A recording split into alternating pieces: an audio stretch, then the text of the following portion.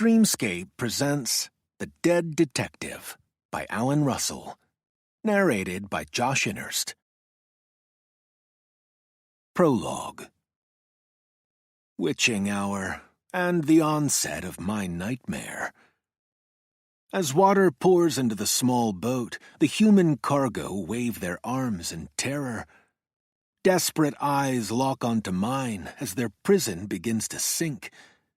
Horrified mouths open wide to scream, but not for long, as their faces begin to slip from view, and they disappear from this world into the next.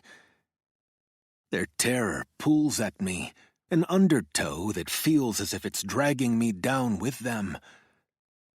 With a shuddering gasp, I take in air and awaken, saying, "Shit, shit, shit!" I wonder if that's what the caged humans cried as the sea swallowed them. My 911 call from the dead has left me cold, and I wrap my arms around myself for warmth. I'm drained and empty, but don't know if my nightmare is to blame. An accusatory clock shows me the sins of my ways. Its red numerals tell me it's 3:14.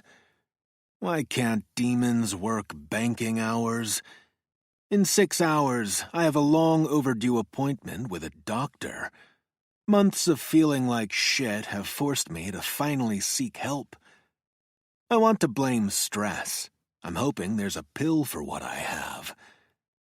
Groaning, I rise. My exhaustion is bone deep. Coffee won't help, but it's all I have. Chapter 1. I hadn't met my primary physician before, which spoke to how long it had been since I'd seen a doctor. Dr. Nguyen looked as if he was just out of medical school. His white coat was big on him, like a kid dressing up for career day. They say you can't be a good doctor until you've killed a few patients. I hoped he wasn't planning to start with me. He asked me questions about my health while doing his poking and prodding. It was a good thing he'd gone into medicine and not professional poker. Having been a cop for almost 20 years, I'm good at reading people, and the more time he spent conducting my physical, the more I didn't like what I was reading. "Tenderness here?" he asked, touching my abdomen. "Yes." "Have you been experiencing nausea?" "On occasion," I said. "For how long?" I thought about it. "Months, I guess." "You came in with an elevated temperature. Have you been experiencing fevers?" "Some days I run hot," I admitted. "What are your symptoms?" "I'm warm and flushed, and my pulse is racing." "Does this happen during the day or night?" "It's an equal opportunity offender," I said. He didn't smile. "Day sweats, night sweats?" "Both," I confirmed. I detected a slight wince, and his eyes shifted away from me. 2 bad signs. Then he retreated back a step and crossed his arms. 2 more bad signs. I see that body language when suspects are wary of looking or sounding guilty. Dr. Nguyen began scratching his nose. Not good. I don't know what it is about itchy noses, but whenever people feel like they're on the hot seat, they suddenly start with the beak scratching. My doctor was uncomfortable, and that made me doubly so. So much for my finding out what condition my condition was in. He said, "After we're done here, I'd like you to go to radiology for some imaging." "Today? I've got a lot of things going on at work." "This isn't something you should put off." I could hear the seriousness in his voice, which cracked slightly. Either my doctor was going through puberty or offering up another nervous tell. "Okay," I said. "I'll need to see you tomorrow afternoon at 2 o'clock, he said. He was scratching his nose again, really digging at it. I was pretty sure he wasn't experiencing eczema. I left the office feeling worse than when I'd come in, and that was saying something. Chapter 2. Because of construction going on at the hospital, MRI imaging had been set up in the temporary quarters of a converted trailer. While I was changing into a hospital gown in a makeshift dressing room, I overheard the nurse and MRI tech carrying out a conversation in Tagalog. When I emerged, I said, "Kumusta na?" which means, "How's it going?" Judging by their expressions, they weren't expecting those words out of the mouth of a 40-something white guy. I guess it was like what Samuel Johnson said about a dog walking around on its hind legs. The surprise wasn't that the dog didn't do it well, but that he did it at all. Both started speaking to me in Tagalog, but I raised a paw and said, "I'm afraid I'm not fluent." Before becoming a detective, I'd done a stint on patrol in Northeastern Division, which included Mira Mesa, a city that was home to many Filipino Americans. That's where I'd picked up my smattering of conversational Tagalog, although that wasn't something I volunteered.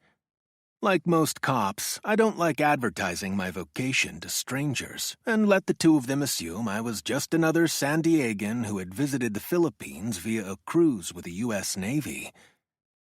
The nurse placed a reassuring hand on my shoulder. She was small in stature, but like most nurses, made it clear who was running the show. Her complexion was smooth and wrinkle-free, although she was probably north of 50. In an accent that bespoke her origins, she asked, "Have you ever had an MRI before?" "First time," I said. She explained what I was going to experience and then said, "Before we begin, I need to administer contrast agent." "Which means what?" "By injecting dye into you, we see image better." "Will I glow in the dark?" I asked. She ignored my comment. "Most people don't react to agent, but there's chance you feel sick or get itchy skin or become dizzy." "Understood." "You relax arm now," the nurse said, searching out a vein. I averted my gaze from her needlework. "Little sting," she warned. As I was being stuck, I resisted saying "pakshet," one of the favored curse words of Filipinos, but I sure thought it. The tech guy, a 20-something kid with styled hair and shiny white teeth, told me what I was about to experience. "Good to go?" he asked. "Any questions?" "Sounds pretty much like what they tell me at the car wash, so let's skip the wax job today." He laughed. "Okay, no wax. Keep your arms at your sides and stay still, okay?" I nodded. "I'll be monitoring you throughout your imaging," he said. "There's an intercom that allows us to talk to one another. Every 10 minutes or so, you'll hear me checking in with you. If you decide you want to stop the MRI, just squeeze this ball I'm placing in your hand, okay?" "Got it. Try and do your best to stay as still as possible, cool?" "Chill as a dill." He made sure my headphones were snugly in place, flashed me a smile, and then gestured like a blackjack dealer. "Ready for your ride?" he asked. "Aye, aye, Captain," I said, and then was sent into the tunnel of love.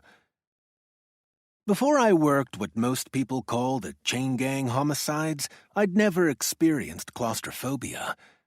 That case had changed me. 12 people, chained together in leg cuffs, had been confined in a mini shipping container and transported by small boat, or, as it turned out, their coffin. Pakshet, pakshet, pakshet. I tried to regulate my breathing and fight off my panic. Loud, bizarre banging and clicking sounds filled my too small chamber. Banshees were keeping me company. It was almost mid-afternoon before I made it into work. I was the new kid on the block, having transferred into the cold case team 6 months before. Prior to that, I'd spent a decade working on Homicide Team 2.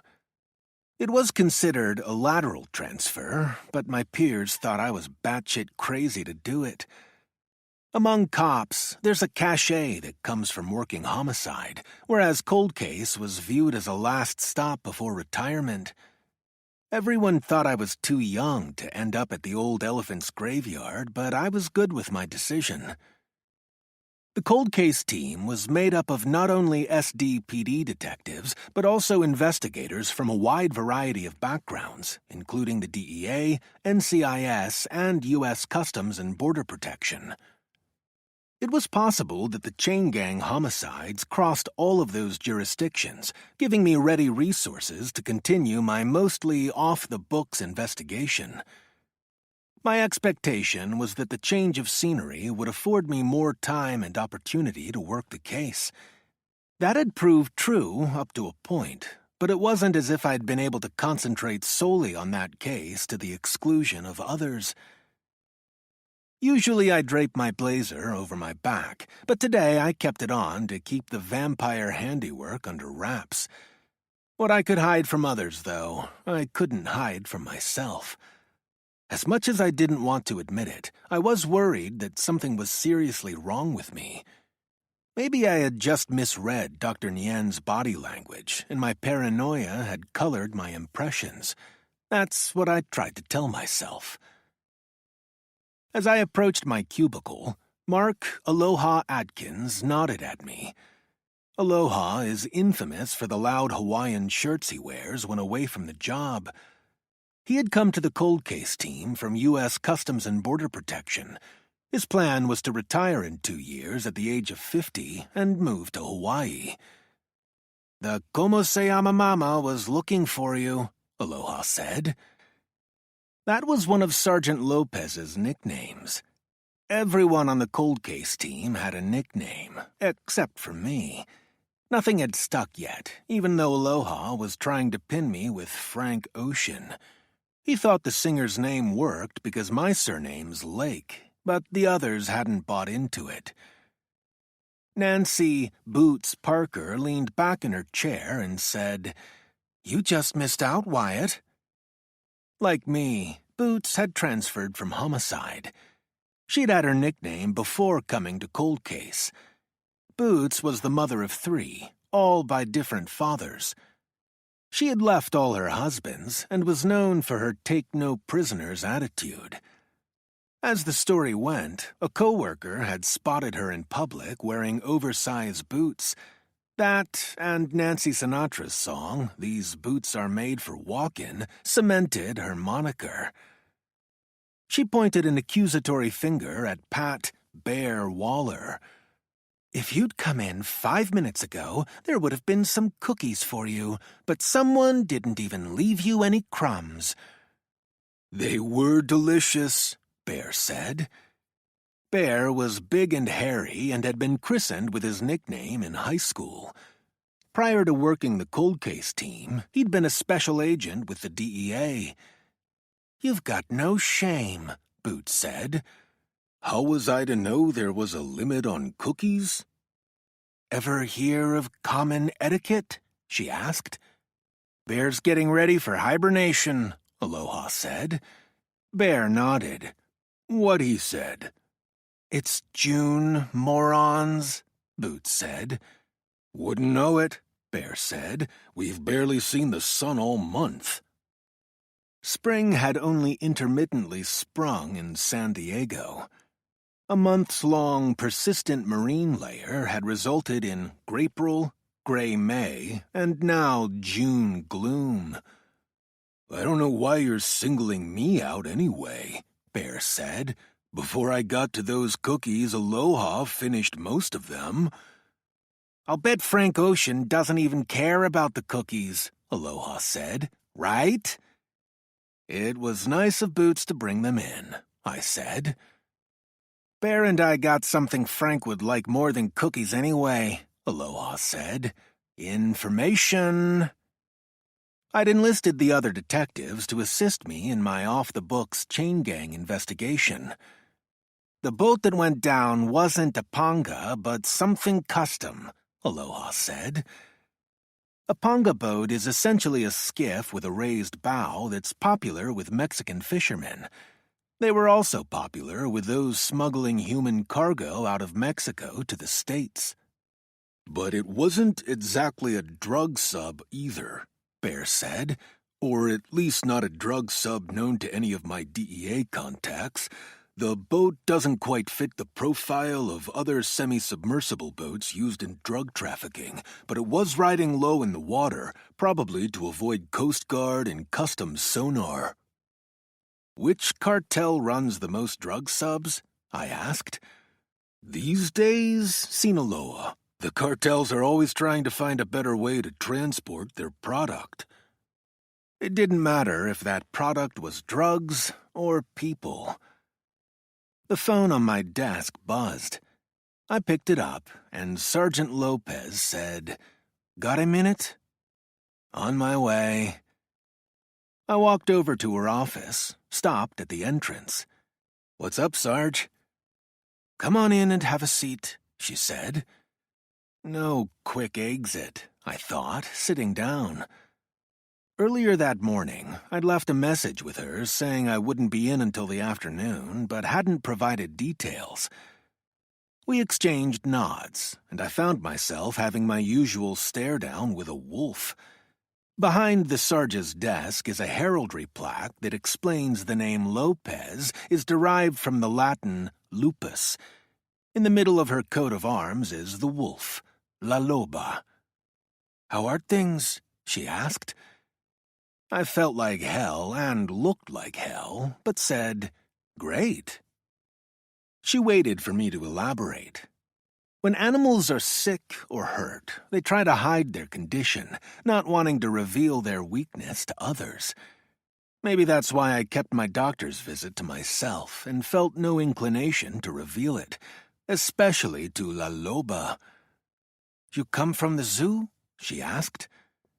The San Diego Zoo is only 2 miles from SDPD's downtown headquarters. It's no secret I often spend my lunch hour there. "Not today," I said. The Sarge must have decided we'd had enough workplace camaraderie. "There's a case I'd like your eyes on, a homicide from 25 years ago." Shit. When a case is that old, it's almost impossible to get any traction on it. La Loba must have picked up on my vibe. "It was a big case at the time," she said, "really big." Which meant a lot of homicide detectives had already put in long hours trying to solve it, and none had succeeded. "No one from this department ever reworked it?" I asked. "You replaced the detective most recently assigned the case. I'm afraid he never got anywhere with it." This was sounding more and more like a waste of time. The she-wolf pretended not to notice my lack of enthusiasm. "As I said, it was a big case. Because of that, it wouldn't surprise me if the media picks up on the fact that next month will mark 25 years since the homicide. That's why I'd like you to start working it ASAP." The timing for my being handed the case suddenly made sense. The department would be able to tell the media that the homicide was still being actively investigated. La Loba was watching me with her large, probing brown eyes. What was it Little Red Riding Hood had said to the wolf? "My, but what big eyes you have." Lopez smiled, showed me her teeth, but I didn't comment on how big they were. She said, "I want your fresh eyes. It's a big file. Let's talk in a few days after you've gone through it and are up to speed." It wouldn't do to cry wolf, so I said, "Will do." When I returned to my desk, Bear and Aloha were nowhere to be seen. As much as I wanted to continue our conversation, it would have to wait. Besides, the latest Pandora's box needed to be opened. As La Loba had warned, it was a big file. What I wasn't expecting was my familiarity with the case. The homicide had occurred when I was in high school. In fact, the girl who died had been the same age as me. "Dana Silva," I whispered, recalling the name. or, as my parents had referred to her, that poor girl. She had been murdered in a spot not 10 miles away from where we lived. The story of Dana and her friend Chloe Landers had been played up locally and nationally. For parents, it was a cautionary tale to impart to their children. Dana and Chloe had both been sophomores in high school. They had concocted a plan to attend a rock concert at what was then called the San Diego Sports Arena. Both girls told their parents they were staying at the other's house, after which the two 15-year-olds hitchhiked from their homes in La Mesa to the sports arena, a distance of approximately 14 miles. At the conclusion of the concert, they'd stood on Sports Arena Boulevard holding a sign that said La Mesa. Almost immediately, a car stopped to pick them up. Old memories surfaced, and I heard my mother's voice once more admonish me, "Never hitchhike. Never."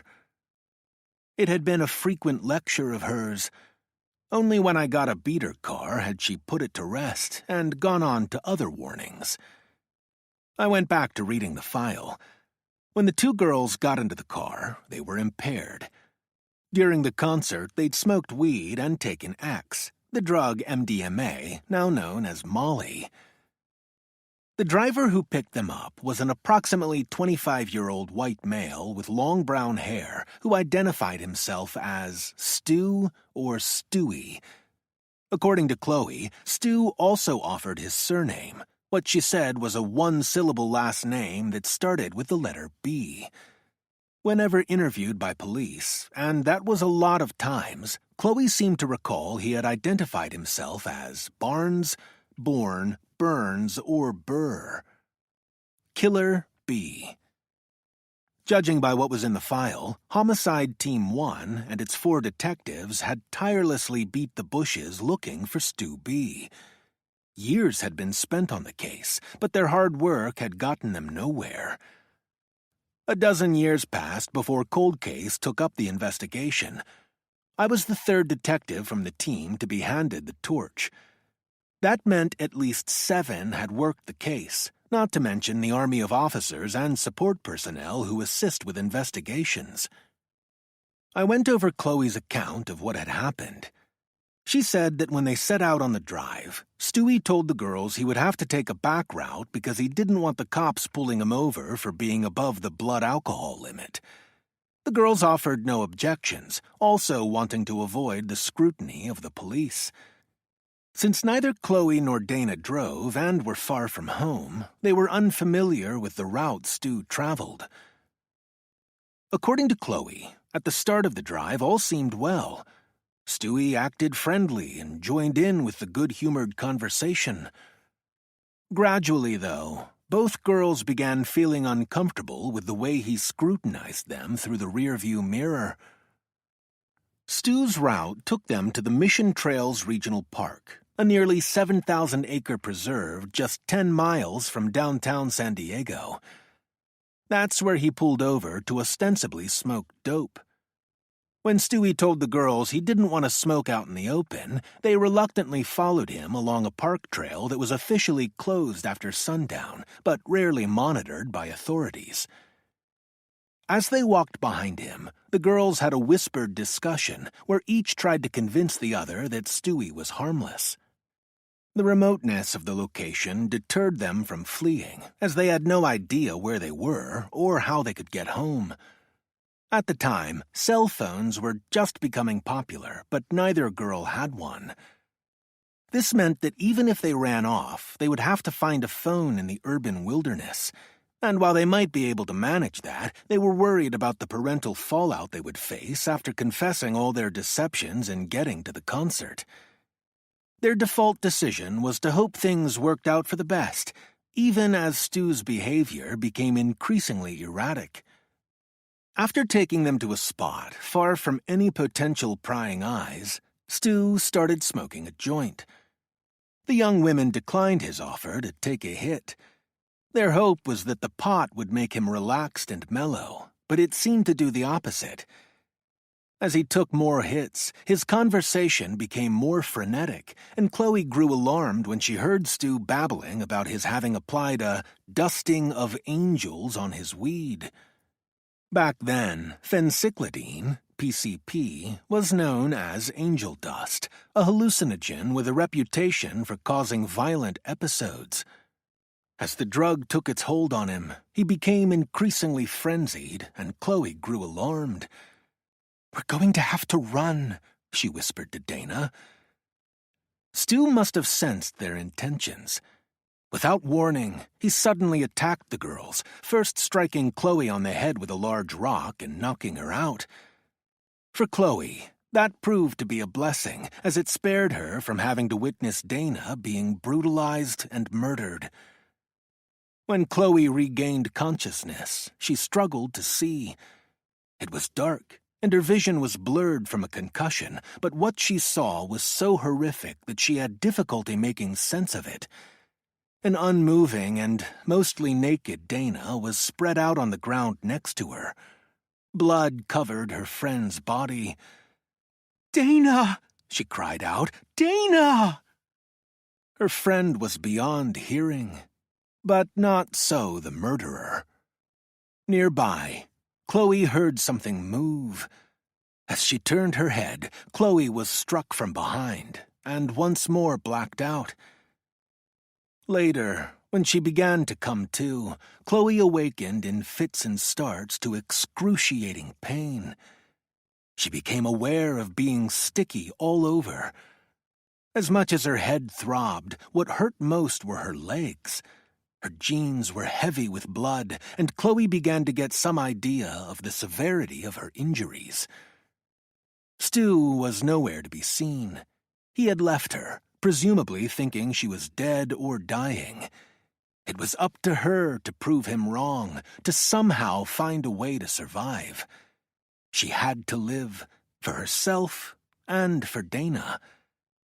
Because of the severe wounds to her legs, Chloe was unable to stand and had no recourse but to drag herself along the trail. Inch by tortuous inch, she worked her way toward the road.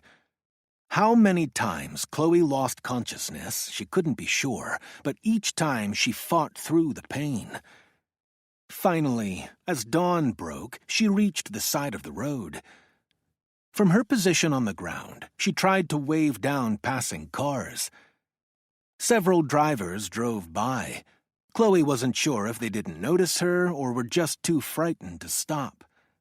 At last, one car pulled over. At the hospital, ER doctors treated multiple life-threatening wounds. Her most serious injuries were the deep cuts to her legs, delivered by what appeared to be an axe. Because the damage was so severe, doctors had no choice but to perform above-the-knee amputations of both her legs. I skimmed through a San Diego Union Tribune story that had been placed in the police file. In it, Chloe was described as the lucky one because she survived. I wondered if she concurred with that assessment.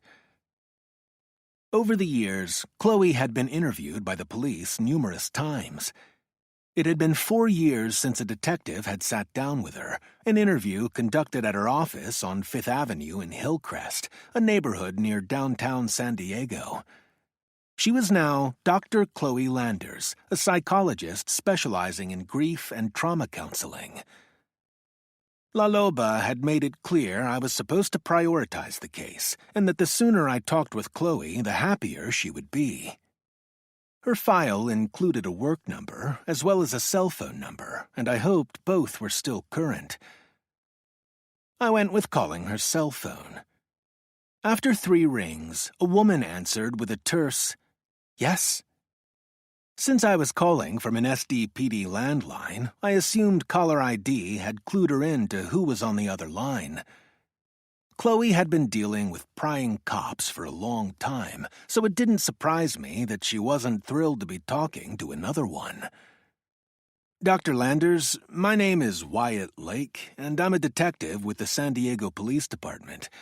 I work with the cold case team and have been assigned your case. I'm calling in the hope that we can schedule a time to talk." She didn't hide her sigh. The bloom was definitely off the law enforcement rose. What purpose would that serve, Detective? Albert Einstein once said that the definition of insanity was doing the same thing over and over again and expecting different results.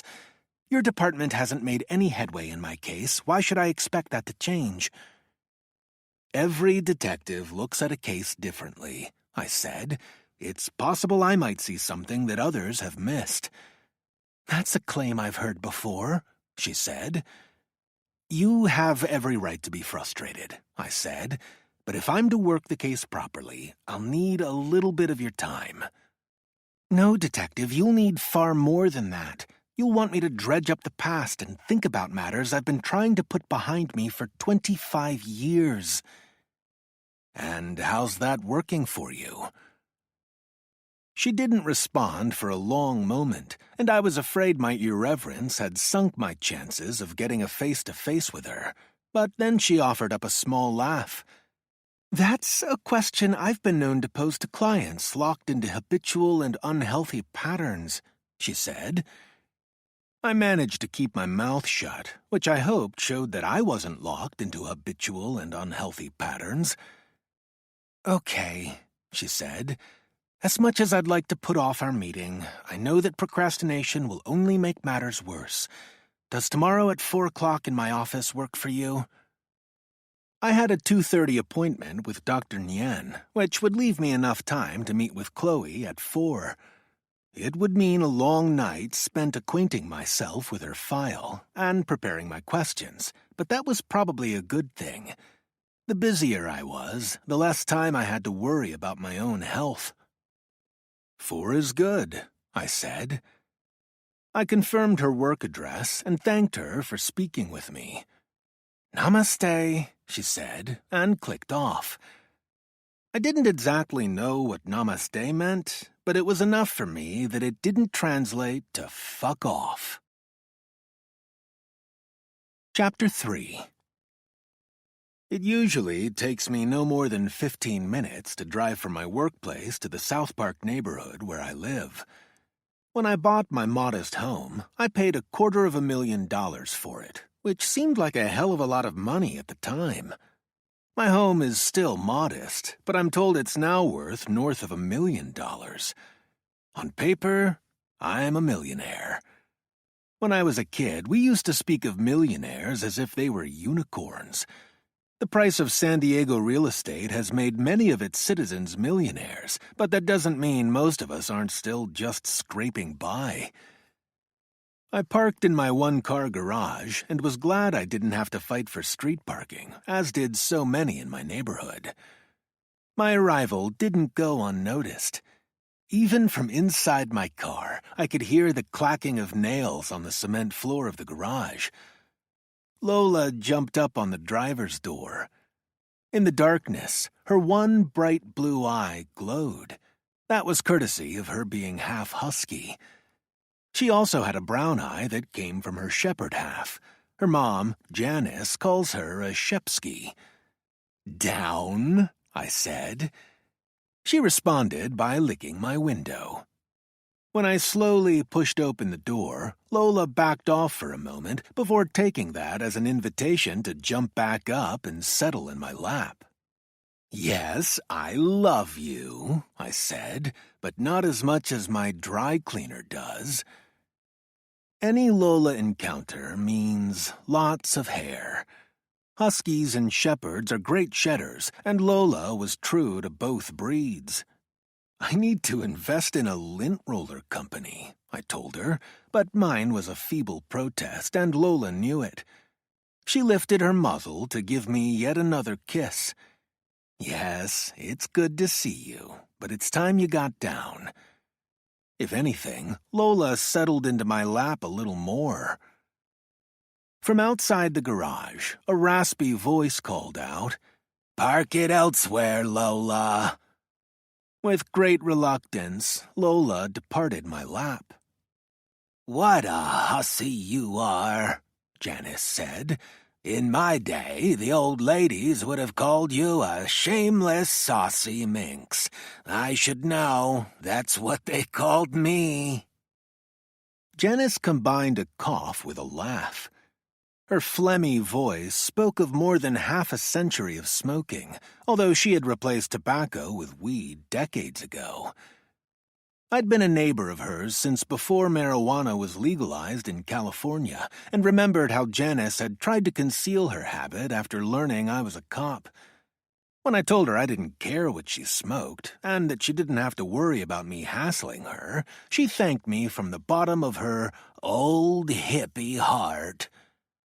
My generation had missed the age of Aquarius. I think we could have used one. "Long day?" Janice asked.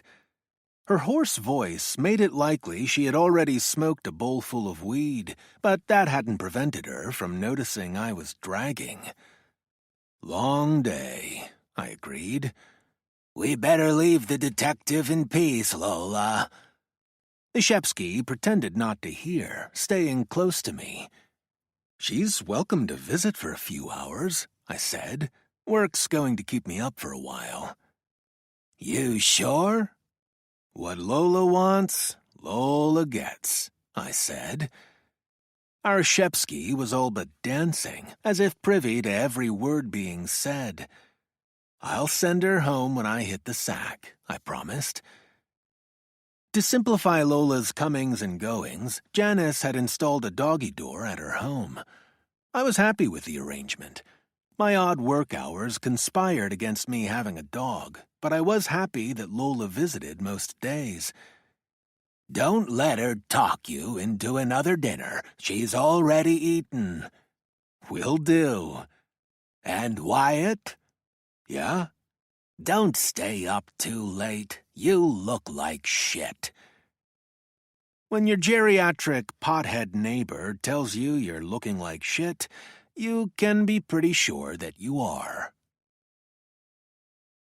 Even though I wasn't hungry, I forced myself to make a quick, healthy meal. I nuked a sweet potato and topped it with black beans, shredded cheese, taco seasoning, scallions, and salsa. It was a hell of a lot healthier than a frozen pizza, and about as fast and easy to make. Lola and I took over the sofa while I ate. She caged a few bites of my sweet potato, which was just as well, as I could only finish half of it. Just then, my phone began pinging, and I saw that my healthcare provider had sent my test results. I was curious, but also afraid, like a little kid scared to peer under his bed for fear of seeing a monster lurking there. In the end, it was easier to convince myself that looking at the Landers Silva papers took precedence over whatever my blood work said, and I returned to reading the file. In the case notes, Chloe had been consistent in saying she'd never seen Stu B before, or, as the murder book referred to him, the unsub, which was law enforcement lingo for unknown subject. For my own notes, though, I decided to follow Chloe's lead and use the name Stu B. Unsub made the killer anonymous. Calling him Stu gave me a target to aim for. Almost 14,000 people had attended the concert, but Stu wasn't believed to have been among that number. What had brought him to the Midway district all those years ago? Was he some transient or a local? Then, as now, there were plenty of fast food restaurants in the area, but no employees remembered serving anyone who looked like Stu that night, and Landers didn't see any sign of to-go packages in his sedan. Despite a massive search for the killer's car, nothing credible had turned up. Investigators had gone through local and state DMV records, looking for hits on a dark Ford Taurus or Toyota Camry, what Landers believed were the most likely makes of the vehicle Stu was driving. Unfortunately, back then, those were the two most popular sedan models on the road. The sports arena is situated on 48 acres, something that has remained constant throughout the years. That's almost an anomaly in Southern California, with lots of redevelopment having gone on in and around the Midway district in the last quarter of a century. Plans were in the offing for the area to be revamped, but details were still being worked out. Although the area is more built up now, back then it was still a massive enterprise for investigators to visit all businesses within a 3-mile radius of the arena. At the time, there were 2 popular strip clubs, the Body Shop and Les Girls, located less than a mile away from where Dana and Chloe had been picked up. The dancers at the clubs had been questioned. When they were shown an artist's sketch of Stu, a few of the dancers said he looked familiar, but none remembered seeing him on the night in question. It hadn't helped that Stu was of medium height and weight, with nothing about him standing out. I studied a copy of that artist's sketch. By appearance, Stu looked like an average Joe. He had long, almost shoulder-length brown hair. At the time, that wasn't uncommon. Chloe Landers was certain she had never seen Stu before that night. His sketch had been circulated to the friends and family of Dana Silva, and one of her acquaintances thought there was a resemblance between the sketch and a local Point Loma fisherman. As the crow flies, the coastal city of Point Loma is about 5 miles from the arena. For a time, the SDPD hoped they'd caught a break, especially after learning that Silva came from a Portuguese family that had been part of the formerly sizable tuna fleet based in the San Diego Point Loma area, but it was another lead that ultimately never panned out. Every business in the area had been looked at in the hope of determining if Stu was an employee or known customer. At that time, the biggest employer within the search area was the Naval Training Center, even though the base was in the finishing phase of being shut down. In the 90s, San Diego was home to almost 20% of the worldwide U.S. naval fleet, but the training center was formally closed in 1997. Today, it's home to Liberty Station, one of San Diego's largest commercial developments. Lola curled up a little closer, demanding an ear scratch and impeding my view of the laptop screen. Her subject complied, which gave me a little time to think about what I'd read. The SDPD investigation had been thorough, especially given the massive undertaking required of the job. The extended Midway district was a busy commercial area with heavy car traffic. So assuming Stu hadn't gone to the concert, what had brought him to the area at that time of night? It was possible he'd been driving along Sports Arena Boulevard to get to one of the freeways. Interstates 5 and 8, at the time the 2 most traveled freeways in San Diego County, were in proximity to where the girls had been picked up. Most of those who'd worked the case believed Stu was a disorganized offender. His attack on the 2 young women, and the crime scene itself, didn't evidence premeditation or planning. Usually, disorganized offenders are easier to apprehend than organized offenders, but not Stu. 2 witnesses had seen Chloe and Dana entering Stu's sedan, but they could only describe him and his ride in the most generic of terms. Nowadays, CCTV cameras would have provided ample footage to nail Stu, but back then there were no cameras. The working theory was that Stu hadn't initially planned to harm the 2 young hitchhikers, but their proximity and his altered state of consciousness had brought his darkness to the fore. That was guesswork, of course, but to me it felt right. Still, SDPD had flagged any suspicious or criminal activity involving young women going back 2 years prior to the attack. They'd pulled files on everything from rape to sexual harassment. The investigation had turned up plenty of suspects, but none had panned out.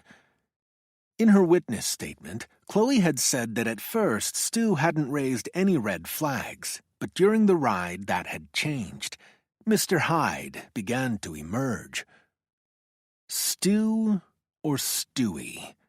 That's the name he gave to the girls when he first met them. He'd even offered a mumbled last name. How many killers offer their names? But Stu was a fake name, or at least that's what the investigation had concluded. Offering up the bogus name had probably been a ploy to put the young hitchhikers at ease. Still, there had been a thorough investigation into the names of Stu and Stewart. SDPD had poured through records and databases, turning up 43 males in San Diego County named Stewart. The investigation had also looked at potential suspects with the surnames of Stewart or Stewart. What had prompted the murderer to give the girls that name? The idea he'd offered it as a familiarizing ploy was a plausible theory, but I wasn't convinced. Assuming he wasn't really called Stu or Stewart, how had he happened to choose it? To me, it didn't feel like a random name, but I wasn't sure what it was, and I was too tired to think about it anymore. "You have to go home to Mama, Lola," I said. She jumped off the sofa and looked at me hopefully. Sometimes we ended our evenings taking a walk, but that wasn't going to happen tonight. "No, Lola," I said. "You need to go straight home." I escorted the reluctant Lola out front. Even in urban San Diego, packs of coyotes are known to run along our streets, and I wanted to make sure she was safe. At the sidewalk, we parted company, and I watched her run over to her doggy door and disappear. As I retraced my steps up the walkway, I came out of my fog and saw the message that had been left for me on my stoop. The pile of raven poop, I suspected, wasn't haphazard. It was pure luck I hadn't stepped in it on my way out. Damn it, Lenore. Lenore was an injured raven who'd taken up residence in the Catalina cherry tree in my front yard.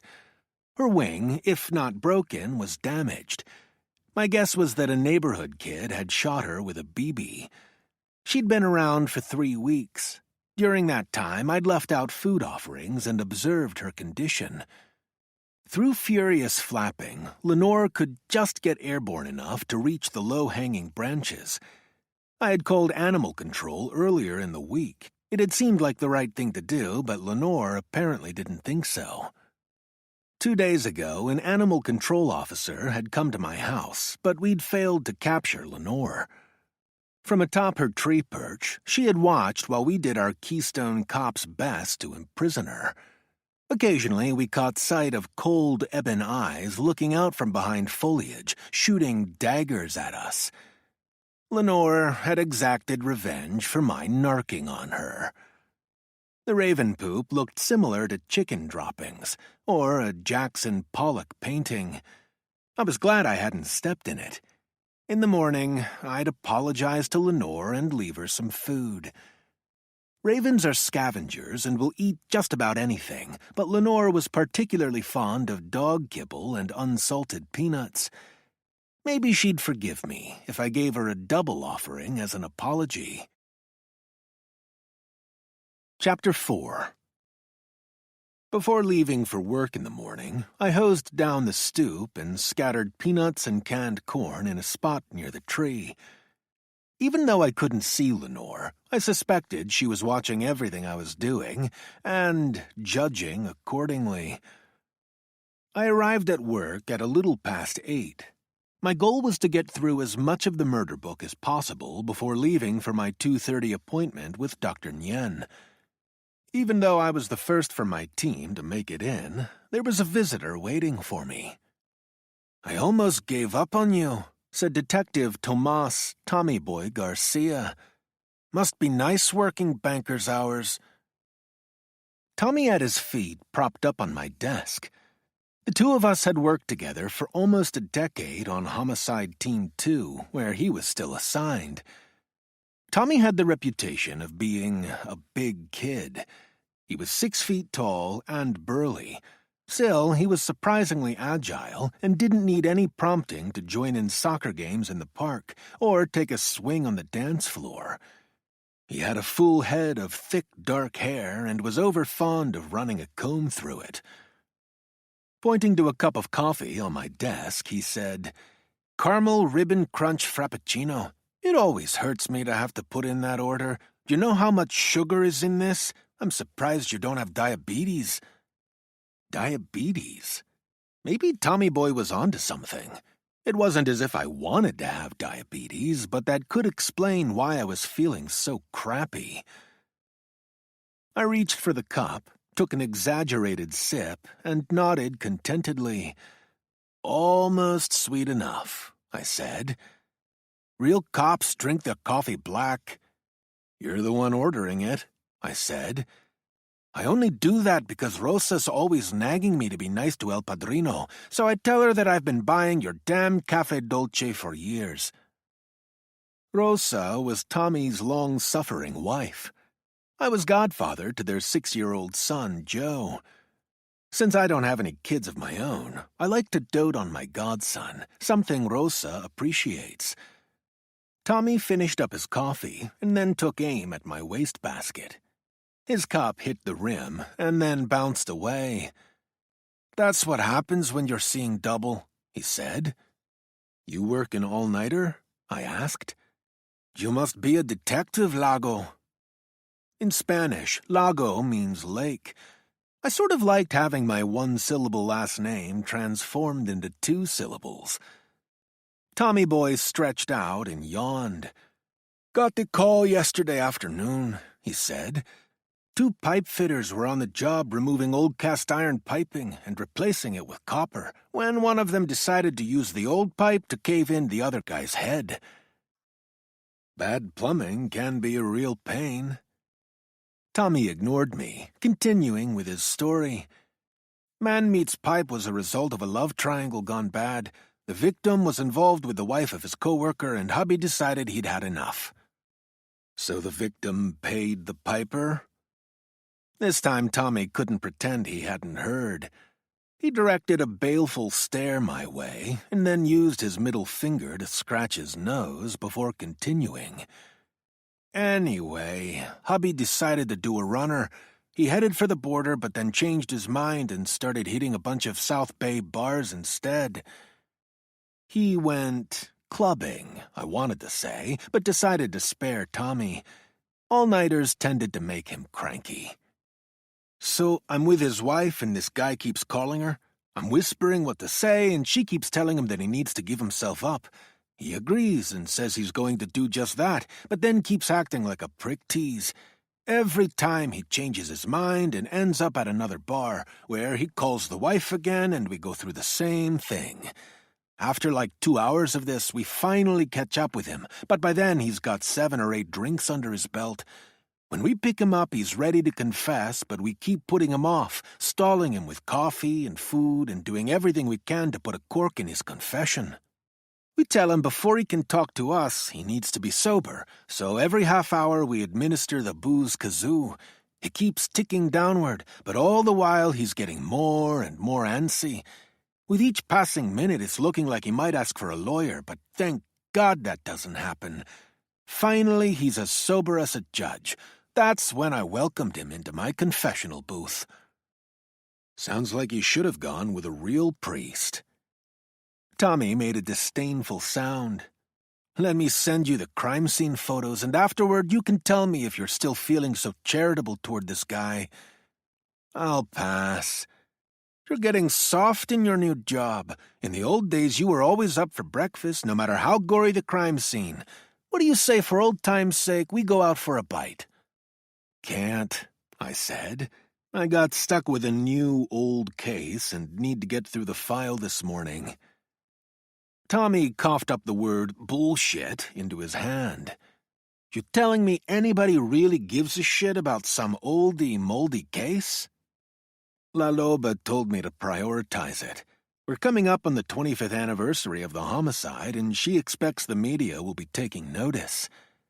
No chance, he said.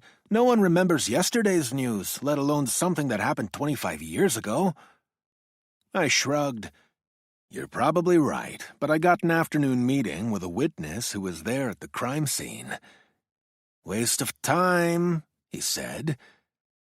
That's what I'd been thinking when I was assigned the case, but it wasn't something I was going to admit to Tommy. We'll see, I said. Funny thing is, I remember the case from when I was a kid, so it's made me curious. What case? He asked. As I began telling him about it, Tommy started nodding. When I finished, he said, "Even I remember that one, which is damn surprising because when I went down, the only things that interested me were the chicas and football, in that order." Tommy was a year older than me and had also grown up in San Diego County, living in the South Bay, or as he called it, Chula Juana. Killer leave any of his DNA at the scene? Afraid not. Then you don't have a snowball's chance in hell of solving it, and we should definitely go to breakfast. Rain check, I said. Sighing, he got to his feet. Anything new on your other case? He asked. Tommy didn't need to specify which case. Both of us had given our all to the chain gang homicides. Tommy, like everyone else on our team, had finally put it behind him. That's something I hadn't been able to do. Tommy thought my obsession was a fool's errand. Like everyone else, he believed it was a case of human trafficking gone bad, and the Mexican mafia had decided to cut their losses. Dead men tell no lies, and it was easier for them to simply get rid of the witnesses rather than be incriminated by their human cargo. Not a damn thing, I said. Same old bad song, he said. Adios, amigo. Thanks for the coffee. I'd hardly call it that, but at least it's caffeine. I'm the one who's been up all night, but you look like you haven't slept in days. Sleep's overrated. Tommy suddenly perked up. You seeing somebody? Could be, I said. I wasn't, but didn't want to admit that to Tommy. He was a ladies' man, and couldn't understand why as a single man I wasn't juggling multiple women. Being married had never stopped him from doing just that. Tell Papa everything, he said. Next time. Give my love to Rosa and Joe. He waved and walked away.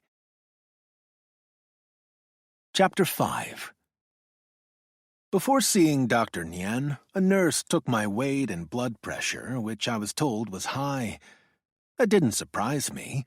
My palms were already sweaty and my heart was racing. At the best of times, seeing a doctor or a dentist made me feel anxious. With the way I was feeling, it definitely wasn't the best of times. After being shown to an examination room, I was told the doctor would be with me shortly. A few minutes passed, and I spent my time doing non-stop worrying. Be diabetes, I thought, remembering what Tommy had said. I could live with diabetes.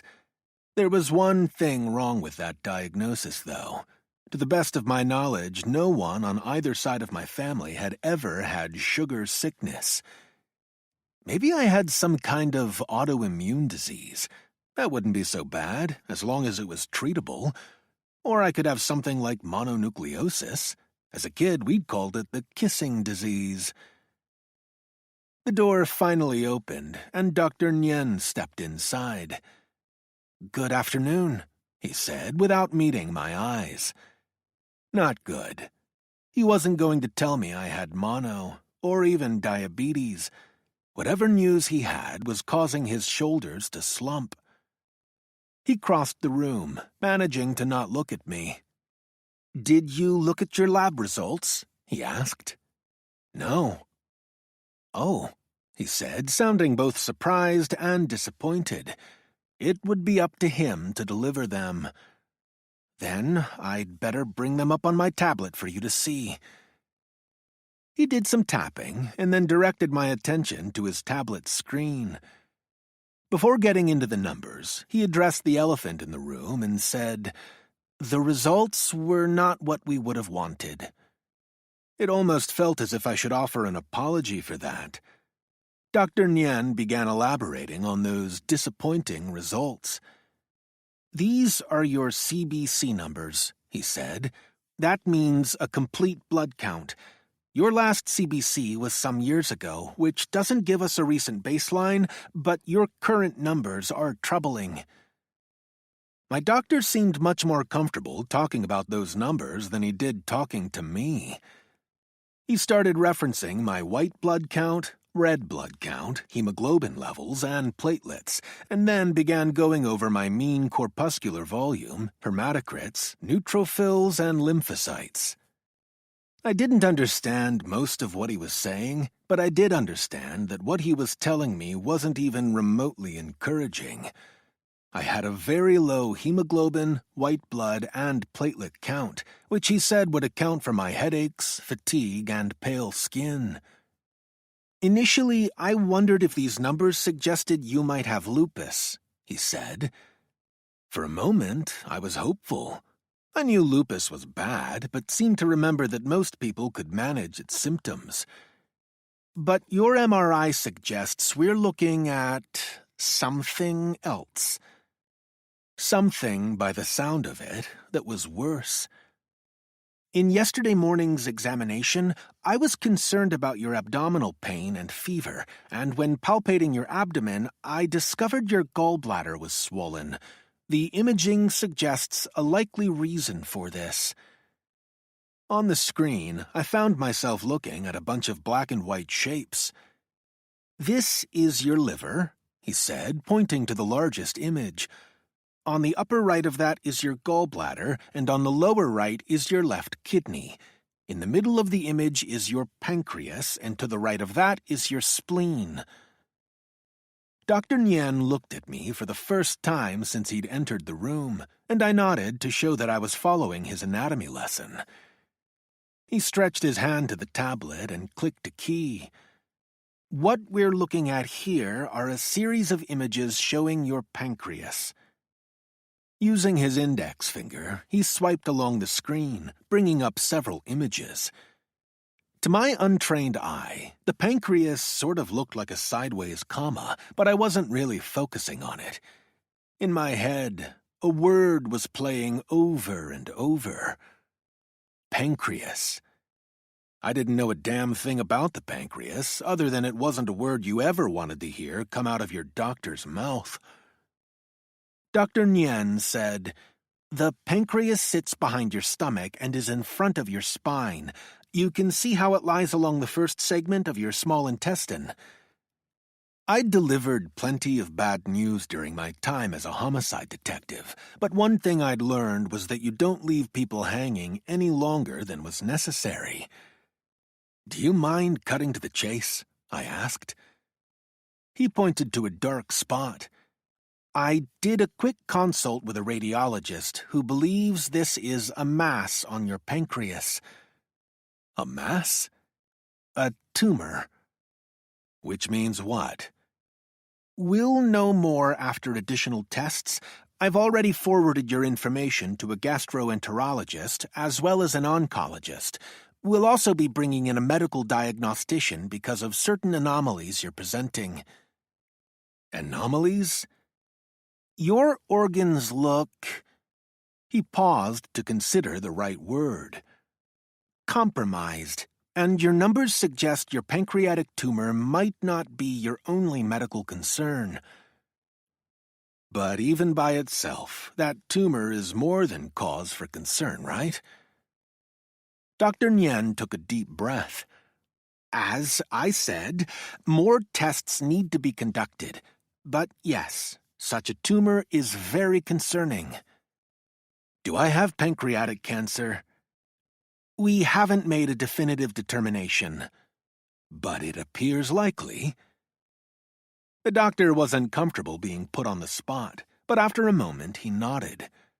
Suddenly, he didn't look so young anymore. Delivering death sentences tends to age people. "And if it is cancer, how long do I have?"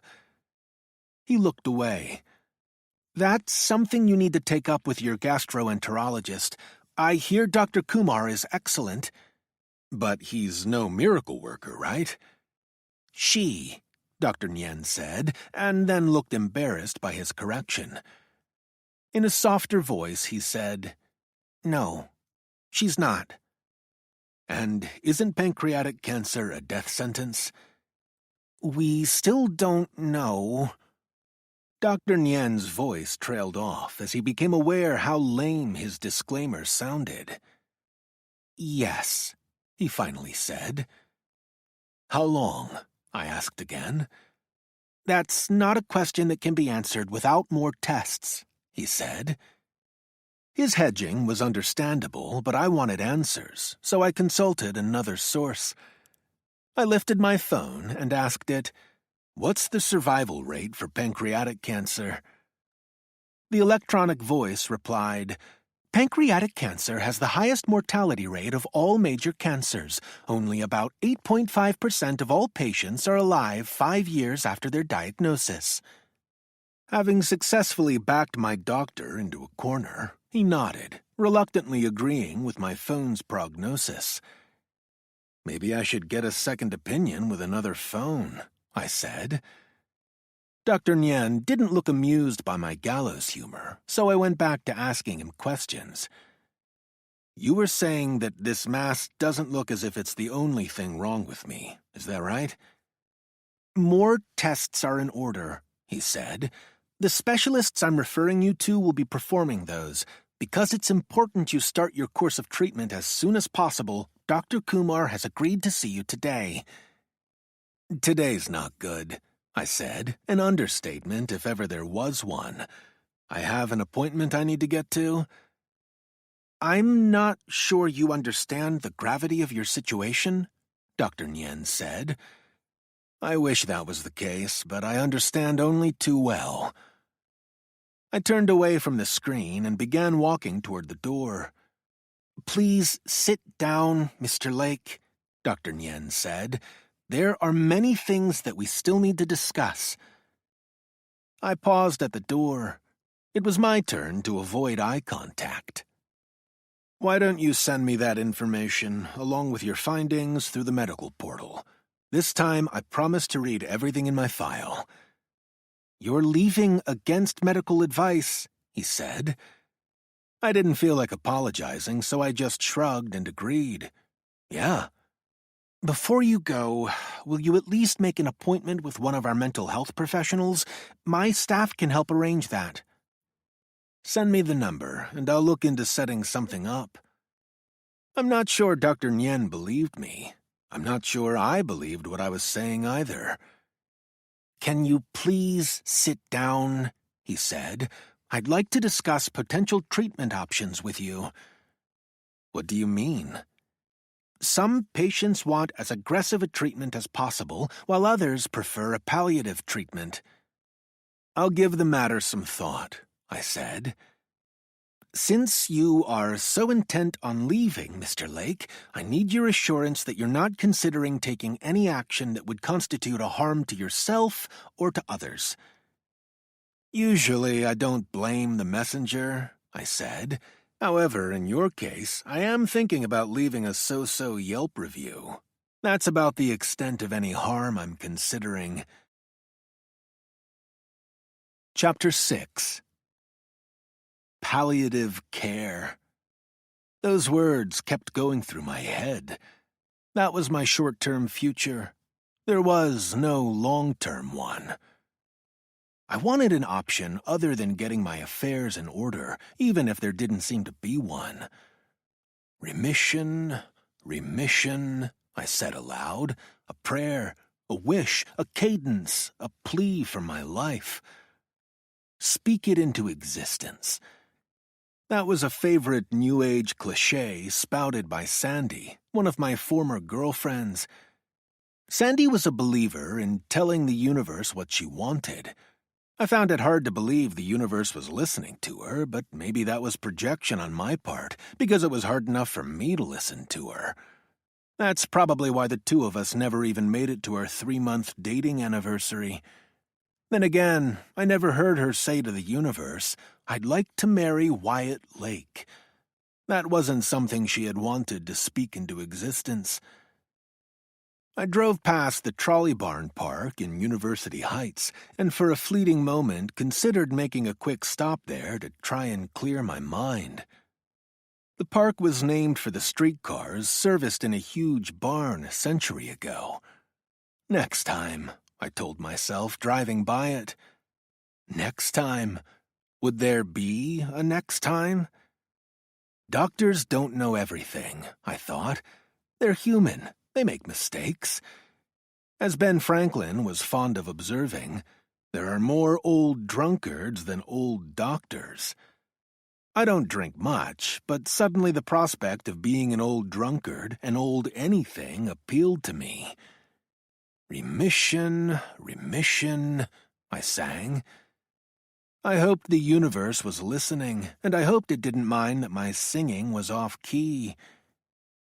Chloe Landers' office was in a professional building in what is known as the University Heights District.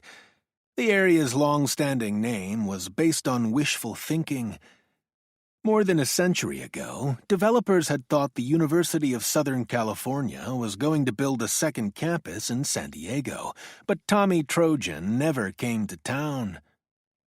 I parked on Adams Avenue. Prior to conducting an interview, I like to review my case notes and go over any questions I need to ask, but that wasn't happening today. My mind was already on overload. I'd just have to wing it. It was too bad Tommy wasn't here to see that. When we used to work together, he was always telling me to loosen up. My methodical ways drove him crazy, but it was those differences that had made us an effective team. Tommy was outgoing and intuitive. I was introspective and orderly. He flew by the seat of his pants. I liked to be in control of the situation. But what's a control freak to do when confronted by something over which there is no control?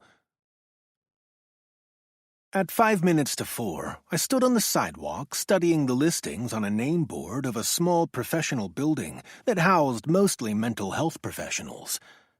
I found Chloe Landers' name and pressed the intercom. By way of introduction, I held up my wallet badge to a CCTV camera overlooking the building's entrance. A moment later, I was buzzed in. Dr. Landers' office was on the first floor. I cut across a small interior courtyard, walked down a corridor, and found myself facing another locked door and security camera. This time, I didn't hold up my badge, but just pressed the intercom doorbell. A moment later, the door unlocked. As I stepped inside, a voice called out, "Back here." I walked down a short hallway to an office and came to a sudden stop at the open doorway. Across the room, a woman in a wheelchair was sitting behind a desk. Surprised, I said, "I know you." She nodded and said, "When I saw your face on the security camera, I recognized you as well. We've probably nodded to each other dozens of times." "You're the—" I stopped in mid-sentence, biting off my words. She smiled, finishing what I'd been about to say. "Wheelchair lady." "I'm sorry that I never learned your name," I said. "Don't be. I never learned yours either. To me, and I think most of the staff, you're the zoo detective." "Wyatt Lake," I said, walking across the room. As we shook hands over her desk, she said, "Chloe Landers." "Small world," I said. "Please have a seat, detective." "Call me Wyatt," I said, surprising myself. In my professional life, I never offered my first name. Then again, the two of us had a history, albeit an unspoken one. "I'm Chloe," she said. In offering her first name to me, I got the feeling she was breaking one of her professional rules as well. I sat down and took out my notepad and pen. Chloe began to do the same before reconsidering. "Guess I won't be the one asking questions today," she said. "And how does that make you feel?" She laughed, showing her teeth and a dimple. I wondered why I hadn't taken more notice of her during our encounters at the zoo. Maybe I didn't want her to think I was gawking at her disability. She was an attractive woman. Her sandy blonde hair with red highlights was cut short and showed off her fair complexion. I liked her full, unapologetic eyebrows, which set off her dark, intelligent eyes. Usually, I'm not one for small talk during an interview. I like to ask questions and get the subject talking. But this time I was slow to get down to business. It had been a hell of an afternoon. "How long have you been part of the zoo retinue?" I asked. "About 10 years," she said. "What about you?" "Pretty much the same. You ever see any of the other regulars outside of the zoo?" "The Wolfman had a holiday party last year, but I begged off. And 3 or 4 years ago, the Leopard Lady arranged a picnic for the zoo retinue." Most of the zoo regulars had a preferred enclosure, or animal, and spent most of the time around that exhibit. Their visiting preferences earned them their nicknames. "How did that go?" "Everyone seemed to be getting along, until the 2 gorilla girls became territorial." Each of the women claimed they were the original gorilla girl. One could typically be found at the zoo on Monday and Wednesday, and the other on Tuesday and Thursday. "Hate it when humans go ape," I said.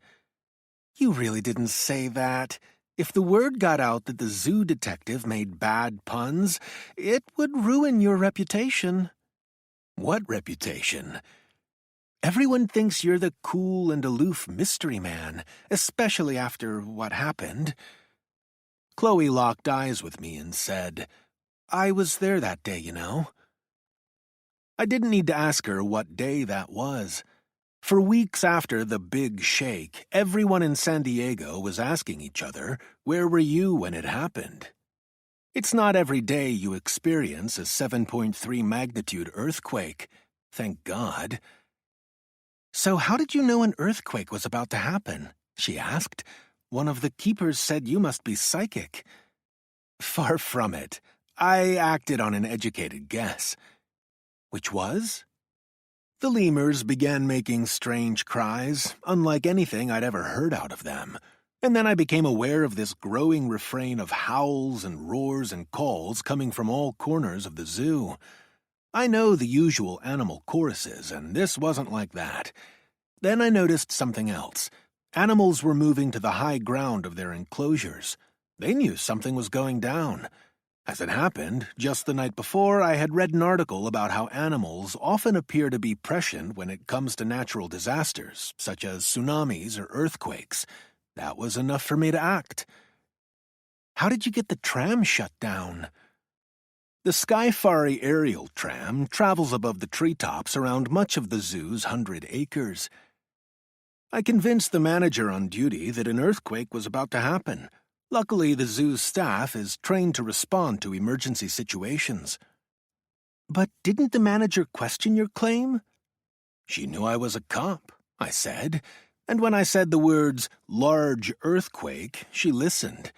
Of course, it's possible she thought I was privy to inside information provided by one of the Southern California earthquake agencies. "And why would she think that?" "I might have made an allusion or two." "What if she'd called your bluff?" "When seconds matter, you have to make a call and act. She made the right call, closing down the Skyfari and getting people to safe spots." "What if you'd been wrong?" "I would have apologized. The worst outcome would have been inconvenienced visitors and some egg on my face. I was okay with that possibility." I was in the herpetology and ichthyology building when the order came through to evacuate the building. At the time, I kept asking, why? Not long after, all the shaking started. "Good timing," I said. "No one wants an encounter with an agitated snake." "It's a miracle no one was hurt that day, but I think it's even more of a miracle that the staff listened to you." "The zoo's been my second office for a long time," I said. "I walk its grounds like I'm a beat cop on patrol. That's made me a familiar face to most of the keepers and crew." "And yet you always manage to keep a low profile. If I hadn't kept asking around, I never would have found out what happened. When I heard you sounded the alarm, I wanted to ask you about it, but never did." "Why not?" "You usually seemed preoccupied, which doesn't make you very approachable." And here I thought it was the do not disturb sign I carry. "If you want people to look the other way, just get a wheelchair," she said. The mood in the room changed. Now that we'd finished with our pleasantries, we both withdrew into our roles. I was the cop, and she was the reluctant victim who was tired of having law enforcement pull at her scabs. "For the past 2 days, I've been reviewing your file," I said. "If it's all right with you, I'd like to go over what happened on the night of the attack." She sighed. "And what if it isn't all right with me? What good will it do to rehash what happened to me and Dana? That's ancient history now. Over the years, the police have asked every question imaginable, but have never gotten anywhere.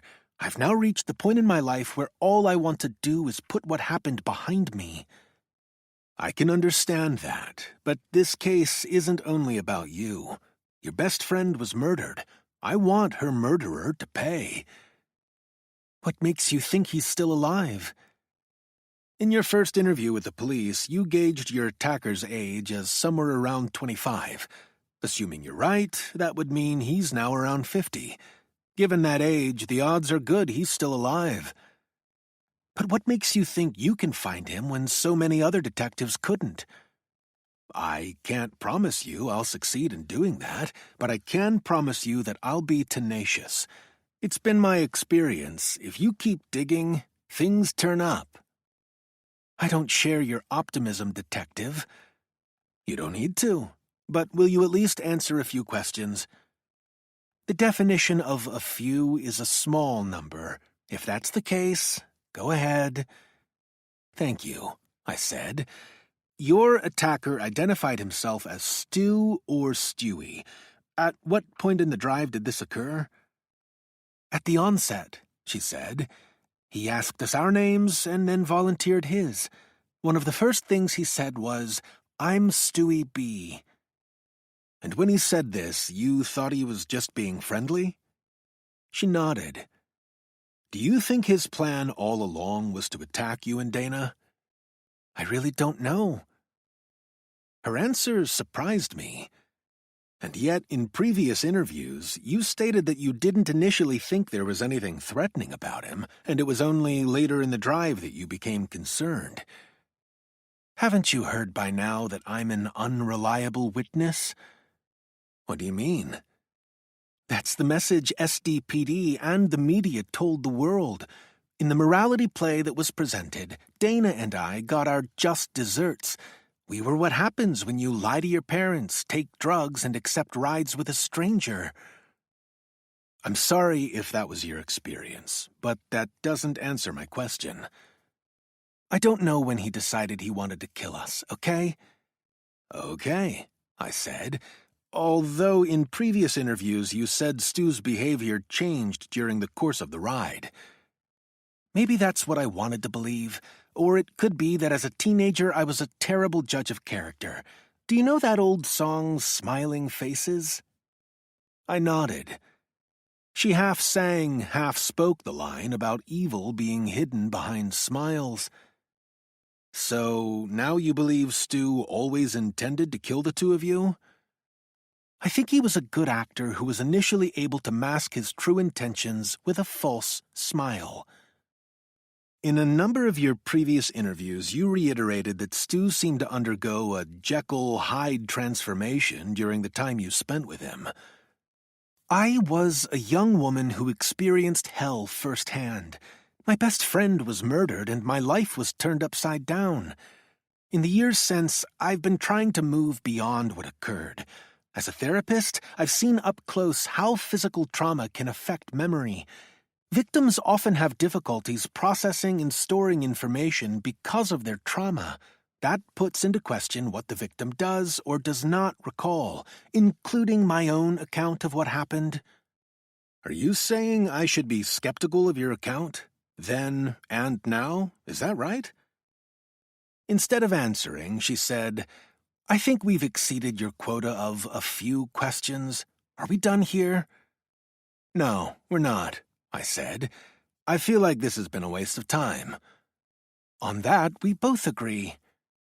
"I don't have time to waste. Not anymore."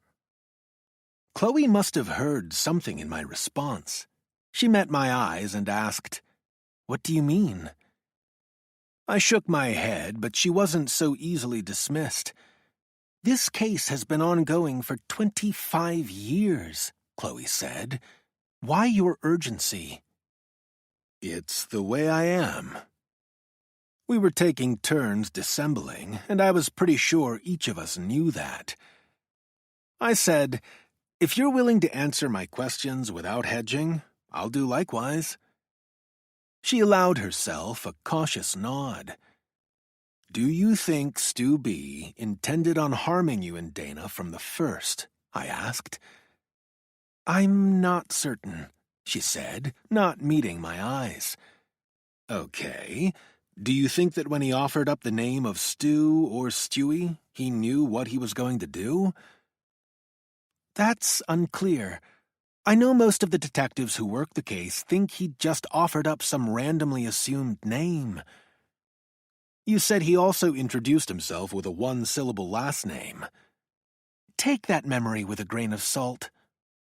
"You thought Barnes, Bourne, and Burns were the three likeliest." "I suppose so." "And now you believe the name he offered up was a false one." "That's what the investigation concluded, correct?" I opened my mouth to ask another question, but she raised a finger. "My turn," she said. "Go ahead," I said reluctantly. "You told me that you don't have time to waste, at least not anymore. Explain that." Just lie, I thought. But as I opened my mouth to do that, something else came out. "I'm dying," I said. Chloe sat there, still, statue-like. She didn't blink or react, just waited for me to say more. "About an hour ago, my doctor told me there's a mass on my pancreas." "I'm sorry," she said. "I'm hoping there's some miracle cure in the pipeline, or that things aren't as dire as they sounded." "I'm sure you discussed that with your doctor." "Not really. What he had to tell me didn't sound like anything I wanted to hear, so I told him I had an appointment and pretty much ran out of his office." "Why didn't you cancel our appointment? Given the circumstances, I'm amazed you didn't." "And do what instead? I've spent the last 2 days familiarizing myself with your file. I started something, and I'm not one to walk away." "My situation can wait. Yours can't. Is there someone in your life with whom you can talk things out?" "No wife, no family, no girlfriend," I said. "Let me make some calls for you. I know some excellent palliative care therapists who work with clients facing circumstances like yours." "You're talking end of life?" "I'm talking therapists that deal with life-threatening situations." "The business of dying," I said. "I was a homicide detective for a decade, so I guess that's something I should be familiar with. I suppose that's a bit ironic." She offered a sympathetic nod and then reached down to a pocket in her wheelchair and pulled out a cell phone. "With your permission, I'd like to make an appointment for you with a colleague who is exceptional." "I appreciate that, but I'm not ready." Chloe reluctantly put her phone away. "Please don't put it off for long. You'll need to make plans for the coming months." "Make a bucket list?" I asked. "Figure out what's important to you." "I already know." She didn't ask, probably out of respect for my privacy, so I volunteered my thoughts. "There are 2 cases I want to close. That's how I'd like to go out." "I'm surprised," she said. "Most people facing their mortality don't prioritize their work." "Dying doesn't change my obsessions. One of the cases I've been working for years." "And the other?" "I was assigned it the day before yesterday, but it's already got me by the short hairs." "I don't want you spending your precious time on something that's not really important to me." "I find that hard to believe." Chloe didn't respond, didn't tell me I was wrong, but chose to look away. Finally, she asked, "Are we done here?" I nodded and said, "For now, but I'd like to talk more. What time are you going to the zoo tomorrow?" Chapter 7. Chloe lingered in her office, replaying in her mind the conversation that had just taken place. The detective had surprised her. He had actually made her feel off balance the way he'd looked at her with his dark, probing eyes, skeptical eyes, disarming eyes. 2 hours ago, he'd learned he was dying. Most individuals would have been incapacitated by that kind of news. Wyatt Lake hadn't canceled his appointment with her. Neither had he seemed distracted or sidetracked.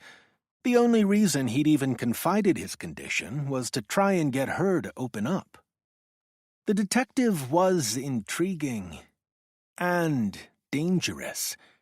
He might be dying, but that didn't mean he wasn't totally engaged in the present. There was something about him that made Chloe think he was a kindred spirit. It wasn't just their zoo connection, although in the past she had wondered about the enigmatic cop when she'd seen him taking his solitary strolls. He's an outsider, Chloe thought, as am I. It was easy for the world to see that she was disabled. What about him? Was he encumbered in ways not so readily apparent? He admitted to being without wife or family. How long had he been alone? And why had he chosen to travel such a path? Had he chosen his fate, or had it been thrust upon him? A chance encounter had changed Chloe's life, and even now the past kept her in its grip. For a quarter of a century, she had been experiencing survivor's guilt, feeling the need to live a life not only for herself, but for Dana. In many ways, her raison d'être had centered around expiating that guilt. It was in her best interests to stay clear of the detective. He wanted answers from her that she didn't want to give. The past was painful. It was a black hole and made her remember all the ways she'd failed Dana and herself. Chloe had already accommodated the detective's questioning. That should have been enough. So why was it that she had agreed to meet with the cop again? Chapter 8. As I approached the Queenslander house landing, I saw Chloe observing a mother koala and her joey perched in a tree. I came over and joined in the watching. "Hope you haven't been waiting too long," I said. "I wouldn't know," she said. "I'm on koala time. When I'm in their presence, everything slows down." "Care to venture further into the Australian outback? Look at the wombats or spiny anteaters or Tasmanian devils?" "I'm a little wary of them," she said. "They always seem to start screaming when I'm around. It's easy to believe the story about English settlers hearing their cries and being convinced it was the shrieking of devils." "The Australian Aborigines probably thought the same thing about the English newcomers," I said. That got a little smile. We started on a leisurely pace down the path.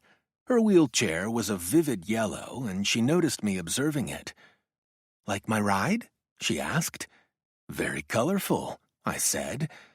"I call it Tweety Bird because of its canary color. When we get to the big cats, I'm probably going to feel compelled to say, 'I thought I saw a putty cat.'" That got another small smile.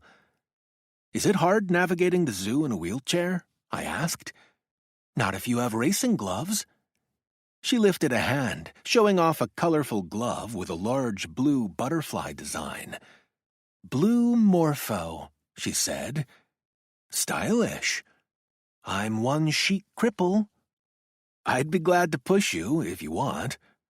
"Thank you, but this isn't a transport wheelchair. Besides, how do you think I got these guns?" She offered a pose that exaggerated her biceps. "Remind me not to arm wrestle you." "Smart man." We slowly made our way through Australia and entered Asia. "Is this pace too leisurely for you?" she asked. "Yesterday you said that you walked the grounds like a beat cop." Today I'm just a cop who's beat, I said. She nodded, taking a moment to study me. I hoped I didn't look as tired as I felt. Last night I called my colleague who specializes in hospice care, Chloe said. He's not taking on any new clients at this time, but said that he would make an exception in your case. I can either text or email you his contact information. I appreciate you going out of your way for me. But what? I sense you have no intention of following through? I shifted my head from side to side, as if weighing my answer. At the moment, I just don't think I'm ready to discuss my situation with anyone. DABDA, she said. What? It's an acronym for the 5 stages of grief people experience that was developed by a psychiatrist named Elizabeth Kubler-Ross. The D in DABDA is for denial. So, what comes after? Anger? And then? Bargaining. Door number 4? Depression. And the grand finale? Acceptance. Okay, I said. That's it? I shrugged. I have trouble believing you're that impassive about your situation. I have the same doubts about you. How so? She asked. You want me to think you've come to accept what happened to you and just want to move on. That feels like bullshit to me. She stopped her wheeling. I'm beginning to think our meeting today wasn't a good idea. Why? Because I touched on a sore subject? I'm sorry you're sick, but I don't think that obligates me to talk to you. It doesn't. And the truth is, I wish I hadn't said anything. It just sort of came out while I was in shock. Last night when I was trying to fall asleep, I was kicking myself for having said anything to you. Why's that? Because I don't want your sympathy, and I hate it that I resorted to offering up some poor, pitiful version of me. You didn't come across as pitiful. If anything, you were remarkably composed. Smoke and mirrors, I whispered. We all have our veneers, she said. Chloe resumed her wheeling of Tweety, and we entered the mother continent. We didn't comment on the animals as we passed klipspringers, dwarf mongooses, and rock hyraxes. She just kept wheeling, and by the looks of it, thinking. What is it you want from me? She finally asked. The truth. And what will you do with that truth? I'll try and track down a very evil man. But it won't be just you, will it? In the past, I never dealt with only one detective. It always felt like I was dealing with a bureaucracy. No cop is a one-man band, I said, but I should point out that as a cold case detective, the initial part of my job is reviewing the work that's already been done by others. That's why it's important I question you, so if something in the record is wrong or needs to be pursued, I can do that at the onset of my investigation. But given your personal situation, why is my case so important to you? Like the saying goes, no one on their deathbed ever wished they'd spent more time working. Maybe I'll be the first. What should I do instead? Travel around the world? Dine at some Michelin-starred restaurant? Go on a real safari and not just the zoo version? Why not? Are those things you've always wanted to do? To be honest, no. As wonderful as they sound, I can live without them, and die without them. There must be something you regret never having experienced in your lifetime. Instead of immediately answering, I pretended interest in a Nubian ibex. Having already told her I was dying seemed like confession enough. Nothing that strikes me at the moment, I said. We continued down the path. There are 6 wildlife venues in Africa Rocks spread over 8 acres. The zoo advertises it as taking a journey from the savannah to the sea. As we approached the Madagascar forest exhibit, Chloe's attention went to a distraught-looking red-haired woman, and she said, Please excuse me." She wheeled ahead, and although I kept my distance from them, I was able to hear some of their conversation. "Lisa, I was so sorry to hear about Maso Andro," Chloe said. The keeper leaned down, and the two women hugged. Clearly struggling to keep her emotions in check, Lisa said, "She was so sweet. Just like her name, she was sunshine." "You can talk about it with me if you'd like," Chloe said. "We could either do it in person or do a video call." "I'd appreciate that," the keeper said, wiping her eyes. "I've barely been able to keep it together today. In fact, I've got to get back to work. All of the lemur troop is upset at Maso Andro's death, and I don't want to be weepy around them. That would only make them more upset." An encouraging Chloe said, "Call me." The keeper managed a smile, nodded a few times, and then walked away. When I rejoined Chloe, she didn't seem to be in any rush to start moving. "I don't think people realize how difficult the life of a zookeeper is," she said. "They have this notion that the keepers are so lucky being able to work with animals without realizing that most of them live their jobs 365 days a year and are always worrying about their charges." "Maso Andro was a lemur?" Chloe nodded. "A red-ruffed lemur. They're endangered and have all but disappeared in the wild. So many of the animals in this zoo are endangered, and every keeper feels the weight of that. They're trying to fight a terrible tide and feel guilty that they can't do the impossible." "I don't think I could do their job." "Nor I. It seems the more committed keepers are, the more they suffer compassion fatigue. As a group, they are among the most committed individuals I've ever known." From what I'd seen, it didn't matter if the zookeepers worked with animals that slithered, crawled, burrowed, swam, or flew. They were all in regardless. Chloe spun Tweety around. "If you don't mind, I think I'll cut my visit short." "Is it all right if I walk out with you?" She nodded, and we set out in silence. Chloe spoke first. "Why are you so sure that I haven't achieved acceptance?" "Your friend was murdered and you were left for dead. The wounds you sustained were life-changing. I've read your police interviews over the years and don't believe you have forgiven or forgotten." "But I have managed to build a successful practice, and I'm a well-regarded therapist." "I'm not saying you don't have a successful professional life." Her face flushed in anger. "I also have a life outside of work that includes friends and activities and hobbies." "But it's not the life you once envisioned, is it?" "It's a fulfilling life regardless." She picked up the pace, forcing me into maintaining a brisk walk just to keep up. As we neared the exit, I said, "I'm going to continue working your case whether you cooperate with me or not, but I'd like your help." "I'll think about it," she said. "I'm the perfect individual to share with," I said. "What better confessor is there than someone who's dying?" "Perhaps you're the one who needs to confess. Yesterday you said there was another case you wanted to clear. Why is it so important to you?" "I worked the chain gang homicides," I said. Chloe winced at its mention. I was glad she hadn't forgotten, as so many had. I said, "Someone made a decision that those lives were expendable.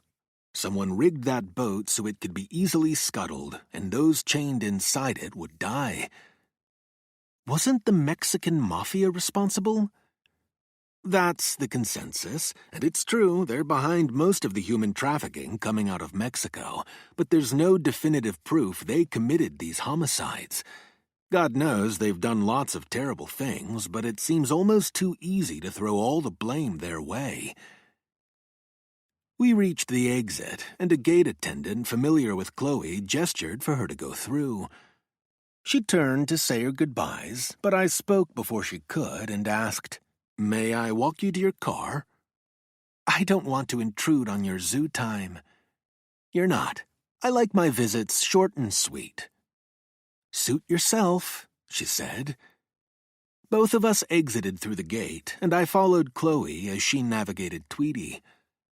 I asked, "Do you have a busy workday ahead of you?" "Not too bad," she said. "2 teleconference calls and 1 in person. What about you?" "I'll be doing more reviewing of your file." "How much longer do you plan on working your job?" "As long as I can." "Have you told your colleagues about your condition?" "No," I said, "and I don't intend to." "Why?" "I can do without the sympathetic bullshit from my coworkers, and I don't want the brass to force me into taking a mandatory medical retirement." "What will you do when your illness begins to show itself?" "I'll say I'm dealing with some kind of annoying autoimmune disorder." "Word to the wise, there's always a cost to keeping secrets," she said. "It's been my experience that sharing with others is therapeutic." "Is that something you practice?" Chloe didn't answer, coming to a stop at a white Tesla Y. "No canary yellow?" I asked. "That wasn't a color option." The passenger door opened and she backed her wheelchair toward the car seat. Using one arm to steady herself, she shimmied her backside into the vehicle and then reached down, folded up the chair, and hoisted it into the passenger seat. Chloe met my gaze and answered the question I didn't ask. "Hand controls," she said. "Nice. So can we continue our conversation at the same time and same place tomorrow?" "No," she said. Disappointing, but not surprising. But then she added, "Let's meet up at the River Hippos." Chloe closed the door behind her, backed out of the space, and silently drove off. Chapter 9. At my work cubicle, I pored through the case notes, trying to reconcile 15-year-old Chloe Landers with the now 40-year-old therapist. In her file were graphic pictures showing her wounds. Most people would have died from shock and blood loss, but Chloe had proved herself a fighter. Closing my eyes, I pictured Chloe in her blue Morpho racing gloves, furiously rolling her canary yellow wheelchair. Our zoo visit had shown she cared about people and animals and had a soft spot for all underdogs. At the same time, she wasn't an open book.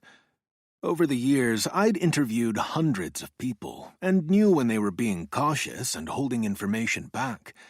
I was certain she was doing that. If I was right about Chloe possessing information that wasn't in the case files, why was she reluctant to pass that on to me? It was one thing not to be forthcoming, but another to offer up misdirection, and that's what I suspected her of doing. When people change their story or clam up, they're worried about potential consequences. "Good afternoon, Detective Lake." I knew the voice, but didn't respond other than to turn my head and acknowledge my visitor with a nod. "Okay if I sit down?" Detective Luca Loco Calderon didn't wait for my response, taking a seat in one of my cubicle's empty chairs. Calderon worked for SDPD's Internal Affairs Unit. I wasn't surprised to see him. Every few months he turned up unexpectedly, reminding me that he was still out there, still interested in a case I'd worked, and still interested in me. Calderon was an ambitious cop. He'd gotten his detective shield while still in his 20s and had hooked on with internal affairs. That wasn't the chosen career path for most cops, but Calderon was ambitious and out to fast-track his way to the top. "Working on a new case?" he asked. "What can I do for you, Detective Calderon?" "The last time we talked, I asked if you might have crossed paths with a man named Daniel Hernandez, and you told me you'd think on that. In the 2 months since that conversation, I wondered if you'd recalled any interaction that you might have had with Hernandez." Afraid not, I said. Why don't you look at another picture of Mr. Hernandez before committing yourself to that answer? He held up a picture I hadn't seen before. Hernandez was deferentially standing next to a table where two other men were seated. Looking any more familiar? He asked. Which one is he? I asked, pretending not to know. Calderon tapped his finger on the young man in the picture. Does he look familiar? I asked. Of course he does. I imagine there must be 250,000 men in a 25-mile radius that fit his same ballpark description. But you never met or talked with this particular individual? To the best of my knowledge, no. What about the two other men in the picture? I took a good look at them and finally shook my head. No and no, I said. Who are they? The muscle on the left is Luis Garcia, street-named Aguijon, and the other man is Matias Vasquez, better known as El Tipo. El Tipo translated to the guy, which is what Vasquez was. He ran the Sinaloa cartel throughout Baja California. Calderon said, In case you're wondering, this picture was taken about a month before Hernandez was shot in Tijuana. I wondered how Luca Loco had gotten the picture, but didn't ask, not wanting to appear overly curious. In that case, it sounds like you should be talking with El Tipo and... what's that name? Aguijon? What's that mean, anyway? Stinger. Aguijon has a reputation for getting people to talk. He stirs up bagged yellow jacket nests right before he starts asking questions. If he doesn't like the answers he's getting, Aguijon tosses rocks at the bag until it breaks. When his chaquetas amarillas fly free, they're not happy. When bodies are found with hundreds of wasp stings, everyone knows Aguijon was there. Never met him, I said. Never even had the opportunity to tell him to buzz off. Calderon's eyes narrowed, and his scowl turned his handsome features ugly. You never used Hernandez as your snitch while trying to get information on the chain gang homicides? If I don't recognize the man in the picture, how could he have been a CI of mine? My non-denial denial drew an eye roll from Calderon, but then he shrugged it off and leaned in closer to me. I've been told that at your behest, Hernandez was asking about what happened out at sea. There wasn't anyone else within hearing range. Calderon invariably arranged his visits so that our conversations were always private. Who told you that? I have my sources. Better get a more reliable snitch. He said, Unlike you, I follow the rules for informant handling. When those rules aren't strictly adhered to, people like Daniel Hernandez die. Any SDPD detective working with a confidential informant is supposed to follow clearly defined procedures. To protect the CI's identity, SDPD's Criminal Intelligence Unit oversees and controls all pertinent information. No one else is supposed to have access to those files, but I had my doubts. I said, since time immemorial, people have been posing the question, who guards the guards? My unit guards the guards, Calderon said. I'm here to remind you of that. Do you know how Daniel Hernandez died? I heard he was shot. With a 3D printed ghost gun. I thought ghost guns were untraceable. The bullet might not show any barrel striations, but 3DP polymers have their own unique signatures, like fingerprints. I considered that piece of news. What are you saying? I find Hernandez's death curious, don't you? He was taken out with a very particular and anonymous type of firearm. What's your point? That this case isn't going away, and if you had any dealings with Hernandez, it's in your best interest to talk. I'm afraid I can't help you. Do you know what an S visa is? S for snitch, right? He nodded. An S visa is something the government can offer to non-citizen informants and cooperating witnesses, especially those with verifiable safety concerns. S visas are often dangled in front of informants. They're told that by cooperating they can get one, but in reality it doesn't work that way. It can take up to a decade before the Justice Department and other governmental agencies sign off on the paperwork and a visa gets issued.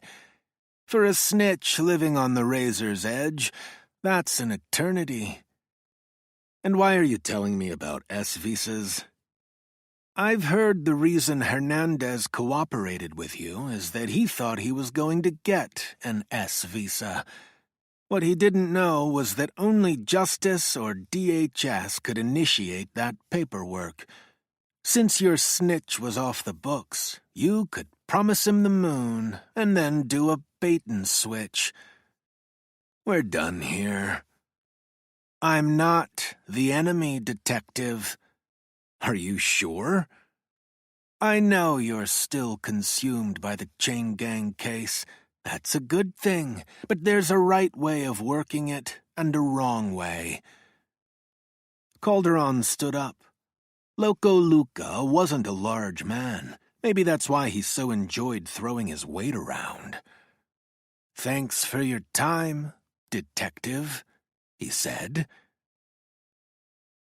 Another Calderon fishing expedition, I thought. Still, I didn't like having to lie to him, and hoped it wouldn't bite me in the ass. Hernandez wasn't a stranger to me.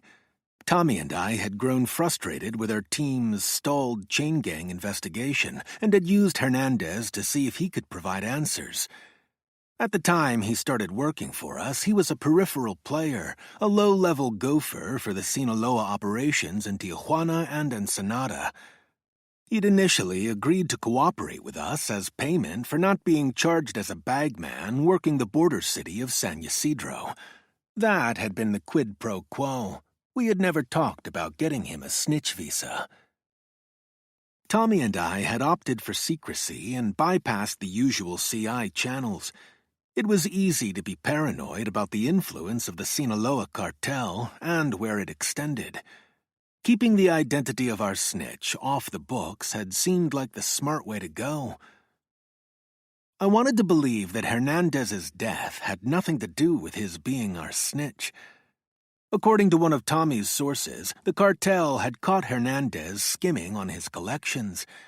It wasn't something we could investigate without raising the attention of Calderon and his ilk, not to mention La M, Spanish for M, and shorthand for the Mexican mafia.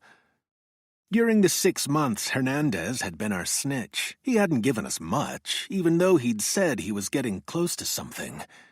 Since his death, we'd concluded that his story had likely been a ploy to cadge more spending money. Hernandez's death by a 3D ghost gun offered up an interesting wrinkle, though. Sinaloa hits aren't subtle, and it wasn't as if they didn't have plenty of throwaway weapons in their arsenal. Of course, Calderon could be making up his ghost gun story just to stir the pot.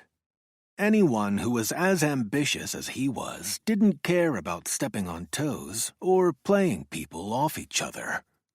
For the past year, he'd leaned on me much more than he had Tommy. Did he think I was the weak link? Is that why he targeted me when no one else was around, hoping I would talk? Or was he worried about someone overhearing what was being said? It was easy to be paranoid, especially now. My illness was making me increasingly jumpy, which was a little strange given that I was already looking at a worst-case scenario. Still, It was no longer as easy to push away dark thoughts, not after they'd come home to roost. Chapter 10. For once, I arrived home while it was still light outside, so I went on a Lenore search. The food I'd put out for her was gone. Maybe that's why there wasn't a new pile of raven crap on the stoop. Even experienced ornithologists have difficulty determining if a raven is male or female, but even without anything to justify my beliefs, I was still convinced that Lenore was a female. I lingered out front, doing some much-needed gardening while monitoring the cherry tree.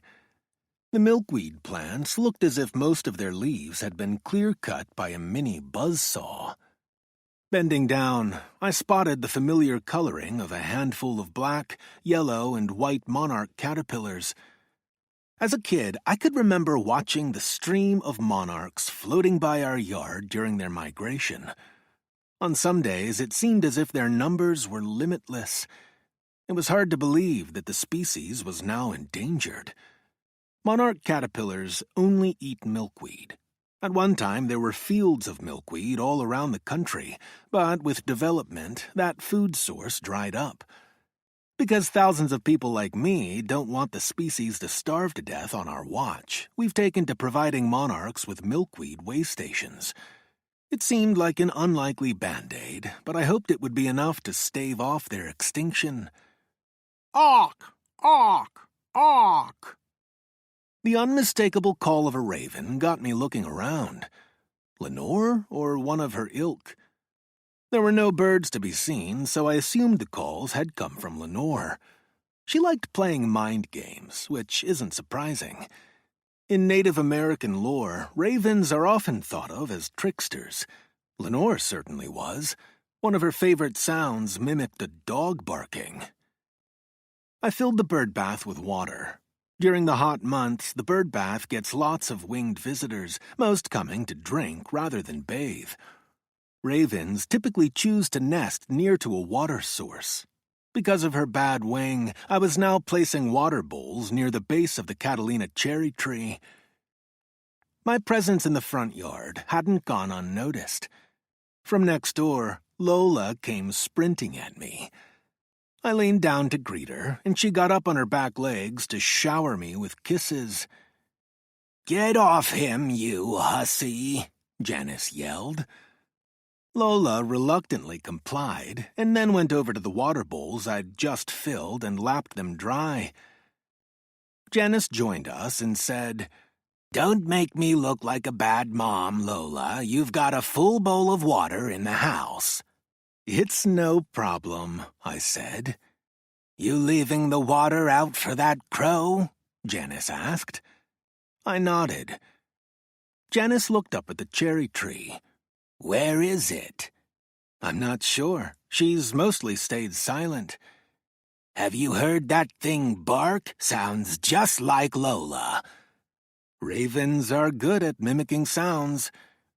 "Something's not right about a bird that barks and coughs. Whenever it does that, I get the creeps."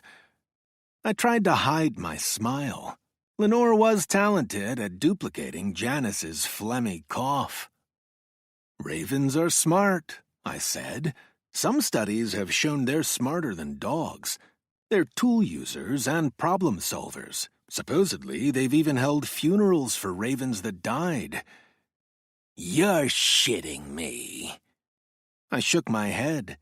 The researcher who published that study said she believed some ravens used the funeral gatherings as a way of teaching other ravens about potential dangers. "That's damn creepy." "If it's true, that speaks to their ability to plan ahead."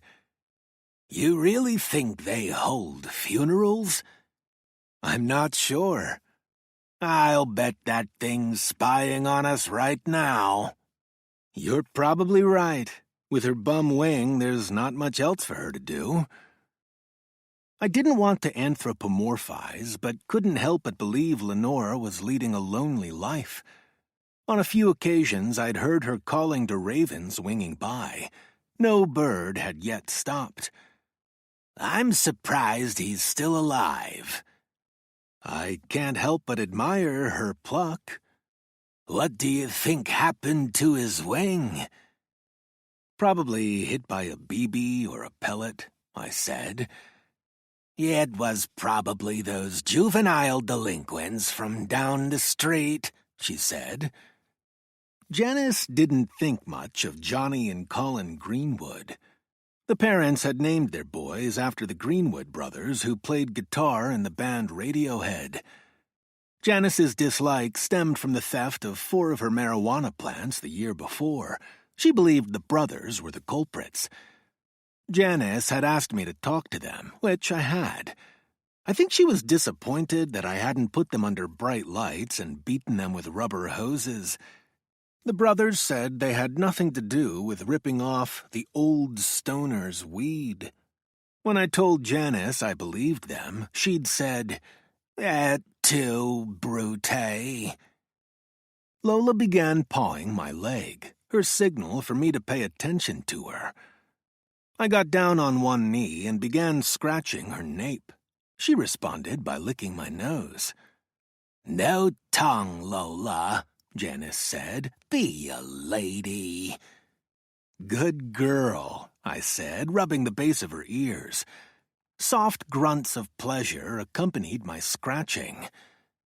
"Why don't you have your own dog, Wyatt?" "Guilt," I said. I wouldn't want to subject a dog to my erratic work hours. I always thought one day I'd have a wife, kids, and a dog, but I guess that wasn't on the cards. "You're young. It could still happen." "Not in this lifetime," I thought. "Come on, you hussy," Janice said. "We need to go shopping." "If you want, I could look after Lola." "Sure? It's no problem. Need anything at the store?" "I could use a few bananas if that's not too much trouble." "What trouble? You want 'em ripe or green?" "Either way is fine. I'll get you 2 ripe and 2 green." "Sounds good." "When my mother was in her 80s, she told me to only buy her ripe bananas. I'm too old for green bananas, she'd tell me. I might die before they ripen. So for 10 years, I always got her ripe bananas." I wondered if I should change my banana order and have Janice bring me only ripe bananas, but decided to be an optimist. For now, I could still wait on green bananas to ripen. When Janice went off, I played fetch with Lola, using a fallen orange for the ball. It was nice, engaging in a mindless activity, but after about a dozen throws, the orange began to disintegrate. I thought about grabbing another orange from the tree, but by then it was getting dark. "Come on, Lola." The Shepsky ran to my side. As we started for the house, I heard barking. There was something a little off in the sound. Maybe it had to do with the fact the barking was coming from up in a tree. Lola had also heard the barking and stood there with a cocked head. Trickster, I thought. But that wasn't the only take on ravens. Other cultures believed them to be messengers of the gods and harbingers of the afterlife. That's not to say ravens are universally beloved. Folklore said that seeing a solitary raven was bad luck, as it signified the news of someone's death. I spoke to the shadows, whispering Poe's words. Deep into the darkness peering, long I stood there, wondering, fearing. The abyss didn't speak back, for which I was thankful. Lola turned her attention to me, restless to get moving. "Good night, Lenore," I called out. The enigmatic raven chose not to respond. I pulled out a bag of ravioli from the freezer. According to the instructions, I could boil, bake, or microwave it. I went with the latter and added a can of diced tomatoes so I could pretend I was eating something other than processed food. But changing my diet at this stage of my life, I thought, was like closing the barn door after all the animals had escaped. Lola joined me on the sofa. She carefully avoided eating any tomatoes, but was happy to take any ravioli handouts. When we finished eating, I decided to catch up on the phone messages I'd been ignoring all day. My doctor's office had called twice. Instead of responding to the messages, I decided to call up an article I'd put aside a few days before. To Lola, I asked, "Did you know there's a full-time Raven Master working at the Tower of London?" Lola batted her eyes of blue and brown at me, pretending great interest, hoping for another ravioli. Folklore says that should those ravens ever abandon the tower, that the crown will fall and Great Britain with it. Because of that, a Raven Master makes sure there are at least 6 ravens living in the tower at all times. Silly superstition, right? But even Winston Churchill knew better than to ignore it. When the Tower of London was bombed by the Germans, only 1 raven survived, so Winston immediately ordered 5 more replacements. With no prospect of more ravioli, Lola's eyes had closed. I continued reading the article, but silently. The Tower Ravens are officially enlisted as soldiers of the kingdom. Because of that, they are subject to being discharged for unacceptable conduct, something that has happened on several occasions. Raven George was said to have destroyed 5 TV antennas in just 1 week, and for his crimes was posted to the Welsh Mountain Zoo. And Ravens Eugene and Jackie, who loved to squabble, were also sent off for conduct unbecoming to Tower residents. Despite the perks of their work, which included receiving daily room service from the Raven Master, all the Tower Ravens have 1 wing clip to keep them from flying away. They can still flutter about, but not far. Like Lenore, I thought, and wondered how she would fare as a soldier of the kingdom, and whether her crapping on my stoop would have gotten her removed from that service for conduct unbecoming. At 8:30, I heard knocking at the front door. Poe and ravens were still on my mind, so I said to Lola, "'Tis some visitor tapping at my door, only this and nothing more." Lola knew better, of course, and ran to the door to greet her mom. Janice greeted me by extending a bag. "Too ripe and too green." "Maybe I should eat one before going to bed. I hear bananas help you sleep." "If you want to sleep, I've got a strain of indica that will knock you on your ass," Janice said. "Rain check." "Yeah, sure." I tried to hand Janice a few dollars for the bananas, but she waved me off. "I'm sure Lola ate half your dinner." "She might have snacked a little." "If she's gassy, I'm going to send her back to you." We said our goodnights, and I watched Lola and Janice disappear from sight.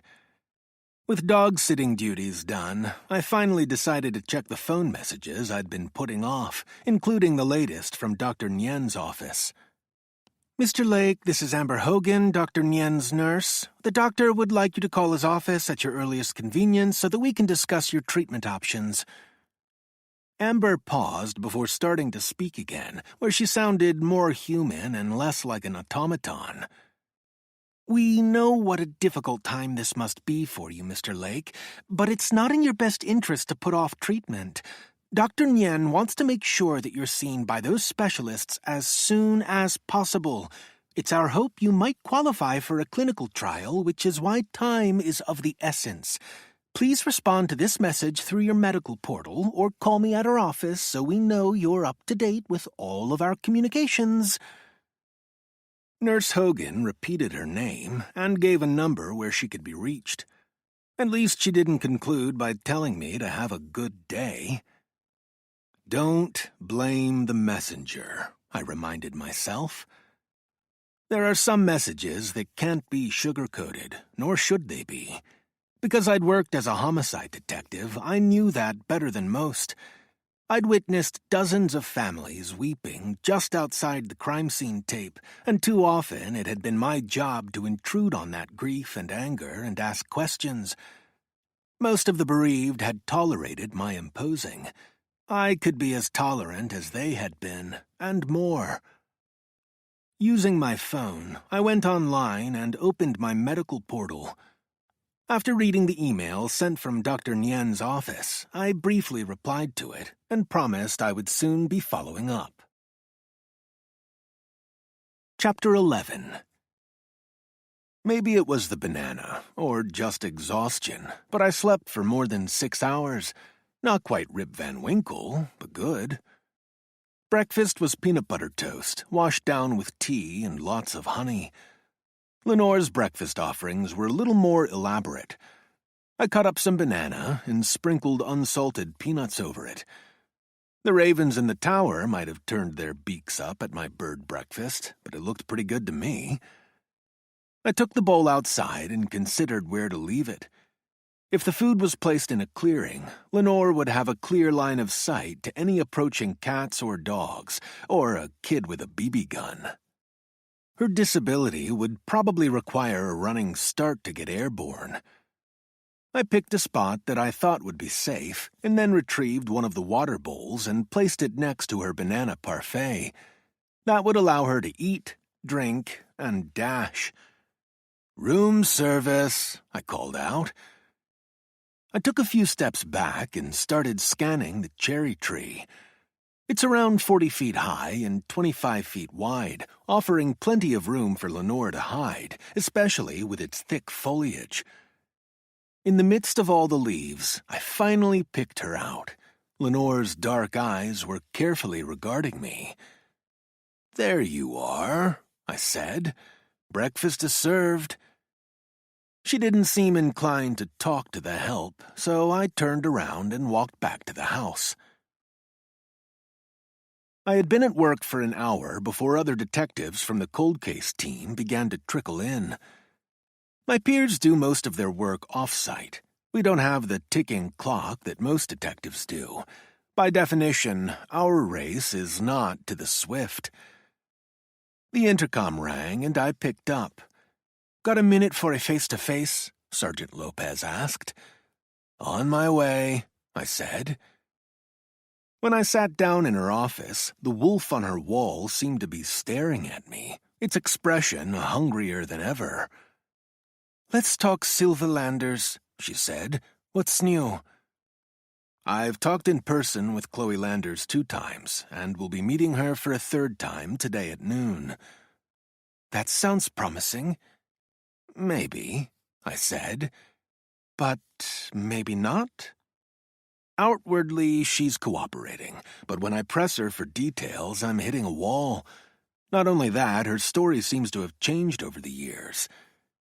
"In what way?"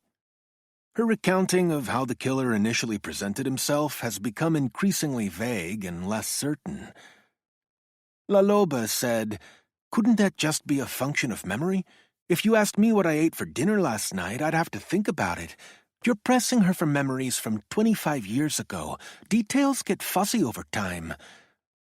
"It's more than details getting fuzzy. Her new narrative has this kumbaya vibe. Nowadays, she says it's all about putting the past behind her." "Is that surprising? I wouldn't want to dwell on being carved up and left for dead." "Her best friend was murdered. She was maimed. For years, Dr. Landers wanted an eye for an eye, but now it's time to turn the other cheek." "Perspectives change. Maybe she decided by not focusing on payback, she could get on with her life more easily." "Anything's possible," I said, knowing La Loba was playing devil's advocate. "Your case is about to get some media exposure," she said. "Sonia in media relations called to say that she heard from a UT reporter who's doing a piece on Dr. Landers. The reporter wanted to know if her case was still being actively investigated, and if so, which detective was working it." "What's the reporter's name?" La Loba tapped at her computer and then said, "Audrey Campbell. Know her?" I shook my head. In the aftermath of the chain gang homicides, I'd gotten to know several of the Union Tribune reporters, but she hadn't been among them. "I'm surprised Dr. Landers is cooperating with the reporter," I said. "Why? If she's really trying to move on with her life, why is she consenting to be interviewed? All she needed to do was say no comment, and that would have killed the story." "Maybe she thinks doing the interview is a public service. I know I'm going to make my kid read the story when it comes out. She's 14 and thinks she's immortal." Once upon a time, I thought that as well. As I approached the overlook of the hippo habitat, I didn't see Chloe or the hippos. Since the best hippo watching takes place in the viewing area below, I made my way down to the giant terrarium exhibit.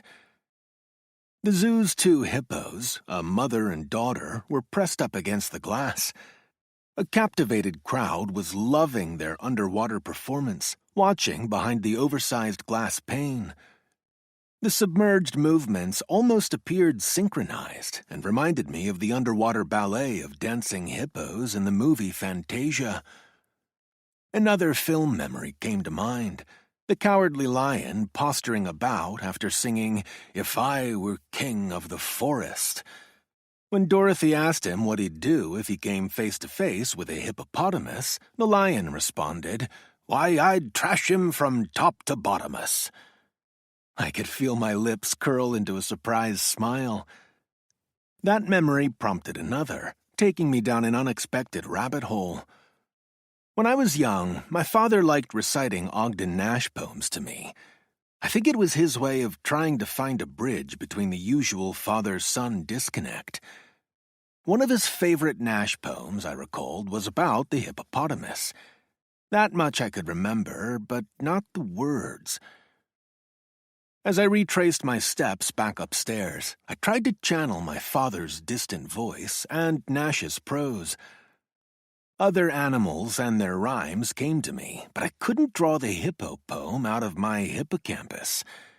A heart attack had claimed my dad when I was a junior in college. I missed him and his funny poems. The upper viewing area was still deserted, with no sign of Chloe. I took my place along the rail and waited. The hippo habitat is deep within what the zoo calls the lost enclosure.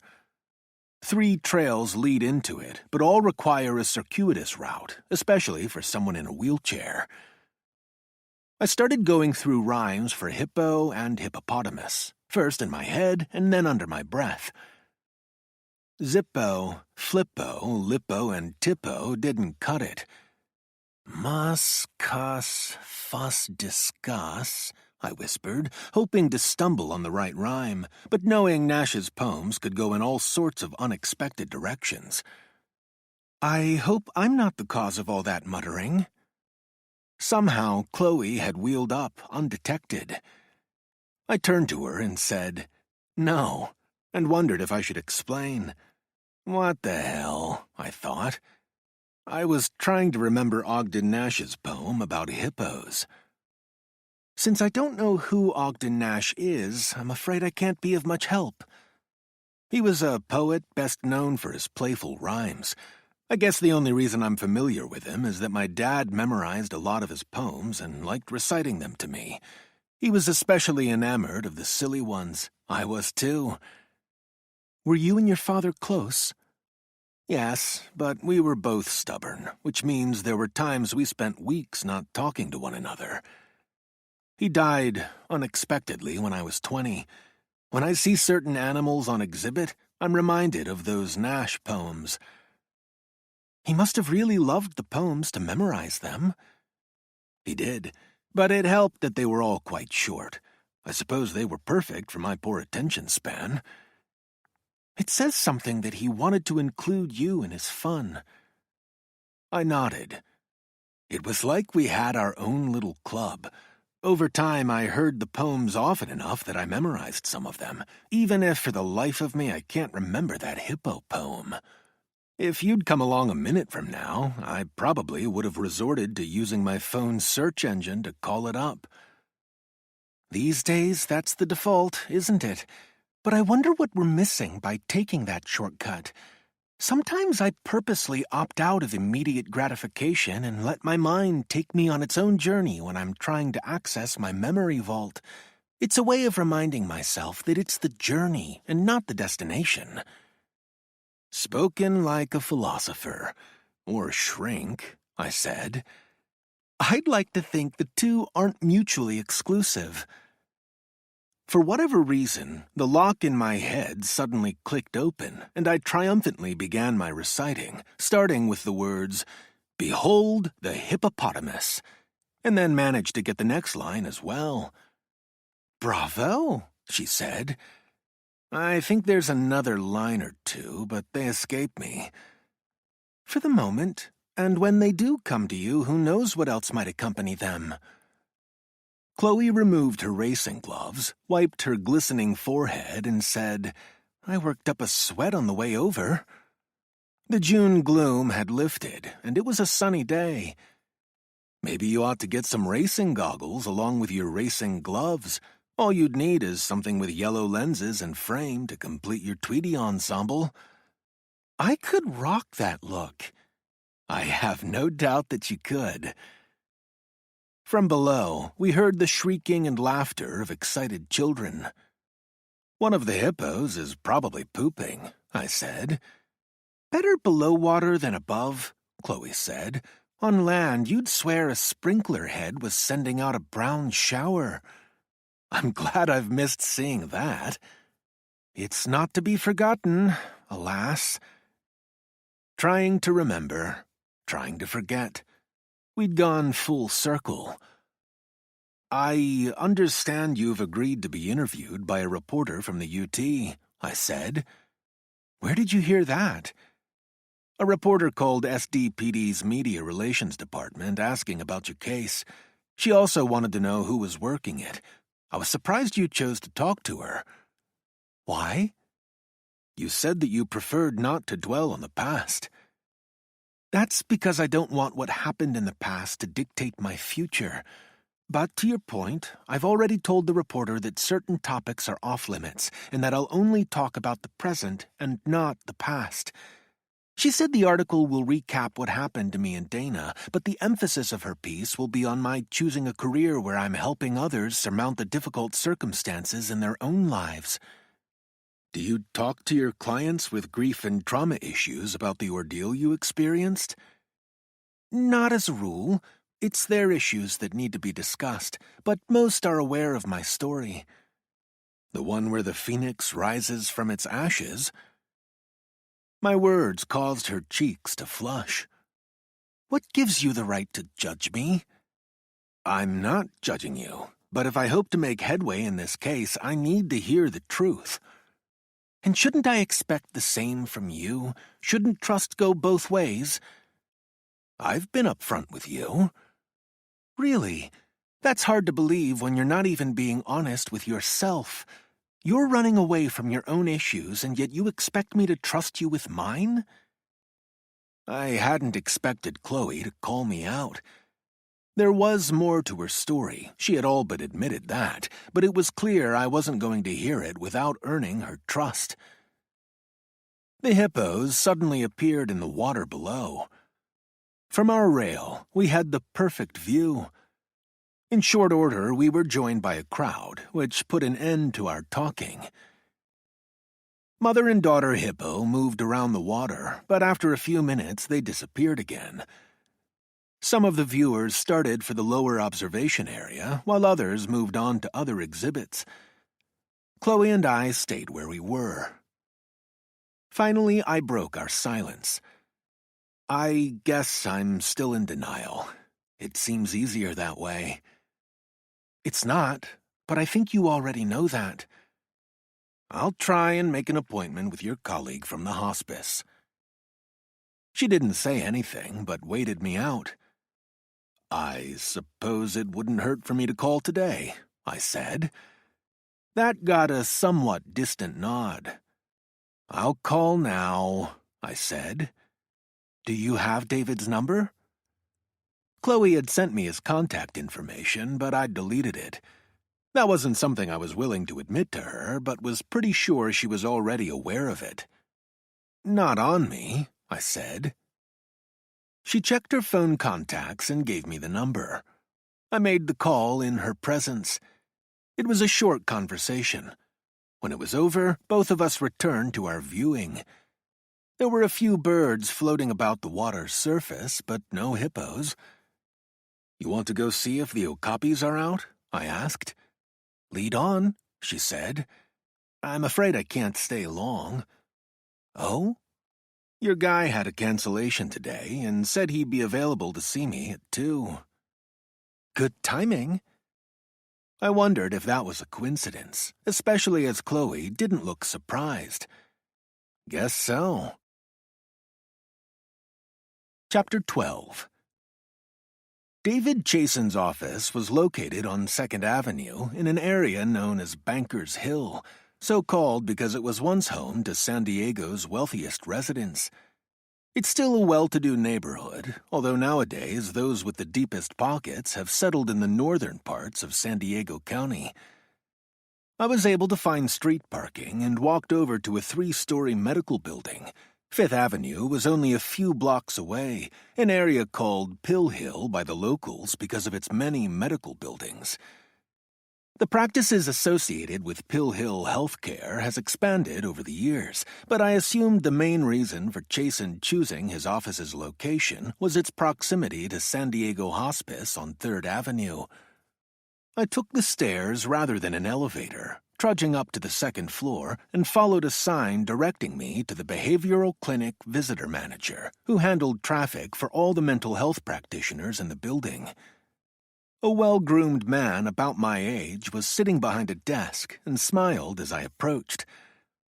"I'll be seeing Dr. Chasen for the first time today and was told I needed to fill out some paperwork."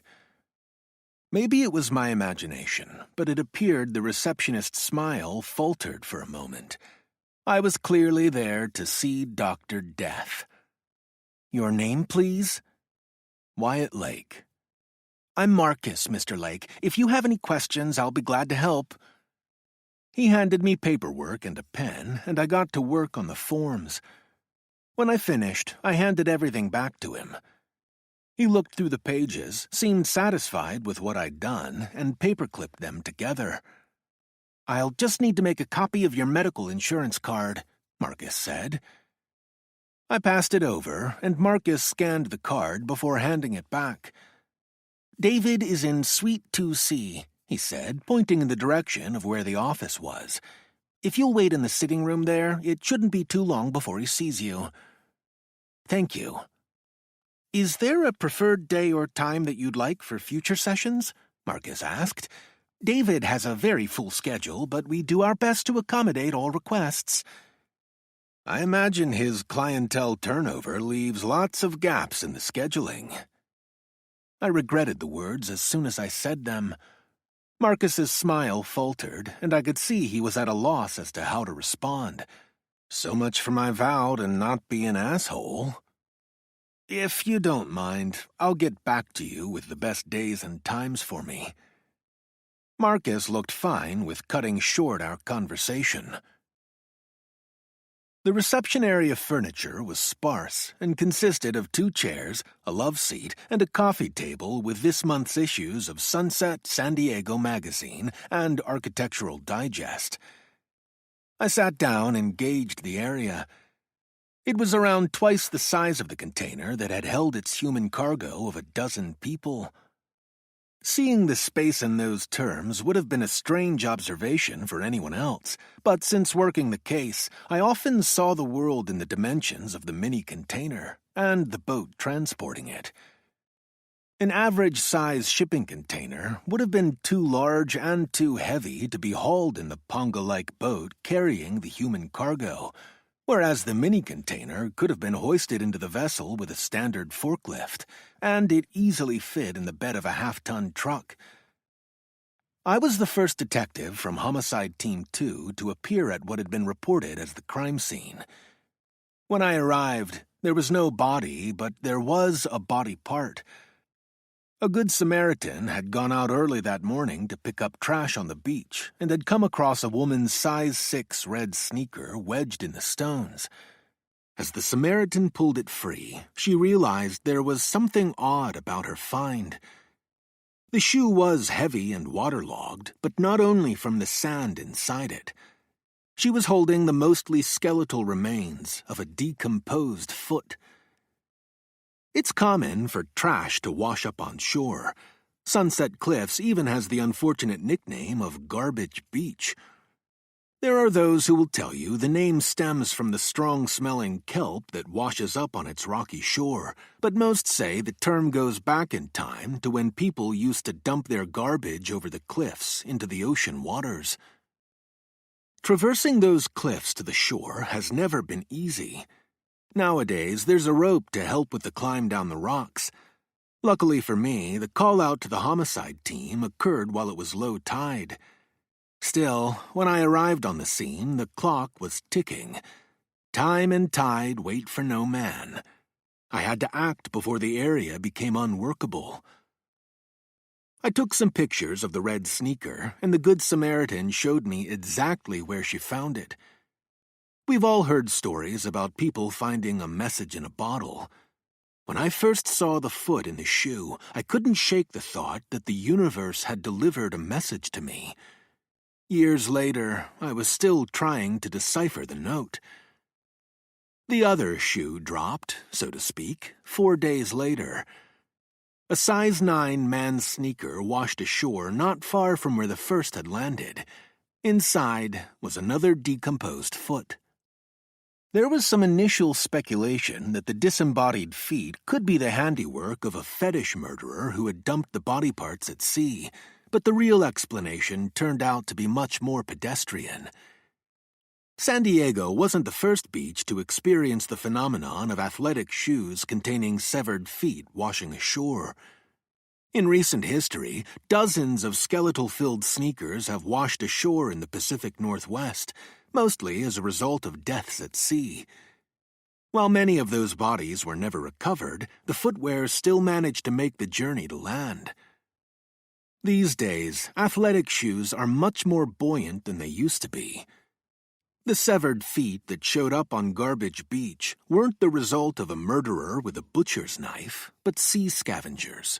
Small foragers like to dine on the softer parts of the human body, especially the ligaments and tendons around the ankles. Over time, the feet detach from the body, and coastal currents carry the athletic shoes and their remains to shore. When the case came to us, St. Bill Brennan was the sergeant at Homicide Team 2. Sarge got his nickname because he frequently quoted the Bible. Because of St. Bill, everyone on our team came to know Revelation chapter 20, verse 13. And the sea gave up the dead which were in it, and death and hell delivered up the dead which were in them. Amen, I thought. It was up to our team to try to find the location of where death and hell had occurred and deliver up the bodies of the dead. Scientists from Scripps Institution of Oceanography in La Jolla and the National Oceanic and Atmospheric Administration plotted the likely location from where the sneakers had traveled by analyzing tides, currents, and ocean conditions. We sought out our needle not in a haystack, but a huge sea. The original working theory was that there had to have been some kind of boating accident or maritime disaster. That was before we stumbled upon the decomposing bodies of the chain gang inside of their shipping container. It was Davy Jones' locker, times 12. A door opened, and lost in the horrific memory, I threw up my hands in fright. A bald 40-ish man softly said, "I'm sorry to have startled you." "Not your fault," I said. "David Chasen," he said, and walked toward me with an extended hand. I got to my feet, and we shook hands. Wyatt Lake. The two of us sat across from one another, each of us in an easy chair. Apparently my shrink didn't like a desk between himself and his patients. There was no sofa to lie down on, which was good by me. He asked, "Before we begin, do you have any questions?" I shrugged and said, "Being new to therapy, I really don't even know what questions to ask, Dr. Chasen." "Please, call me David," he said. "I'm a licensed clinical social worker, but even if I had a PhD, I'd still go by David. Is it all right if I call you Wyatt?" "Works for me." "Have you ever been to a therapist before?" "Not unless you count a bartender," I said. That got a smile, but not much of one. "In that case, you should know that it's not uncommon to be apprehensive about the process. Did you experience that?" I nodded and said, "I find the idea of therapy a bit unsettling." "What in particular?" "I know some Greek philosopher once said, 'Know thyself,' but to me that sounds kind of presumptuous." "Why's that?" "I don't know, it just does. I seem to recall that there was some wise-ass like me who once said, 'Know thyself? If I knew myself, I'd run away.'" David said, "Since we're on the subject of Greek philosophers, Socrates said the unexamined life is not worth living." "But what good does it do to be overly introspective?" "Introspection and awareness aren't the same things. But since it sounds as if you're suspicious of therapy, that begs the question of why you're here." "There's a part of me that knows therapy could be beneficial for me, but I doubt we'd be having this tete-a-tete if not for Chloe Landers. I've been assigned to her cold case, and I'm trying to gain her cooperation." David's thick eyebrows, at odds with his bald head, furrowed. "Let me see if I understand this. You're here because you think it will put you in good with Dr. Landers?" "I'm here because Chloe thinks I'm unwilling to confront my medical issues. For her, that raises a trust problem." "So you're here reluctantly?" "I'm not opposed to being here, but it wouldn't be my first choice for spending my free time." "That presents a problem for me, Wyatt. It's been my experience that clients only get out of therapy what they put into it."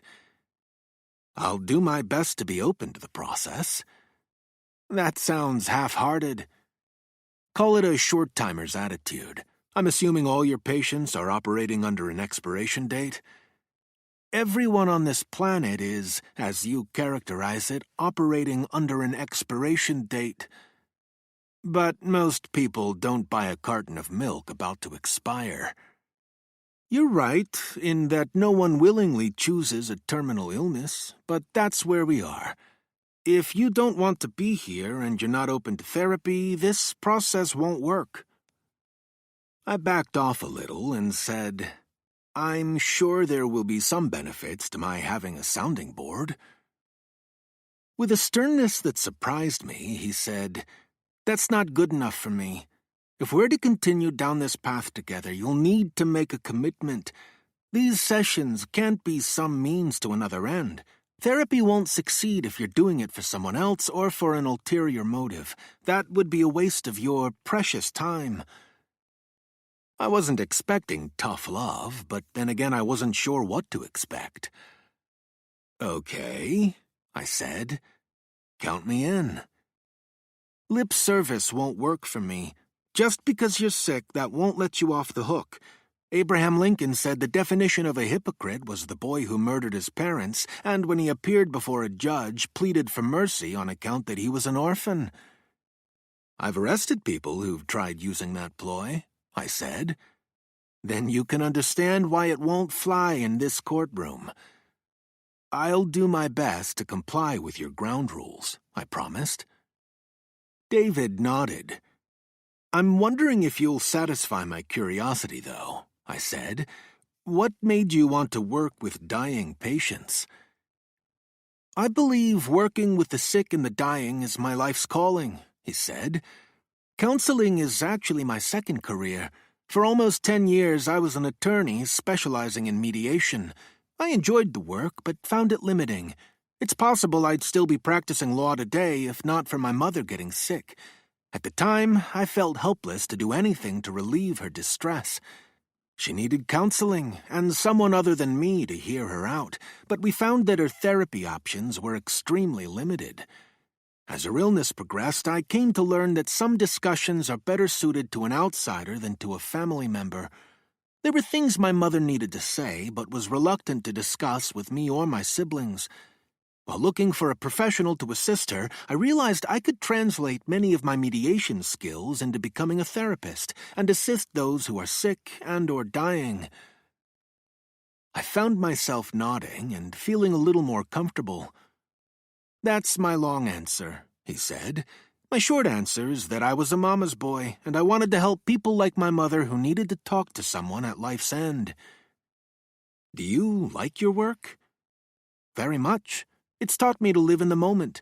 My husband is much more of a planner than I am, so he probably wishes I wasn't quite so blithe. He says we're at our limit for adopting old rescue cats, but the truth is that neither one of us can say no to a geriatric feline in need." I told him, when I worked homicide, I tried to help the pets that were left behind before calling in animal control. It always seemed a small mercy if one of the relatives took the animals in.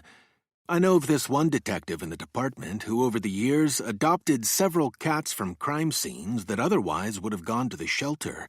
He calls himself the catcher in the die. David's smile was more polite than amused. "Do you have a pet?" "Not really, but sometimes it feels like I'm co-parenting the neighbor's dog." "Dr. Landers mentioned that you aren't married and don't have children." "True. And your parents are no longer alive?" I nodded. "My father died of a heart attack when I was 20. I consider him the lucky parent because his end was quick and pain-free, unlike my mother. She lived with osteoarthritis for a decade and died when I was in my early 30s. OA killed her. One way or another, it did." "Explain that." "She was in chronic pain for a long time. The OA was in her hands, knees, hips, and spine. She called her joints the Rice Krispies chorus, snap, crackle, and pop. Over time, she essentially became bedridden. I took care of her as best I could, but she couldn't stand all the limitations the disease forced upon her. One day she decided enough was enough and took an overdose of pain medication." "She ended her life?" "Officially, it was called an accidental overdose, but it wasn't." "And you were her main caregiver for 10 years?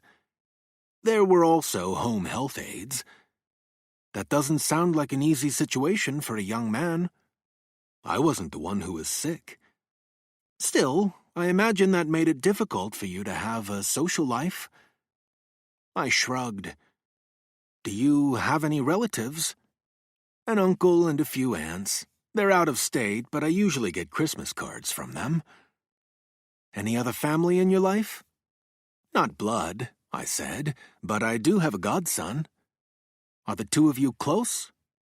I nodded, and I'm best friends with the boy's father, who's also a detective.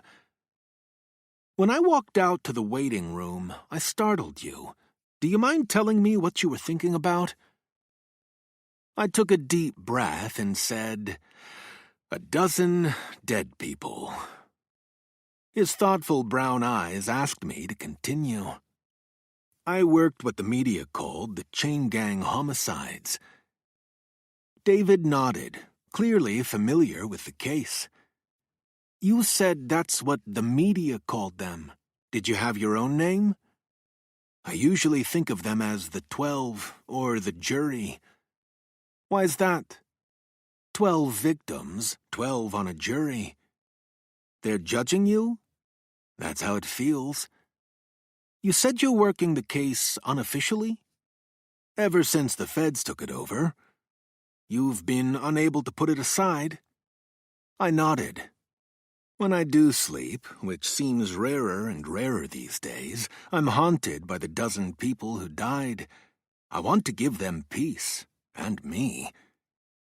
"And you can only do that by solving the case?" It's the only way I can think of. It sounds as if you're setting yourself up for disaster if you're solely basing your self-worth on that. Maybe so, but for a long time the case has felt like my reason for existence. Obsessions and fixations can feel that way, but why do you think this particular case is so important to you? 12 people died unnecessarily. And I don't mean to downplay the horrific nature of those deaths, but I'm sure in your line of work you saw many terrible things. I'm sure it sounds silly given my current circumstances, but drowning has always seemed an awful way to die. And what makes you think that? I almost drowned once, I said. What happened? I was a freshman in high school, and my best friend Pete talked me into going to Black's Beach, supposedly to body surf. The truth of the matter is that we both hoped to see some naked women. Black's Beach is San Diego's only clothing-optional beach. Anyway, neither one of us was familiar with the surf conditions. There's what's called a submarine canyon offshore that's like a steep-sided valley, and it can play havoc with the swells and currents. That day, I got an education in rip currents. As I was being swept out to sea, Pete stayed with me, telling me what to do. If not for him, I would have panicked even more and not made it back. On the day I saw my first naked woman, I almost died.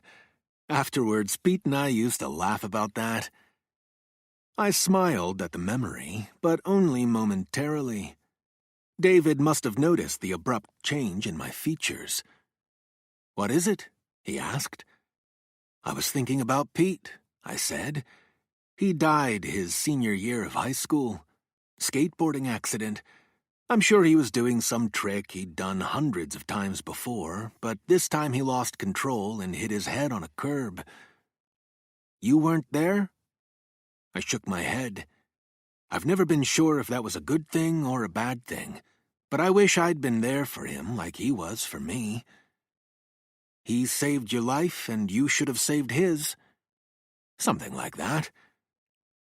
"Do you think your own near drowning plays into why it's so important for you to solve this particular case?" I thought about it and finally ended up shaking my head. I don't know. When it comes to my having worked that case, it feels like I ran a marathon but couldn't make it to the finish line. Maybe my own baggage kept me from getting there. "What do you mean?" "I'm not sure." But I was, and after a few seconds of silence, offered it up. "This is privileged information, right? The DA can't subpoena your records down the road?" "It's a confessional vault. What you tell me stays between us, unless you're planning on harming someone. And this confessional vault stays locked after I die? Even then?" As a cop, I've always played by the rules. But on this case, in the pursuit of trying to get answers, I cut some corners. And that bothers you? I was hoping the ends would justify the means. Do you want to talk about what you did? "Not today," I said. "Maybe down the road." "Does that mean you'll be committing to future sessions? Because I got the sense you were thinking this session would be a one and done." No smiles from him, no bonhomie. His bullshit detector was in great working order. "That did cross my mind, but I'll do my best to make this work. What kind of a commitment are we talking about?" 2 50-minute sessions a week to start with, and we'll see where it goes from there." "You make it sound as if I'm on probation." David nodded and said, "That's because you are." Chapter 13.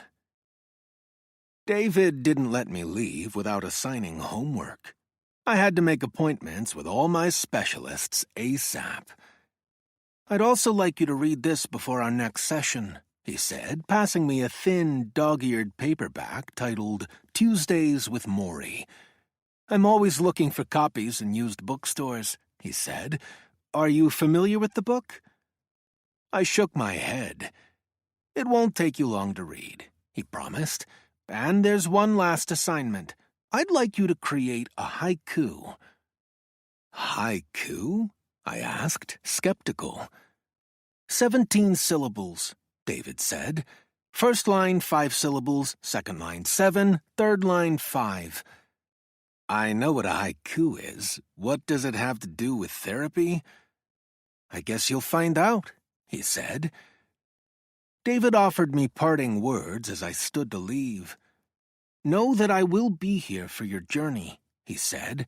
"I want you to consider me and this office your safe haven." I didn't know it, but that was what I needed to hear. Through a tight throat, I managed to say, "Thanks," and then, with a backward wave, made a quick exit from his office. Before leaving the building, I stopped to see Marcus and arranged times to see David.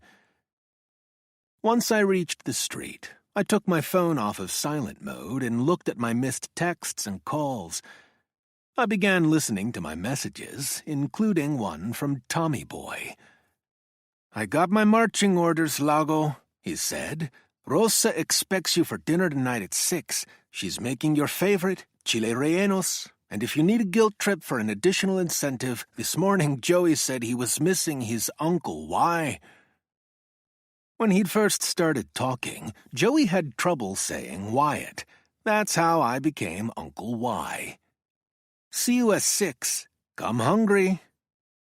Of late, I'd had little interest in food, but the thought of Rosa's cooking reawakened my stomach. During my drive back to work, I made good on part of my homework, scheduling my medical appointments with the specialists.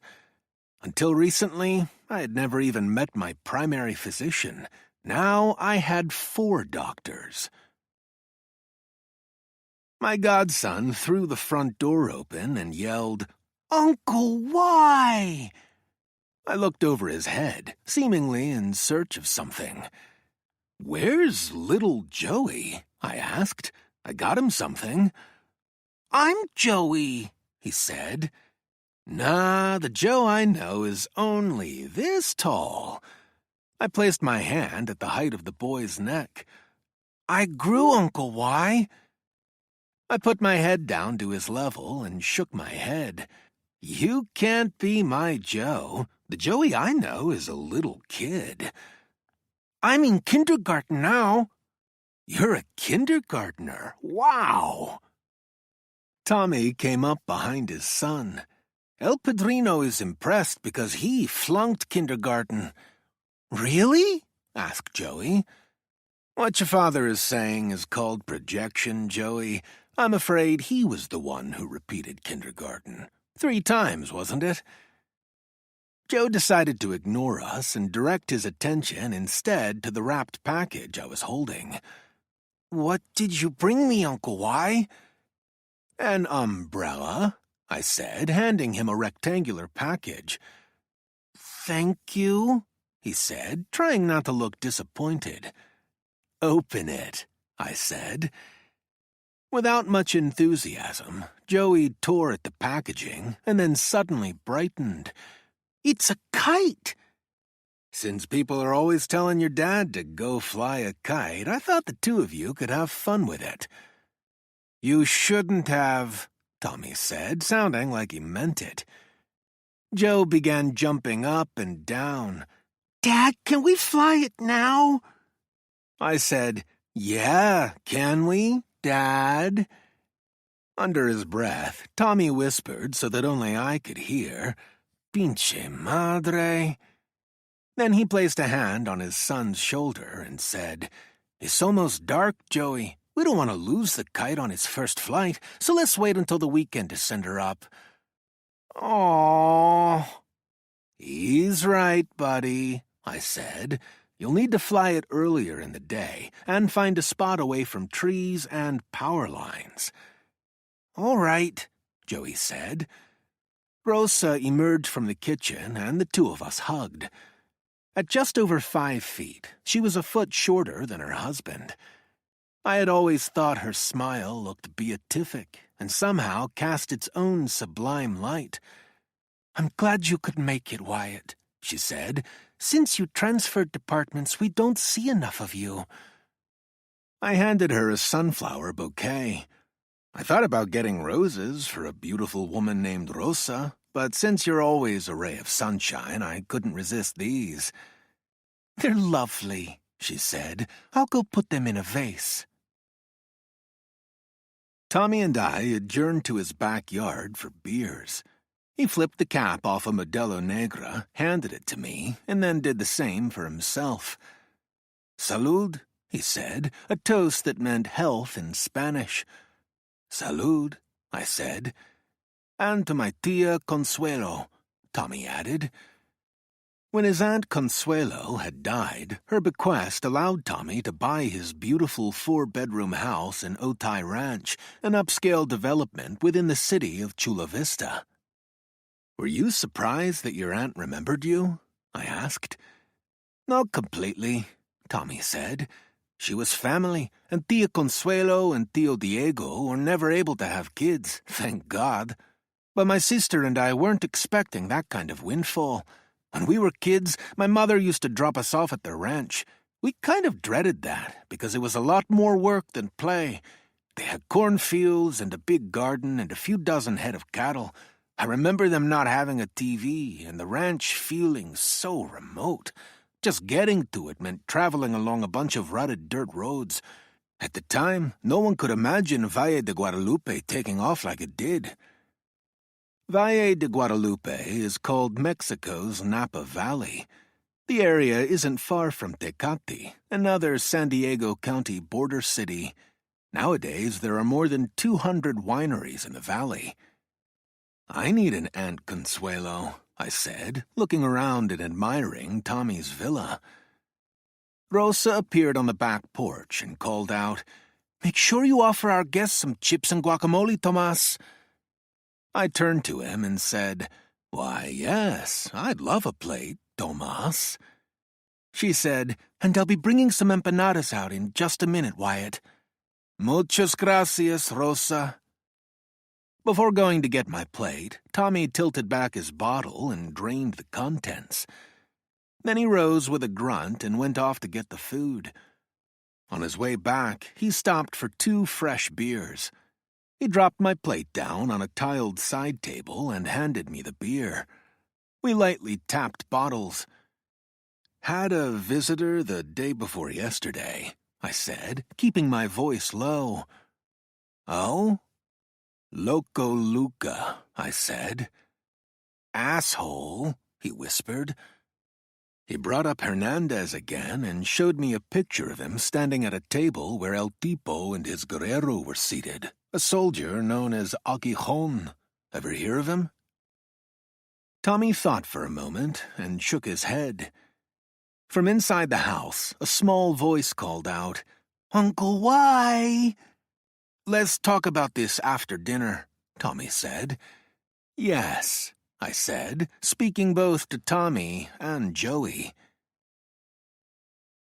I leaned back in my chair and patted my stomach. There had been a Caesar salad with pepitas, a seasoned corn on the cob called elote, and Rosa's famous chile rellenos. "How do you do it?" I asked her. "My mother taught me you must cook with love," she said. "I'm sure love is an important ingredient, but what you do is magic." "It's actually very simple," Rosa said. "You cook the poblano chilies over a flame, remove their skin, and stuff the peppers with Oaxaca cheese. Then you make your egg batter, fry them, and finish up by drizzling crema over them." "Are you sure you only have brothers, Rosa?" "Alas, yes. Growing up with 4 older brothers was not easy. But Tomas tells me there's a woman in your life. I told him she was welcome to join us tonight, but he said she couldn't make it." For a moment, I was confused about a girlfriend I knew nothing about, but then remembered Tommy's recent speculation about my dating life. Instead of dispelling the rumor about my imaginary girlfriend, I decided to play along. She could be useful in sparing me from commitments. "No comment," I said. Tommy and Rosa gave one another a look. "See?" he said. Come on, Wyatt, Rosa said. I don't want to jinx the relationship, I said. Jinx? She asked. Gafe, Tommy translated. Oh, jinx, Rosa said, and began nodding her head. That's probably wise, but I don't want you to hide her away from me. I won't, I said. Although I suspected that in a few weeks Tommy would be telling his wife that things hadn't worked out between me and my erstwhile girlfriend. Rosa stood up and extended a hand toward her son. Joseph, come with me. Let's leave these two to talk. Do I have to? He said. I'll soon be taking the flan out of the oven, she said. Don't you want to be the first to get some? That got Joey to his feet, and mother and son started off. Given any thought to having another kid? I asked. Tommy raised an index finger to his lip and said, Shh. He looked in Rosa's direction to see if she'd heard my remark, but she and Joey were busy with their own conversation. Rosa's more than ready, he said. You're not? Things are complicated, you know, down south. A few years ago, Tommy had taken up with a woman who lived in Tijuana and fathered a girl. I thought that was over. It was supposed to be, but... But what? He looked around, made sure no one was in the area to overhear, and said, She's pregnant again. Shit, I said. I can't end things with her until after she has the baby. Once that happens, I'll set something up for her and the kids and end it. I whispered, Rosa still doesn't know? I've managed to keep it from her, thank God. You're nuts. You could lose Rosa, Joey, everything. I know, he said. I love my family, but I love Ana Sofia as well, and my little jewel Isabella. I raised a hand his way. No names, I said. I've told you before, the less I know, the better. My bad. Tommy explained his absences from home on work. On one occasion, I became unwittingly involved in his deception. A concerned Rosa called me about a wildfire burning in Chula Vista and wanted to know if there was any way I could get word to Tommy at his stakeout. After we finished talking, I texted Tommy, giving him a heads up, and warned him he better not ever expect me to be his fucking beard again. He squeezed my shoulder with one of his big hands. Quintessential Tommy.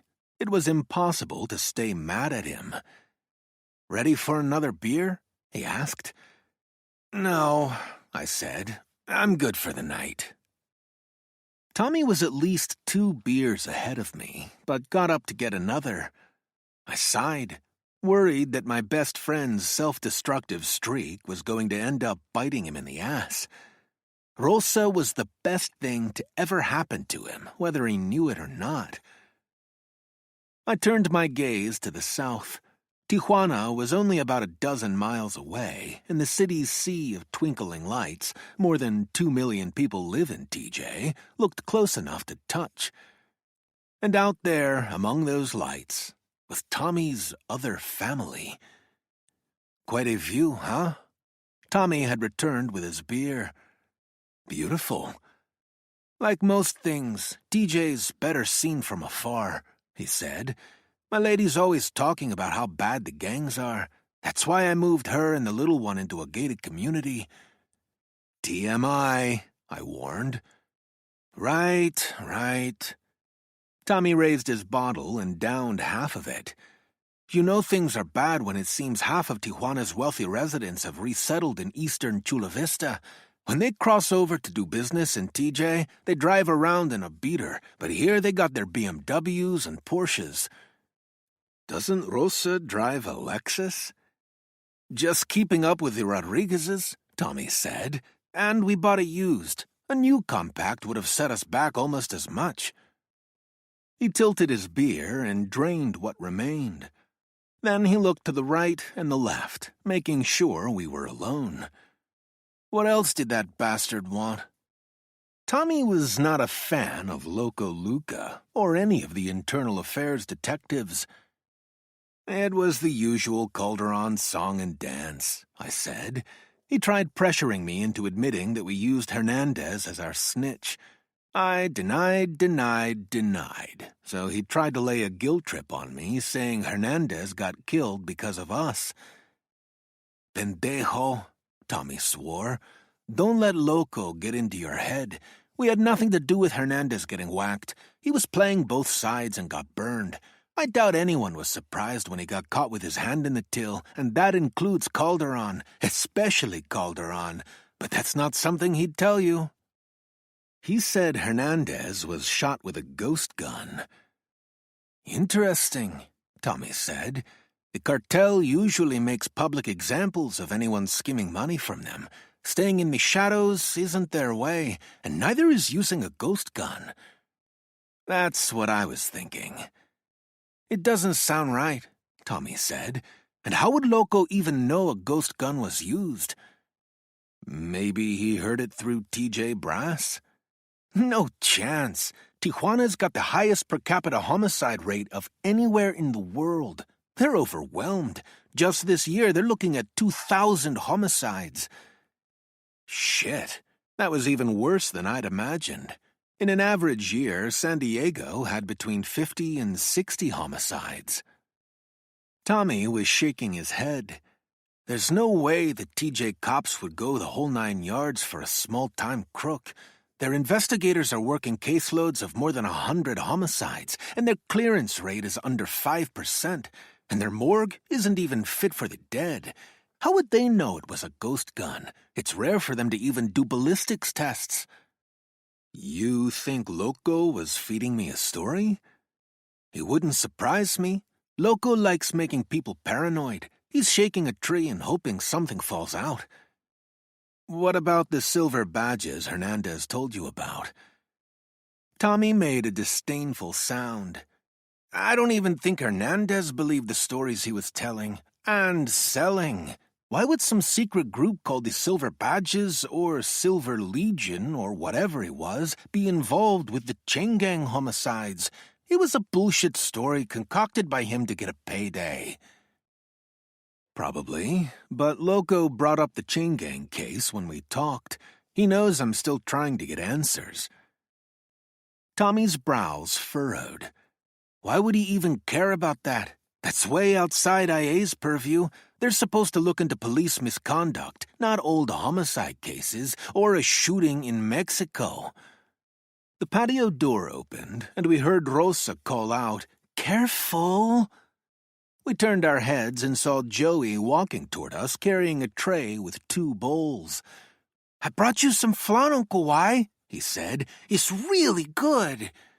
"Thanks, buddy," I said, pretending enthusiasm. Chapter 14. June gloom's coastal clouds began to descend over San Diego during my drive home. When I pulled into my driveway, I decided it was too dark and too late to check on Lenore. My talk with Tommy had left me feeling unsettled.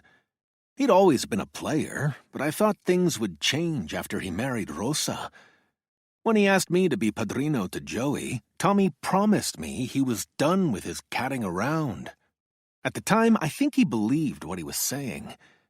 Hearing the news about his girlfriend's second pregnancy made me feel like crap.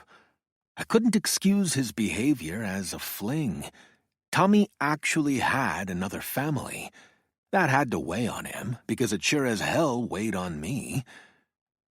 As good as Rosa's food had been going down, it was now talking back to me. Worry and rich food aren't a good combination, especially when combined with a terminal illness. I grabbed a can of seltzer water, hoping the carbonation would settle my stomach.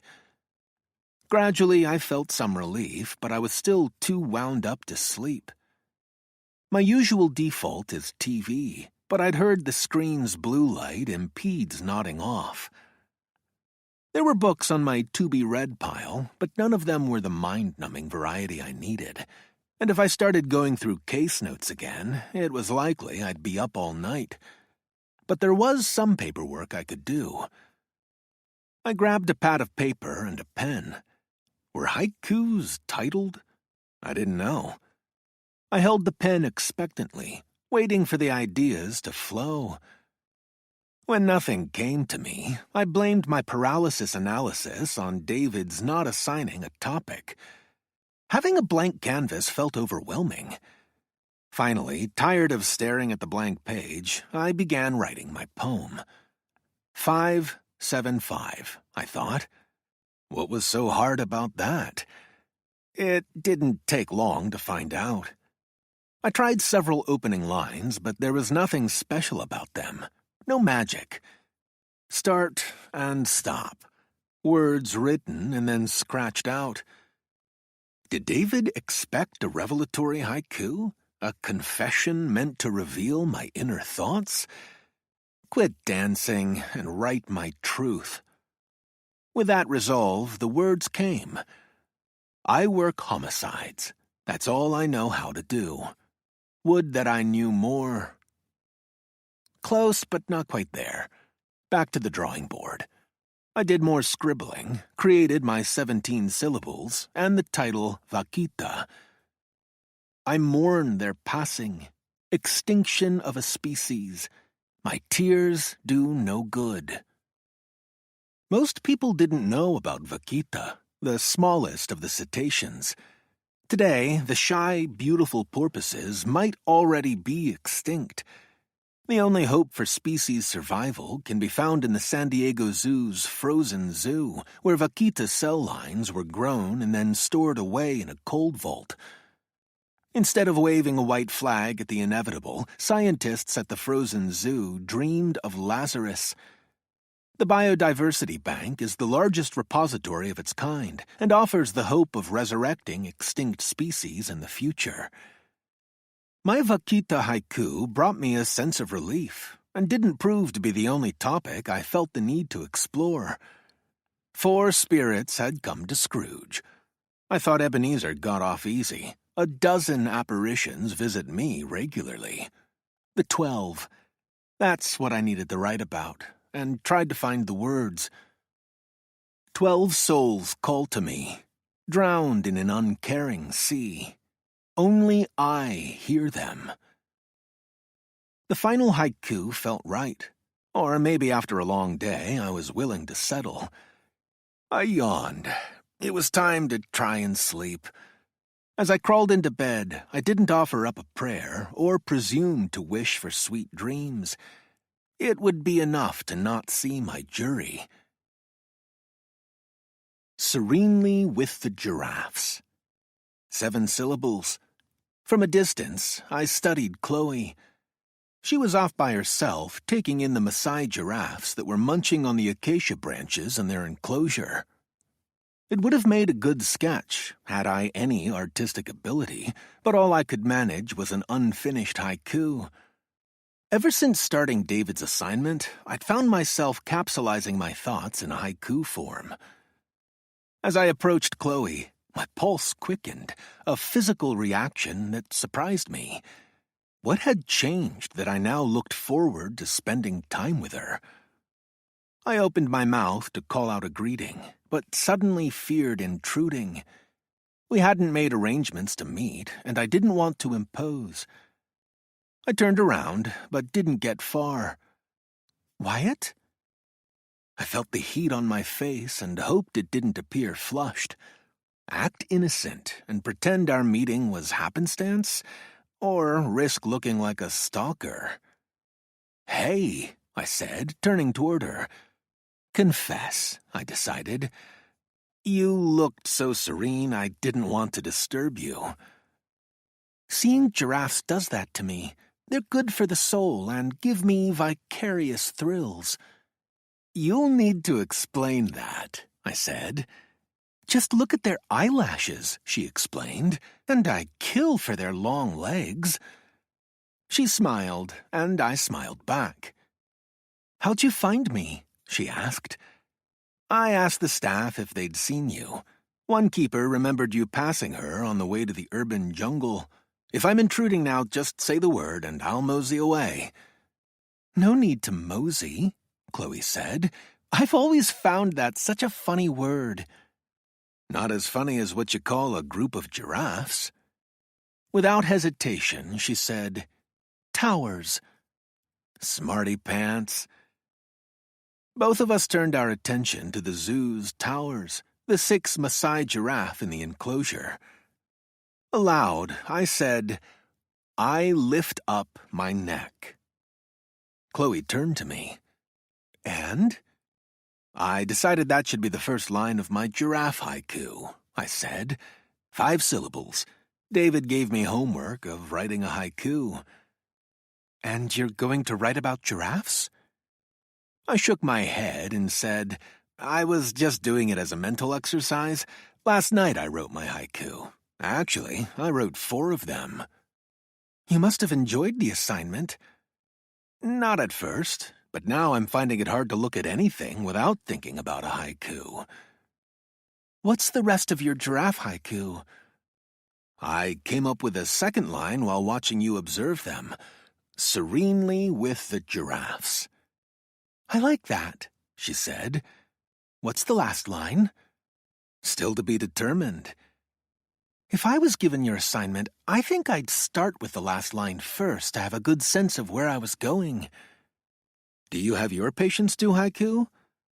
"No," she said, "and it's not something I've heard of other therapists doing, but seeing as how it inspired you, it's something I might consider." We turned our attention back to the giraffes, and I thought we'd exhausted the topic of haikus when Chloe announced, "Heads reaching for clouds." "Excuse me?" "The closing line for your giraffe haiku." "Heads reaching for clouds," I said. "Now that I hear it aloud, I'm having doubts," Chloe said. "It doesn't quite capture the sense of awe I get watching them." "Doesn't Heads Reaching for Clouds say that?" "Maybe, but I'll probably perseverate all day trying to improve on it." "Perseverate?" "It's a word mental health professionals love to use. Basically, it means a repetitive action or thought." "I don't want you to perseverate," I said, test-driving the word. "Maybe you should just write your own giraffe haiku." After a moment's thought, she said, "Feeding a giraffe. There's my opening line." That was fast. "Have you ever fed one?" I shook my head and she said, "You're missing out. It's incredible. They have 20-inch tongues." "Sounds like you have your second line," I said, and we both laughed. We went back to watching the giraffes eat, and I couldn't help but focus on their snaking tongues. "I doubt you sought me out to discuss poetry," she said. "I didn't, but maybe I should have. I guess I wanted to thank you for helping me get an appointment with David. In addition to having me write a haiku, he also insisted on my making appointments with all my specialists." "So what you're telling me is that you made good on your promise, and it's time for me to do the same." "You did say something about trust and quid pro quo." She nodded and said, "You're right. And you're right, I haven't been able to put what happened in the past behind me." "It would have been hard for even a saint to do that." "And I'm far from that," she said. "The truth is, I've had a private investigator working my case for the past 2 years." "He's been looking for Stu?" "She has." "Has she turned anything up?" "I think it would be best if you asked her that yourself. I'll call her later today and find out if she'll talk to you, but I should warn you that she's not a fan of local law enforcement." "Is there a reason for that?" "A number of reasons, I'm told, but that's something best heard from her." "What kept you from telling me you have a PI working the case?" "That's a good question," she said. "Do you have a good answer?" "I do, but not one I want to share at this time." Chapter 15. Aloha and I were the only ones at our cubicles. He was working a fatal hit-and-run case that had happened 8 years ago. He'd been on it for months, cultivating one contact in particular. "You know you'll feel a lot better doing the right thing, Anna. Imagine if you were the mother and that was your kid run down in the street. Wouldn't you want justice?" Aloha waited out her response. "You might be right about him being a nice guy, Anna, but he did drive off and leave that poor kid to die. That's not right, and you know it." Once again, Aloha heard her out. "We know he did it, but we need your help to finish building our case. Are you a religious woman? Do you believe in God?" When she concurred, he said, "Then clearly you know right and wrong. Do me a favor. Talk to your priest and ask him what you should do. I'm thinking he's going to tell you to get right with God." He listened to her response and said, "Okay, that sounds good. I appreciate you talking with me, Anna. I'll call you again soon. Bye-bye." Aloha hung up and looked at me. I've almost got her to the finish line. It's been inch by fucking inch. Isn't it always? Her boyfriend was driving her car and claimed he hit a fire hydrant. He promised to get the bodywork done, but somehow her car ended up in a chop shop. That's when he proposed to Anna and got her to report the car as stolen. Fast forward to now. The marriage never happened, and our driver's taken up with an old flame who lives a few blocks from where the hit-and-run happened. Anna's now thinking he was probably at her place the night the accident happened. "Sometimes justice is a long time coming," I said. "Sometimes there's justice, and sometimes there's just us." That was a line cops had been using for a long time. Aloha said, "In our line of work, crooks, drugs, druggies, and dumbasses equal job security." My cell phone rang, and an unfamiliar number came up. I picked up anyway. "Lake."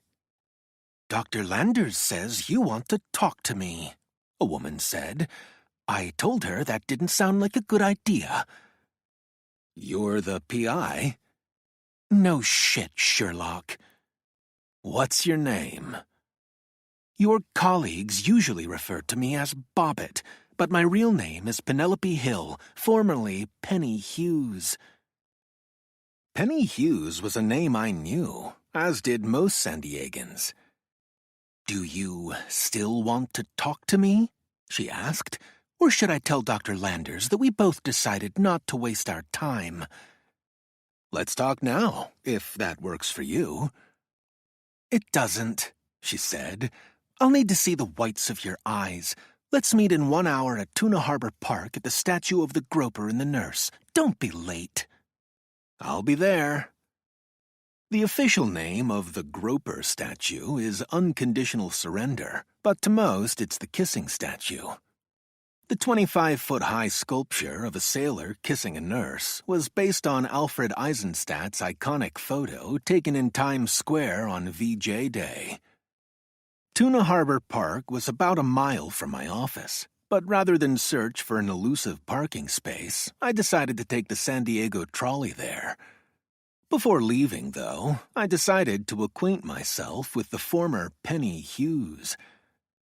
Her trial had been a cause célèbre, a he-said, she-said slugfest that pitted husband against wife, but what went on in the courtroom didn't compare to what had transpired outside of it.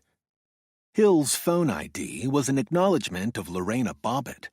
At the time of her arrest for attempted murder, it was reported that Penny had tried to emasculate her husband, as Lorena Bobbitt had once done. The case provoked a media frenzy, as well as a slew of jokes.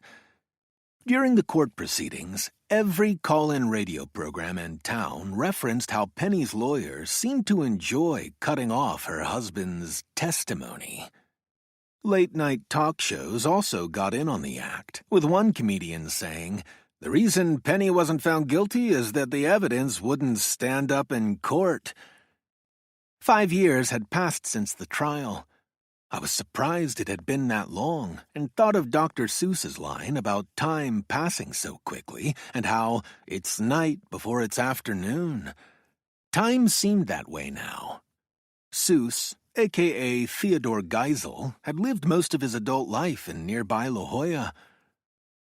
Inside and outside the courtroom, both husband and wife had tried to portray themselves as the wronged victim. Bradley Hughes claimed his wife had become unhinged and histrionic and had attacked him with a kitchen knife, an encounter that left him with severed genitals. Penny told a very different story. She alleged Bradley had raped her, something she said he'd done many times before. She insisted the sex on the night in question was non-consensual. He said it was. Penny also claimed that for years she'd been a frequent victim of her husband's physical, sexual, and psychological abuse, which had left her depressed and suicidal. According to Penny, she was so traumatized after her husband's sexual assault that it was a struggle for her to even get out of bed. Penny went to the kitchen, pulled a chef's knife from its block, and then took a seat at the breakfast table. While she claimed to be deep in thought, she said her husband crept up from behind and attacked her. Penny said he slammed her head on the table and then threw her to the ground, where he began kicking her viciously in the ribs. According to her testimony, she screamed for him to stop, but instead of deterring him, he grew aroused by the beating. Naked, he stood over her and demanded that they do it. As he lowered himself toward her, Penny claimed she acted without thinking, grabbing the knife on the floor and swinging it upward. The blade cut his testicles. Bradley Hughes had a different version of events. He claimed he was asleep in the bedroom when his wife came at him, cursing and waving a knife. After managing to throw her aside, he ran to the living room and said he was trying to escape when he stumbled over a pile of laundry and fell to the ground. As he tried getting up, he said his wife brandished the knife and screamed, "I'm going to make you a gelding." That was the most repeated line from the trial. Depending on the teller, it was often accompanied by hoarse sound effects. I continued to scroll through the stories. None of them were recent, and my search for what happened to Penny Hughes after she received a not guilty verdict didn't yield any results. Penelope Hill's name did come up when I conducted a private investigator license search with the California Department of Consumer Affairs. State records indicated Penelope had been a practicing PI for the past 2 years. As the doors to my trolley opened at the Santa Fe depot, I took off at a trot. Normally, it's a 5-minute leisurely walk to Tuna Harbor Park and the kissing statue, but since I was running late, I did it in half that time. I was breathing hard when I reached my destination. There were maybe a dozen people milling about, but I didn't see Penelope among them. My mistake was that I was looking for someone who resembled the notorious Penny Hughes. I scanned the faces a second time and saw a woman frowning at me. I approached her and said, "Penny?" Her frown deepened. "Penelope?" "Sorry." At the time of her arrest, Penny Hughes had been a plus-sized woman with long blonde hair. Penelope Hill had short brown hair and the figure of someone who was serious about her physical training. She was wearing the kind of athletic garb that wasn't for show, but for go. "Can you talk and chew gum?" she asked, "or do we need to sit for you to input notes into your electronic notebook?" "Walking and talking works for me, seeing as I don't even have an electronic notebook." She said, "Just so you know, I'm taping our conversation. I don't trust cops." "Record away." She started walking without looking back. I hurried to catch up. "For the record, I'm here voluntarily," she said.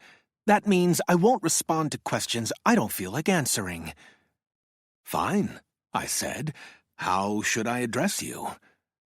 "Anything but penny, bitch, or cunt works." "How do you know Dr. Landers?" "She was my therapist." "For how long?" "I first started seeing her before the trial." "And when did you stop seeing her?" "Around a year after the trial," she said, and then asked, "Were you late because you were reading up on me?" "I thought I made it on time." "You were 5 minutes late. Admittedly, for a cop, that's good. The detectives who worked my case were chronically late, or prone to canceling interviews at the last minute. That was their way of screwing with me." I had a passing familiarity with the detectives she was speaking about. They were not SDPD's best. "I'm sorry I was late. And yes, I was reading up on you." "Find anything interesting?" "I think what interested me most was how you managed to drop off the radar after your trial. And going from being an insurance customer service representative to a private investigator was also surprising." "After my arrest, I was fired from my insurance job. That was probably the best thing that ever happened to me. The only reason I was working that job is that my former rapist husband used my employment as his personal ATM." "How did you select Dr. Landers as your therapist?" "Her specialty is trauma therapy, and I was in desperate need of her services." "But now you work for her as a PI." "Only in an unofficial capacity." "But you have been working her case." "I've made some inquiries." "What am I missing here?" "Sounds like lots," she said. "Then why don't you bring me up to speed?" "What you didn't read in the media accounts was just how debilitated I was after years of abuse. I could barely function after my arrest, and since what little money I had was going to my lawyers, Dr. Landers took me on as a pro bono patient. When we started our sessions, I was basically catatonic. With patience and kindness, she helped me find my way. That made all the difference during my trial. She helped me find my voice and come to the realization that for too long I'd been a victim. I was fortunate the jury believed me." I nodded, but said nothing. My silence seemed to amuse her. "In the court of public opinion, I know most men will always think I'm guilty," she said. "SDPD and the opposing lawyers assassinated my character and spun the story that I was a witch with a knife. The truth is that after being raped that night, I went and got a knife to kill myself. The only reason I didn't succeed is that I was so completely drained I couldn't even move. As I sat trying to work up the energy to commit suicide, it already felt as if I was dead. If my rapist husband had come along 5 or 10 minutes later than he did, he would have discovered me bleeding out." "But you found the will to live when he attacked you." "No," she said. "It was only after working with Dr. Landers that I found the will to live. That night, I reacted out of instinct. Something in me refused to get raped for a second time in one evening. I swung the knife blindly."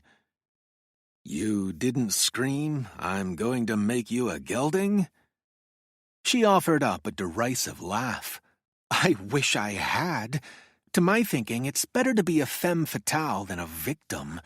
As I tried to tell the police, my husband wouldn't have sustained his injuries if he hadn't tried to violate me again. And despite what the media reported, his wounds were mostly superficial. His penis remained intact, which I think is a shame. In my mind, castration is an appropriate response to rape." "I've often thought the same thing," I said. She pulled up short, coming to a stop to stare at me. "Are you just saying that?" I shook my head. Neither one of us said anything for a minute. Each of us retreated into the scenery around us.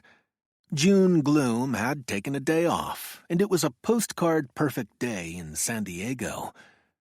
I found myself looking across the water to the USS Midway Museum. The converted naval aircraft carrier is a popular tourist spot. During the almost half-century it was commissioned, 200,000 sailors called the ship home, but for the past 20 years it's been a floating museum. Penelope followed my gaze. "Did you serve in the military?" I shook my head. "For a long time, the Navy was a sacred cow in this town," she said. "It was untouchable and had an outsized influence on our community." "Do you think Dr. Lander's attacker was associated with the military?" I asked. "I wouldn't be surprised if that was the case," she said. "Based on what?" "For one, the numbers would suggest that likelihood. The Naval Training Center was a huge complex back in the day, with more than 130,000 uniformed personnel assigned to it. And Dr. Landers gauged the age of her attacker as being in his mid-20s, which also lends credence to that theory. There was also the proximity of NTC to the sports arena." "Dr. Landers said her attacker had long hair." "There were 30,000 civilians working on base who weren't subject to the Navy's grooming standards, but that's not to say the attack couldn't have been carried out by someone who was active duty.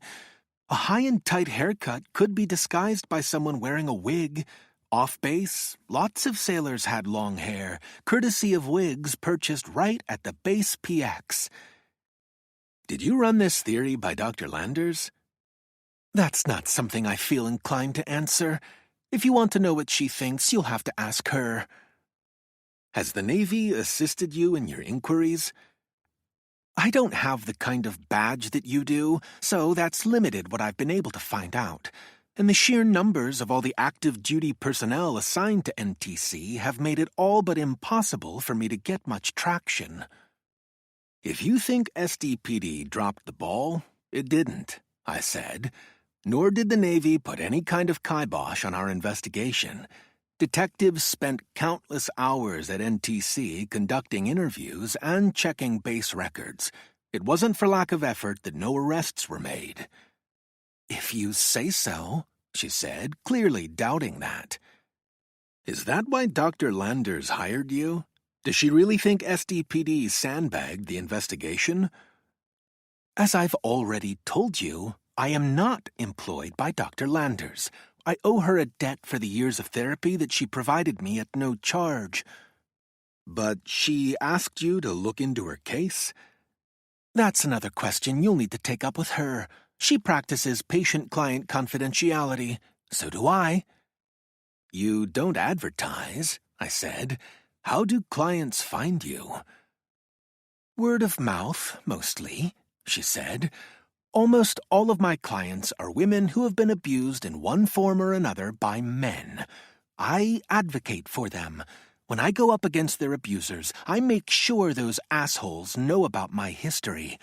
Normally that's not something I advertise, but for them, I find it useful to be known as a castrating bitch."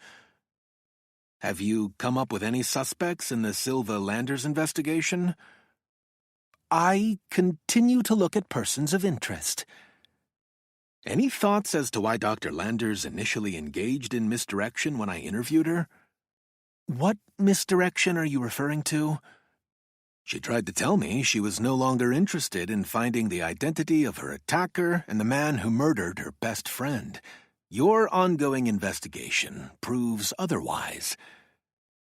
Penelope stared at me without answering. "No comment?" I asked.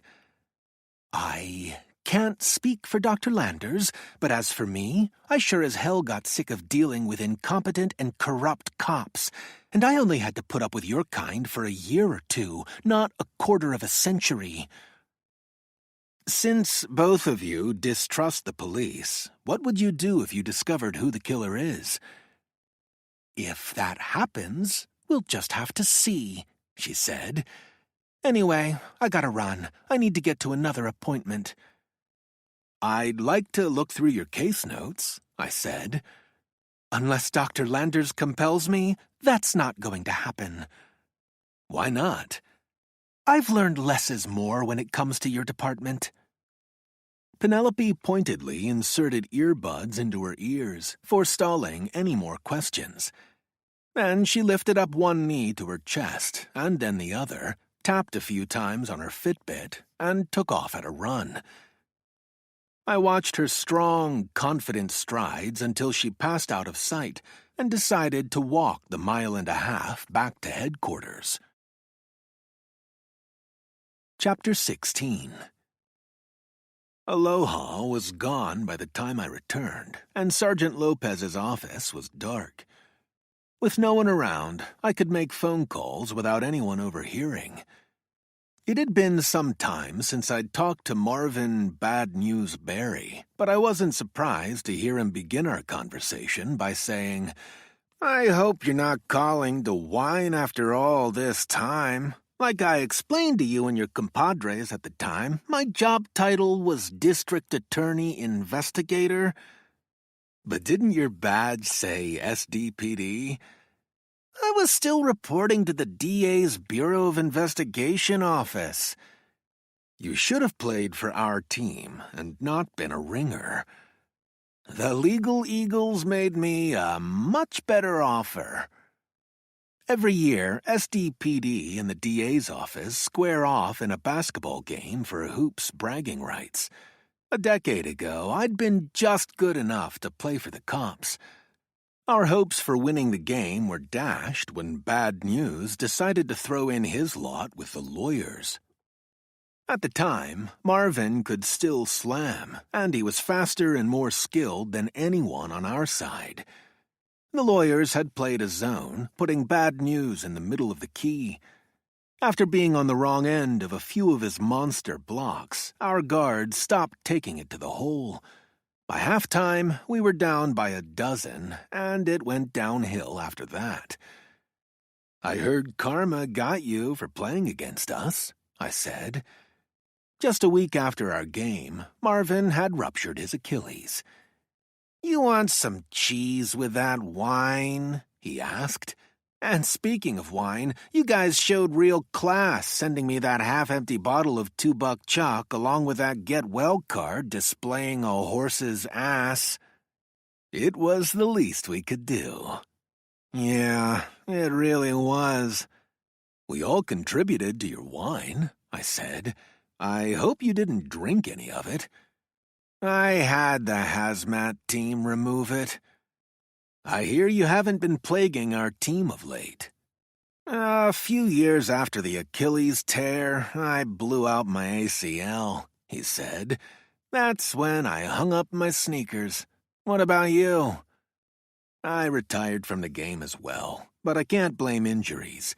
Age and ineptitude did me in." "No one beats Father Time." "He's undefeated," I agreed. "Anyway, I didn't only call to bust your balls. There was a situation that happened down in Mexico that I'm trying to get some information on, and I remembered that the DA's office has an investigator who works full-time as a liaison with Mexican law enforcement." "Ricky Cortez," Marvin said without hesitation. "Enrique is essentially our office's ambassador to Mexico. He interfaces with liaisons from CHP, DEA, and the FBI. "Interfaces," I said, pretending to be impressed. "Maybe you played for the right team after all." "I'll try and use one-syllable words so you can follow."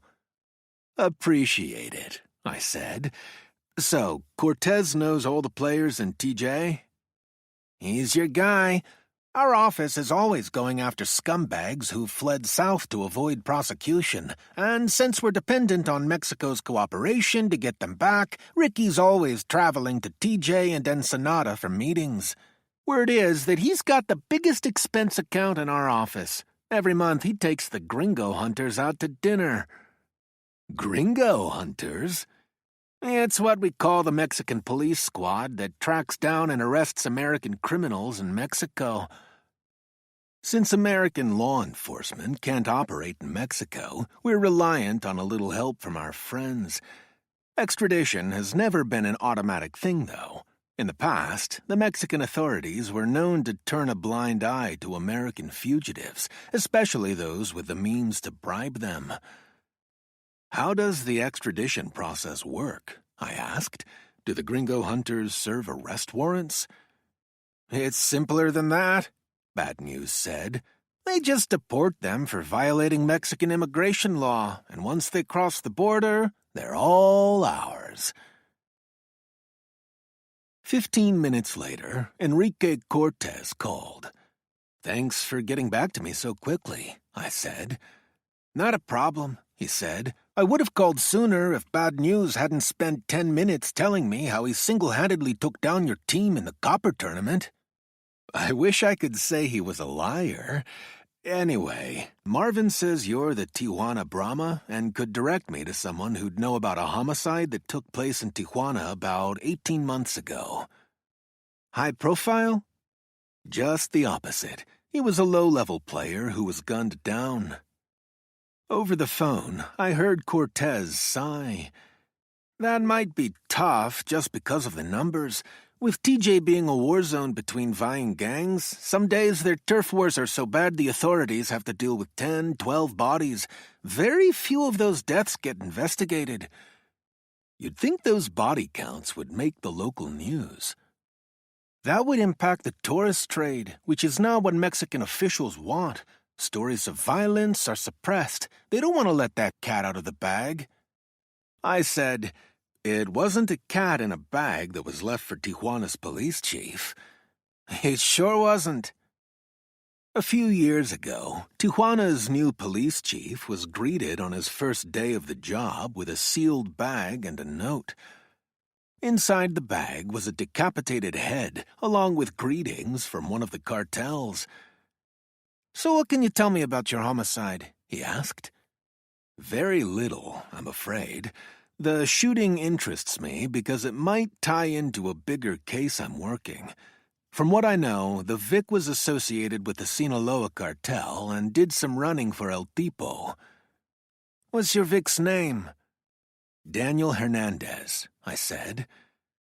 I heard faint sounds of a pen being applied to paper. "Any idea how old he was?" "Early 20s. "When was he shot?" "The December before last." I was reluctant to mention that Hernandez had been shot with a ghost gun for fear of the information getting back to Calderon. If possible, I wanted my investigation to stay in the shadows. "Do you know where in TJ the homicide occurred?" "Afraid not." "If there was an investigation, it would have been conducted by the Judiciales," Cortez said. "The Judiciales are their detectives and work for the prosecutor's office. But since this sounds like a low-level killing, it was likely handled by Tijuana's Policía Municipal. I regularly have lunch with one of their jefes, an assistant police chief named Domingo Sanchez. If you want, I can text him with your contact information and tell him you're looking for any information they have on Hernandez." "How's his English?" "He speaks it just fine when it suits him." "Is he trustworthy?"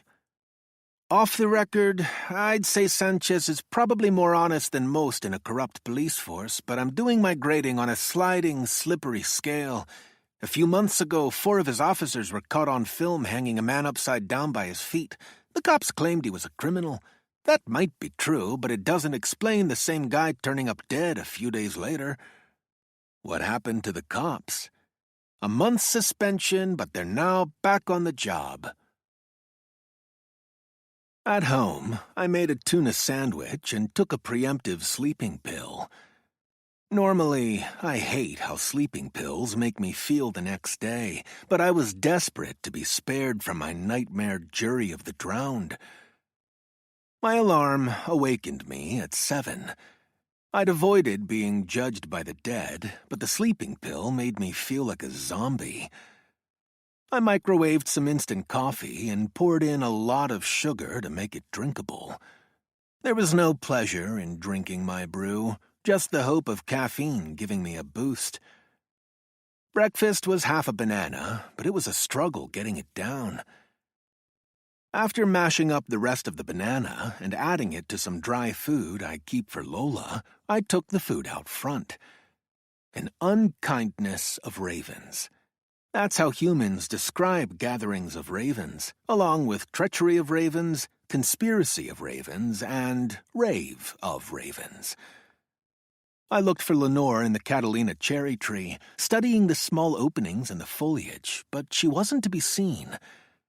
The tree was native to Southern California, but anyone hoping to use the cherries in a pie would be sorely disappointed, seeing as they consist of big stones and little else. Birds aren't as picky as humans, though, eating the cherries and then dispersing the pits in their droppings. The food I'd previously left Lenore was gone. Whether she had gotten it or another critter had dined, I couldn't be sure. To improve the chances of her getting the food, I decided to leave the banana bowl in a crook of a branch. "Lola! Lola!" Janice's voice alerted me to the Shepsky streaking my way. As I bent down and collected dog kisses, a wiggling Lola carried on an excited conversation with me. Huskies like to talk. A coughing Janice, wearing a bathrobe and slippers, joined us. She said, "Excuse the outfit, but this one conned me that she had to go so she could throw herself at you. Hussy," she added, and began coughing again. "Maybe you should have that cough looked at," I said. "I hate going to the doctor." I found myself nodding, thinking of my own doctor's appointments scheduled later that day. Lola tried getting to the bowl I was holding. "Not for you, Lola," I said. "You feeding that crow again?" Janice asked. "That was the plan." "He gives me the willies," she said. "I took Lola out yesterday afternoon and heard this muttering. I'm looking for where the sound's coming from when I heard this evil laugh. I'm talking mwa-ha-ha-ha, but worse. It scared me shitless when I suddenly realized it had to be the crow. I would have thrown a rock at that bastard, but he stayed out of sight." I did my best not to smile. I'm sure that was scary, but it's not unheard of for ravens to talk. Believe it or not, they're in the songbird family. Just go to YouTube and you can find videos of them speaking. They're quite the mimics. "I'll bet that Snoop's listening now." I'm sure you're right.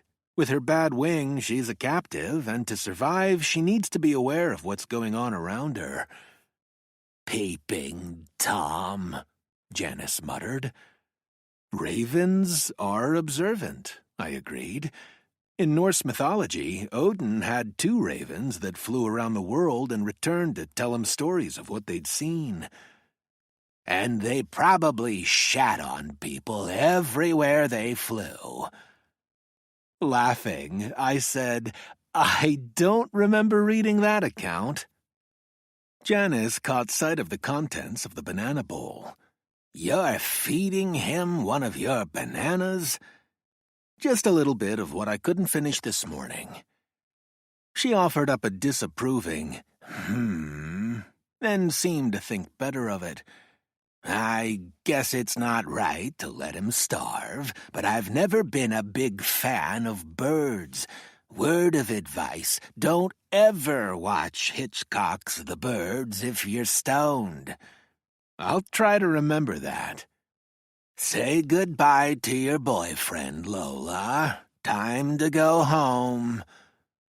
Instead of complying, Lola stayed with me. When Janice reached her yard, she looked back, placed 4 fingers in her mouth, and whistled. As Lola went running to her, another noise filled the air, the sound of a loud, wet cough. Janice made a hand gesture of horns to ward off the evil eye. "Damn bird," she said, coughing. Another cough came from on high, a perfect duplication of Janice's hack. Without turning around from her retreat, Janice raised her arm and gave the bird to the bird.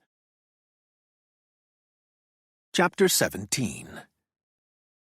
I spent the morning working from my cubicle while hoping to hear from the TJ Comandante, but that didn't happen before I had to leave for the first of my medical appointments. Although Daniel Hernandez had been Tommy's and my unofficial CI, I'd had little contact with him. Hernandez's English was just a bit better than my Spanish, so it had only made sense for him to communicate through Tommy. Neither Tommy nor I had ever looked into Hernandez's death. It was easy to believe if you live by the sword, you'd die by it, but Calderon saying he'd been shot with a ghost gun made me want to take a closer look into his death. Hernandez's talk of the silver badges also needed further investigation. Was it possible that Hernandez's asking about the chain gang homicides had gotten him killed? My phone alarm went off, telling me it was time to leave for my first doctor's appointment of the day. The Grim Reaper, I learned, doesn't only wear a black robe. Instead of wearing a cowl, Dr. Levin had on a white lab coat, and he wasn't holding a scythe but a tablet. He had short gray hair, was about 60, and must have learned in his years as an oncologist that it was better not to sugarcoat his message. "You have stage 4 cancer," he said. "What that means is your cancer has metastasized to other parts of your body." There was no stage 5. There was only the exit stage. "I'm afraid your tests rule out any possibility of our attempting a pancreatico-duodenectomy," he said. "English?" I said.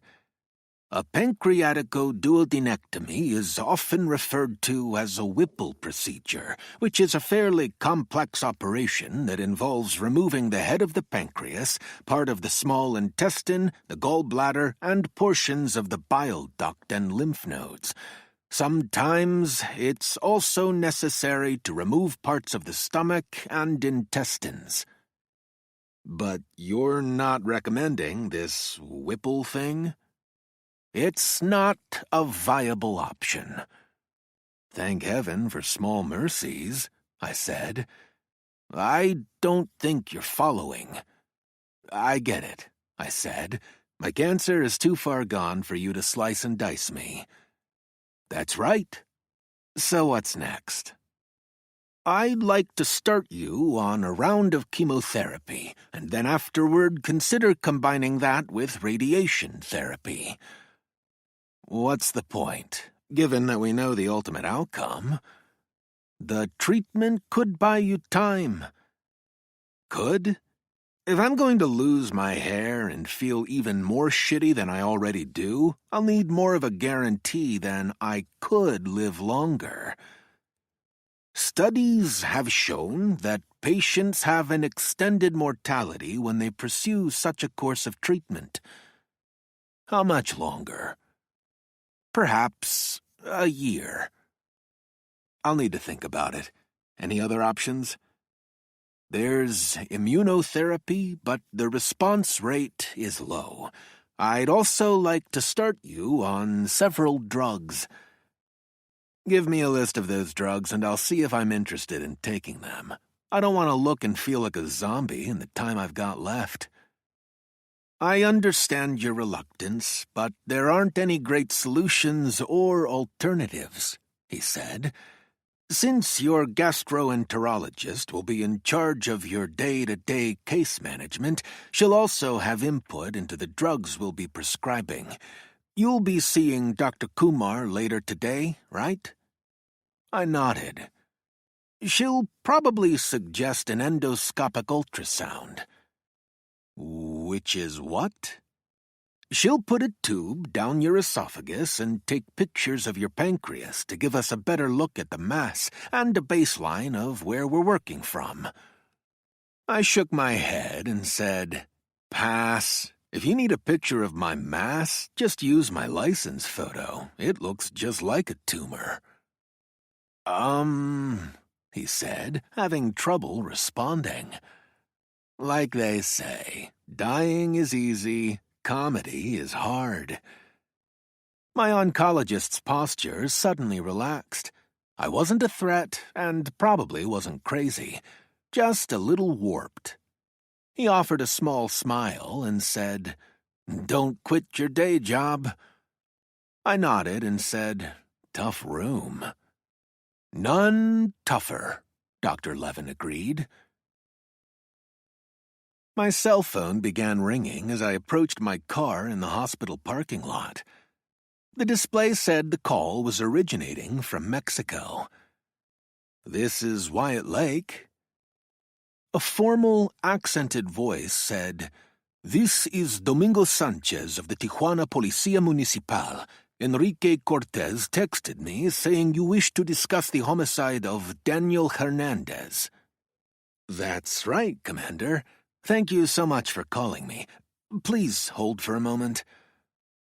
Luckily, I wasn't far from my car. I ran to it, jumped into the driver's seat, and pulled out a pad and pen. "Thank you," I said, doing my best to not sound breathless. "Hernandez's name recently surfaced in a case I'm working, and I wondered if you had a file on him, or could tell me anything about his death." "And what case is it that you're working?" Sanchez asked. I had hoped to finesse the conversation without revealing anything of import. That wasn't going to happen. "The chain gang homicides," I said. He said, sounding skeptical. "I thought your federal government was in charge of that investigation." "They are, but I was on the homicide team originally assigned to that case and continue to work it unofficially." The sound came across as even more mistrustful. "And what connection have you found between Daniel Hernandez's death and the chain gang homicides?" "Nothing specific, but I was told his death might not have been as straightforward as originally thought." This time I didn't react to his skeptical note. After a few moments, he spoke. "And what about his death was suspicious?" he asked. I responded with a question of my own. "Do you know if an autopsy was performed on Hernandez?" "There was no autopsy. The report I have says he was buried in a fossa comune, which means—" He paused, trying to come up with a translation. "Pauper's grave?" I suggested. "We call it a common grave," he said. "He was buried in the Municipal Pantheon 13 cemetery, along with several others." "Does that mean no one claimed his body?" "Correct." "Where was the body found?" "In eastern Tijuana on a dirt road." "I was told that El Tipo had him killed for skimming." "There was that speculation, but who knows? As we like to say, Cristal takes no prisoners." Cristal was the Spanish word for methamphetamines. Most of Tijuana's homicides resulted from drug trade turf wars. "So there wouldn't have been any ballistics tests done on the bullets that killed him?" "None. Why do you ask?" "I was told Hernandez was shot with a 3D printed ghost gun." "That is news to me. Who told you this?" "An SDPD detective," I said. "I would like to know how he obtained that information." "So would I, but I didn't tell him that." "I can ask, but he might not tell me for fear of losing a source. This detective also showed me a picture of Hernandez standing at an outdoor table where El Tipo and Aguijon were seated." "And you're curious as to who took this picture?" "Yes. Was someone on your force monitoring El Tipo and taking pictures of his associates?" "I am not aware of any surveillance having taken place. As for Hernandez, he was not, what's the expression, on our radar." Judging by the voices I could hear in the background, the commander was busy, and I decided not to tie him up any longer. "I appreciate your taking the time to talk with me, Comandante." "Pero por supuesto," he said. At a drive-thru, I ordered a shredded chicken burrito, and while waiting for it, sent Tommy a text with the message, "It's about time we caught a Padres game." 10 minutes later, Tommy responded to our long-standing prearranged signal. "Hey," I said, "remember that ghost story I told you the other day?" "Sure do," he said. Tommy knew I was talking about the ghost gun. Our speaking in code was probably silly, but while working the chain gang case, we'd gotten into the habit of communicating cryptically. I'm still not sure if there's a good explanation for the ghost. In fact, I talked to an expert down south who seemed skeptical of the picture evidence, a jefe. How did that conversation come about? I got a referral from a friend. The jefe said he knew of no surveillance of our guy or his better-known associates, and there was no autopsy on their end. Maybe the ghost story was made up. Ghost stories usually are. Word to the wise, Tommy said. I wouldn't go around talking about ghosts. It sometimes brings out other evil spirits. Watch your back, amigo. You too. 5 hours later, the sun was going down as I drove home after my second medical appointment of the day. Usually I unwind by listening to music, but today I rode in silence, thinking dark thoughts. This is as good as I'll feel for the rest of my life, I thought. It didn't seem like a cause for celebration. Dr. Kumar had unwittingly made me feel particularly vulnerable. Her large brown eyes and gentle manner had disarmed me. In her presence, I hadn't resorted to my usual defense mechanism of gallows humor. We discussed options for my treatment. None were good. At least Dr. Kumar believed in an aggressive approach to palliative care. Pain meds weren't going to be a problem. I will do everything in my power to not let you suffer, she told me. Remembering that started my waterworks. As tears rolled down my cheeks, I angrily wiped them away. I was mad at the world, mad at the hand dealt me. What was coming down the pike scared me.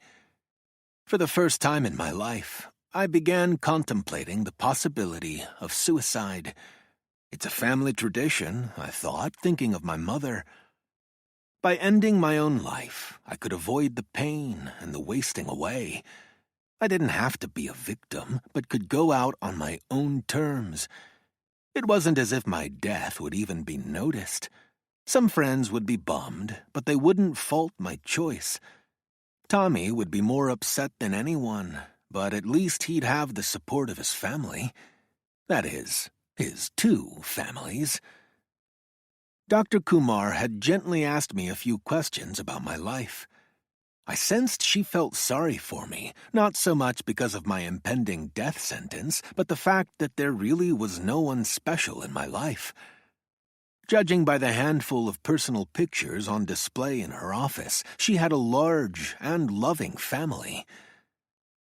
I took a deep breath, then asked myself the Hamlet question. To be or not to be? My inner jury was still out. But what about the other jury, the 12? Maybe it was time they haunted someone else. It wasn't only the dead who needed justice, though. I thought of Chloe Landers, with her canary-yellow wheelchair and blue Morpho racing gloves. Thinking about her gave me a momentary respite from the darkness. During Chloe's encounter with evil, her best friend had been murdered and she'd been mutilated, but that hadn't killed her spirit. I needed some of her never-give-up moxie. It was semi-dark when I arrived home and parked in my garage. As I exited my car, I heard the sound of a door being slammed shut and looked up to see a figure in a black hoodie standing outside the passenger door of a dark SUV parked across the street. He stood there, motionless. Sitting in the driver's seat, I could make out the silhouette of a second individual. On-duty detectives are supposed to carry their firearms, a rule some cops like me choose to ignore when it doesn't suit them. Today, I'd stored my Glock in the trunk's car safe to avoid the hassle of carrying it into my appointment with Dr. Kumar. It was still there. The SUV was parked in the darkest spot on the street. I was pretty sure the vehicle didn't belong to any of my neighbors. The figure in the hoodie continued to linger outside the SUV. I thought about retrieving my gun from the trunk, but decided not to bother. Still, I wasn't ready to close the garage door and retire inside my house. A few months back, cars on my street had been hit by thieves going after catalytic converters. Maybe that's what these two wanted. Time to stroll to my mailbox, I thought. Take a little look-see. I was halfway up my driveway when the SUV's engine turned on. Instead of getting back into the vehicle, the passenger in the hoodie came out from behind it and began walking toward me. His hand reached under his sweatshirt and pulled something out. An accented male voice called out, "I got a message for you." I saw a glint of metal and decided it was a message I could do without. The man was holding a gun. As he raised his arm, I swerved to the side, trying to put the cherry tree between me and the line of fire. He continued his advance, but suddenly stopped at the sound of a loud, hacking cough. Hoodie Man swung his head from side to side, looking for the source of the noise. I took the opportunity to sprint for refuge, but my attempted escape didn't go unnoticed. I heard a muffled percussion and then the sound of a bullet shattering glass. Behind me, a dog began to furiously bark. I swung my head back for just an instant and saw the shooter spinning around, trying to level his gun at the source of the barking. As I ran into the garage, I heard a car door open and a voice calling out, "Vamos!" Moments later, the SUV raced away. My heart was pounding, but at that moment I knew one thing for certain. To be. Chapter 18. Tommy sat in an easy chair across from me. He'd been my first and only call since the gunshot. He said, "When I warned you to watch your back, I wasn't expecting something like this." "I'm not sure if the shooter meant to kill me or warn me," I said. "Splitting hairs, aren't you? That's like those pendejo wife-beaters saying, 'I didn't really hit her all that hard.' If someone's shooting at you, they're shooting at you." Before the shot was fired, the shooter said, "I've got a message for you." I'd say a bullet is a pretty unmistakable message.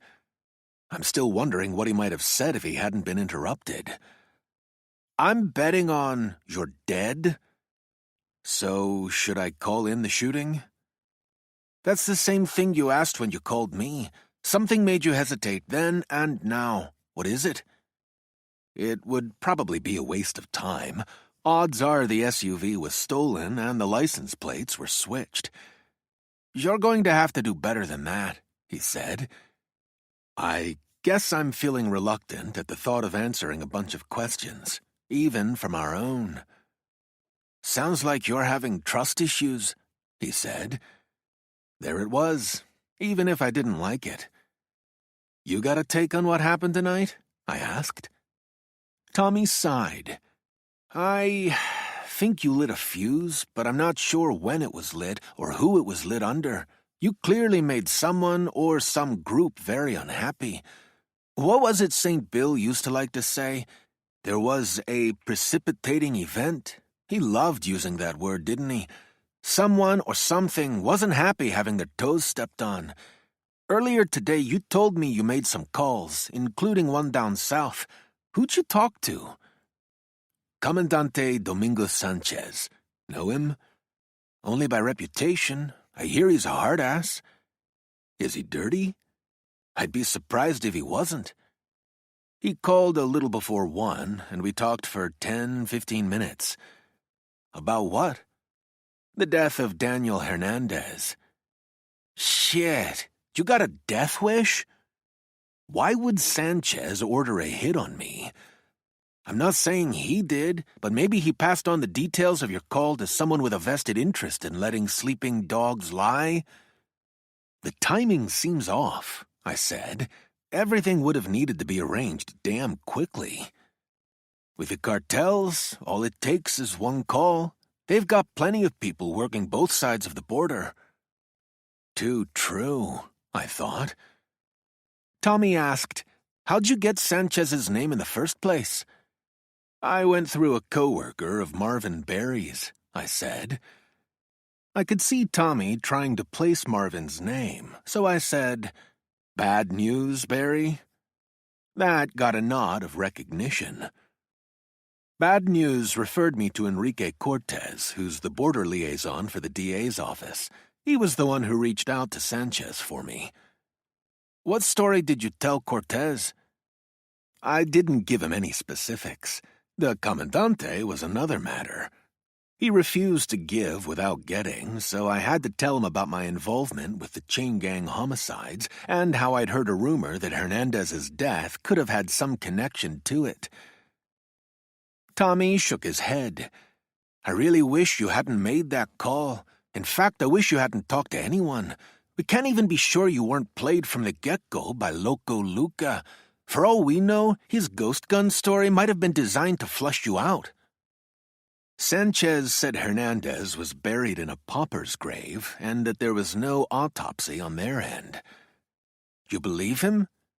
It sounded right. "Well, assuming Luca's story isn't another one of his lies, it means he's got people down south willing to do things like fish bullets from a body. Or maybe he knew about the ghost gun because he was the one who ordered the hit on Hernandez in the first place." That sounds like a conspiracy theory. Just because I'm paranoid doesn't mean they're not out to get me. In fact, weren't you the one who suggested there might be some kind of SDPD departmental intrigue when it came to our investigation? The chain gang homicides got everyone on our team imagining things. Said by the man who tonight ended up being on the wrong side of a silencer. I didn't respond. Tommy said, "That's the real reason you didn't call in the shooting, right? You weren't sure what you should reveal or who you could trust." It was crazy for a cop to be thinking like that, and yet I found myself nodding. Before leaving for work the next morning, I tried to make good on my debt to Lenore, gathering together a bounty of raven offerings. I approached her cherry tree, bearing gifts. Since I couldn't spot Lenore, I spoke to the tree. "I caught some slugs and snails for you. They tried making a break for it, but they couldn't outrun me. For now, they're corralled. Better get to them before they escape." Reaching into a bag, I pulled out my gastropod bowls and distributed them along some low-hanging branches. Then I listened for any sounds from Lenore, but she remained silent. I continued speaking to her tree. "I also dug out some big white grubs for you. I know they're juicy because I gathered some small sticks and made kebabs." Stepping back from the tree, I held up my impaling handiwork, hoping Lenore would take notice of my efforts. Whether she did or not wasn't clear, but I suspected she was watching and listening. "Anyway, I'm placing your kebab skewers among the bark. It ought to be a hell of a scavenger hunt for you." I began distributing the kebabs with the verve of a raven Santa Claus. As I worked, I didn't hear any hacking cough or barking. Lenore was keeping to herself. When I finished, I called out, "Bon appetit." Then I walked back toward the house, pausing just long enough to use the hose to wash my hands of grub guts. Although Chloe and I hadn't made plans to meet up, she came wheeling up to me at the Galapagos tortoise exhibit. "Lunching with the tortoises?" she asked. "It's a quiet spot," I said. "I think it's not as popular as other exhibits because most people equate watching tortoises with watching paint dry." I hope you don't mind my intruding on you, she said. Since I haven't seen you lately, I wanted to check up on you. I'm here for inspiration, I said. I needed to see that slow and steady can win the race. I would have asked you to join me, but I got the sense you needed a break from me. I needed a break from my past. Maybe I should practice what I preach. I tell my clients not to escape their past by avoiding it, but by accepting it. I imagine that's easier said than done.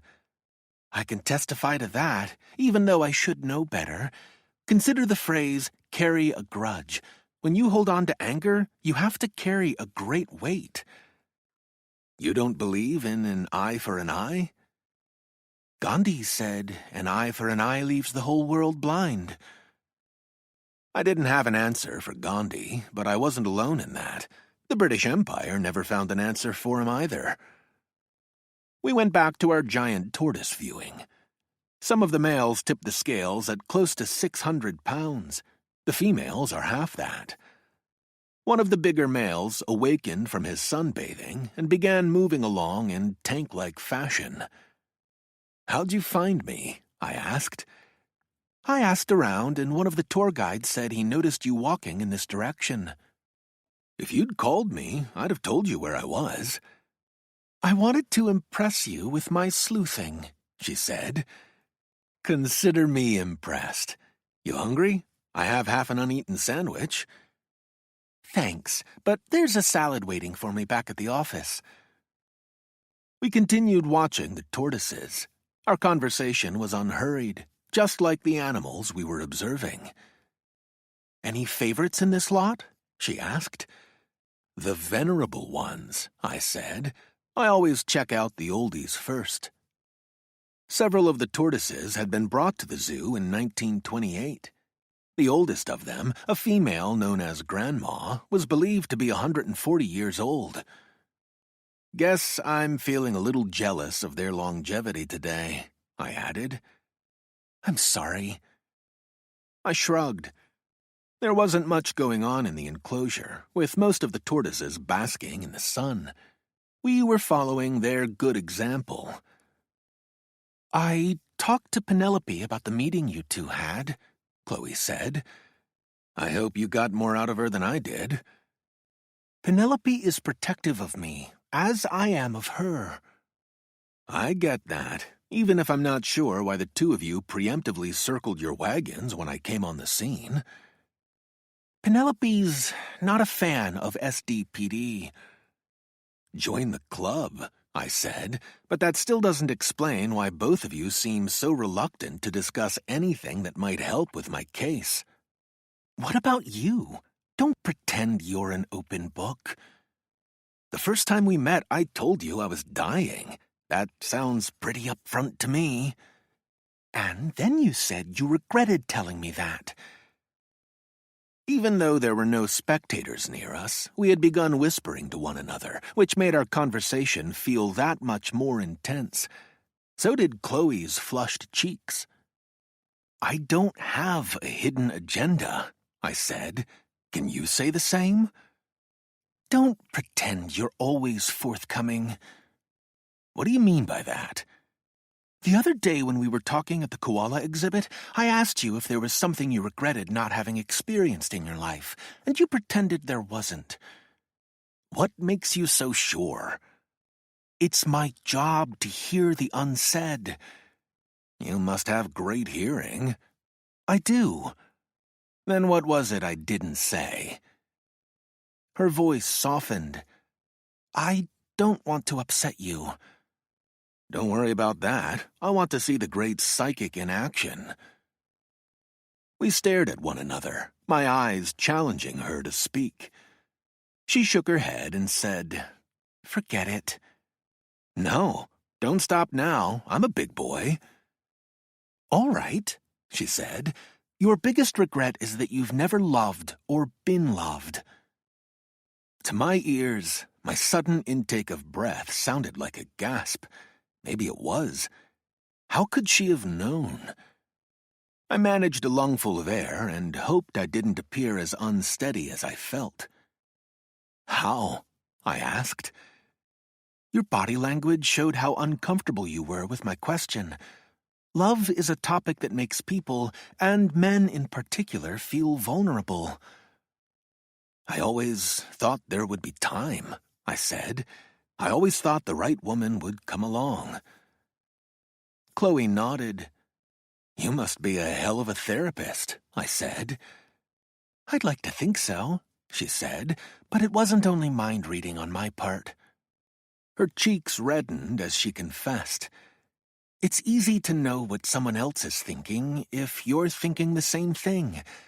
When I watched you struggle with my question, I knew why it was difficult for you, as your discomfort mirrored my own. We share the same regret. Thanks for telling me that. I know you didn't have to. We managed a small, intimate smile for one another. Chloe's cheeks returned to their normal color. How about joining me for dinner tonight? I asked. I'm not sure which of us was more surprised. The words had just come out. Dinner? She said, not immediately answering. I'd like that, but I have some misgivings. Such as? Whenever we're together, it always feels as if you're on the job. Being constantly put on the defensive makes me uncomfortable. So, you need me to not be a cop for an evening? Chloe nodded. Done, I said. If you join me for dinner, I promise to be a civilian and not a cop. That means no questions relating to your case. Thank you. Anything else? Would it be all right if I pick our restaurant? Sometimes dining out can be a nightmare for the disabled. I'm happy to let you choose the place. Anything else? We split the check. Okay by me. We went back to looking at the tortoises, watching in companionable silence. Finally, I asked, Have you ever come here late in the day? Chloe thought about that and shook her head. I don't think so. I rarely visit at any time other than midday. Same. But for whatever reason, I found myself here one day just before closing time, and it was the damnedest thing. One of the keepers came out and used a cowbell to call the tortoises into their barn. A cowbell? You really need to be here to see it and hear it. He took this cowbell and started whacking it with a stick, and with the clanging sounds, these plodding tortoises suddenly came to life, making a break for their barn. The charge of the tortoises? That might be overstating it, but they did amble with purpose. To the call of a cowbell? I'm assuming what the tortoises were hearing was the dinner bell. More cowbell, she said. That got a big smile out of me. You know that skit? It's a classic, she said. Will Ferrell and Christopher Walken had performed the skit on Saturday Night Live. Ferrell and his bandmates were playing the song Don't Fear the Reaper, and Walken kept insisting, It needs more cowbell. Life could always use more cowbell, I said. Chapter 19. We didn't linger at the tortoise exhibit, with work demands claiming each of us. Our conversation was light as we made our way out, with no mention of our dinner plans, and I wondered if Chloe was having second thoughts about it. As we passed through the zoo's exit, I said, Should we talk about tonight? Let's find a spot where we don't have to shout, Chloe said. We moved away from the crowds. I was half expecting Chloe to say she had reconsidered dinner, but instead she said, Are you good with Italian food? More than good. And do you mind eating on the early side? I actually prefer it. Give me a second, I'll get us a reservation. Chloe began tapping into her phone, then looked at me with a satisfied nod. All done, she said. We have a 6 o'clock reservation at the Old Piedmont Restaurant in Point Loma. Know it? I know of it, but I've never dined there. You're in for a treat then. It's street parking, but since we'll be eating early, there shouldn't be any problem finding a space. You should wear a coat because we'll be dining outdoors on the back patio, but they do have heat lamps. Thanks for doing the organizing, I said. See you at 6, she said. Chloe managed a small wheelie, and I watched Tweety Bird fly away. I arrived at the restaurant 15 minutes early and regretted not having had the opportunity to change my clothes. Most of the male diners were wearing the casual attire of jeans and polo shirts. I removed my tie, slipping it into the pocket of my blazer, doing my best to not look like a cop. The longer I'd been on the force, the tougher that was. It's not even a date, I told myself, or at least I didn't think it was. I decided to wait out front. At a little past 6, a scowling Chloe came wheeling along the sidewalk. I hoped her frown had nothing to do with me. When she saw me, she said, "Sorry I'm late. I didn't expect the disabled parking spots to be taken." She gestured toward the 2 spaces in question. In one of them was a Jeep Grand Cherokee, and in the other a Toyota Tacoma. "Just a second," I said, walking over to the vehicles. The Jeep had a California disabled placard hanging from its rearview mirror, but not the Tacoma. With Chloe watching me, I did a full circle around the truck, making sure I wasn't missing anything. Then I checked the signage. The disabled parking spaces were well marked, as were the penalties for those parking there illegally. "The truck doesn't have a disabled sticker." "Shocking," Chloe said. "Gambling in Casablanca." I smiled at her reference, and to show it hadn't gone over my head, hummed a few bars from La Marseillaise. "Excuse me a moment," I said, moving a few steps away to make a brief whispered call. Rejoining Chloe, I said, "If you want to repark, I have a feeling a spot will be opening up before too long." "And how do you know that?" "It's probably better I don't say, but I'm assuming you've had to deal with situations like this before." "Too many times," she said. "And on each occasion you probably asked, 'Where's a cop when you need one?'" "I might have said that 1 or possibly 200 times. Tonight, there's no need for you to say it."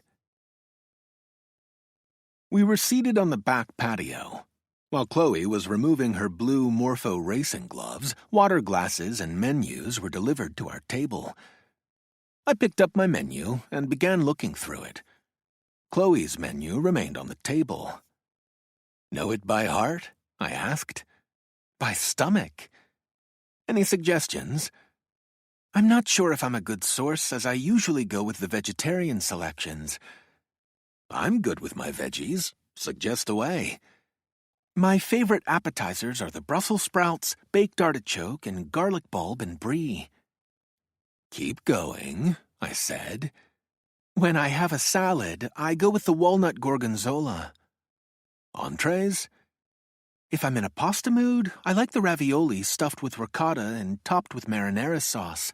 And if I'm leaning toward having pizza, my favorite is the fig and pear." "Fig and pear pizza?"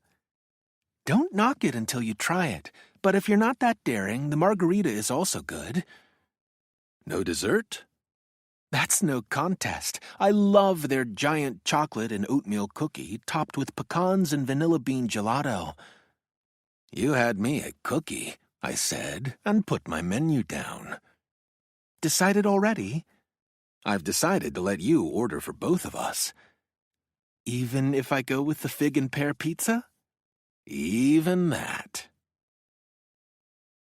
We'd been seated for 15 minutes when we became aware of loud cursing. Neither of us even tried to hide our smiles. I said, "I'm guessing he just learned that not only is he on the hook for a $250 parking fine, but also has to pay towing and impound fees." "I shouldn't be enjoying my schadenfreude as much as I am," Chloe said. "I don't know what that means, but I assume it has something to do with getting payback." "Schadenfreude means deriving pleasure from the misfortune of others." "Derive away. He deserves your schadenfreude, and then some. A little birdie told me he also has some unpaid parking tickets. We heard more shouted curses.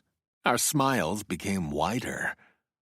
"Thank you," she said. "For what? Officially, I didn't do anything. I was off duty and just happened to call a friend on the force, where I might have mentioned the illegally parked vehicle." "Could you get in trouble for what you did?" "For having a conversation with a friend? No.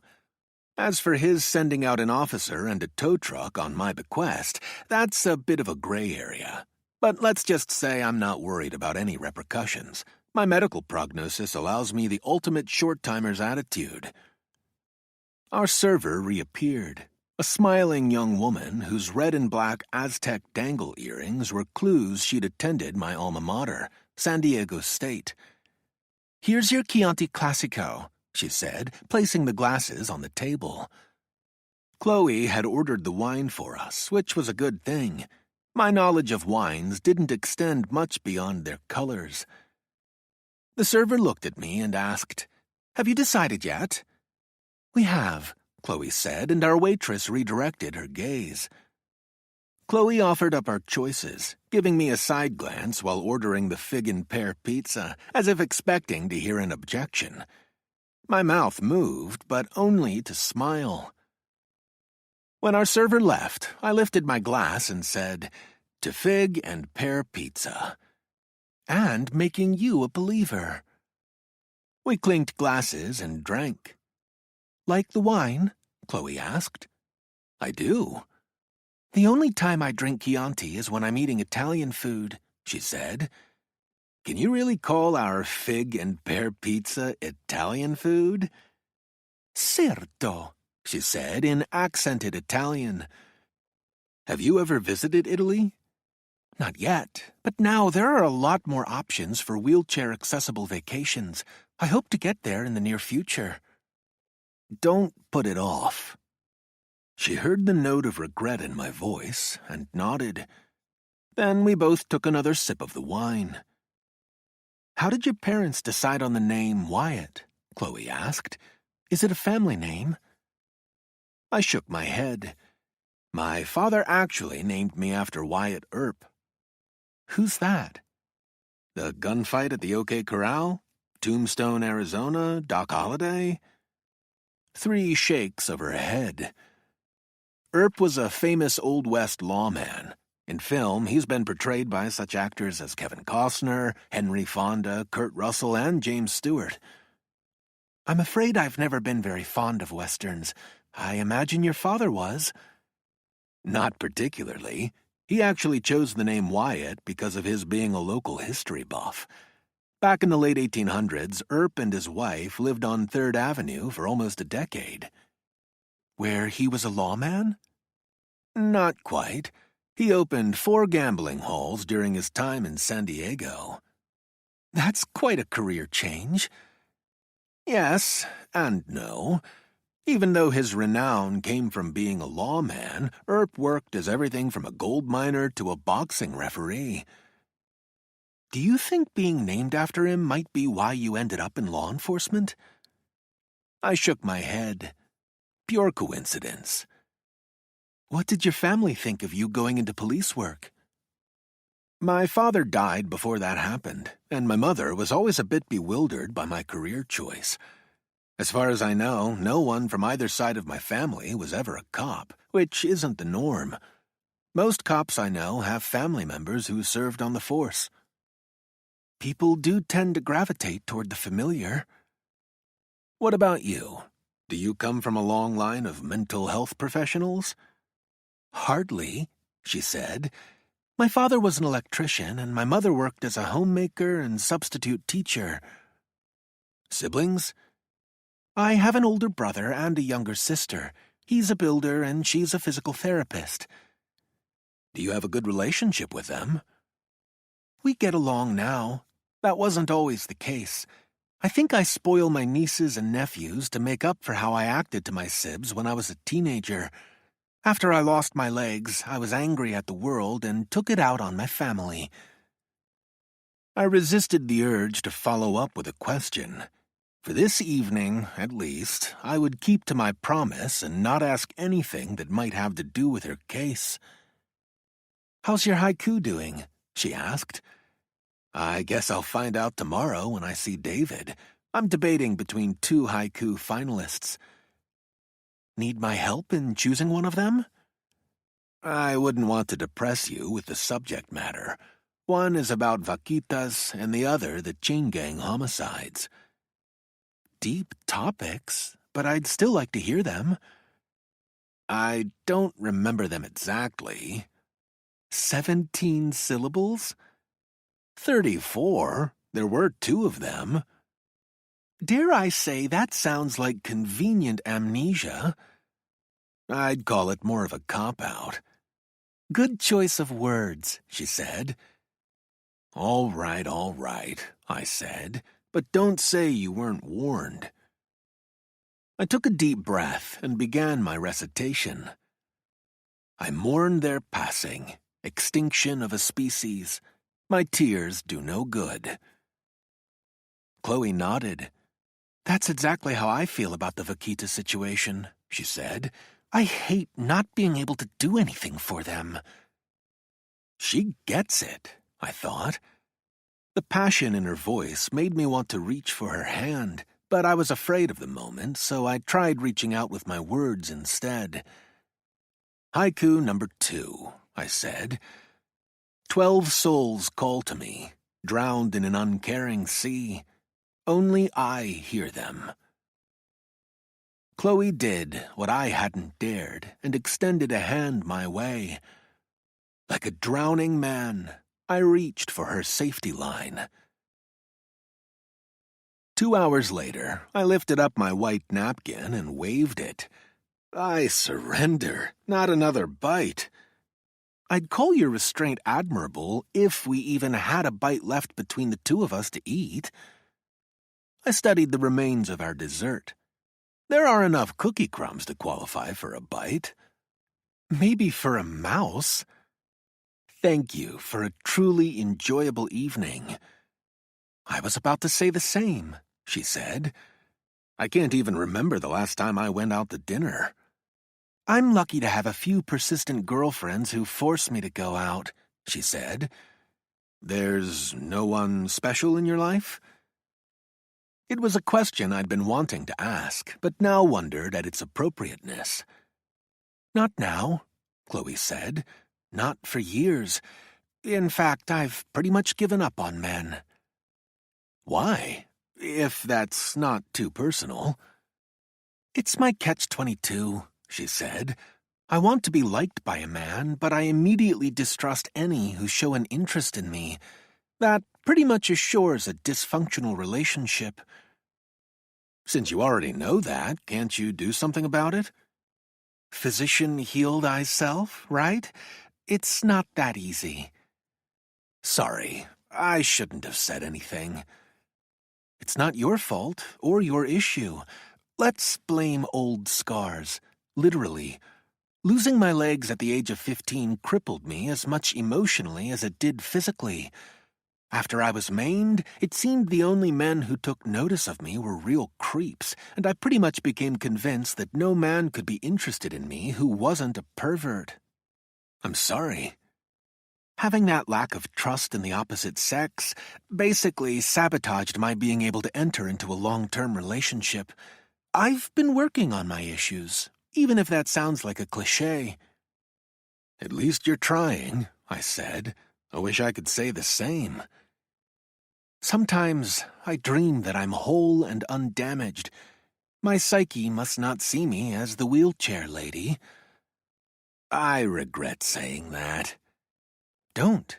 That's how you saw me, and that's what made it easy for you to look past me. As odd as it sounds, I found that reassuring. You didn't have a savior complex, and you weren't a deviant who had a thing for scars or a maimed woman." "I'm looking at you now," I said. She met my gaze and said, "I'm glad." Chapter 20. Despite my jogging, I couldn't keep up with Chloe as she wheeled toward her car. Not fair, I called. I don't have wheels. Pick up the pace, she said. I'm in training. Next year, I'm entered in the San Diego Rock and Roll Marathon. For real? Cross my heart. In that case, I'll be eating popcorn on the sidelines, cheering you on. She slowed down, letting me catch up with her. I'm shooting for 2 hours and 45 minutes. For 26 miles? 26.2 miles. That's fast. The best wheelchair marathoners, and I'm certainly not one of them, beat the times of world-class runners by half an hour or more. Chloe came to a sudden stop. Damn it! What? My car's left front tire is flat. We drew closer to survey the damage. I bent down and ran my finger along the tire, locating a gash. Do you have a spare? The car didn't come with one. It's a deep cut. I doubt if roadside assistance will be able to patch it. In that case, I'll have the car towed to a tire center. Why don't I just give you a ride home? The tire shops are closed, so forget about getting a replacement at this hour. And by letting me help you, I won't feel so guilty. What do you have to feel guilty about? I suspect our scofflaw decided to get revenge on the person he thought had him towed and targeted your car because of its disabled placard. That still doesn't make it your fault. Tomorrow, I'll see if security footage in the area shows who did this, but for tonight, I'd like to take you home. I don't want this evening to end on a bad note. I'm not about to let a first-world problem ruin my night. Then take me up on my first-world solution? She thought about it for a moment. Okay, I will. Thank you. We followed the coastline of San Diego Bay, taking North Harbor Drive toward Chloe's Fifth Avenue condominium in Bankers Hill. The body of water was mostly hidden in darkness, a presence felt more than seen. Chloe lowered her window partway down and inhaled deeply. I love that smell, she said.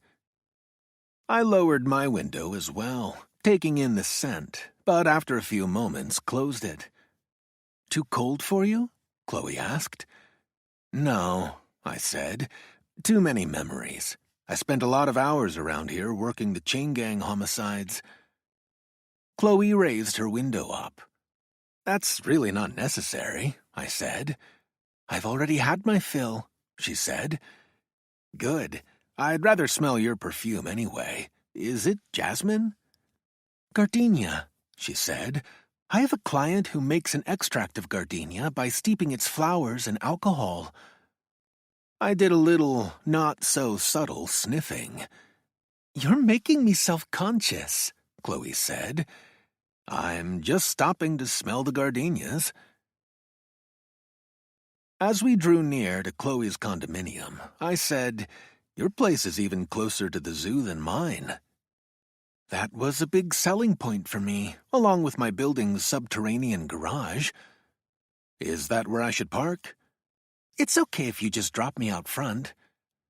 I'd like to walk you to your door. There's really no need for that. I live in a security building with a lobby attendant.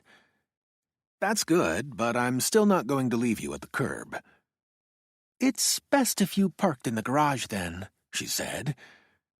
To me, she sounded pleased.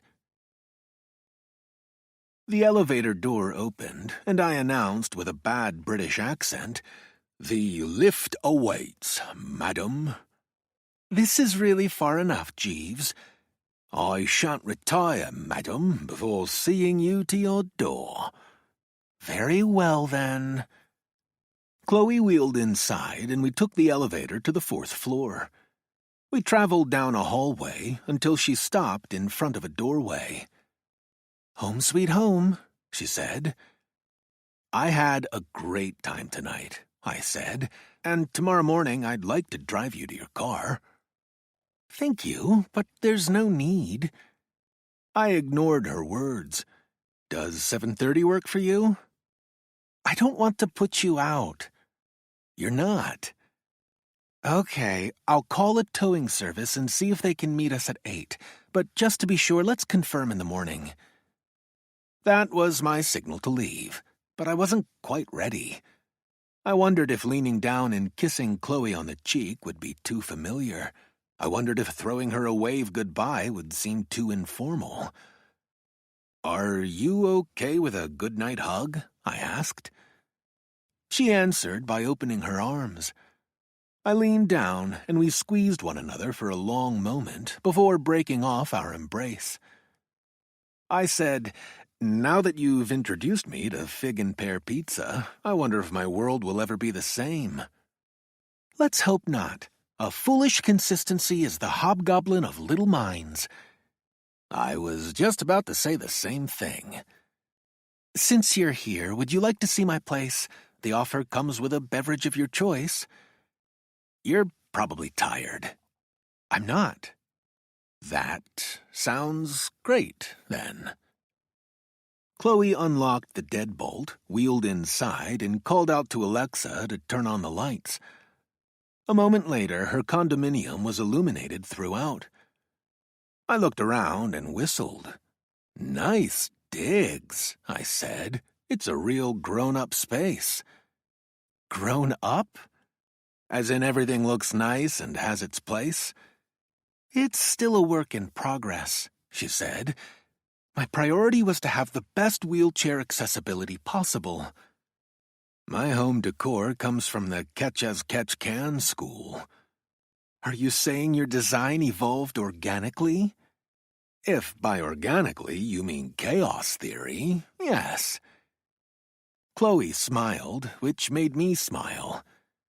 "Feel free to look around while I get us drinks. What would you like?" "Whatever you're having," I said. "Eye of newt and toe of frog, wool of bat and tongue of dog?"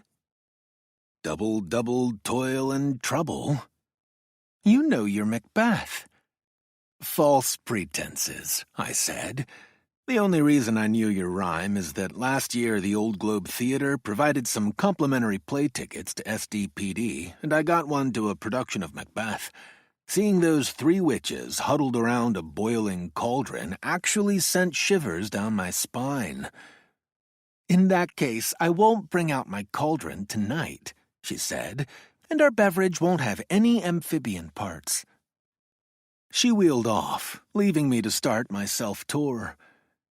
Most of the living room wall space was taken up with watercolor and oil landscape paintings. I called out, "You have quite the gallery." "I'm a sucker for paintings from the California Impressionist school," she said, "and I'm especially fond of those artists who painted around San Diego." "How old are these paintings?" 1920s, 30s, and 40s. "Is that the California Tower I'm seeing?" "Good spot," she said. The Spanish colonial-style 200-foot-tall California Tower is the largest structure in Balboa Park. She returned to the living room and parked her wheelchair next to a coffee table. There was a carrying case in her lap that she unzipped, and then she removed a bottle of red wine and 2 glasses. "Would you like to do the honors?" she asked, extending a corkscrew. "I'll give it a try, but I need to warn you that I've been bested by a cork more than once." Luckily, this wasn't one of those occasions. The cork came out easily, and I filled the glasses. Then I handed Chloe her glass and raised my own. "I'm afraid I only know 2 toasts, and one of them is cheers." "What's the other?" she asked. "Down the hatch." "Let's go with that one," she said, and we clinked glasses. I took a sip of the wine and felt its warmth going down my throat. "I think you're the first person I've ever known with an art collection. That's impressive. And intimidating." "There's no need to be impressed or intimidated. My next-door neighbor gave me 2 of those paintings, the Maurice Braun oils, when I was just a teenager. She remembered I liked them when I was a little girl and gifted them to me when I came home to recuperate after the attack. During my convalescence, I looked at them for hours at a time. That's how I learned about the California Impressionists and began collecting. The closest I came to that was collecting comic books, I said. Do you have any early artwork of the zoo? She shook her head. I don't. But in my study are reprints of very old photographs that were taken there. My favorite picture shows the first 3 lion cubs born at the zoo. Faith, Hope, and Charity. I've always liked virtue names, I said. Me too, she said. Will you be zoo-bound tomorrow?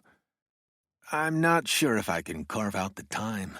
I have an appointment with David and need to finish some homework beforehand. I hope I'm not contributing to your delinquency. I wouldn't even have a therapist if not for you. Besides, I'm mostly done with the reading. Good. I was afraid you were going to ask me to write a note saying the dog ate your homework. Next time, I said. Beyond the living room was the balcony. Floodlights illuminated a space filled with greenery and planters. It looks like you're growing a jungle out there, I said. It's my urban garden, she said. If you're interested, I can give you the nickel tour. Lead on, I said. Can I hold your wineglass for you? Tweety's got a cup holder, she said, but thanks for asking. She wheeled along the hardwood floors to the sliding door that led out to the balcony. We walked out onto the deck. Surprisingly spacious, I said. I got one of the coveted double balconies, Chloe said. Am I seeing milkweed in that planter? You are. When I first started my garden, I wasn't sure what to expect. I was hoping some pollinators might stop by, but never expected the variety that comes to visit. There are birds, bees, butterflies, and moths.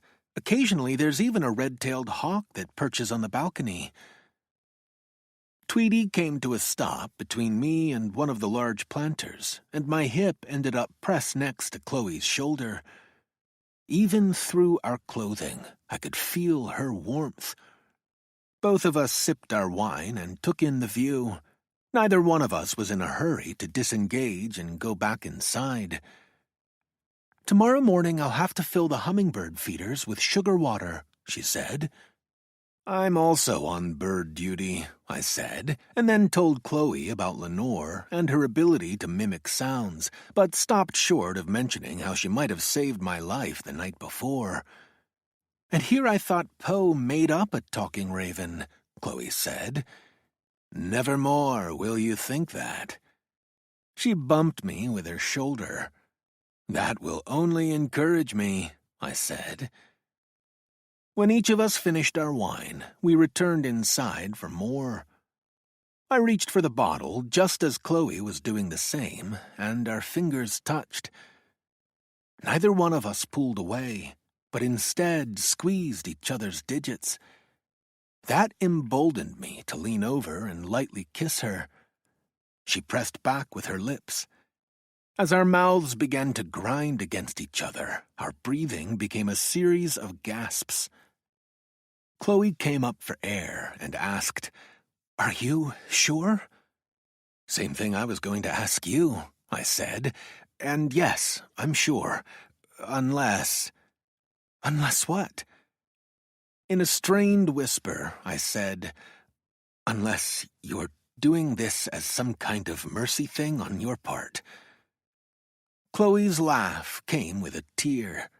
As she wiped it away, she said, I was just about to say that to you. Chapter 21. No words, not at first, but sounds of discovery and longing. We were riding the storm, unafraid of where we were being carried, each of us holding on to the other and not letting go. And then a descent into stillness, and a slow return to where we had started, but somehow a new and different place. I put my hand on Chloe's chest and felt her breathing, felt her heart. You're not a dream, I whispered. No. You made me feel as if I'm still alive. You are. With you, I am. That was most unexpected, she said. In a good way, I hope. Yes. No regrets? None, she said. You? None. I said the word assertively, without ambiguity. It made her smile. Then I drew Chloe to me, enclosing her in my arms. We kissed until both of us were taking in air in gasps, not wanting the sensations we were feeling to stop. Later, we cuddled with whispers and giggles and wonderful sweet nothings. And probably most of all, relief. Somehow, despite our fears and the scars we both carried, we had found a way to come together. Talk to me, I said. I'm usually more comfortable listening. I want to hear what you're thinking.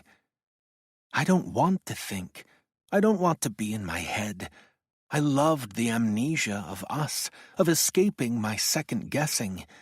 Intimacy has always been scary for me. Then, in a small voice, she confessed, I have trouble accepting my body. Why? You're beautiful. I wish I could believe you. One day you will. This time, she drew me toward her, squeezing me tight, and we both fell asleep in one another's arms. I woke to the sounds of suppressed sobbing. It took me a moment to gather my thoughts and remember where I was. Chloe had her back to me, her face pressing into her pillow in an attempt to muffle her crying. What's wrong? She shook her head. If I made you feel this way, I'm sorry. Not you, she managed to say, her chest still heaving with every breath. Me. It's all right, I said. No, it's not. Chloe turned to face me. Her eyes were puffy. She was trying to still her sobbing, but the spasms in her chest weren't cooperating. I reached for her and held her until the tremors stilled. I'm sorry, she said. I'm sorry you're in pain. She took a deep breath and then said, I think you'd better go. If that's what you want, but I need to know if I said or did something wrong. Just the opposite, Chloe said. I don't understand. It's better that way. No, it's not. Chloe averted her gaze and refused to look back at me. I watched as she opened her mouth to speak, only to bite back the words. She tried a second time, but once more defaulted to silence. Finally, she said, I can't have a relationship with a dying man. Oh. It made sense, but still hurt like hell. There was no future for us. Never had been. Chloe recognized that. Cutting me loose was the right thing to do. It was better to end it now, before the two of us grew closer. Intellectually, I understood that, but it was still a punch to the gut. I moved the bed cover aside and started gathering my clothes. For just a little while, I had been able to forget that I was a dead man walking. Now that dark shroud began to once more drape itself over me. In my own despair, I almost didn't hear her sobbing or her words. Please, forgive my lie, she whispered.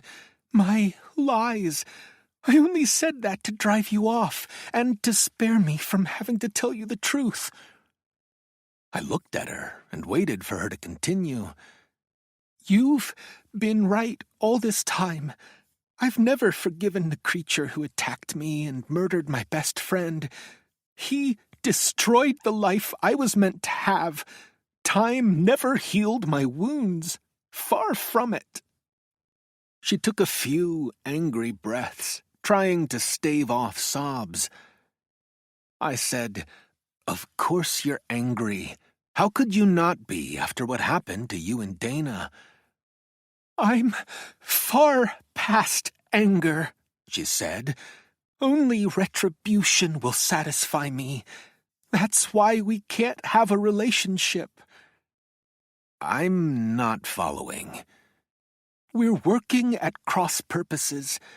You want to arrest the bastard, but that's not enough for me. I want to kill him." Hearing her say that, I almost felt relief. Chloe hadn't rejected me because I was dying. But there was still the not inconsequential matter that she wanted to murder someone, was plotting to murder someone. "That's why you hired Penny Hughes to find the man who attacked you 25 years ago." "Her name is Penelope Hill," Chloe said, "and even though she is no longer my client, I'm ethically bound not to discuss her situation." "If you're truly concerned about her situation, then you should consider what would happen to her if she successfully locates him and you follow through with your intent to inflict bodily harm upon him." "I can't see how she would be liable for any actions that I might commit." "If you hurt the man who attacked you, Penelope would likely be charged as an accessory to the crime you committed if it could be shown that she had a reasonable expectation of what you might do. Has Penelope developed any leads on the suspect?" "No comment," she said. "Do you honestly think you're even capable of taking a human life?" "What he did to Dana and me makes him inhuman." "Not in the eyes of the law. Killing him isn't worth screwing up your own life. You know that, don't you?" She refused to answer. "And even if you got away with murder, do you think that would be the end of it? I know you wouldn't be able to murder without a lifetime of suffering afterward. You don't want that." "I've been waiting most of my life for any semblance of justice," she said. "You realize that if you were convicted of premeditated murder, you'd likely get a life sentence?" "When I was mutilated, I already got that life sentence." "Tell me this entire discussion is theoretical," I said. "Please?" Chloe didn't answer. I said, "Okay, let's say you've got a lead on this guy. If you go after him, if you kill him, this piece of shit could destroy everything you've built in your life. Do you want him to cripple you a second time?" "Whatever I do won't be a rash decision." "But will it be the right decision?" I asked. Chloe had seen how hurt I was when she'd lied about the reason for not wanting to see me, but by coming clean, by sparing my feelings, her admission had made her vulnerable. Still, I couldn't unhear her words, couldn't pretend I didn't know what she was plotting. There was only one thing I could do. "I'm leaving now, but when I come back tomorrow morning, I'd like to talk further." "I've changed my mind," she said. "I won't be needing your help. Tomorrow, I'll contact roadside assistance." "Don't shut me out," I said. "I'm not the one making the ultimatums," she said. "I'm looking out for you, even if you can't see that. I'll do anything I can to stop you from hurting yourself." "Too late," she whispered. Chapter 22. As I turned down the street to my house, I looked around for anything that might be amiss. All appeared to be quiet, which wasn't surprising given it was 3:30.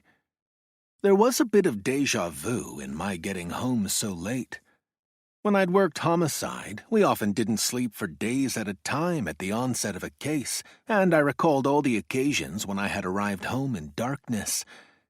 Back then, it had felt as if I were returning from combat, and it was hard not feeling aggrieved at my oblivious neighbors safely tucked away in their beds. Tonight, I didn't see any obvious threats to my life, but still proceeded cautiously. This time, my firearm was on my person.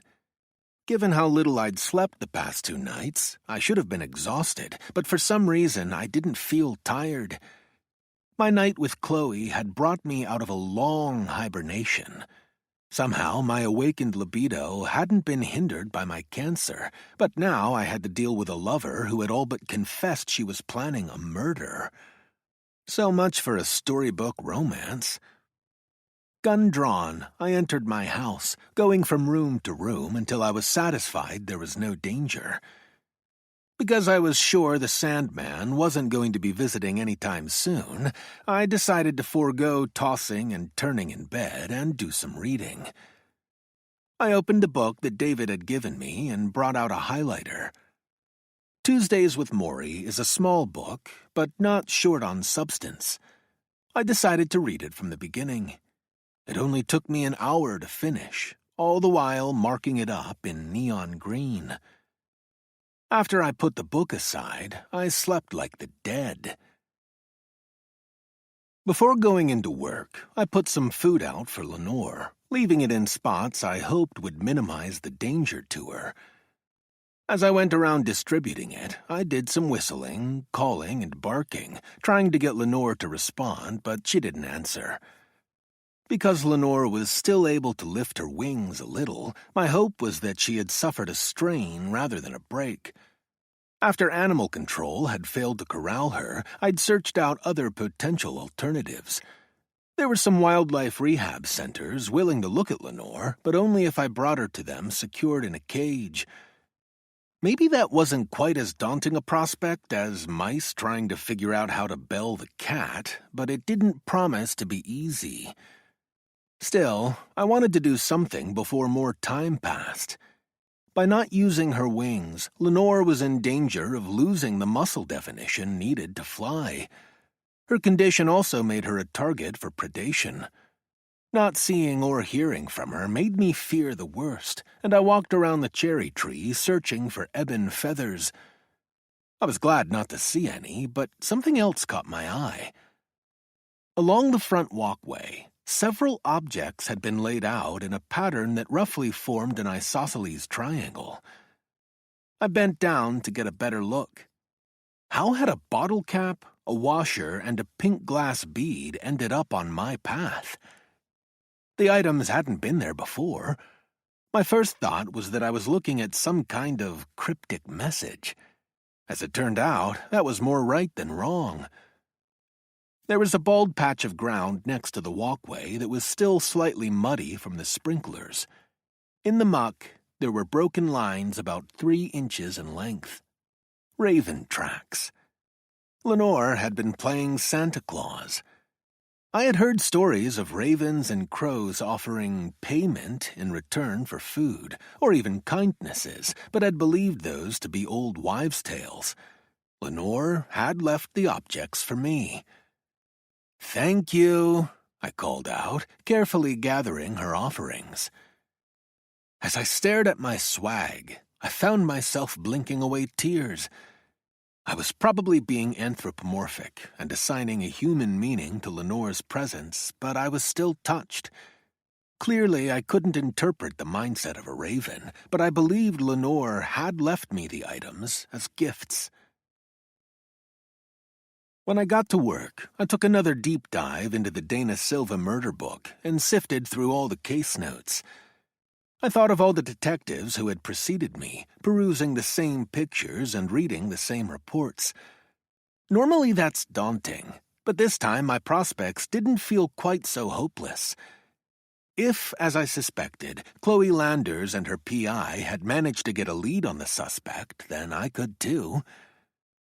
I reread Chloe's earliest witness statements, where she referenced her assailant as a monster, murderer, and butcher, but most of the time she had just called him Stu. That seemed at odds with her 2 most recent witness statements. In them, Chloe had referred to her assailant as my attacker. The only time the name Stu surfaced was when I specifically questioned her about how he had first identified himself when she and Dana had hopped into his car. During our interviews, Stu was not a name she volunteered aloud, as she had in the past. Was that just a consequence of time, or was Chloe trying to hide something? My alarm went off, and I reluctantly closed the file. Before leaving, though, I decided I could learn a lesson from Lenore and arranged for a gift of my own to be delivered. After I'd settled in my seat, David looked at me and smiled. There were well-worn laugh lines in his face. "I'm glad you came back, Wyatt." "Did you have doubts?" "I did. I wasn't sure if you were ready to commit to therapy." "The jury might still be out on that one," I admitted. "Understood," David said, "but you're here now, so I consider that a good sign. My usual procedure is to inquire at the onset of a session if there's anything on your mind or if there's something in particular that you'd like to discuss." I kept a blank face. The subject I most wanted to talk about was Chloe and her desire to murder the man who'd crippled her, but that was off limits. "Nothing stands out," I said. David tentatively nodded. "If something does come to mind, I hope you'll share it with me." I suspected that was his way of telling me he knew I wasn't being completely forthright. "In our last session, I assigned you homework," he said. "Did you get to it?"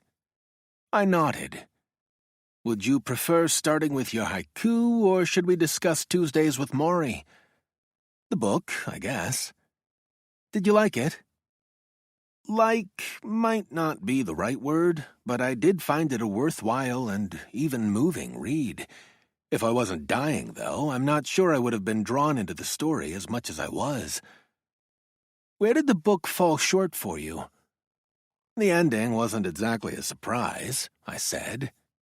"You can do better than that." "Don't be so sure. I've been making bad one-liners for a long time." David waited me out for a better response. It felt like Maury was too saint-like. "What do you mean?" "He's dying, and he's confined to his room, but he still manages to be at peace. I find that a stretch, especially given his situation." And yet, Maury admitted there were times he cried and felt low and hated that his body was wasting away. But despite all that, he refused to wallow in grief. He didn't want the end of his life to be about feeling sorry for himself, and somehow even found hidden blessings in his condition. Can you remember some of them? After a few moments of thought, I said, "His disease allowed him the time to say his goodbyes, and he said most people weren't that fortunate." David nodded. "Anything else?" "He said by learning how to die, you learn how to live." I believe that's one of the central points of the book. What do you think about that? It feels intimidating. In what way? The 11th hour is pretty late to be trying to find purpose and meaning in life. And speaking for myself, I'm skeptical about the prospect of death being liberating. That's understandable, but as he faced the inevitable, Maury didn't try to avoid it. Instead, he embraced it. It was Maury's contention that half measures wouldn't take you where you needed to go, and that you had to learn to give out love in order to receive it. That's easier said than done. Yes, it is. But Maury said what made him feel most alive was giving whatever he could to other people, be it an ear or a smile or a caring presence. Lennon, McCartney, and Maury. All you need is love. Yes, David said. One of my favorite biblical passages is about casting your bread upon the waters, and the notion that in doing so, those blessings that are sent out have a way of multiplying and coming back. By giving, we receive. Then how come it always seems that no good deed goes unpunished? Has that been your experience? I shrugged. When you're a cop, you get daily lessons in cynicism. He nodded and said, "Is there anything Maury said that particularly resonated with you?" Yes, and I'm not saying this to be a wise guy. Early in the book, Maury confessed it bothered him to think that one day he'd be dependent on someone wiping his ass. And that worries you as well? I don't have ALS like Maury did, so I'm hoping wiping my ass will be something I can do to the end, no pun intended. But I have his same fear of being dependent on others. I don't want to end up like my mother. Are you angry at your mother for taking her life? Of course not. I understand how the pain got to be too much for her. You had no idea what she was planning? None. But at the same time, I wasn't surprised. Explain. Unlike Maury, she wasn't at peace with her situation, or at least that was my perception. How often did you see her? For the last 5 years of her life, I saw her every day. I moved into her house to help tend to her. That must have played havoc on your social life. I shrugged. Are you afraid of being a burden to others like your mother was to you? She wasn't a burden. She just needed assistance. Like Maury, but to a lesser degree? I suppose. When Maury couldn't wipe his ass, as you phrased it, he was able to let go and let others take care of his bodily functions. He didn't have a choice. There's always a choice when it comes to how you respond to your circumstances. The psychologist Erik Erikson formulated a theory on psychosocial development and believed the key to psychological well-being for those facing the twilight of their lives was knowing whether they had led a meaningful life. Those who were satisfied they had were able to face their end with few regrets, whereas those who were dissatisfied had a much more difficult time. What about the in-betweeners? I don't feel like my life has been wasted, but I'd be lying if I said I was completely at peace with how it's gone. I'm sure Maury would have said that in your time left, you should be doing what comes from the heart and forgiving yourself. There's no one who's perfect. I'm still hoping God is an easy grader, I said. I was hoping we'd finish the session without there being time for my haiku, but that didn't happen. Before we conclude today, I'd like to hear your haiku, David said. Would you mind reading it? Okay, I said, reaching for my homework. Before reading it, I asked, do you know what a vaquita is? David's brow furrowed as he considered the word. It sounds familiar, but I can't place it. Think of a small, shy porpoise, I said. It's believed there are just a handful in existence, if that. Vaquita have these expressive eyes and what looks like a Mona Lisa smile on their faces. That is, if they're not already extinct.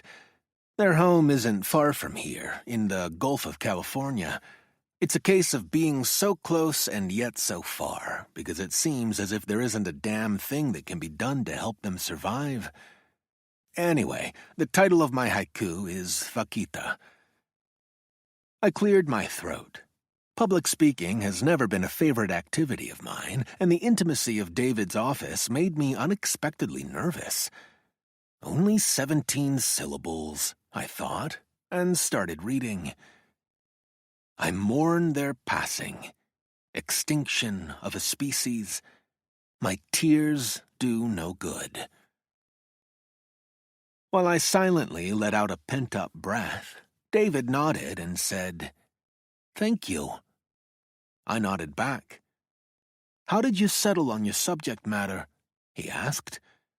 It just came to me. The plight of the vaquita has bothered me for years. None of the attempts to help them have met with any success. If anything, they just sped up their demise. The frozen zoo now seems to be their only hope. That's a repository for frozen genetic materials? Yeah, they're cryopreserved in liquid nitrogen. Have you ever considered cryonics for your own situation? No, I said.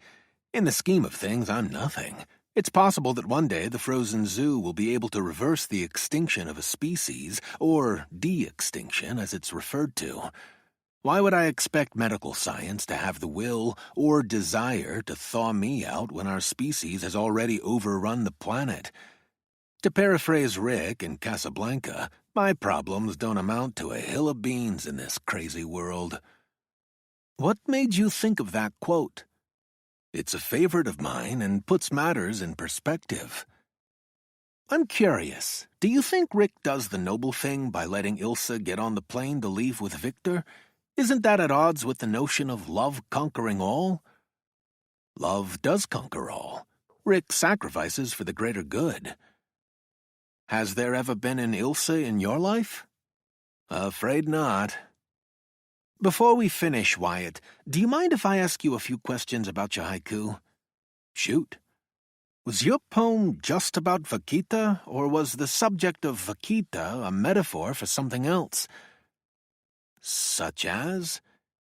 Your own death? I shook my head and said, I'm pretty sure that didn't factor into it. What can you tell me about your closing line? It consists of 5 syllables? Other than that, I'm afraid I'm not clever enough that you need to read between the lines. My point was that tears aren't enough, even if there's nothing else you can give. Thank you for your creation, David said. I was moved by your words. They taught me something and made me think and feel. His praise was unexpected and made me feel a bit uncomfortable. Still, I managed something resembling a half bow, and David nodded in return. Chapter 23. I was on the way to my cubicle when Sergeant Lopez motioned for me to join her. I detoured to her office and found my eyes drifting to the wolf on her wall. It was looking hungrier than ever. "Any updates for me?" she asked. The UT reporter just left a message saying she'd like to talk to me about the Silva Landers case. Good timing, then, La Loba said. You can pass on some breaking news to her. The department gave us the green light to film a cold case file on the Silva homicide. That can't hurt, I said, even though it hardly seemed like breaking news that a 25-year-old homicide was going to be featured in a video. SDPD cold case files were relatively new developments in the department. The mini-documentaries recapped the crimes we were investigating. The hope was to jog the memories of viewers and get new eyes looking at old crimes. Normally the passage of time works against the police, but on occasion witnesses who'd been too intimidated to come forward when the crime occurred weren't as reluctant to speak with us years later. She said, You haven't had any of your cases featured on Cold Case File, have you? This will be a first. Media Relations will coordinate with you. Have you watched the other productions? A few of them. Then you know the film opens with a summary of the case. Our hope is that by appealing to their better instincts, someone out there might be prodded to come forward. Guilty consciences work for me. Sarge nodded. When will we start putting the video together? I asked. Next week, she said. You and Media Relations will design a storyboard and figure out your talking points. The idea is to personalize the video by talking about the victim and the crime. I know production is hoping your psychologist will participate in the filming. I did my best to keep my features impassive. Yesterday, I talked with Dr. Landers at length, I said. Since she's already agreed to do the UT story, I'll try and talk her into participating in our cold case file. Do whatever you can to make that happen, La Loba said, and tell me how things go with that reporter. I offered her an upraised thumb and exited her office. I had almost reached my cubicle for a second time when my phone began vibrating. Chloe was calling. I veered away from my desk and any prying ears and took the call in the hallway. How are you? I asked. Much better after getting your delivery, she said. "I've been with clients all afternoon, so this is the first chance I've had to call. The flowers you sent are beautiful." "I'm glad you like them." I had consulted an internet flower guide before sending her a bouquet of mixed roses. According to what I'd read, the color of the roses you send is meant to convey a particular meaning. I'd opted for an assortment of colors to better hedge my bet. "They're like a gorgeous rainbow," she said, "and they have a divine scent that's better than any perfume. I wish I could share their aroma with you over the phone." "I'll have to live vicariously," I said. "By the way, how did things go with your car? That's been on my mind all day." "Everything went smoothly. It now has a brand new tire."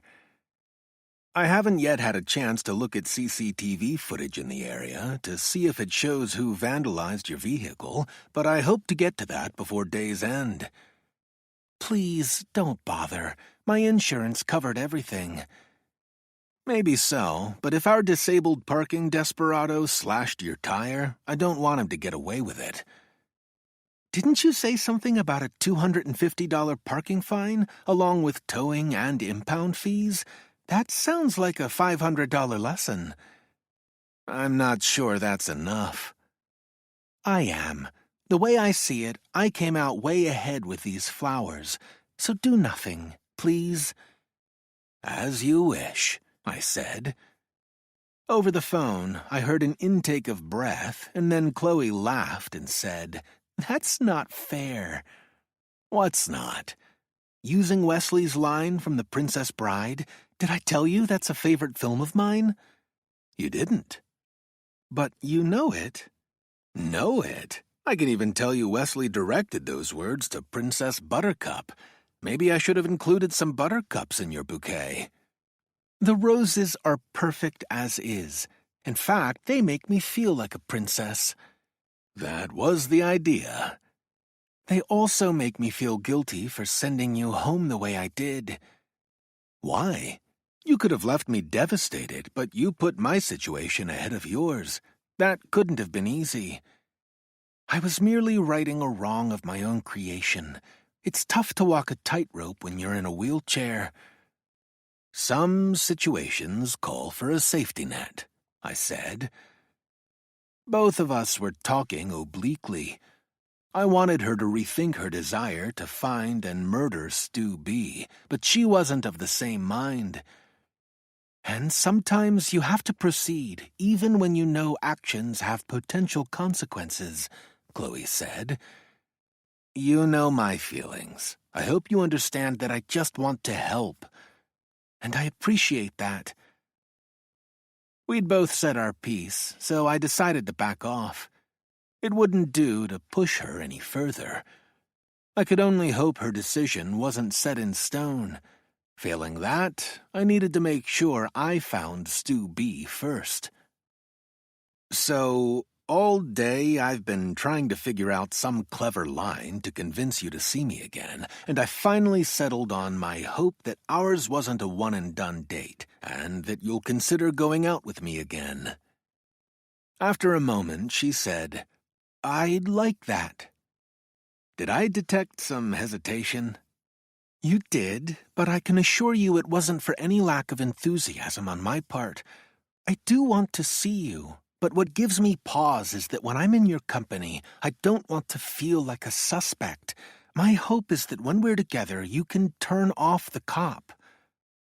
"I'm not sure I can do that completely, but I'll try to keep my work life from intruding on our private lives." "That's good enough for me." "When can I see you again?" "When's it good for you?" "What are you doing later today?" We agreed to meet for drinks. It was about as much as either of us could manage, as we were both operating on fumes and in need of a good night's sleep. Luckily for me, it seemed as if Chloe wanted to see me as much as I did her. The Pure Project Brewery was located on 5th Avenue, just down the street from Chloe's condominium. I arrived 15 minutes early and secured an outdoor table for us. Just prior to our 6 o'clock meetup time, I caught sight of Chloe wheeling along the sidewalk. I stood up and flagged her down. She lifted a hand off of Tweety, waved, and wheeled my way. After navigating through the restaurant, Chloe braked to a stop just short of our table. "Training for that marathon of yours?" I asked. "I'd better. I don't want to be the last to cross the finish line." She removed her Morpho gloves, dropped them on the table, and looked around. "For years I've been meaning to stop by this spot. If you like beer, you won't be disappointed." I handed her a menu, and Chloe looked over it. She made several surprised noises as she studied the choices. "I don't usually drink beer," she admitted. "Do you know what you're having?" I met her eyes and said, "I'm going with dark romance." That made her laugh. She studied the description. Every good journey deserves a moment of rest. Please enjoy this carefully selected music to soothe your spirit. And remember, this audiobook is completely free for you.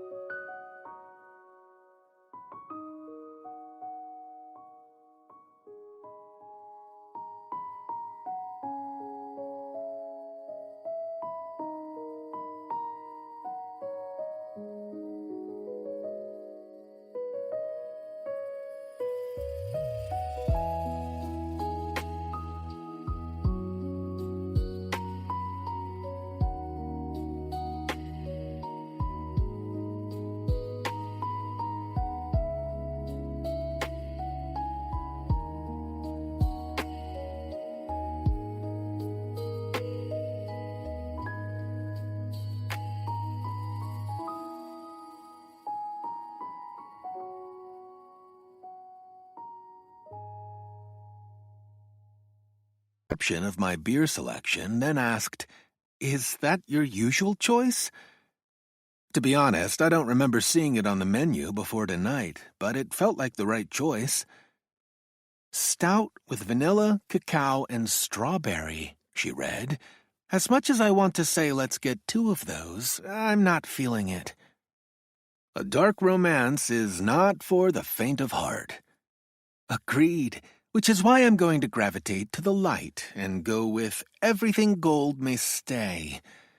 Did you make that choice based on the beer or on the name? The name, of course. I couldn't even tell you what a Golden Flanders is. Do you know? It's a Belgian beer, but the only reason I know that is because it references Flanders. I'm sure our server would be glad to tell you everything about it and then some. No need. The name's enough for me. I suspect the brewmaster was an English major before turning to mixology. And why that conclusion? One of my favorite poems is Robert Frost's Nothing Gold May Stay. The clue was right there in front of me, but I had no idea. I always knew my minoring in English would come in handy one day, she said. What's the poem about? The impermanence of nature and how everything fades, but it's because of that we need to appreciate ephemeral beauty all the more. At least that's how I remember it, but it's been many years since I last read it, or heard it. Chloe raised a finger and then spoke into her phone. A moment later, a raspy male voice began to speak, and I listened to Frost's recitation of his verse. It was a short poem which didn't diminish from the impact of its words. When the poet finished speaking, neither of us said anything for a time.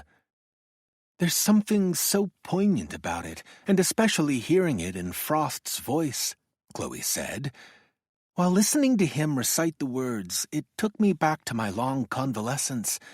After losing my legs, my world became small, and I only went out when I had to. Back then, I spent a lot of time reading Everything and Anything.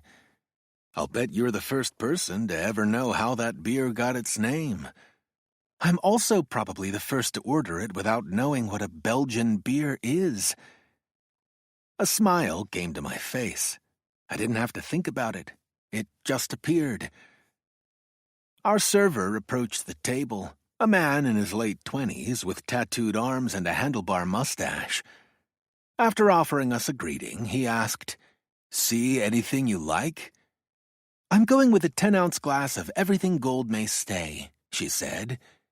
"Very good." He turned his attention to me. "And I'm ready for a dark romance." "Aren't we all?" the server said. "Any appetizers?" I consulted Chloe with my eyes and caught a small shake of her head. "Just the beer," I said. "I'll bring your selections right out," he promised.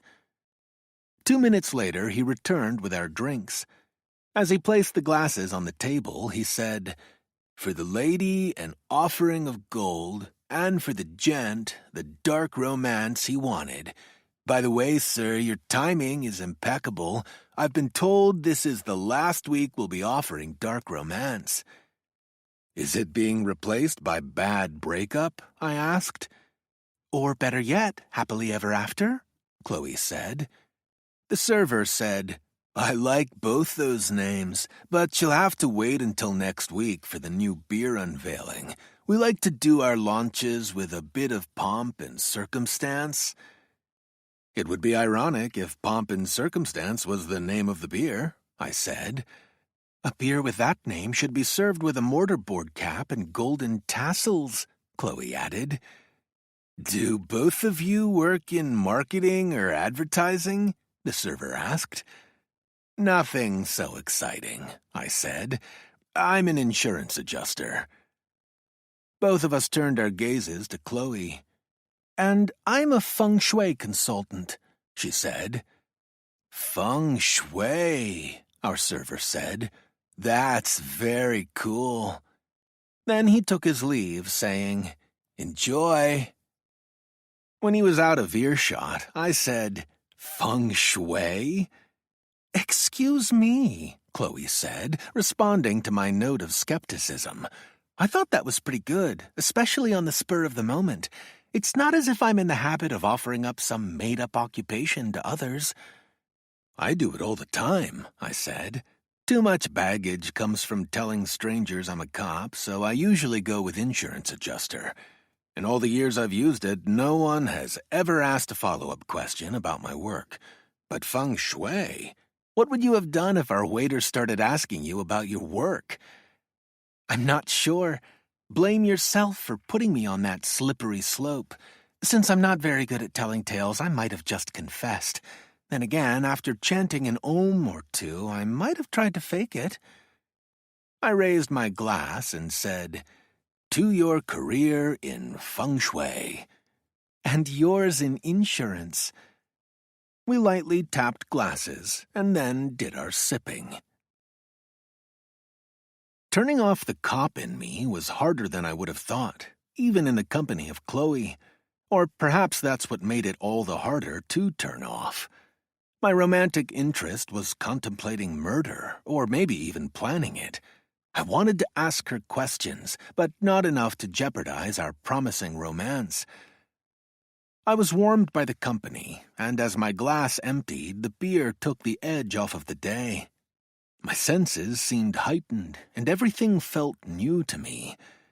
It was almost easy to forget that I was dying, but that sudden realization reined in my feelings of joy. Chloe must have noticed the pall that came over me. "What's wrong?" she asked. "Nothing," I said. "That's the problem. Being with you makes everything feel right until I realize I'm embracing a fool's paradise. I finally make a connection with someone I care about, and the universe decides the joke's on me." "I feel the same way, so let's enjoy the here and now," she said. "No relationship is all sunshine and roses. In fact, my favorite part in traditional wedding vows is when each partner declares to the other that they will be there in sickness and in health, until death do them part." Those are vows usually made by young people who think they're immortal. Spending time with me isn't fair to you. It's not a relationship with a future. I'm here, aren't I? Willingly, happily. In my practice, I often treat clients who have trouble living in the moment. Let's neither of us do that. Tomorrow will bring what it brings. We have now, though. I let out some air and felt a little less weighted down. "I also know that you must be exhausted," Chloe said.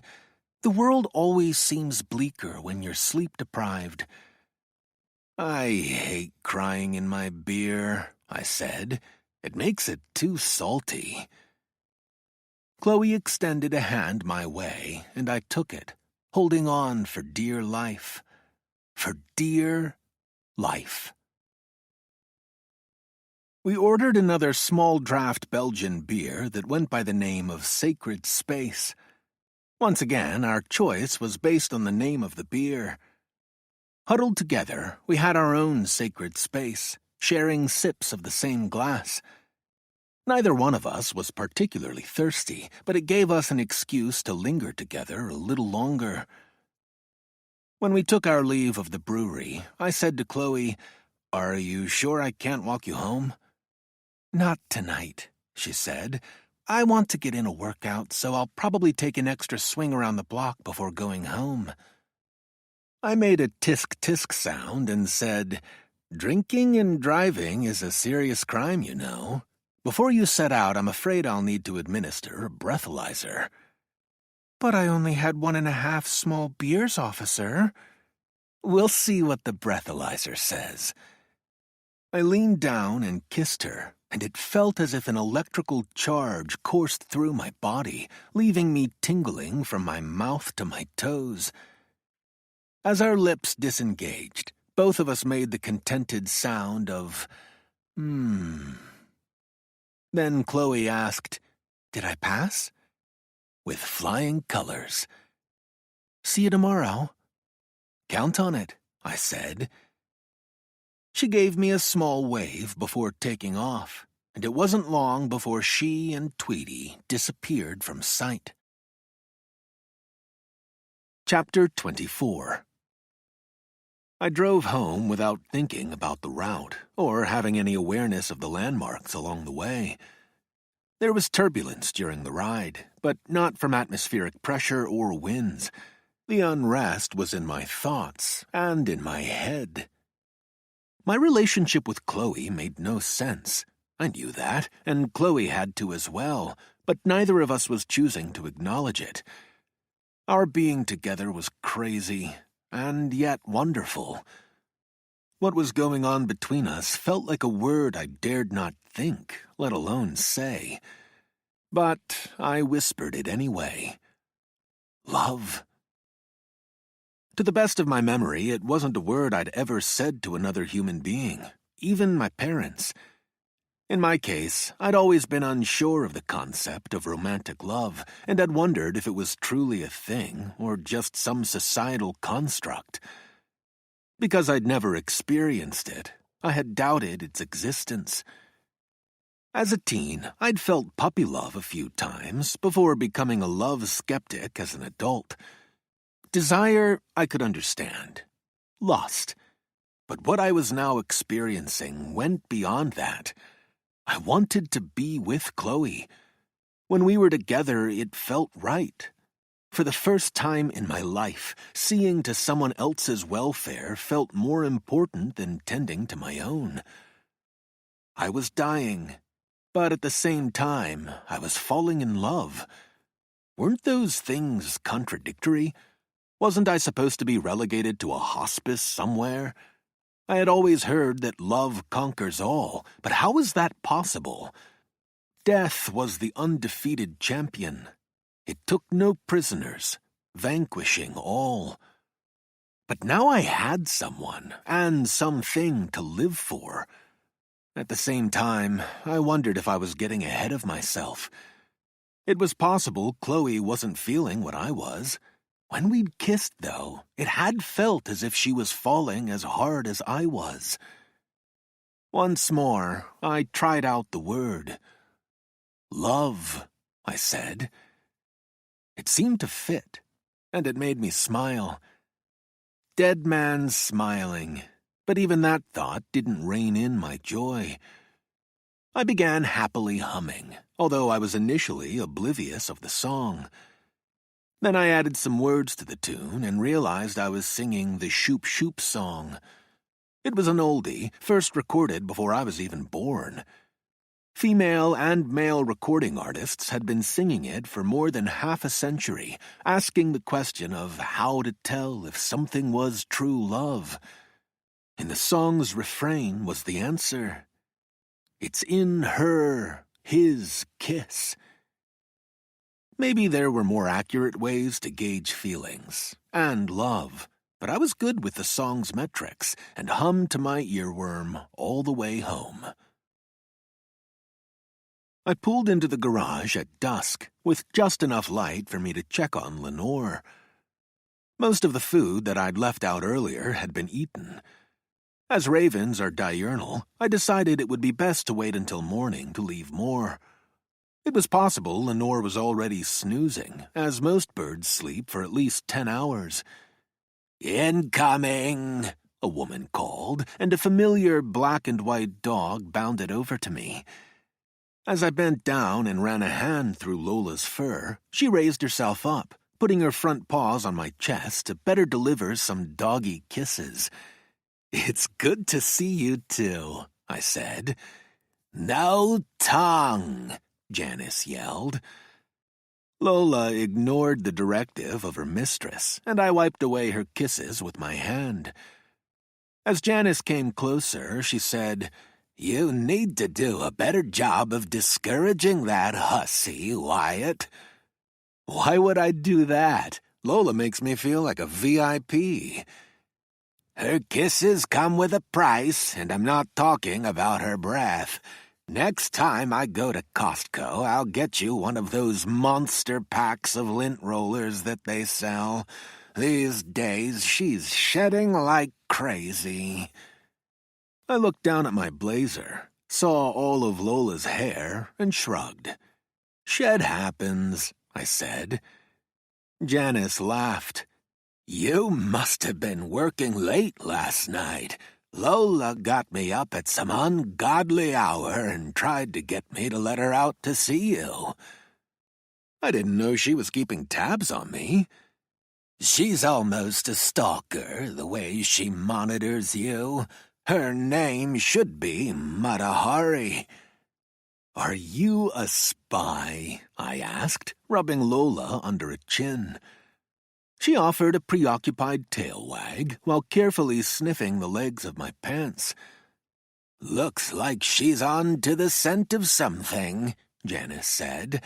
Or someone. It was clear Janice had noticed the strange hours I'd been keeping over the past few days. Or maybe she'd seen a newfound bounce in my step. I probably spilled some food. She didn't sound convinced. Let's go, Lola. Wyatt needs to eat. Instead of obeying, Lola looked at me, hoping for a reprieve. How about I throw a ball for her for 5 or 10 minutes and then bring her over? I know she'd love it, but I'm sure you must be tired. I'm fine. It will take me 2 shakes of a lamb's tail to get a tennis ball. It might have taken me 3 shakes, but not much more. When I came back out, Lola saw the ball in my hand and started trembling with excitement. The motion sensors had tripped on, allowing enough illumination for our game of fetch. With her eyes fixated upon the toy, Lola took no notice of Janice's departure. I tossed the ball, and Lola tore away in pursuit, tracking it down while it was still rolling. Then, in triumph, she raced back to me. Again and again, our game of fetch continued until darkness shut us down. When I walked Lola to her house, she carried the ball proudly in her mouth, chewing non-stop on the sodden mess. At the door, Janice said, "Give Wyatt his ball back." "No need," I said. "I have others." "I was afraid you'd say that," Janice said. I kept expecting to drop over with exhaustion, but my time with Chloe and play with Lola must have released an abundance of endorphins. Someone as sick as I was shouldn't have been feeling so good, but there it was. My plan for the evening had been to finally get some much-needed sleep, but my mind apparently hadn't gotten that memo. Most evenings, it's my habit to ruminate on the events of the day. I had always imagined that when I got married, I'd have a wife to share stories with, but my solitary musings had become a way of life for me. Tonight, I had pleasant thoughts to occupy me, and spent time dwelling on the words and looks that had passed between Chloe and me. I had this sense, though, of some unfinished business, of something needing re-examining. The poem, I thought. But it wasn't Robert Frost's words, or not exactly. It was Chloe's knowing how one of the brewery's beer offerings had gotten its name. I had been unaware of a clue that was right out in the open. It wasn't an obvious clue, especially since I knew next to nothing about poetry, but if I'd used a search engine to ask a few questions, the origin of the beer's name would have been apparent. My nagging voice began talking to me again. I started thinking about Stu B. and how he had left Chloe for dead. There were clues, but no answers. But what questions did I need to ask to get those answers? When the homicide occurred, search engines weren't the commonplace tool they are now. It was time to play some word games, I thought.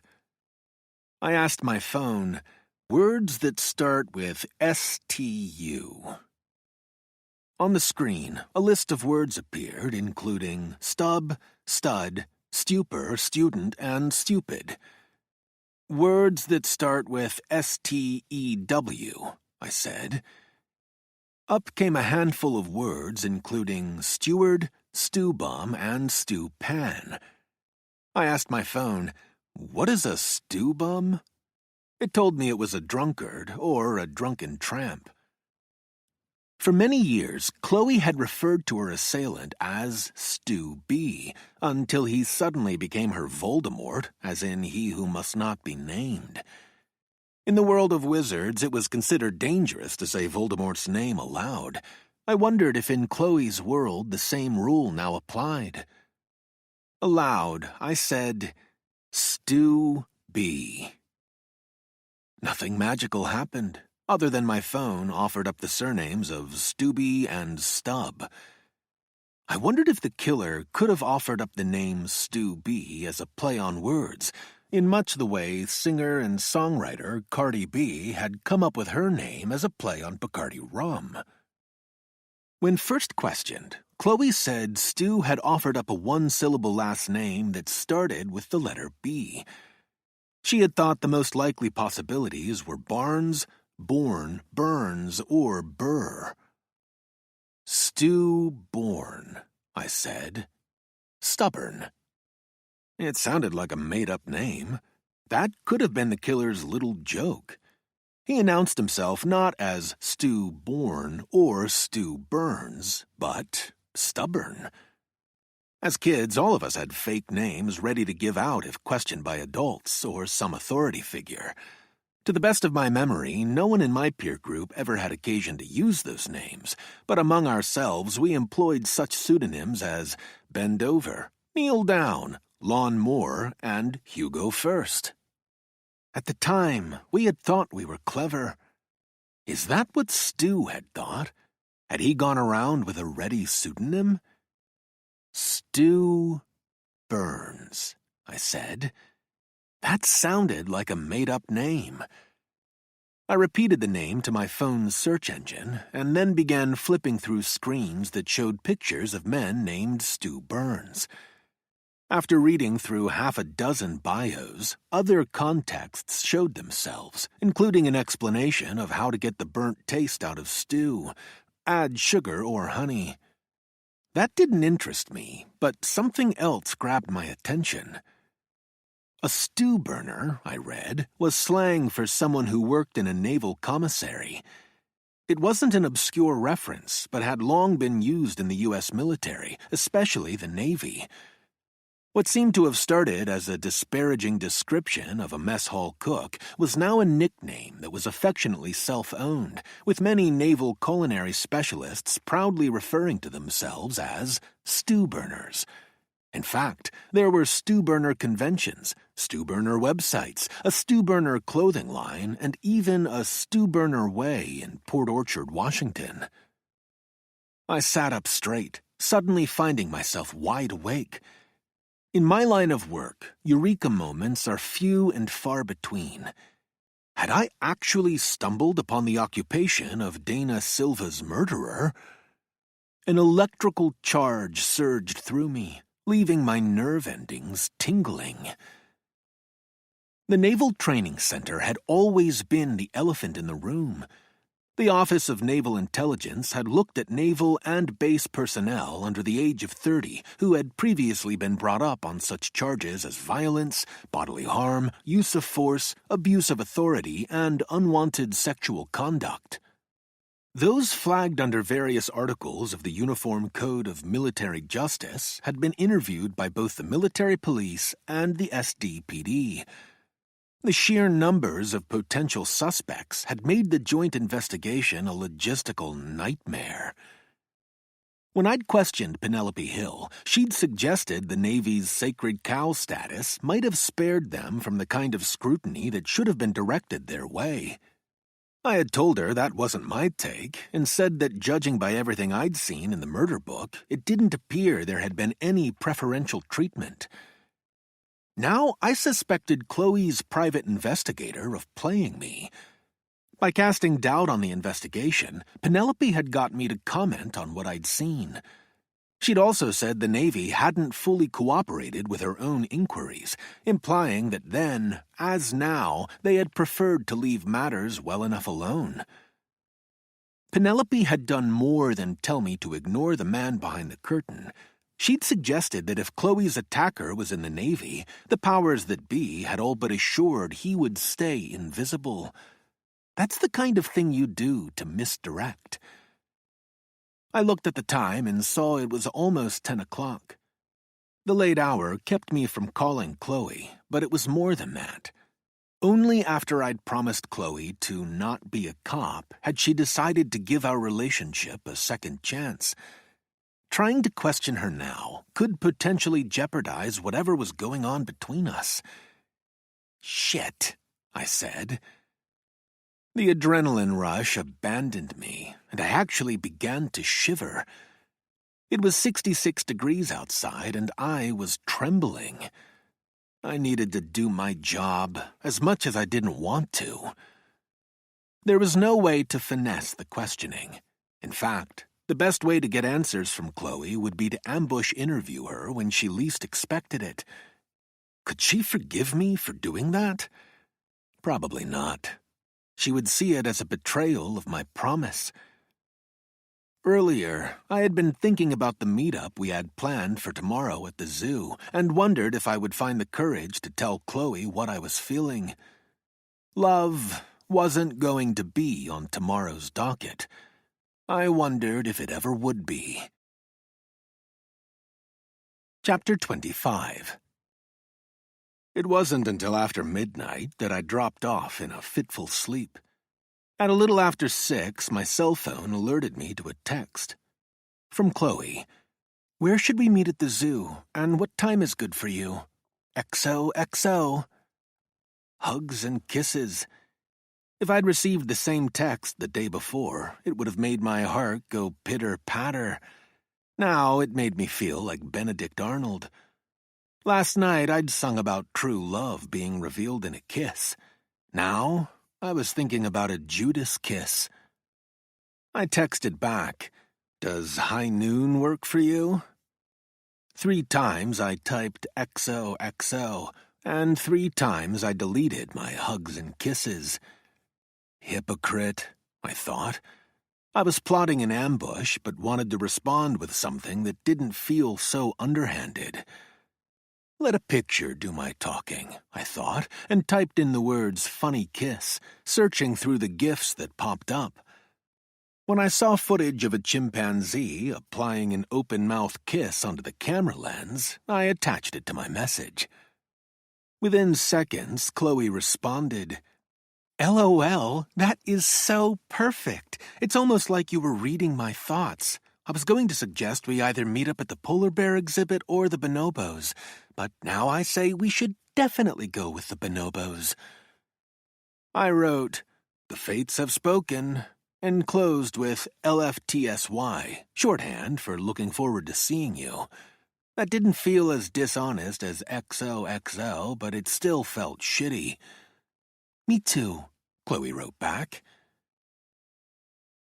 Many consider bonobos the most intelligent of non-human primates. Of course, seeing that humans have always done those rankings, they need to be taken with a grain of salt. Homo sapiens, in Latin, means a wise man. It's a presumptuous title to give ourselves, but humans have always been the unquestioned masters of anthropocentrism. As a species, we have long believed that nature can and should be exploited by humans. Because bonobos resemble chimpanzees, they were formerly called pygmy chimpanzees. Unlike other primates, bonobos have never been observed killing one of their own. Maybe that's a result of their complex social structure being ruled by females. Hippies used to chant, "Make love, not war." Bonobos can't vocalize those words, but they can live them. Females seem to diffuse aggressive behaviors through sex, which likely explains why bonobos get along with each other better than any other primates do. I arrived 15 minutes early at the enclosure with sandwiches from my favorite market on 5th Avenue. By eating, I hoped to avoid having to do much talking. Chloe showed up a few minutes later, waving and smiling. I did the same, and then leaned down and kissed her. Being in Chloe's presence made me reconsider confronting her. Maybe I could get answers without rocking the boat, or sinking it. "Hungry?" I asked. "Famished," she said. What's your sandwich preference? There's the vegetarian option of tomato, Swiss cheese, avocado, and coleslaw with Russian dressing on a French roll, or curry chicken with brie and mango chutney in a pita. You are the yummy in my tummy, she said. Let's go halfies with each. Sandwiches first or bonobos? We can do both at the same time, she said. Tweety provides me a platform wherever I go. As long as you don't wheel away with the food, I said. No guarantees. Chloe used the bag and some of the napkins as a liner and spread out the sandwiches on her lap. We both took a section of the coleslaw and Swiss cheese. After biting into it, her head began bobbing up and down in approval. Delicious, she said. It's like having a Reuben without the pastrami, but better. She smiled at me. It was easy to smile back. As usual, the bonobos were being chill and going about their day. Their enclosure had ropes and hammocks, along with bamboo sway poles, but while we watched, the troop remained earthbound, seemingly content to loll about. It wasn't long ago when people were insulted by the notion we descended from apes, Chloe said. Now science has shown that humans and bonobos share 99% of the same DNA. Don't tell that to the bonobos, I said. They'd be insulted. The two of us continued chewing our sandwiches and watching the primates. Chloe suddenly pointed and said, You see that one bonobo taking leave of the other? She reached out and touched her as she left. They do that, both coming and going. I wasn't surprised. Even Homo sapiens communicate much more non-verbally than verbally. On the job, I learned the real message was expressed through body language, tone of voice, and facial expressions more than words. Chloe asked, Did you ever see the musical Come From Away? I shook my head. If you get a chance, I highly recommend it, Chloe said.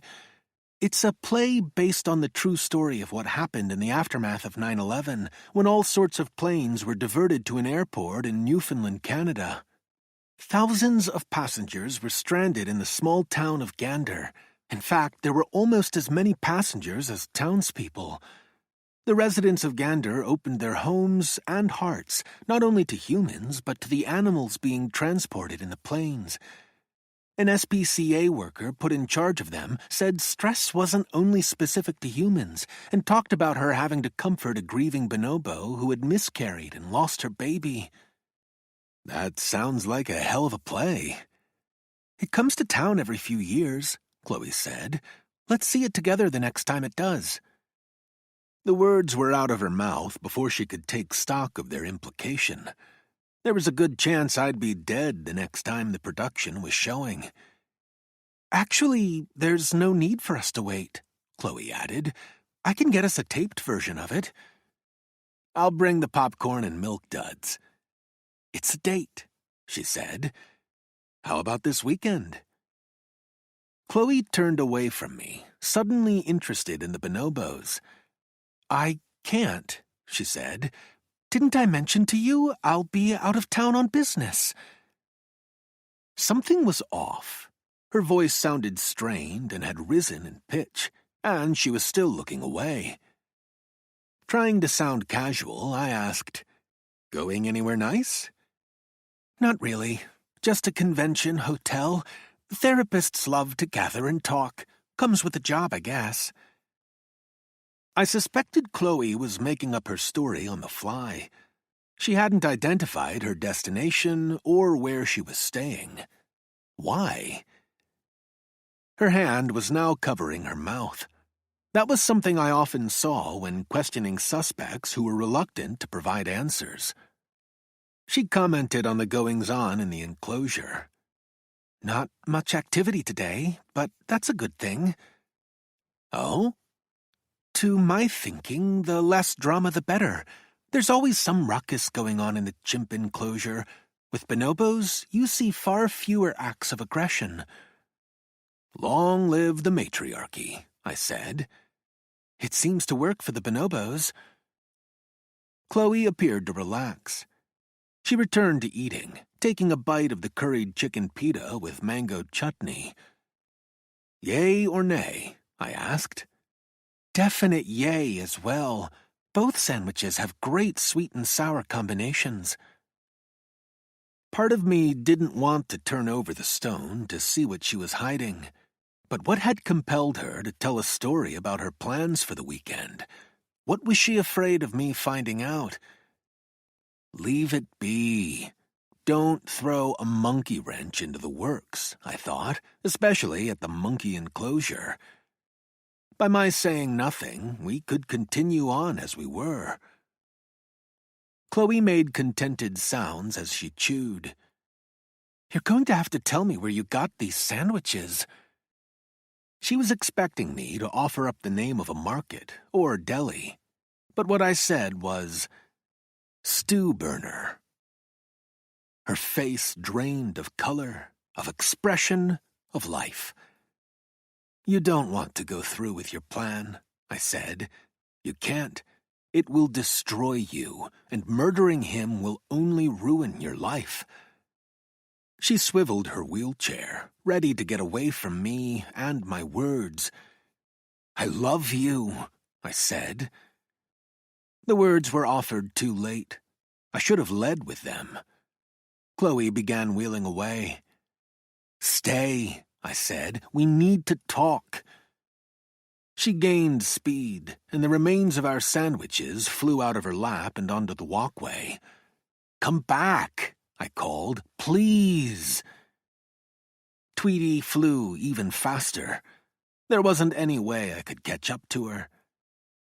I followed behind, picking up the ruins of our lunch, and then tossed them into the trash. Chapter 26. Once more, I called Chloe's number. As with previous calls, it went unanswered. This time I didn't leave a message. Instead, I tried a different number. If I was lucky, Chloe hadn't yet communicated with her partner in crime. On the third ring, it was picked up and a voice growled, "Hill." Since the private detective had answered, it probably meant she hadn't talked to Chloe. "This is Detective Lake, Miss Hill. I just finished meeting in person with Chloe. I'm afraid she left quite upset." "What did you do?" "I told her not to go through with her plan this weekend." "What plan is that?" "She intends to commit a murder, but you already know that." After a moment's silence, Penelope said, "I guess nothing has changed at SDPD in the last 5 years. Is there a handbook given out to detectives that teaches them how to browbeat and intimidate?" "Not that I'm aware." "What you're doing feels like déjà vu, Detective. It's SDPD Intimidation Tactics 101. You insinuate you know things you really don't in the hope of scaring suspects into talking. That type of coercion won't work with me. If Chloe goes through with her plan, your false indignation won't spare you being an accessory to murder." "I have no idea what Dr. Landers has planned for this weekend." "We both know that's bullshit. For years you've been working to find the name of the man who butchered Chloe and murdered Dana Silva. When you succeeded in that, instead of bringing the information to the police, you passed it on to Dr. Landers. That's the same thing as giving her a weapon you knew would be used in the commission of a crime." "You sound like someone who's bluffing and really doesn't know jack shit." "I don't know the suspect's name yet, but I will, given a little more time. That's what I need. You have to stop Chloe before she makes the biggest mistake of her life." "I've heard enough of your guesswork." "Stew burner," I said. I let the word hang there. Penelope considered her response, and finally said, "What's that?"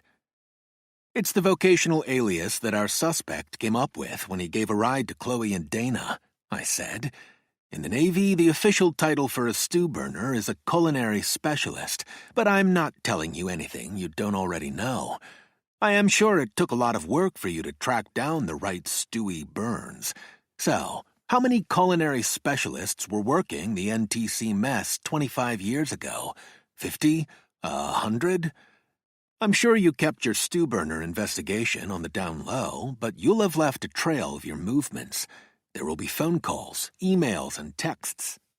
I'm sure you used a series of cover stories and did a lot of your questioning in person.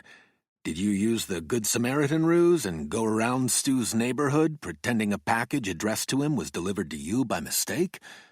The problem with that is people tend to remember those kinds of encounters. Penelope didn't say anything, but neither did she hang up on me. We have to intervene, Penelope, for Chloe, for yourself. If you think your first go-around with the criminal justice system was bad, you'll find that was a cakewalk compared to what will happen to you if Chloe tries carrying out her plan. I could hear her breathing. I could almost hear her thinking. Finally, she spoke. "What do you want from me?" I told her. At 5:30, Penelope knocked on the door while I waited out of sight. Only after the door swung open did I move into view. "You?" Chloe's pronouncement was wrapped in hurt and betrayal, and I tried not to wither under her gaze. She turned from me to Penelope. "I'm sorry," Penelope said. "He said you weren't taking his calls and convinced me that it would be best if you talked to him in person." Chloe lowered her head, not wanting to look at either of us. After a few moments of not responding, she swiveled around and started wheeling toward the living room. I said to Penelope, "Can you wait outside and give us 5 minutes alone?" "Only if Dr. Landers is all right with that," she said. "Chloe," I called out. Keeping her back to both of us, Chloe said, 5 minutes. "I'll wait in the hallway," Penelope said. I joined Chloe in the living room. She didn't turn around or look my way. "I'm sorry about today at the zoo," I said. "It wasn't my intention to entrap you like I did, but I began to panic after you said you were going out of town this weekend. You're not a good liar, Chloe. I imagined the worst reason behind you telling that lie, which scared the hell out of me. I couldn't stand the thought of losing you." "You'd better get used to it." "No, that's not something I can do. That's why I had to intervene, even if it drove you away. Love is for the brave, they say. I had to be brave, even at my own expense. I had to save you." "I didn't ask to be saved or to be controlled." "That's not what I'm doing. I'm trying to spare you from the fallout that will come from committing a murder." "I've lived with that fallout for 25 years. You've seen my scars and my maimed body, but it's the scars you can't see that take the biggest toll. As the years passed, I healed as best I could, but I could neither forgive nor forget what he'd done to me and to Dana. For all the pain and misery that monster inflicted, he needs to pay." "Yes, he does." She whipped her wheelchair around and stared at me accusingly. "I wasn't talking about you arresting him." "I wasn't either." "Then what?" "I need you and Penelope to tell me everything you know. If I'm satisfied with the conclusions of your investigation, then I'll act." "Act how?" "I'll be the judge, jury, and executioner." Her eyes widened and her mouth opened. She struggled to find the words. "I can't ask you." "You didn't." "This is my responsibility." "I'm dying, Chloe, but somehow I was granted a miracle. I found you, and the only good thing about my death sentence is that I don't have to worry about what will happen to me. I can act with impunity. That can be my gift to you." "My wanting to see him dead shouldn't fall to you. That's not right. It might not be right, but neither is you going to prison or suffering for the rest of your life. You wouldn't be able to walk away from murder unscathed, Chloe. And what about you? It won't be easy, nor should it be, but I have always believed offenders should pay for their crimes. The man who attacked you and Dana brought this death penalty down on himself, and it only makes sense I should be his executioner. If you can have a good life after I'm gone, then I can die knowing I did the right thing. Tears started dropping from Chloe's eyes, and her breathing became shaky. Want a shoulder? I asked. Tissue, she said. I don't want to ruin your shirt with my snot and mascara. I retrieved a box of tissues from an end table and took a knee next to her, giving her Kleenex and my shoulder. We held one another as the used tissues began to grow. Finally, her tears abated, and Chloe said, Last night I wrote in my journal, It's crazy, but I think I'm falling in love. The journal is on my bedstand if you'd like to see the entry. No need. I hoped you felt as I did, but even if that wasn't the case, it wouldn't have changed matters. I've got to be the person to do this. She reached for me, and we kissed until she pulled her head back. God, I'm a mess, she said, using the back of her hand to wipe away her tears and blow her runny nose. Undeterred, I went in for a second kiss, but we were interrupted by the sound of knocking. I guess we've exceeded our 5 minutes, I said. The three of us sat in the living room, each casting glances at the other, but none of us knowing what to say. To me, it felt like the standoff scene in The Good, the Bad, and the Ugly. Finally, Chloe turned to Penelope and said, Wyatt has proposed an alternate arrangement to what was to take place this weekend. Penelope directed her glower my way. Before considering the best way to proceed, I'll need to know everything the two of you have uncovered, I said. Penelope shook her head and said, You'd like that, wouldn't you? If we admit that we were plotting to kill someone, you could implicate us on the felony charge of conspiracy to commit murder. There's no fucking way you're getting anything from me. I'm not looking to charge you with anything. What I'm asking is to join you. That's why I need to see everything you've gathered. I have to be convinced you've targeted the right person. That means my going through your case notes and asking questions. Penelope turned to Chloe and said, We agreed from the start that we'd keep all our findings just between us. I think you'll feel differently when you hear what Wyatt's proposing, she said.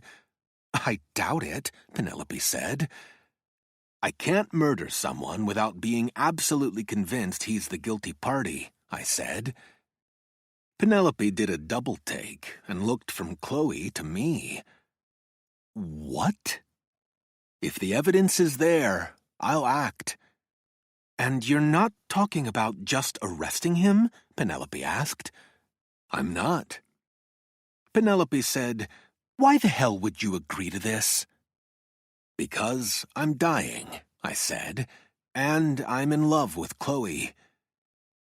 Penelope's jaw dropped. Are you fucking with me? I've been blessed and cursed, I said. Let's start with the dying part. The specialists are giving me about a year, give or take a few months. Shit, Penelope said. And what about falling in love? That's a recent development, I said. For both of us, Chloe added.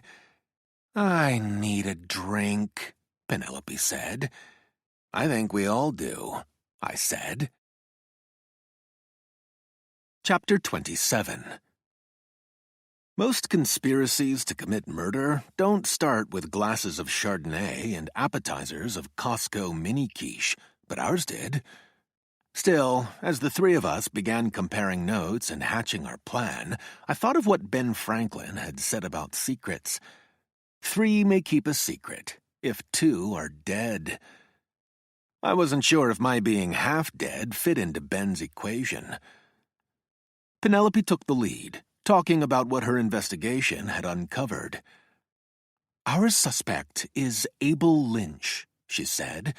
"He is 48 years old and served 25 years as a naval culinary specialist, retiring just last year as an E6. "Lynch," I said, trying to remember if his name rang any bells. I'm pretty sure he was never on SDPD's suspect list. "Were other naval personnel identified as potential suspects?" Penelope asked. I nodded. There were at least a dozen persons of interest that investigators talked to. Most were active duty, but some were civilians employed by the Navy. All of them were ruled out fairly early in the investigation. "But you don't believe Lynch was ever interviewed?" "I'll check to make sure, but I don't think he was." "There's a reason he might have slipped through the cracks," Penelope said. "Within days of when the attack occurred, Lynch shipped out." "Good timing for him," I said. "I think it's safe to assume Lynch knew he was going on sea duty, as it's usually scheduled months in advance," she said. "Essentially, it was the perfect moment for him to commit a crime. With the Naval Training Center closing shop and its personnel being transferred all over the globe, his trail was muddied from the start. 3 days after the attack, he sailed off on the aircraft carrier the USS Kitty Hawk and spent time at sea traveling around Asia. More than 6 months passed before Lynch and the ship returned to port in San Diego, but that wasn't even a way station for him. After a month's leave, Lynch was transferred to Naval Station Norfolk and worked at their shore station for 3 months. Then it was off to sea again." "Great way to stay clear of a homicide investigation," I said. "Were you able to access Lynch's service evaluation reports?" Penelope shook her head. "I never even made the attempt. There's no way the Navy would have released that information to someone without official standing. Besides, it was my goal from the start to keep the investigation covert and not leave a trail with my name on it." "How were you able to key in on Lynch?" "About a year ago, I created a cover story that I was working on a cookbook called Navy Gravy," Penelope said. "I contacted the stew burner community through social media and told them I was looking for recipes as well as personal stories offering insights into the lives of naval culinary specialists. Over time, I talked to dozens of mostly retired stew burners, and one connection led to another. That's how I made contact with individuals who worked at NTC during the time period in question." Chloe said, "Because I was concerned about what Penelope's investigation might stir up, she worked under the alias of Sarah Williams." "How did you choose that name?" I asked. "We looked up the most popular first and last names from 30 years ago," Chloe said. "Sarah was the 3rd most common girl's name in the country, and Williams was the 3rd most common surname. Since there are thousands of Sarah Williams out there, we thought the name would provide her with camouflage if anyone tried to look into her background." "I created a bio for Sarah, as well as an email account," Penelope said. "She has her own social media platform where she's active, and to make sure our identities were kept separate, I disguised my features in all the Sarah pictures. Whenever I'm in Sarah mode, I wear a long platinum blonde wig and glam up with heavy eyeliner and fire engine red lipstick. I doubt if even my friends could look at Sarah's pictures and have any idea that it's me in dress-up." "What personal information about Sarah did you release on social media?" "She's a self-described Navy brat, a rolling stone with little in the way of roots. In Sarah's profile, I wrote that she attended Texas A&M. We chose that university because it has one of the largest undergraduate student populations in the country. Sarah identifies as a freelance writer and editor, as well as a social influencer. She is a self-described foodie and wine connoisseur and frequently posts on where she eats." Penelope raised her glass of Chardonnay and offered up the kind of fake happy smile seen too often on social media pages. I asked, "Does that mean anyone looking at Sarah's social media will know she lives in San Diego?" Penelope shook her head and said, "We thought it better to give her some distance from here, so Sarah's profile says she lives in Carlsbad. I even set up a P.O. box there for her to receive mail and got Sarah her own cell phone with the North County area code of 760. Carlsbad was a good choice. Not only was it 35 miles north of San Diego, but the city had well over 100,000 residents. "That all sounds good," I said, "but were you able to keep Sarah away from any face-to-face meetings?" "That wasn't a possibility because of Sarah's supposed work on Navy gravy," Penelope admitted.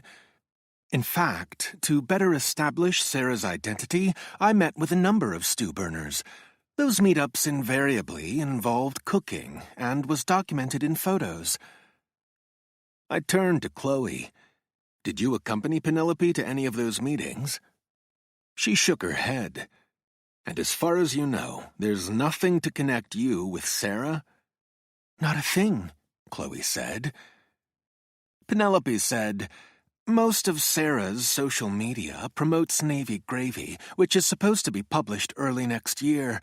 On our site, you'll find recipes, pictures of food, profiles of stew burners, and stories of their lives in the service. Navy gravy gave me a good reason to meet lots of people and ask lots of questions." "You should go look at the website," Chloe said. "There's even a display with the book's front cover that we had made up." I entered the book's name in my phone's search engine. The website that came up looked legit. There was a quote from Napoleon saying, "An army marches on its stomach," and links to movie clips showing naval galleys portrayed in such films as Top Gun, The Hunt for Red October, and Crimson Tide. "Click on the link to At War with the Army," Chloe said. It wasn't a movie with which I was familiar. When I hit the link, it showed Jerry Lewis slopping beans in an Army galley and singing about how the Navy gets gravy, whereas the Army gets beans. "I was steered to that one by an old stew burner who said the title of my book must have been inspired by the Dean Martin Jerry Lewis film," Penelope said. The importance of stew burners in the military was played up throughout the website. On one page were pictures taken from the galley of the USS Midway, where stew burners had served up to 13,500 meals daily. "You did a lot of work on this," I said. "It allowed me access into what otherwise would have been a closed community," Penelope said. "Is that how you got Lynch to surface?" "In a roundabout way, yes," Penelope said. "Because of my involvement in the stew burner community, I began following the social media accounts of hundreds of current and retired culinary specialists. 5 months ago, one of the stew burners posted a Throwback Thursday photo that showed him working the line at NTC along with 2 other cooks. Abel Lynch was one of the cooks identified in the shot. When I showed Dr. Landers the picture, she reacted strongly. To be honest, when I saw the picture of Lynch, I pretty much had a full-blown panic attack," Chloe said. "It's one thing to advise clients on the best ways to deal with their panic disorders, but another to experience it. I had heart palpitations, nausea, and alternating sweats and chills." "From the picture, you recognized your attacker?" Chloe nodded. "We knew the time frame fit," Penelope said. "The picture was taken just a month prior to when Dana and Dr. Landers were attacked. Still, we knew her identifying the suspect wasn't proof enough to establish his guilt, and that we'd need more evidence to show Lynch was our man. That's what I've been compiling ever since." "What'd you find?" During his time in service, Lynch had 2 wives. Both were foreign-born. One 7 years younger, one 10 years. Neither of the marriages lasted very long. In both court proceedings, the women cited ongoing domestic disputes as reasons for divorce and stated they'd been victims of domestic violence. Were you able to communicate with these women, get statements? Unfortunately, no. One wife returned to Mexico and the other went back to the Philippines. There were no children in either marriage. Where's Lynch living now? 6 months ago, he settled in Lompoc, where he has a one-bedroom apartment. Lompoc was about a 4-hour drive north. If memory served me, there was a military base there, as well as a federal penitentiary. Is Lynch currently working? Penelope nodded. A few months ago, he started working as a cook at the Royal Meridian in Goleta. Have you met with Lynch in person? I asked. The two women exchanged glances. That was a topic of debate between us, Chloe admitted. And? Chloe said, through her Sarah Williams persona, Penelope reached out to him. Lynch has virtually no presence on social media, but I was able to get his current email address through a stew burner he used to work with, Penelope said. I wrote to Lynch about the project and asked if he would consider contributing some recipes and/or stories to Navy Gravy, but he never responded to my email. Are you sure he received it? Penelope nodded. My website was designed for me to be able to monitor all the traffic coming into it. After I wrote to him, Lynch visited the site on 2 occasions and spent a good deal of time looking around it, but unfortunately he never rose to the bait. It's probably good that he didn't, I said. Not having contact with him leaves you in the clear in the event of an investigation. Penelope said, I suppose I should add that although the two of us never met face to face, in the past few months I have been in Lynch's proximity. Doing what? I conducted stakeouts in Lompoc and Goleta where I recorded footage of him to show to Dr. Landers. I turned my gaze to Chloe. And I'm convinced he's our man, she said. Based on what? Based on the obvious. You heard how I picked Abel Lynch from an old picture. Nothing I saw in Penelope's footage changed that belief. In some of her recordings, she even managed to capture his voice. It matches up with my memories of the man who tried to kill me. What memories? Did your attacker have some kind of an accent? Was there some verbal giveaway or perhaps a memorable expression that linked the past with the present? None of those things, Chloe said. But the recordings Penelope made sound eerily similar to the voice I've been hearing in my nightmares for the last 25 years. I don't have to tell you that people's memories are unreliable, I said. I'm sure you've seen it in your work, as have I. We know the mind can play tricks, Penelope said. To corroborate Dr. Landers' memories, we did a series of reverse age progression imagery. Reverse age progression? I'm familiar with age progression imagery. We did that with a missing child's case to see how she'd look as an adult, but I didn't know the process could be reversed. It's not something age progression software was specifically designed for, Penelope admitted. But, that said, if you look at our results from the picture of Lynch while he was working the line at NTC and compare that to the identikit images made at the time of the crime, you'll see how closely they resemble one another. That's not good enough, I said. If we're going to sentence Lynch to death, I need more than some passing resemblance. If I'd brought your so-called evidence to the DA, she'd point out how circumstantial everything was and refuse to bring charges without me getting her more. What if there isn't more? Chloe asked. Then you turn over more rocks until there is. Figures, Penelope said. It sounds like you're looking for an excuse to not act. I'm not going to apologize for needing to be sure of Lynch's guilt, I said. That's my price for committing murder. We have more, Chloe said. Penelope has compiled evidence and put it in a file. I'll need to see everything, I said. The two women exchanged glances, and both nodded. "When do you want to review the file?" Penelope asked. "No time like the present," I said. Chapter 28. Chloe and I had a hurried conversation while Penelope waited out of earshot. "I've changed my mind," she said. "I don't want you to do this.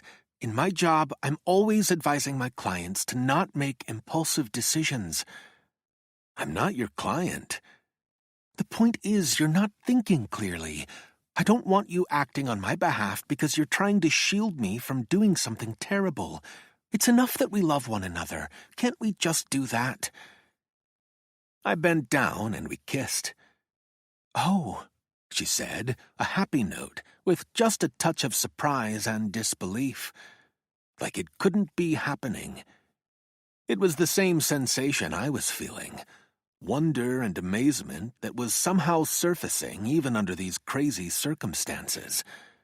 Finding love in such a situation should have been impossible, but there it was. "We'll talk tomorrow," I said. "I really don't want you acting out of some misguided need to show that you love me," Chloe said. "I've reconsidered. Go make your case against Lynch and then arrest him. That will be enough for me." "You almost sound convinced of that," I said, "and maybe in this moment you are.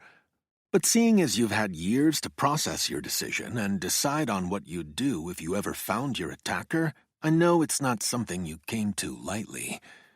This weekend, you were planning on taking a life. In your mind, there was no backing out, was there?" "There wasn't. But maybe there should have been." "When I intervened, you were beyond furious." "I wasn't looking forward to murdering Lynch, but I felt it was something I had to do. For me, for Dana. But as livid as I was when you interfered, I knew your heart was in the right place." "Right here on my sleeve," I said.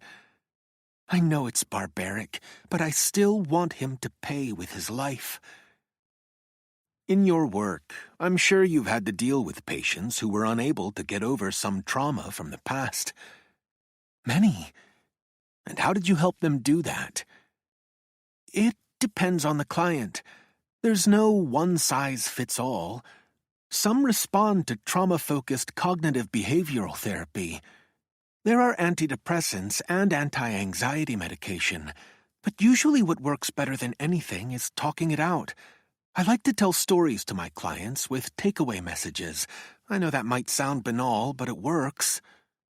"Give me an example," I said. "One of my favorites is the story about the two wolves who live inside each of us.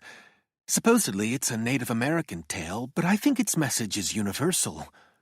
As the story goes, an elder is talking to a boy and tells him, 'There are two wolves locked in combat who live inside each of us.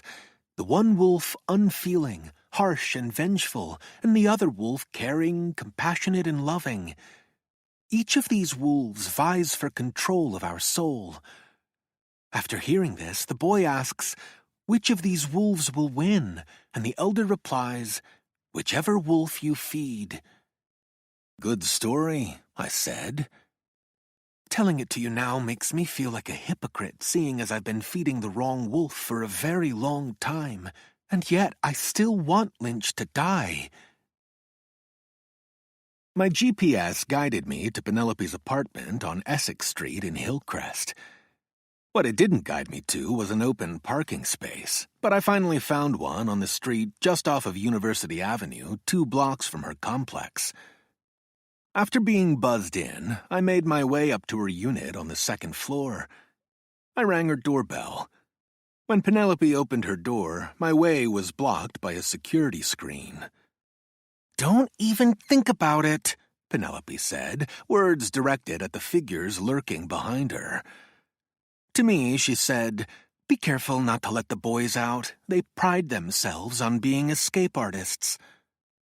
She unlatched the deadbolt, and I cautiously made my way inside. Eyeing me warily were 2 similar-looking short-haired gray cats with black tabby stripes. These characters usually go by the names of Heckle and Jekyll, she said, but sometimes I call them Jekyll and Hyde. They're brothers. I looked around her minimalistic apartment. There wasn't much to see in the small space other than a couch and a folding chair. I can offer you beer or tap water, she said. I'm good, thanks. These are my ground rules, she said. You can take notes, but nothing leaves the apartment. My Abel Lynch files are encrypted, and they're going to stay that way. In a prickly tone, she added, I had planned to delete the files after the events of this weekend. Were you going to accompany Chloe to Lompoc? I wanted to, but Dr. Landers insisted that whatever happened this weekend was going to be on her, and I needed to establish an airtight alibi while she was away. Didn't it concern you that a woman in a wheelchair was going to stand out to potential witnesses? It wasn't our plan to have Dr. Landers wheeling up and down the main drag of Lompoc waving sparklers. The idea was for her to be as close to invisible as possible. And how are you going to achieve that? There's an Irish bar in town that's open until 2 in the morning most nights. Lynch is a regular there. His apartment is located about a mile from the bar, and Lynch makes a point to cycle there and back. I suspect he does that to avoid the possibility of his getting a DUI. He usually leaves the bar between midnight and 1. In the times I've observed him, Lynch always takes the same residential route home that avoids the main streets. Along that route, we identified several good spots for an ambush. And you expected Chloe to be able to hit a moving target at 0 dark 30? There's a full moon this weekend, and we had a plan in place to slow or stop the target by setting up an obstacle in the path of the bicycle. Dr. Landers was going to take the shot from inside her car. I wasn't worried about her marksmanship. The two of us have been taking target practice in remote spots around the Anza Borrego Desert. She has become quite proficient in her shooting. In fact, she's a much better shot than I am. What kind of gun was she going to use? A bolt-action rifle. And to answer your next question, I purchased it at an out-of-state gun show and paid cash. No paperwork was filled out. A rifle's a lot more conspicuous than a handgun. That's why Dr. Landers was going to set up for her shoot in a spot well away from the main road and businesses. As far as I could determine, the area is clear of any surveillance cameras and none are in the nearby vicinity. As for the doctor's coming and going, I plotted her arrival and departure routes along quiet residential roads and boosted a spare set of license plates that she was going to install once she got outside Santa Barbara. Finally, the white Tesla Y she drives is one of the most common vehicles on the road in California. Penelope explained all this in a flat tone of voice, which didn't quite hide her annoyance. I know you wish I hadn't intervened, but I acted in what I believe are Chloe's best interests. You don't think I had her best interests in mind? I'm sure you believed you did. I've known Dr. Landers for years. You barely even know her. Penelope sounded more than defensive. She sounded jealous. And yet, we fell for one another. I don't think either of us expected to fall in love. The timing seems very convenient for you. Why do you say that? Because I have my doubts that you'll even try to take out Abel Lynch. I think all you'll be doing is running out the clock. You're wrong. If I can determine Lynch is guilty, I'll go after him. And if you die before carrying out your verdict, it will be our tough luck, right? I have no intention of leaving it for Chloe to murder Lynch, if that's what you're implying. We'll see, she said, not hiding her skepticism. What's that saying about justice delayed being justice denied? If we're hanging our hats on legal sayings, maybe we should be talking about the one that says it's better for a guilty man to go free than an innocent man to hang. And you're all about fairness, right? When it comes to the dispensation of Abel Lynch, yes, but I have a feeling that's not what you're talking about. Do you think encouraging Dr. Landers to love you, a dying man, is fair?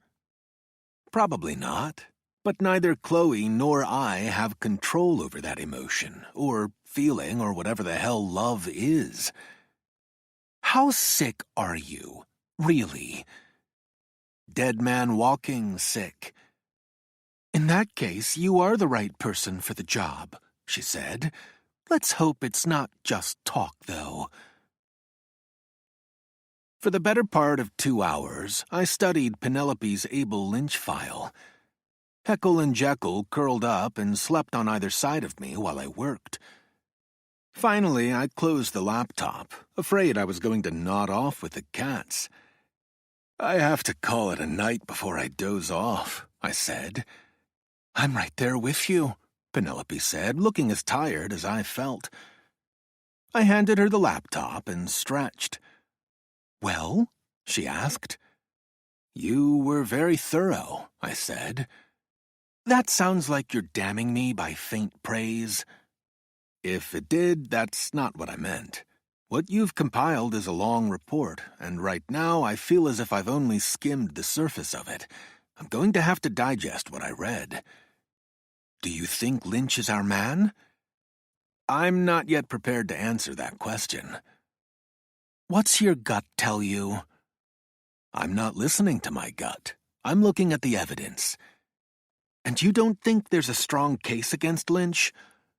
I didn't say that. If you think I'm looking at your report with a jaundiced eye, you're right. But what you need to understand is that I do the same kind of nitpicking with my own cases. I question everything and look for holes in the evidence.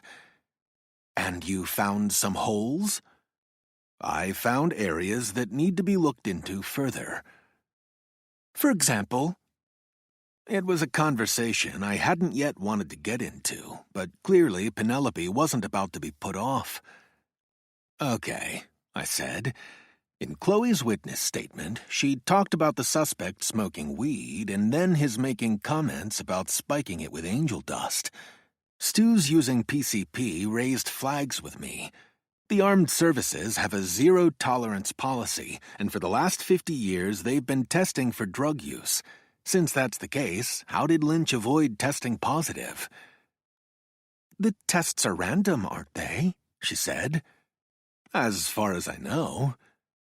I've heard that sailors can beat the system by using fast-acting detox kits, as well as synthetic urine. That's a possibility, I admitted.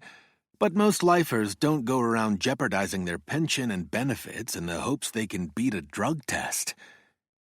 Lynch probably wasn't planning on being a lifer way back then. It still seems like an unnecessary risk. Maybe he'd just had a drug test and knew his number wasn't going to be called for another year. I said nothing, which only appeared to annoy her all the more. What else? She asked.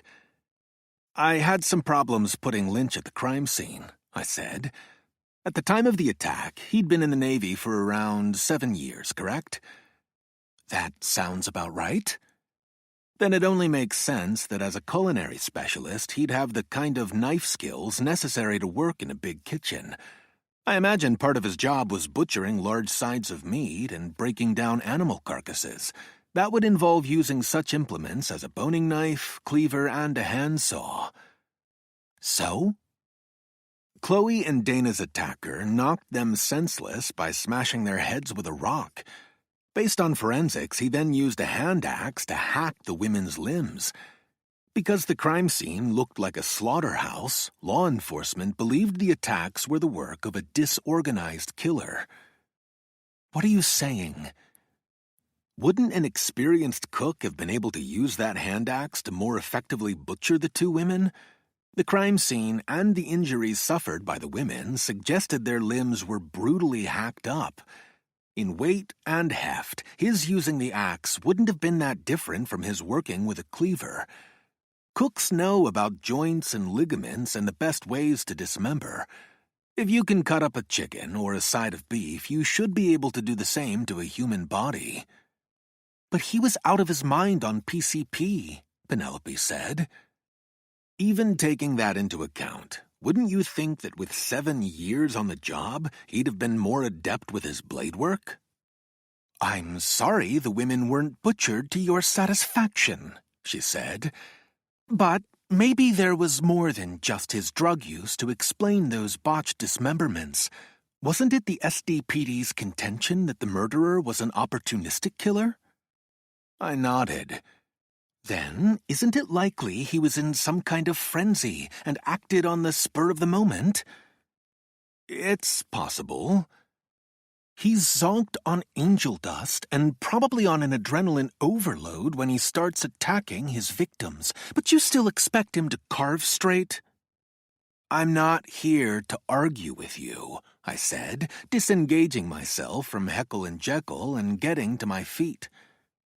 I'm sorry, Penelope said. Ignore what I said. It's just that I'm frustrated as hell. I know the feeling.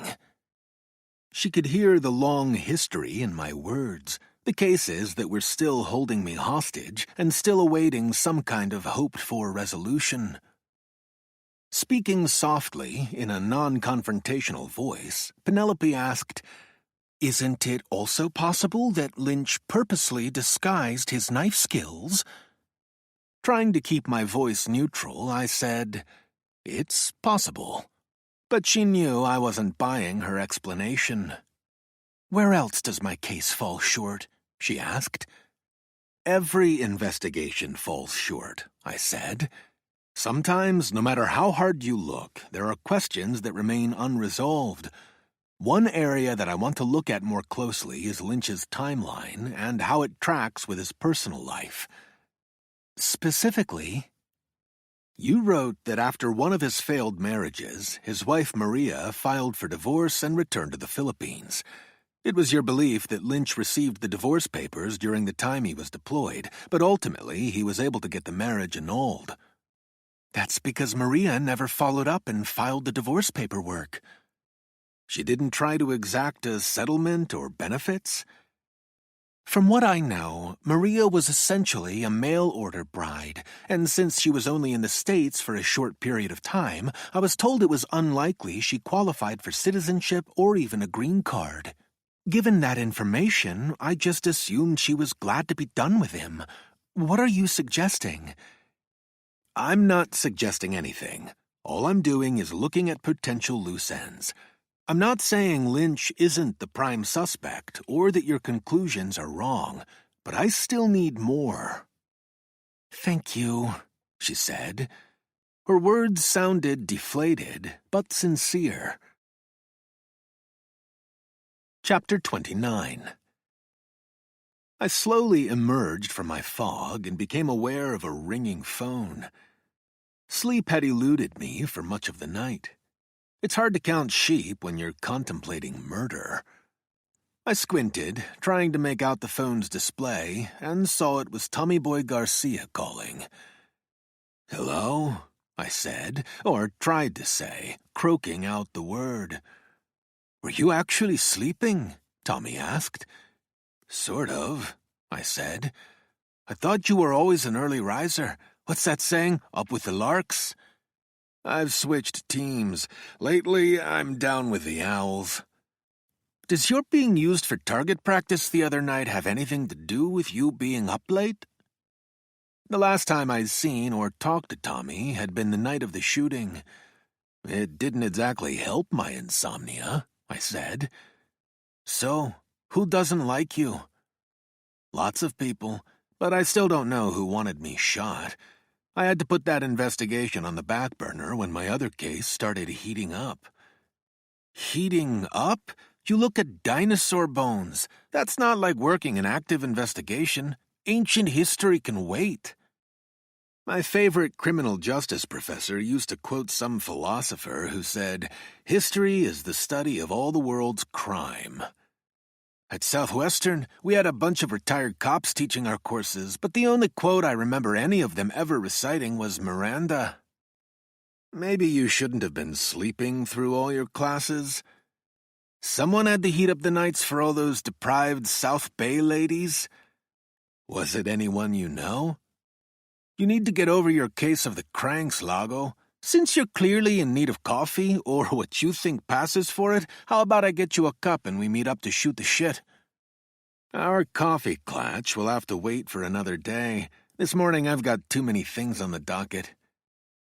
Tommy said, if someone had taken a pot shot at me, my priorities sure as hell wouldn't be some oldie-moldy. I didn't want to talk about the case, because that would mean talking about Chloe. It was better to say nothing. Tommy continued to push. You think it's a coincidence that the shooter came gunning for you right after you started asking questions about our dead informant? That certainly got me wondering if you're right about a conspiracy in our ranks. Ever since you floated that theory, I've been doing a lot of looking over my shoulder. It was probably just my paranoia talking. Being paranoid doesn't mean they're not after you. Someone sent a bullet your way. That wasn't some random incident. You upset someone's apple cart, but whose? I'll start looking into that as soon as I find the time. Even to my own ears, that explanation sounded lame. Tommy was used to being my sounding board, and I didn't want him wondering why I was holding back on him. I said, anyway, the truth of the matter is that it's not only work that's been keeping me up nights. It's something else, or I guess I should say someone else. Now we're getting the real story, Tommy said. I knew there was something you weren't telling me, so let's hear about this unlucky woman. I'm assuming she is a woman, right? Very much so, I said. Rosa's going to want to know all the details, he said. Spill 'em. I couldn't use Chloe's name, especially if it might lead back to Lynch. She's a doctor, I said. That was true, sort of. You're kidding. What's she doing with a knuckle-dragger like you? I'm smart enough not to ask. How'd the two of you meet? Shit, I thought, trying to navigate my tale with half-truths.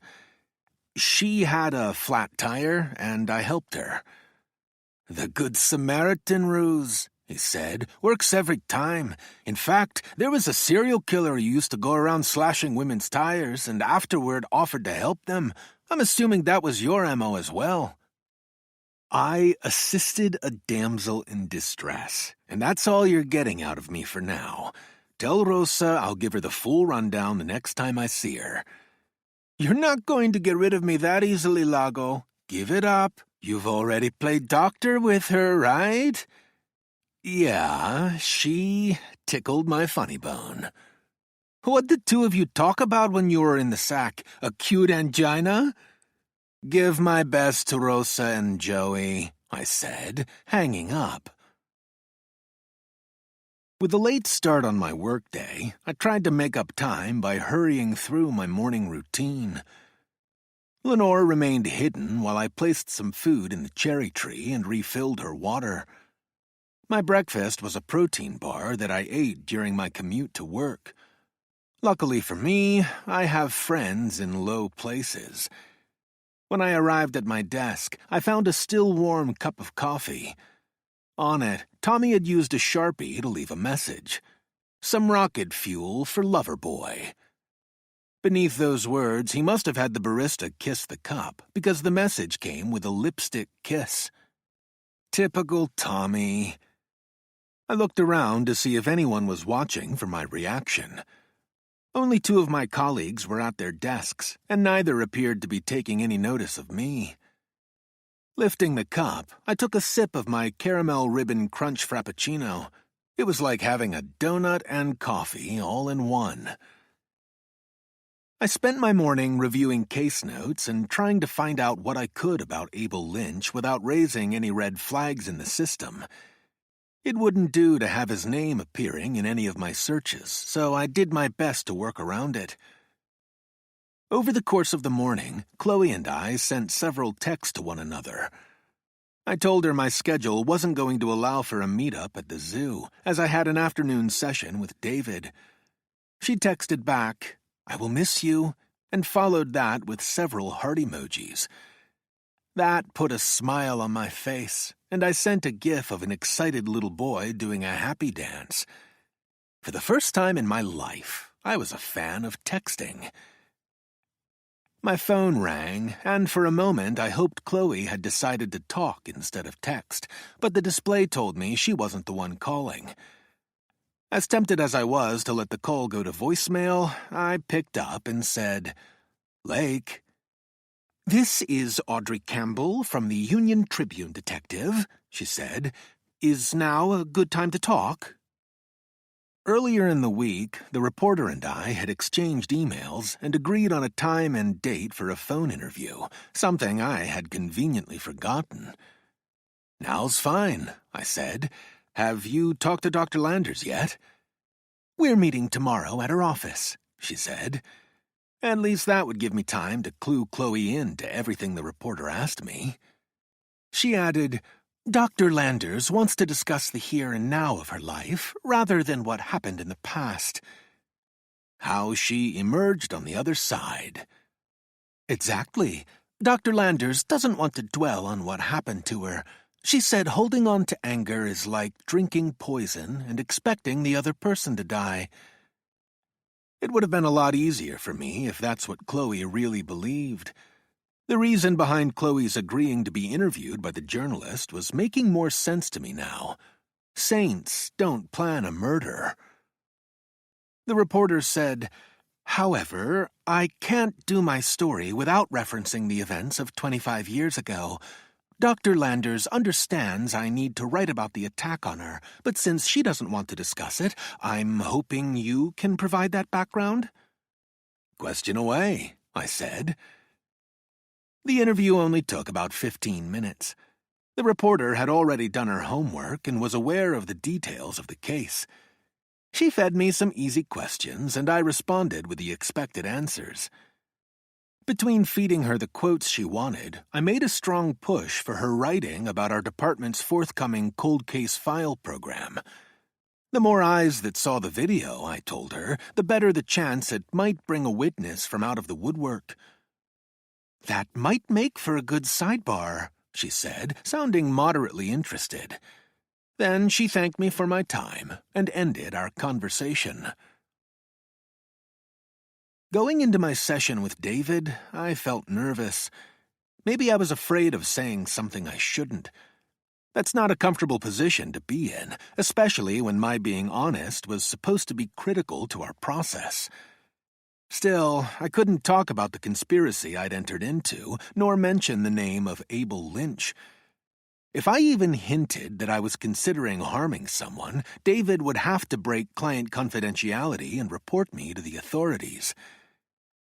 After we were both seated, David paused before starting our session, his attention directed toward something on the ground. My jiggling foot.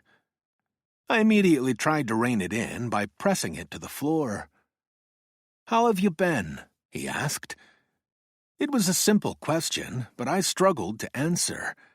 There were too many taboo subjects, like Chloe, like Penelope, like Abel Lynch, like murder. Finally, I said, "I don't know." "Why's that?"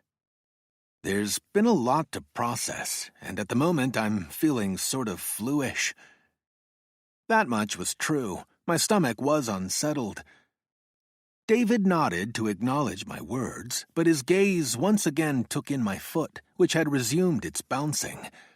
Once more, I squashed it to the ground. "When you came in today, what was your main concern, Wyatt?" "What do you mean?" "Was something in particular pressing on your mind?" "Nothing I can think of." "I know you've been reluctant to open up to others about your prognosis, but by doing so you have to carry that burden by yourself. With each passing day it will only grow heavier." Chloe had said much the same thing. I nodded, but didn't comment, or more accurately, didn't say anything. As if it had a mind of its own, my foot started jiggling again. Once more, I tried to will it into submission. David said, The poet Robert Bly wrote that if a man hides his limp, somebody has to limp it. What's that mean?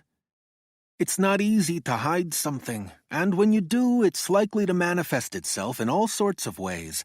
When all is said and done, it's probably better just to limp. I'm not sure if I agree. In fact, I wonder if it's in our DNA to try to hide our wounds and illnesses. In nature, that's what wild animals do. Even in domestic animals, we see that. In the wild, a visible infirmity sounds a dinner bell for predators. Are things that much different in our so-called civilized world? I would hope so. Do you think seeking help is a sign of weakness? No, I said, but it's still not something I feel comfortable doing. You're going to need to get over that discomfort, David said.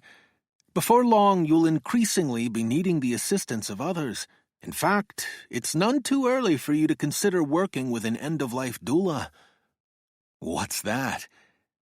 A death doula will assist you in transitioning through the stages of your illness.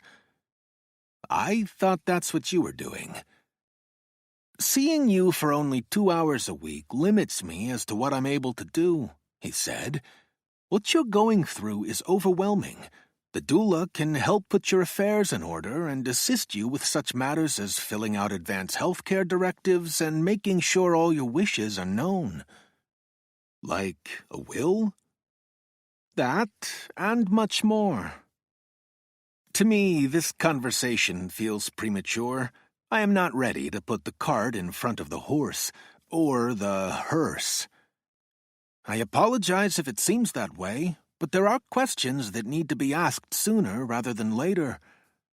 Such as, have you made it clear what kind of funeral arrangements you'd like? Do you want to be buried, cremated, or composted? Composted? Currently, that option's available in several states and soon will be allowed in California. On the books, it's referred to as natural organic reduction, but almost everyone refers to it as human composting. Essentially, your remains return to Earth as soil. It's an option for you to consider. I'm actually good with the idea.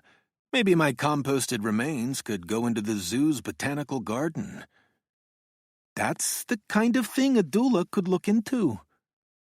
I'll give it some thought, but not today, I said. Let's wait until I feel shittier.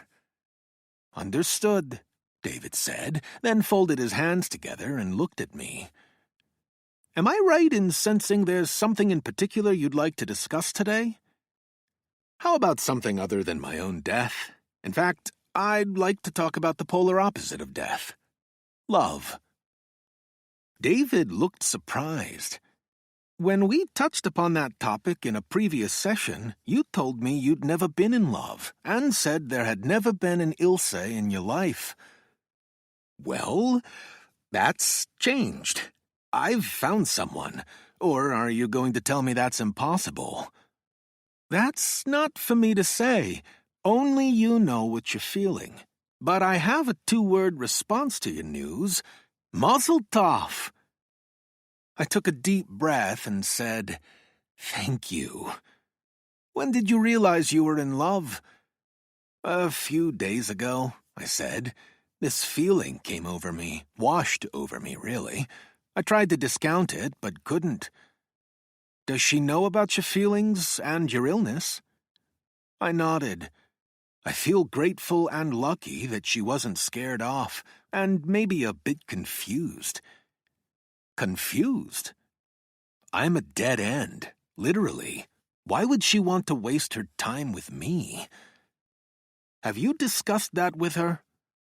In a roundabout way, but the truth is I'm reluctant to open that can of worms. Why?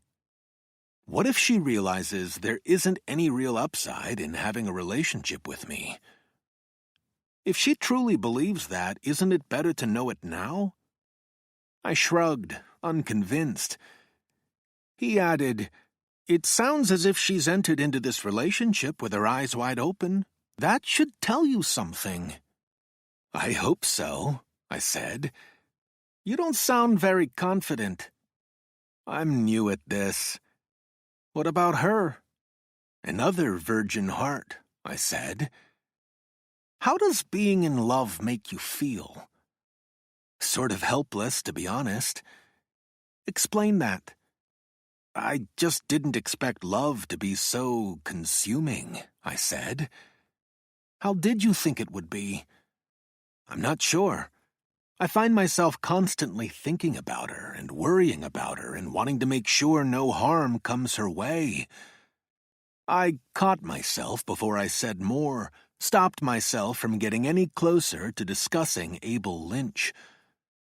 That's why I wanted to know if it's possible to find true love, even as you're dying, or has my illness just deluded me into thinking I'm in love? I have no doubt that someone with a terminal illness can fall in love, and there's nothing you've said that makes me question your sincerity or resolve. It's scary. I didn't expect that. You find love scary? I wished I could take back those words. I had to keep the discussion far away from Abel Lynch. By that, I mean it makes me feel as if I'm not in control. It sounds as if you'd like to rein love in. I think I would. I find myself in this strange twilight world of love and death that doesn't seem right somehow. Love and death, Eros and Thanatos, might not be the opposites that you think them, David said. Freud believed some people have a death drive while others have a life drive. And what do you think? Most things Freudian I take with a grain of salt, he said.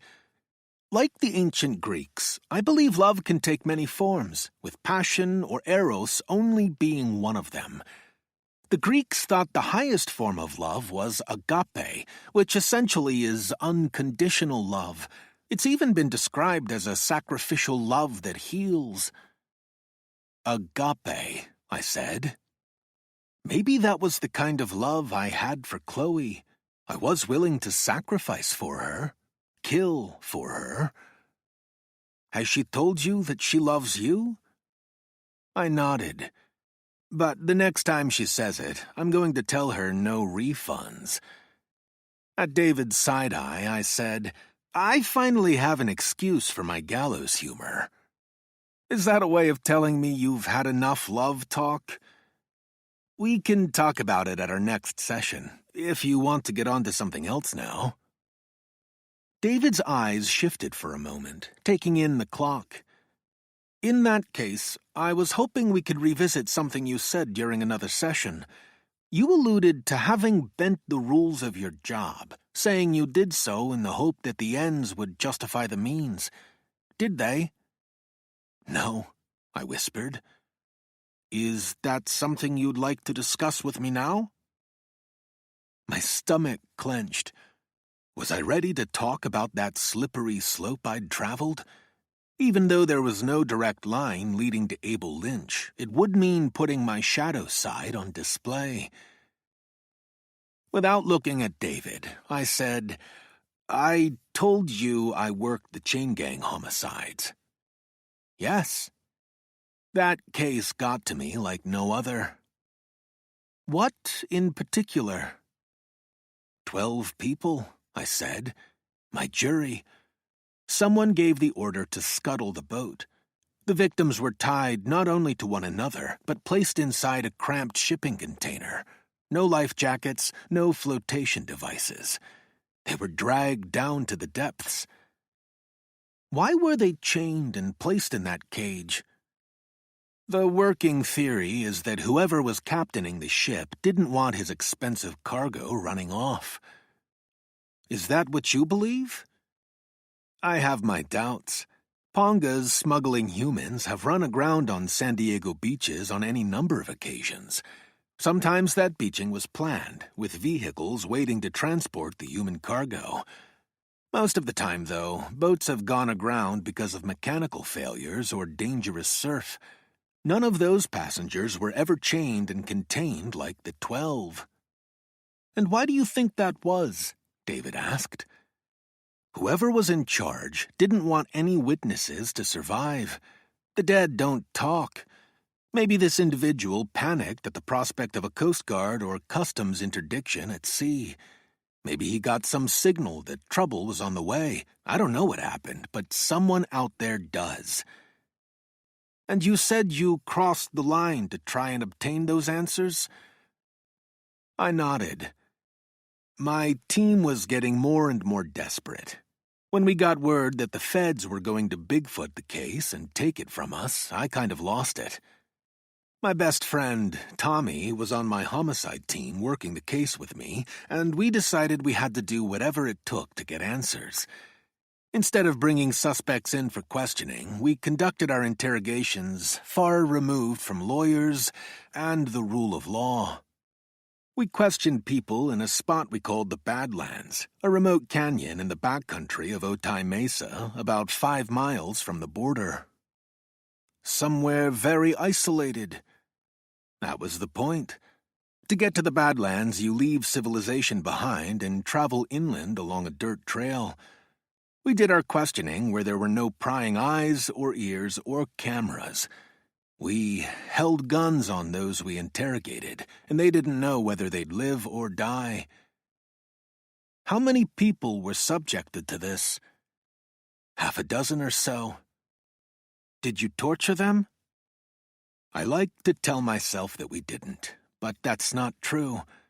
There were times we tried beating their secrets out of them, and when we didn't get the answers we wanted, we took turns threatening them. But none of it got us the confessions we wanted, and the coerced leads never really panned out. You regret what you did? Every day, I said. We mainly targeted criminals, men and women associated with the Mexican mafia. We tried to believe that justified what we were doing. What happened to your victims? We let them loose within sight of the paved road, and I always made sure they had water. No one was permanently hurt or killed? Many were beaten and bruised, but no one was killed, I said. Still, that's not saying our hands might not be bloody. Explain, David said. I told him about our off-the-books informant and how he'd ended up dead. We initially blackmailed the kid into doing our bidding, I said. I can't be sure he died because of what we had him looking into, but that's my fear. The two of us sat in silence for a minute. Finally, David said, "Our time's up. I know you would have preferred not to talk to me about this, but I think it's important you did." Then why do I feel so shitty? I asked, getting to my feet. David chose not to answer the question, and I walked out the door. Chapter 30. Penelope Hill studied her makeup in the rearview mirror of her car. As with her previous visits to the Royal Meridian, she was dressed up in casual chic clothing so as to look the part of a well-heeled guest. In her encounters with hotel security, she must have passed muster because she'd never been stopped and asked for her name and room number. She pulled into the public parking lot at Haskell's Beach. That spared her the scrutiny and price tag associated with valet parking. Because there are no private beaches in California, hotel guests have to share the coastline with the hoi polloi.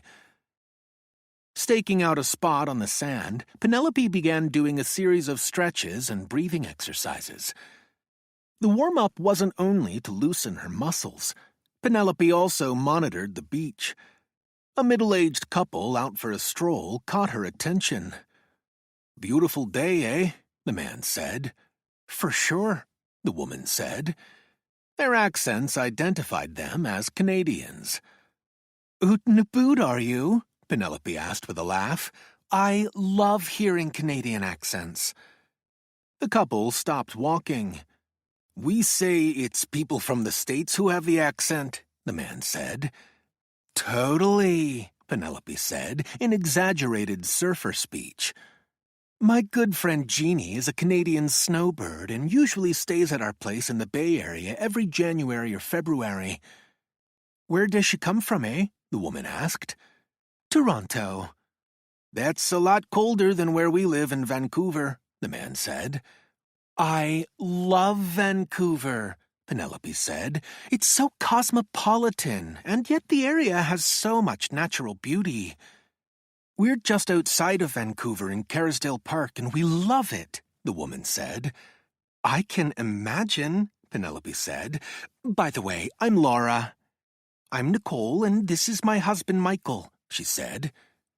"It's nice to see a couple out walking together," Penelope said. "I couldn't get my husband to join me. Mr. Lazybones said he just wanted to relax in our hotel room." "Nothing wrong with that," Michael said. "I told Mikey he needs to work off his Molson muscle," Nicole said. Michael patted his stomach. 20 minutes later, Penelope walked up the pathway to the hotel with her new friends. Security never gave her a second look. Before taking leave of Michael and Nicole, Penelope learned the couple's last name and room number and promised she would try to get Mr. Lazybones to join them for drinks later. Penelope's precautions were probably excessive, but by now they had become a habit to prevent her from standing out. During her previous visits, she had always entered and exited the hotel by different routes. There were surveillance cameras throughout the grounds, but Penelope had begun to walk around the property with a practiced insouciance. Her destination wasn't where hotel guests typically ventured, but she made it appear as though she was out for a power walk. It was essential to confirm Abel Lynch was on the property, and the best way to do so was to locate his car in the employee car park. As she approached the lot, Penelope began raising and lowering her knees. If anyone in security was watching her movements, they'd assume she was just another exercise fanatic. She kept an eye open for Lynch's 5-year-old white Chevy Equinox. Within minutes, she had found the SUV. Even though no one was around, Penelope performed as if being watched and made it appear as if she'd dropped an errant earbud and it had rolled under the SUV. Getting down on her knees, Penelope began patting the ground as if in search of something. While reaching around, she was able to surreptitiously attach a GPS tracker to the underside of the Equinox. Then, getting to her feet triumphantly, she looked happily at the earbud she'd palmed in her hand. In California, it's illegal to place an unauthorized GPS tracker on a car. Penelope knew that, and also knew it would be the first of several illegal activities planned for the day. Once she reached Lompoc, Penelope checked the GPS tracker. Lynch's vehicle hadn't moved. She looked at her watch and saw it was 1:45. Lynch's shift usually ran to 3:30, and it was a 45-minute drive from Goleta to Lompoc. That should allow her plenty of time to finish what she came to do and leave long before Lynch's shift was over. It's that detective's fault, she thought. He was the reason she'd have to place herself in a potentially dangerous situation. Why couldn't he have left well enough alone? Still, if things worked out today, maybe she'd secure the proof needed to show Lynch's guilt. That would force the detective to act and get Lynch the death penalty sentence he deserved. Not that they didn't already have proof enough, but the detective seemed to think it was necessary to fill in every blank in Lynch's timeline over the last quarter of a century. Hadn't Dr. Landers identified Lynch from an old picture as being the man who left her for dead? And wasn't the timing of Lynch's attack also damning? He had done the crime and then shipped out, and that didn't even take into account the false identity of Stu Burns, which he'd offered as an alias to the two hitchhiking teens, never imagining it would lead back to him. When he'd departed the crime scene, Lynch had thought both girls were dead. It was one thing to be cautious, but another to turn a blind eye to the evidence. Lake's gumming up the works so late in the planning had thrown everything into flux, but maybe there was a silver lining to his interfering. She liked the idea of a dying man doing the hit and not Dr. Landers. That is, if he followed through. It was strange to think of Dr. Landers and the cop as a couple, though. Could the two of them really be in love? How was that even possible? One moment the two of them had been fighting like cats and dogs, and then the next they were suddenly in love. Penelope felt like the third wheel. She missed being Dr. Landers's sole confidant. Where did she stand, now that she was no longer a patient or even a good friend? The cop had usurped her role. He was now the one calling the shots. It was time to try and give him what he wanted. Incontrovertible evidence. If she succeeded in that, the detective would have to put up or shut up, and Dr. Landers would see him for what he really was. She circled the block in her car. Nothing looked amiss. There were no police cruisers to be seen, and no unusual activity. Despite that, Penelope could feel her uneasiness grow. Most of her previous visits to Lompoc had been in the evening. She felt more exposed in the daylight. Get over it, she thought, and get on with it. Penelope grabbed a root beer from a convenience store. Drinking a soda made it look as if she had some purpose for being in her car. She drove to a lookout spot with a vantage point to Lynch's apartment building. In between taking sips from the can, she studied her surroundings and occasionally looked at her phone. The GPS tracker showed Lynch's car was still in Goleta. The foot traffic at Lynch's complex was light, but every few minutes someone went in or came out. It wouldn't be hard for her to catch the door before it shut. That's what she'd done on previous visits, which had allowed her to study Lynch's second-floor apartment as well as the grounds. No time like the present, she thought. She parked 2 blocks away from the apartment and then lingered in the vicinity of the security gate while pretending to be talking on her phone. Her timing was good. A minute into her feigned conversation with Aunt Lillian, she was able to catch the door before it closed and slipped inside. Penelope walked along a concrete path that took her to the pool. A mother and her 2 young girls were playing at the children's pool. Penelope smiled and waved at them, and then lay down on a chaise lounge. She was wearing a hat, large sunglasses that covered most of her face, and had brought along the prop of a paperback book. While pretending to read, Penelope monitored the complex. There was no sign of a manager, and very few residents were visible. Over the course of 15 minutes, Penelope only saw 1 man leave an apartment, and she assumed he was a plumber due to the 2 toolboxes he was carrying. At the other end of the complex, a gardener who had his back mostly turned to her was working on an irrigation line.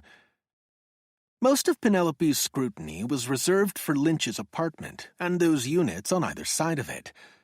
She didn't see movements in any of them. From previous visits, Penelope knew there were security cameras around the complex, but most were positioned in the parking lot. The mother and her 2 children gathered up their towels and exited the pool area. As they passed by, the mother said, "Now you can have some peace and quiet to read." "They were angels," Penelope said. The smallest girl said, "That lady says I'm an angel, Mommy." 5 more minutes, Penelope decided. She raised her book again, not looking at what was on the page, but over it at Lynch's apartment. During her last surveillance, she'd secretly made a video recording of his unit. His front door had a quick-set pin-and-tumbler lock.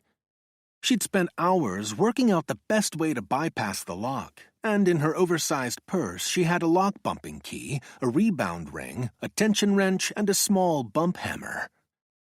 After experimenting on a similar lock at her apartment, it now usually took her less than 10 seconds to gain entry. All she had to do was put a key in the tumbler, then tap the hammer to get the pins in a row. If everything worked out, Penelope would gain entry without damaging the lock. She didn't want Lynch to know he'd had a visitor. Penelope took a deep breath. The coast was clear. Once again, she checked the GPS app on her phone and saw Lynch's vehicle hadn't moved. It was time to proceed. Her heart was in her throat as she slipped in the bump key she'd prepped with a rebound ring. After positioning the tension wrench, she tapped the key multiple times with a small mallet. Anyone in hearing range would think someone was lightly knocking on a door. "Open sesame," Penelope prayed, reaching for the knob. It turned, and she silently stepped inside, closing the door behind her. Before continuing into the apartment, she listened for any sounds. The silence reassured her enough to start breathing again, but it was still scary as hell being in the apartment of a murderer. Penelope turned on her phone's video to record everything she was seeing and moved forward. Walking on pins and needles, she thought. Never before had that expression felt so real. She silently entered the sole bedroom. Even though Penelope had been sure Lynch was at work, it was still a relief to find the room unoccupied. At first glance, the bedroom appeared stark and empty, with a queen bed, a chest of drawers, and little else. Along one side of the room were mirrored sliding wardrobe doors with gold trim. Her reflection came into focus as Penelope approached them, and she saw how pale and drawn she looked. The night before, she'd barely slept in anticipation of the day's events. If she were to get arrested for breaking and entering, her private investigator's license would be revoked forever. But what scared her even more was the idea of Lynch walking in on her. "He's 40 miles away," Penelope told herself, tried to convince herself. She reached for one of the closet's sliding doors and slid it open. Bingo! There was a large filing cabinet inside, and what was even better was that it was unlocked, sparing her from having to try to break in. She put on latex gloves and pulled open the top drawer. Lynch's neatness surprised her. She had expected to find a hodgepodge of records and papers, but instead found hanging file folders that were neatly labeled. Penelope began flipping through them. The drawer was mostly filled with paperwork related to finances, including his tax returns from the last 7 years, pension statements, and a variety of forms from the U.S. Navy and the Veterans Administration. Drawer number 2 contained folders with receipts, manuals, insurance statements, car financing, and sundry contracts. Penelope checked the time and studied the GPS tracker app again. According to it, the Chevy Equinox was still in Goleta, but she found herself looking over her shoulder anyway. No one was lurking nearby, but she still felt uneasy. It almost felt like she was being watched. "Third time's a charm," she whispered, opening the third drawer. As she flipped through the hanging folders, Penelope began to despair at not finding personal items such as old pictures or letters. It was possible Lynch had parked his belongings in some storage locker. "Focus," she said to herself. She wasn't even halfway through the cabinet's contents. There were still plenty of possibilities to find hidden treasure. She started looking through a folder labeled Detailing and saw Lynch had once operated a part-time car detailing business. It appeared he'd shut it down a few years ago. Penelope continued going through the hanging folders. There were no dates attached to the labels, but there seemed to be a chronological order to them. The further she delved, the older the folders were. A label caught her eye, and Penelope removed the file folder and looked inside. At first glance, she thought it was empty. Then she saw it contained a plastic bag. When she lifted it out, Penelope gasped. Inside the bag were 2 old ticket stubs. "My God," she said, her hands trembling. It wasn't so much ticket stubs that Penelope was holding, as much as she believed it was Abel Lynch's execution warrant. Chapter 31. Abel Lynch checked the chits on the order rail. The restaurant's point-of-sale system was designed with a pantry printer and a hotline printer. Today, he was working as pantry cook, which meant he had charge over soups, salads, appetizers, and sandwiches. The restaurant was moderately busy, but none of the cooks were in the weeds. The expediter made eye contact with him. Gina had a no-nonsense attitude and ran a tight kitchen.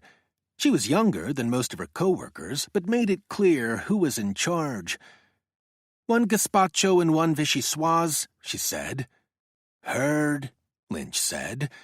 "And one Cobb salad and one chicken Caesar salad." "Heard that." The chit printed out, and Lynch placed it on the board above the food window. He opened the lowboy and removed the salad ingredients from the under-counter refrigerator. The most time-consuming part of his job was the morning prep work. That's when he made the cold soups and cut up the ingredients for salads and sandwiches. For a moment, Lynch paused in his preparations. His cell phone was vibrating. As much as he wanted to look at it, he didn't want to court trouble. Employees weren't supposed to use their phones unless they were on break. In a minute or two, he'd sneak a peek once Gina wasn't observing him. As his phone continued to shake, Lynch cursed under his breath. The vibrating was only supposed to occur if the hidden cameras in his apartment were picking up movement. It was probably nothing. There had been false alarms before. One windy day, falling palm fronds had activated the camera's motion detectors. Another time, the power had gone off in his apartment complex and set off warnings on his phone that sounded like DEFCON 1. And still another time, failing batteries had set the system off. It had to be another technical glitch. But he still wanted to look at his goddamn phone to be sure. He finished with the salads and then ladled the soup into bowls. For garnish, he added some microgreens. "Order up," he called. Being the expo, Gina was in charge of quality control. She facilitated the timing for the hot and cold dishes, coordinating the delivery of the plates with the food runners and/or servers. Gina came over to his station and eyeballed his dishes. She took a bar towel and wiped at a speck that only she could see. None of the master chefs Lynch had served under had been as picky as Gina.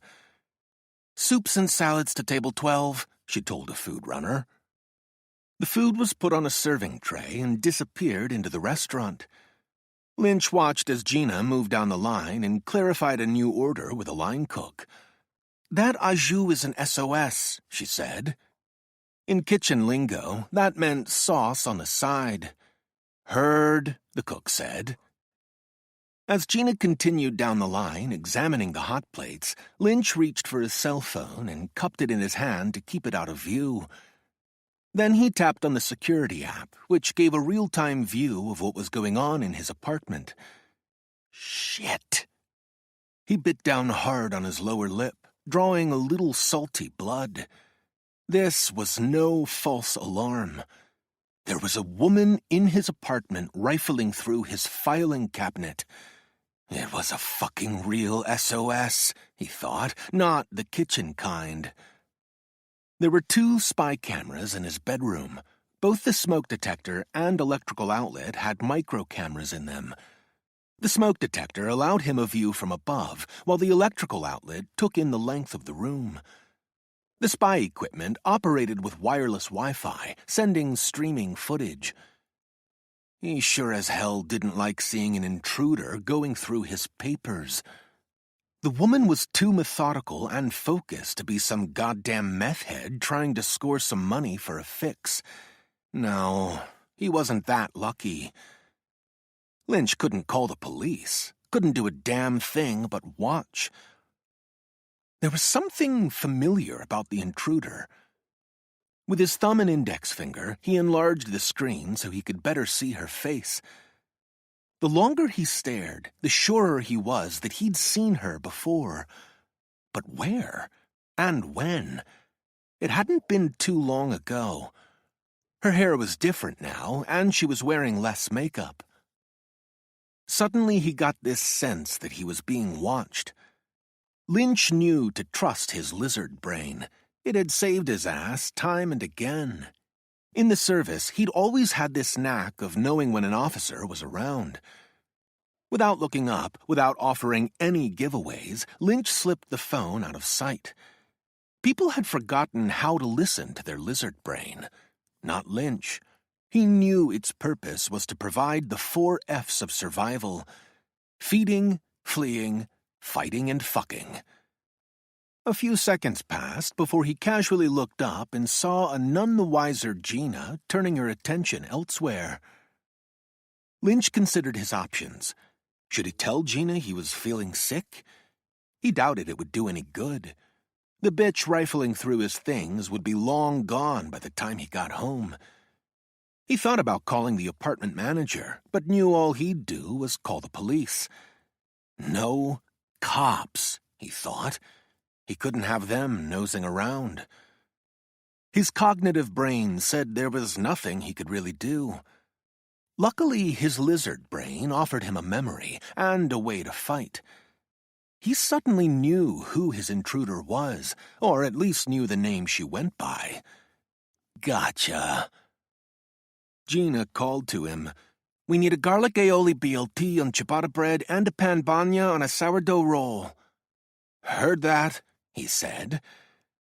Lynch grabbed his 8-inch chef's knife and cut open the roll. Chapter 32. Chloe had invited me over for dinner at her place, and we were both enjoying the end of our work week. TGIF, I said, pouring wine into 2 glasses. TGIF, Chloe agreed.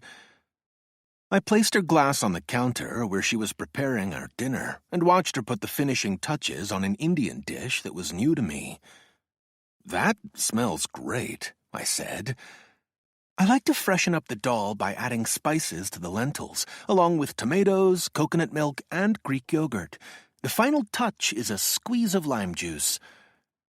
When did you become such an accomplished cook? I wish I could say I was. The truth is, I usually get by with pasta and salad. Frozen pizza is my usual entree at Shea Lake, I said. You'll find a few of those in my freezer as well.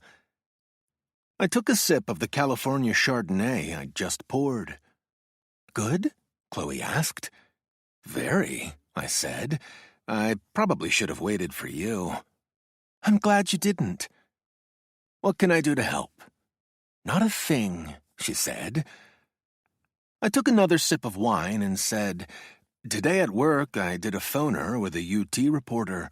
She mentioned that tomorrow the 2 of you will be meeting at your office. Chloe nodded while continuing to stir. Normally, I don't go into work on a Saturday, but I thought that would be a good day to meet up because I won't have to worry about ensuring the privacy of my clients. Why'd you agree to talk to her in the first place? She contacted me not long after I made the decision to go after Abel Lynch.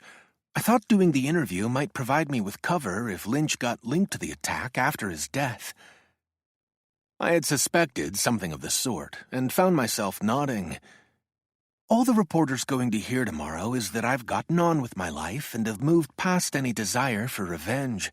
And yes, I know how cold-blooded that sounds. It might not exactly be warm and fuzzy, but it was smart to try and set up a preemptive character alibi for yourself, I said. In fact, you might have missed your calling as a criminal mastermind. If I'm ever deliberating a career change, I'll keep that in mind, she said. For what it's worth, if I was the detective investigating Lynch's homicide, you'd never have ended up on my suspect list. Why?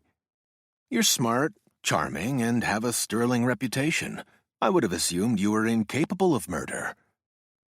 Does my being in a wheelchair also rule me out? Pretty much, I said. As much as I detest ableism, I suppose I was counting on that. Ableism? It's when individuals discriminate against non-able-bodied people. Often they do it subconsciously. You've convinced me. Next time, the disabled person becomes my prime suspect. I'm glad to have done my part for equal rights. You might not want to mention ableism to the reporter. Better to give her the every cloud has a silver lining, and how you were able to find your true calling through the adversity you experienced. For the most part, that's true, Chloe said. But there's a part of me that hates the idea I didn't choose my career as much as have it violently forced upon me. I wonder what my life would have been like if Abel Lynch hadn't slithered into it. Do you think you would have been a psychologist? I doubt it. Back in high school, I was toying with the idea of being a graphic designer or an architect.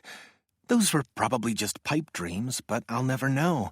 Just like I'll never know if I would have had the family and white picket fence I once imagined.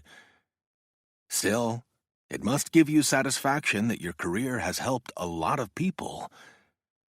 It does, but that was never enough for me. I know time's supposed to heal all wounds, but that never really occurred. Jung was right when he said, "What you resist persists." Lynch crippled me as much mentally as he did physically, and brought out demons I didn't even know I had. You and your demons are going to have to be patient until I'm satisfied Lynch is guilty. They've waited a long time, and can wait a little longer, but I'm still having trouble with you stepping in as my proxy for revenge. I should be the one exacting justice. Not a chance, I said. The way I see it, acting out of revenge isn't forgivable, but acting out of love is. Tears ran down her cheeks, and a few dropped into the doll. "Let's eat before I make even more of a mess," she said. I used a piece of naan to scoop the scant remains of the stew-like dish from my almost empty bowl.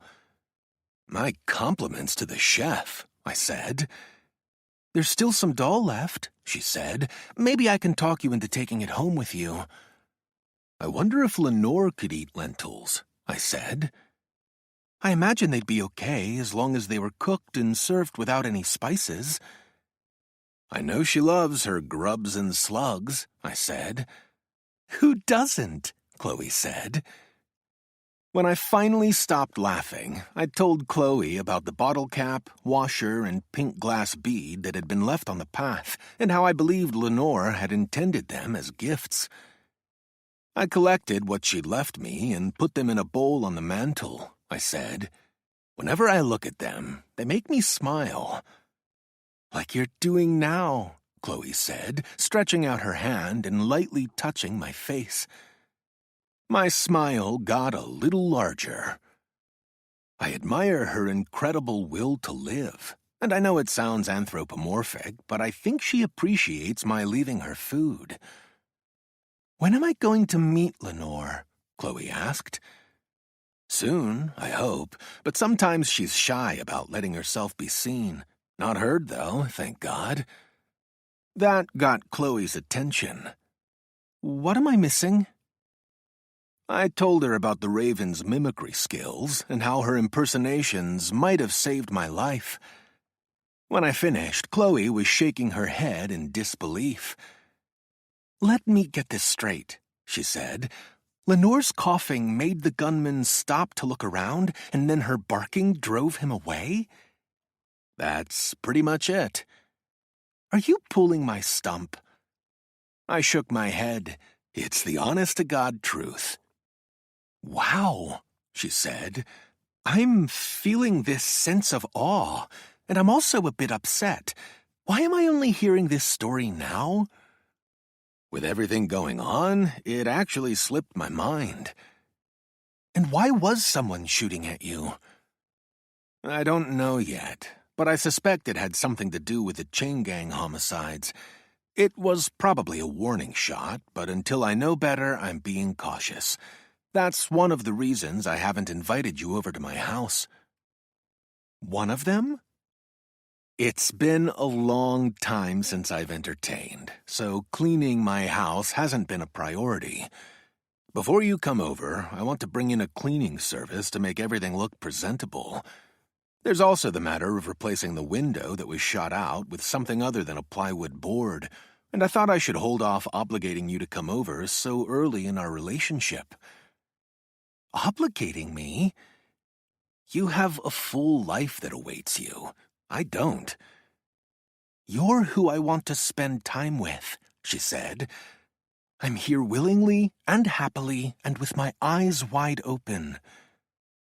I sighed in relief. Thank you for that gift, I whispered. Let's go make love, Chloe said. I'd rather do that here than at your place. Because of the shooting? No, she said. I'd hate to think what Lenore might start mimicking next. Chloe's moans built, and then her body suddenly clenched and tensed as she climaxed.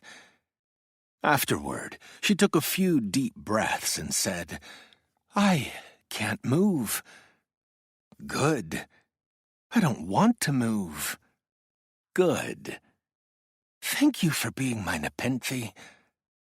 Hearing the word Nepenthe was enough to awaken me from my postcoital fog. I know that word, I said. Poe used it in The Raven. In her relaxed state, it took Chloe a moment to register what I was saying.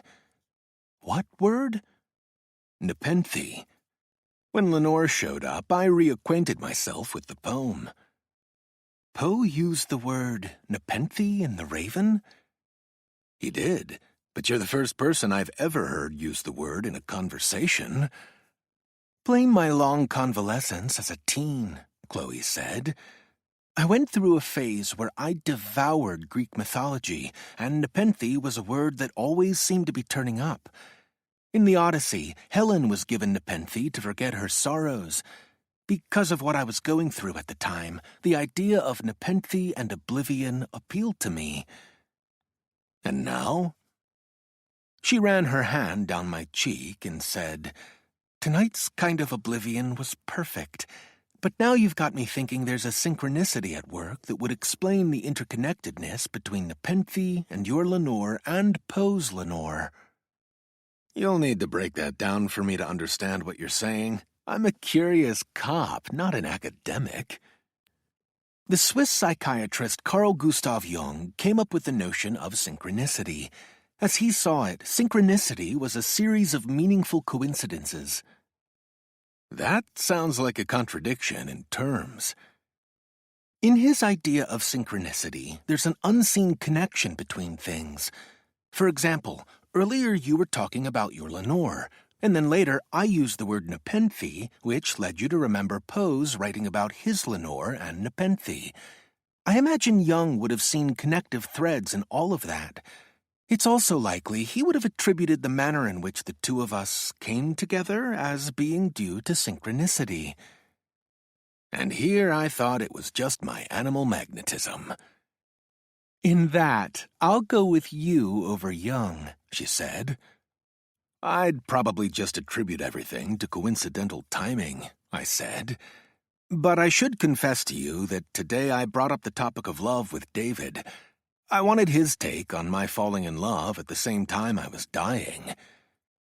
And what did he say? Mazel tov. She started laughing. That's perfect. I also told my best friend Tommy that I was finally serious about a woman. Unfortunately, I was constrained in what I could say and had to tell him some half-truths. Why?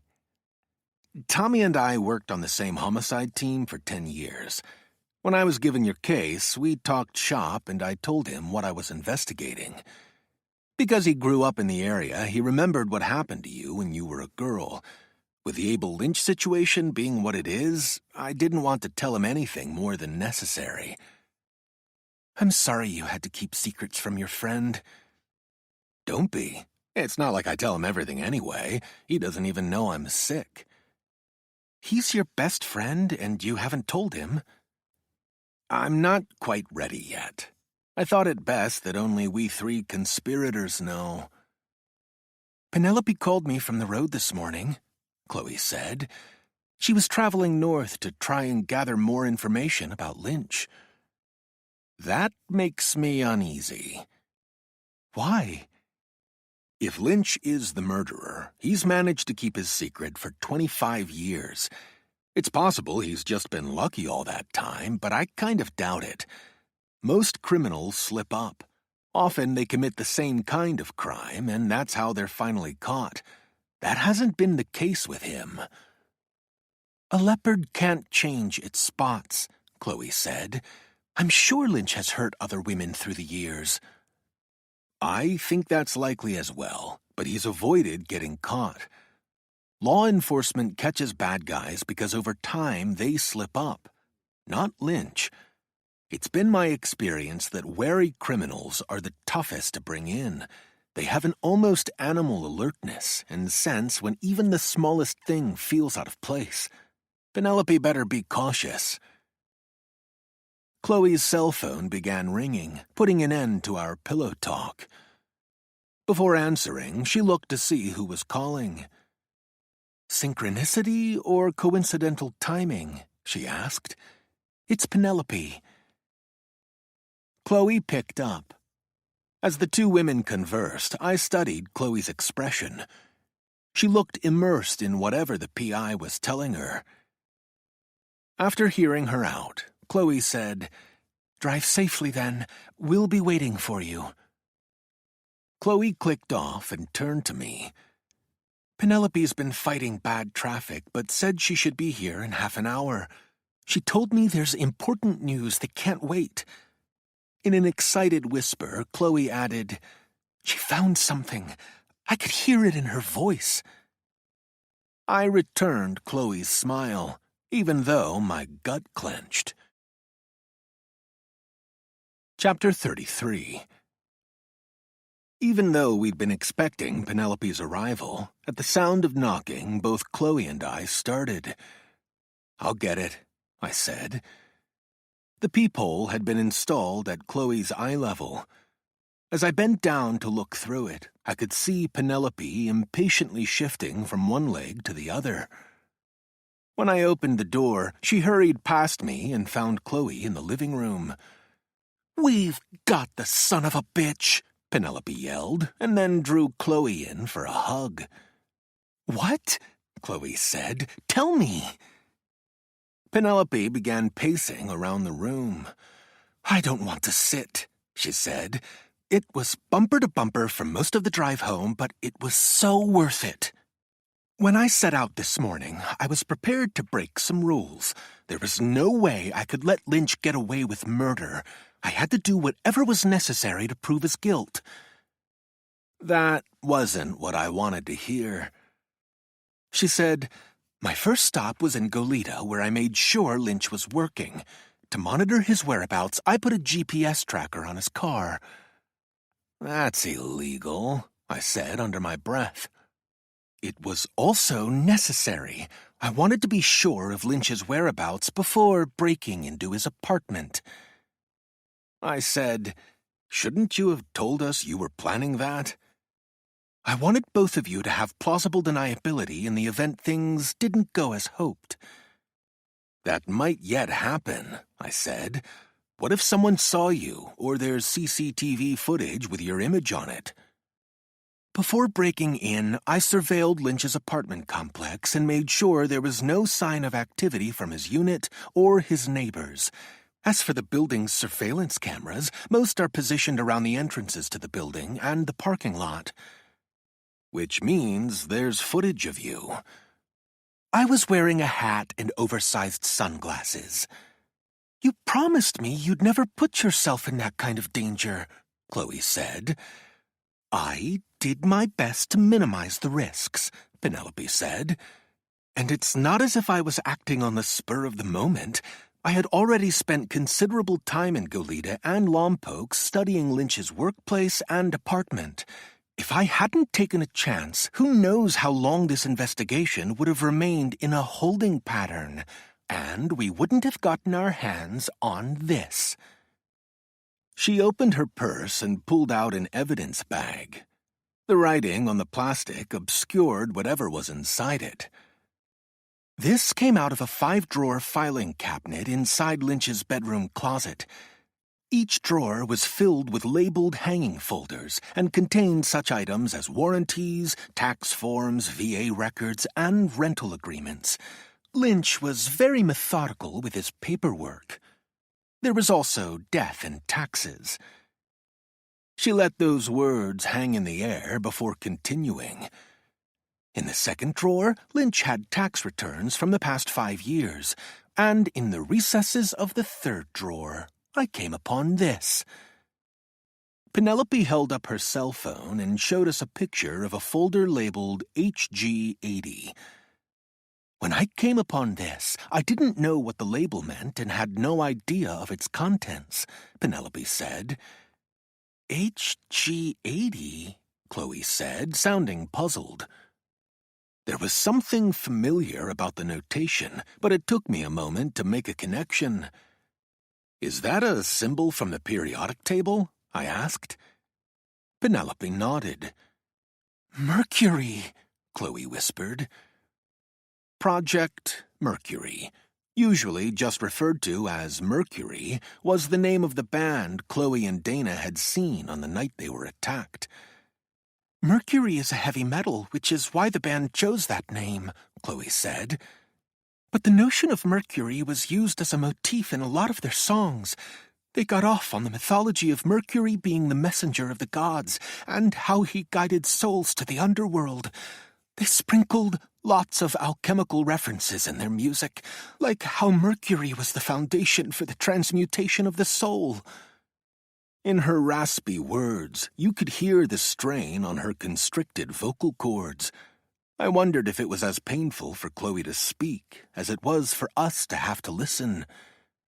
When Mercury came to San Diego, they were promoting their latest album, Underworld, she said.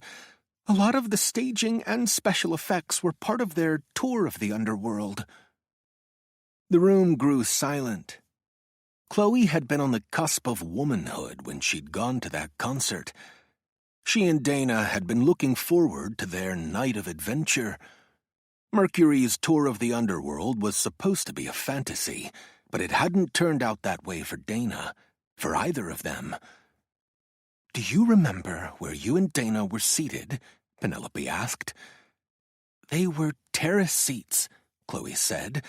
Not the greatest location, but we didn't care. We just wanted to be part of the scene. Besides, the sports arena was notorious for its terrible acoustics. No matter where you sat, the sound was bad. The poor acoustics notwithstanding, the concert had been a near sellout, with 14,000 people in attendance. Penelope asked, Do you happen to recall the row you were in, or the seat numbers? Chloe shook her head. What I remember most is that my ticket cost $30. That was a lot of babysitting money. They were seated in row 3, I said. Dana had seat 6. You were in seat 7. How do you know that? Chloe asked. It was in the case file. The information was never made public because you told the lead detective that you'd kept a ticket stub as a keepsake. When no ticket stubs were recovered at the crime scene or found on your person or Dana's, SDPD thought the killer might have taken them as trophies. All this time, I assumed the ticket was just lost, Chloe said. It wasn't, Penelope said. And neither was Dana's. Your ticket stubs were inside an old business envelope placed in the HG80 hanging folder. Where they should have been left, I said. You do know that because you obtained this evidence illegally, these ticket stubs are inadmissible in court? Even though I'd tried to speak in a measured tone, I couldn't hide my anger. Anything you found in Lynch's apartment linking him to the crime would be considered fruit of the poisonous tree, I said. We now have no case. You wanted evidence putting Lynch at the crime scene, Penelope said. Here it is. It wasn't the DA I was trying to satisfy, it was you. Now we'll see if you fish or cut bait. What if Lynch notices the absence of the tickets? I asked. I think that's unlikely, she said. Really? I asked. You see how worn the stubs are? That's because they're old. Or is it because Lynch regularly examines them, holds them, incorporates them into his sick fantasies? Enough, Chloe said. Penelope and I turned to a pale and trembling Chloe. While we'd been arguing, she had been suffering. I'm sorry, both of us said, offering up the same apology at the same moment. Let me see that bag, Chloe said, extending her hand. Are you sure? I asked. She didn't respond, didn't lower her hand, and Penelope handed it to her. As Chloe studied the tickets, her complexion turned chalk white. How about I get you some tea? I asked. She either didn't hear me or ignored me. Her attention was still on the tickets. Dana's ticket is discolored, she said. Don't make the connection, I prayed, but she did. It soaked up some of her blood, didn't it? It looks that way, I said. She shrank into her wheelchair, and Penelope retrieved the bag from Chloe's lifeless fingers. Why didn't he get rid of the evidence? Chloe asked. He probably couldn't bear to part with them, I said. For some murderers, keeping trophies of their kills is a way for them to preserve the memory of what they did. They're a trigger to his sick fantasies. That's probably why he kept them nearby. It allowed for convenient access.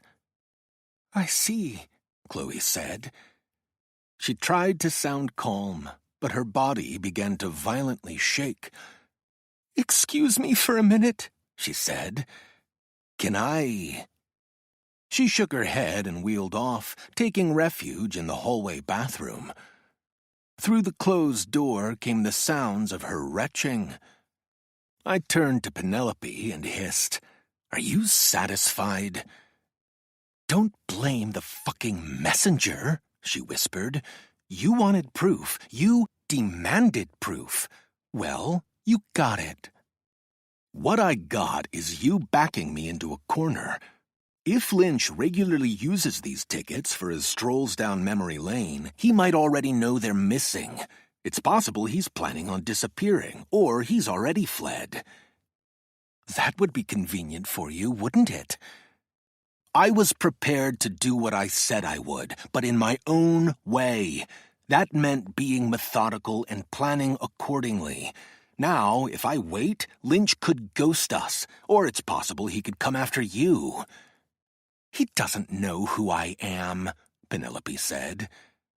Keep telling yourself that. You don't think you left a trail to follow? Think again.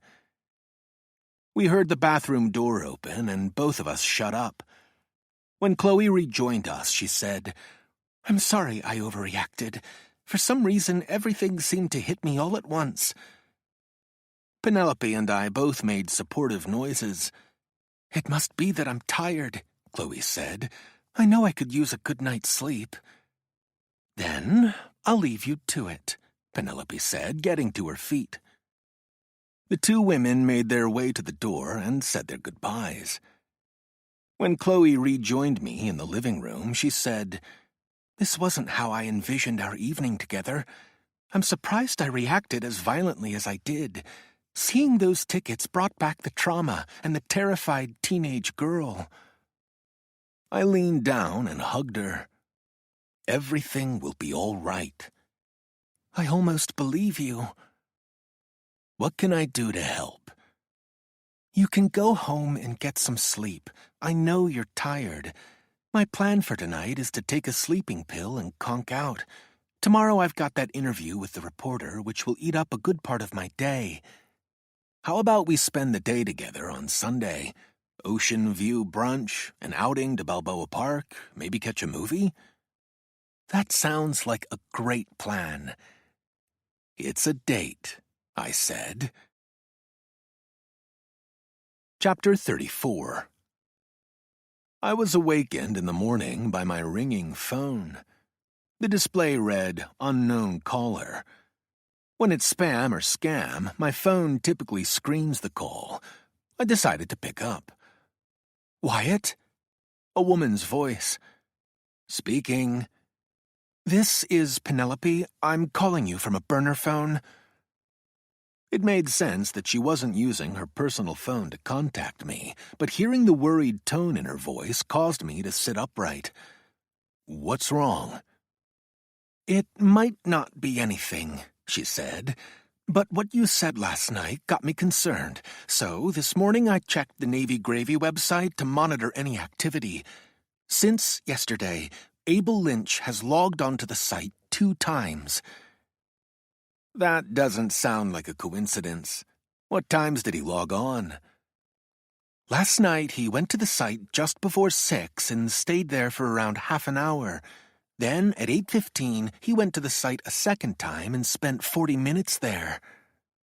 Before yesterday, when was the last time Lynch visited the site?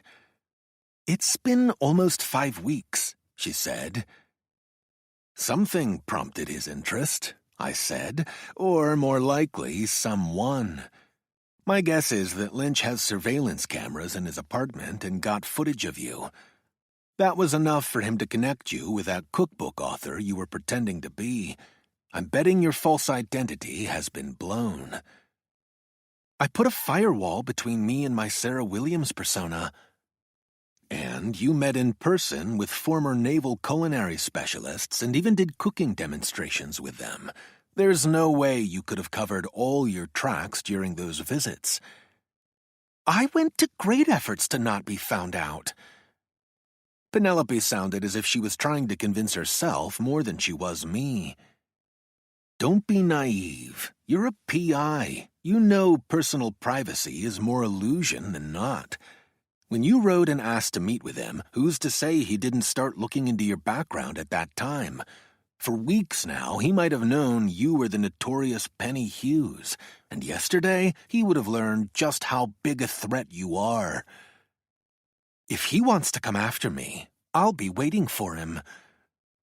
We need to be concerned not only about you, but Chloe.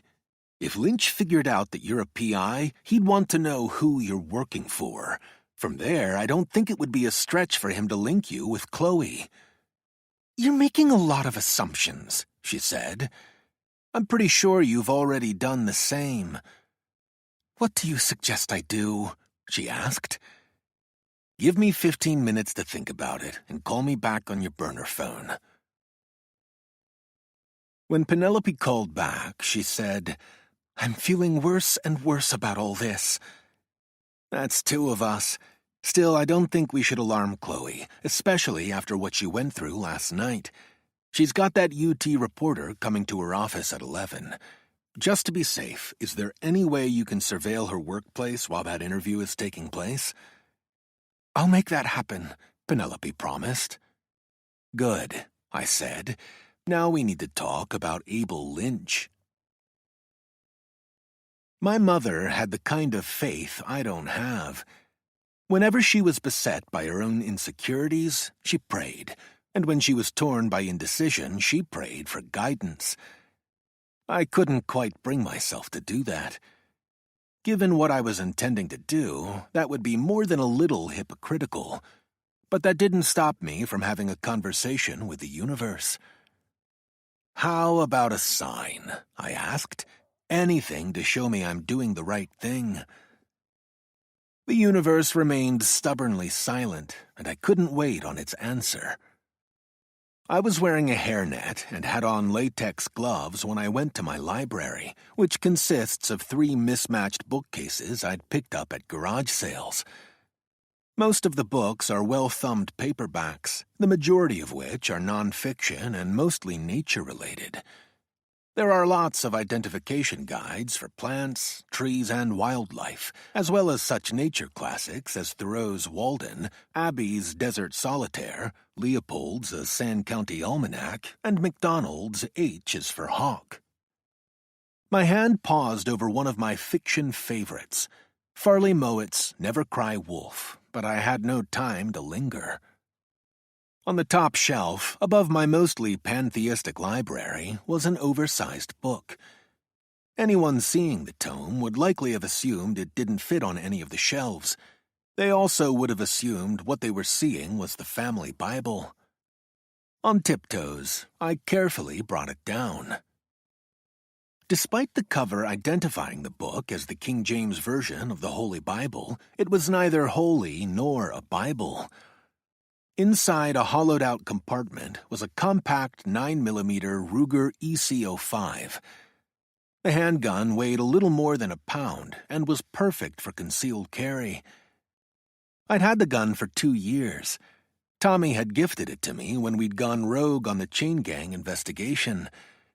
We both had just-in-case throwaway guns. Tommy had commandeered our weapons from an arms dealer he'd arrested who had a huge cache of firearms in his trunk. 2 of those guns had never been turned in to evidence. Despite being a cop, I'm not a fan of guns, as too many times I've seen how they shatter lives. I consider the gun I carry on the job a necessary evil. Today, it was possible my just-in-case gun was finally going to be used. I set the dining room table, not with plates and utensils, but tools and solvents. After removing the Ruger's magazine, I began disassembling it. I used a spray cleaner and an old toothbrush to clean the guts of the gun. For the finish work, I dabbed away at dirt and gunk with Q-tips. Then I worked the bore cleaning brush on the barrel, making sure the metal was clear of any impediments. Using a rag, I did a final touch-up and then applied some oil. Cleaning a gun wasn't anything new to me, but today it felt that way. I reassembled the Ruger, filling the 7-round magazine with new bullets. Normally I don't place a bullet in the chamber, but today I put one in the pipe. When the time came, all I'd need to do was pull the trigger. That's all, I tried telling myself. The sudden tug in my gut and trembling in my fingers exposed my lie. I placed the Ruger into an opaque plastic bag to minimize the potential of it picking up fibers or any trace evidence. God hadn't called. The governor hadn't called. An execution awaited. A one-word text with the message, "Mail," told me the package had arrived. Penelope had delivered a plastic evidence bag, as well as my own burner phone through which we'd communicate. I decided to call Chloe before traveling north. It wouldn't do to have her call my phone on this day, but neither did I want her to know what I was planning. After the deed was done, we'd talk. She picked up on the second ring and said, "I was just about to call you." "Anything up?" "I just wanted to hear your voice." "That's what prompted this call," I said, "and I also thought I should warn you that I'll need to be incommunicado for the rest of the day." "Why's that?" "Work," I said. "I'll be on a stakeout this afternoon into the evening, and we're prohibited from taking personal calls." Would the lie fly? "In that case, I hope you get your bad guy," she said. I was evidently a better liar than Chloe, which didn't make me feel good. "Any idea on where you want to go for brunch tomorrow?" "There are a couple spots in Coronado that I like," she said. "Do you want me to make reservations?" I pretended to be upbeat. "That would be great." "10ish?" "Works for me." "How late do you think your stakeout will go?" she asked. "Fingers crossed, not too late," I said. "But just in case, I better wish you a good night right now. Sleep tight. Don't let the bedbugs bite." Chloe laughed. "That was what my father used to say when I was a little girl." Hard to beat a classic. "Challenge accepted," she said. "I'll pull out the Bard card. Good night, good night. Parting is such sweet sorrow that I shall say good night till it be morrow." "Not fair," I said. "All is fair in love and war." "What are the words to that Mr. Sandman song?" I asked, stalling while trying to come up with something better. "No hints from me," she said. "It's on the tip of my tongue," I said, but it wasn't. "Accept defeat?" she asked. Another rhyme came to me. It almost felt heaven-sent. I didn't know the source of the words. Maybe I'd planted them in my memory in the hope that one day I'd have a partner to speak them to. Love you yesterday, love you still. Always have, always will. How'd you come up with that? No idea, really. I can't top that, she said. I don't want to top that. I just want to be that person. You are. There was one final thing to do before leaving. I put together a meal for Lenore and took it out to her. Today, the raven had decided to come out of hiding and was basking on a branch in the morning sun. "Morning, Lenore," I called out. Her black eyes tracked me as I approached. It had been days since I'd seen Lenore, and the passage of time hadn't been kind to her. Her coat had lost much of its glossy sheen, and her bad wing looked as if it was hanging lower. Birds lose their musculature when they can't fly. It was also possible an infection had set in. I snapped a few pictures and hoped a vet could prescribe me something to put in her food. "I'll dig some grubs for you tomorrow," I promised, "and get you peanut M&Ms and more ripe bananas." There would be no more green bananas for either of us. Lenore shifted a little in her perch. "On today's menu is dry oatmeal, raisins, peanuts, and a little banana. Good stuff." I hoped she'd be hungrier than I was. It had been all I could do to choke down half a piece of toast. I wedged her food bowls into the crooks of some low-lying branches. Lenore couldn't see what I was doing, but could hear. She was smart and would know that breakfast had been served. Stepping back from my cherry tree, I spoke once more to the raven. "Enjoy your time in the sun, Lenore. Don't give up."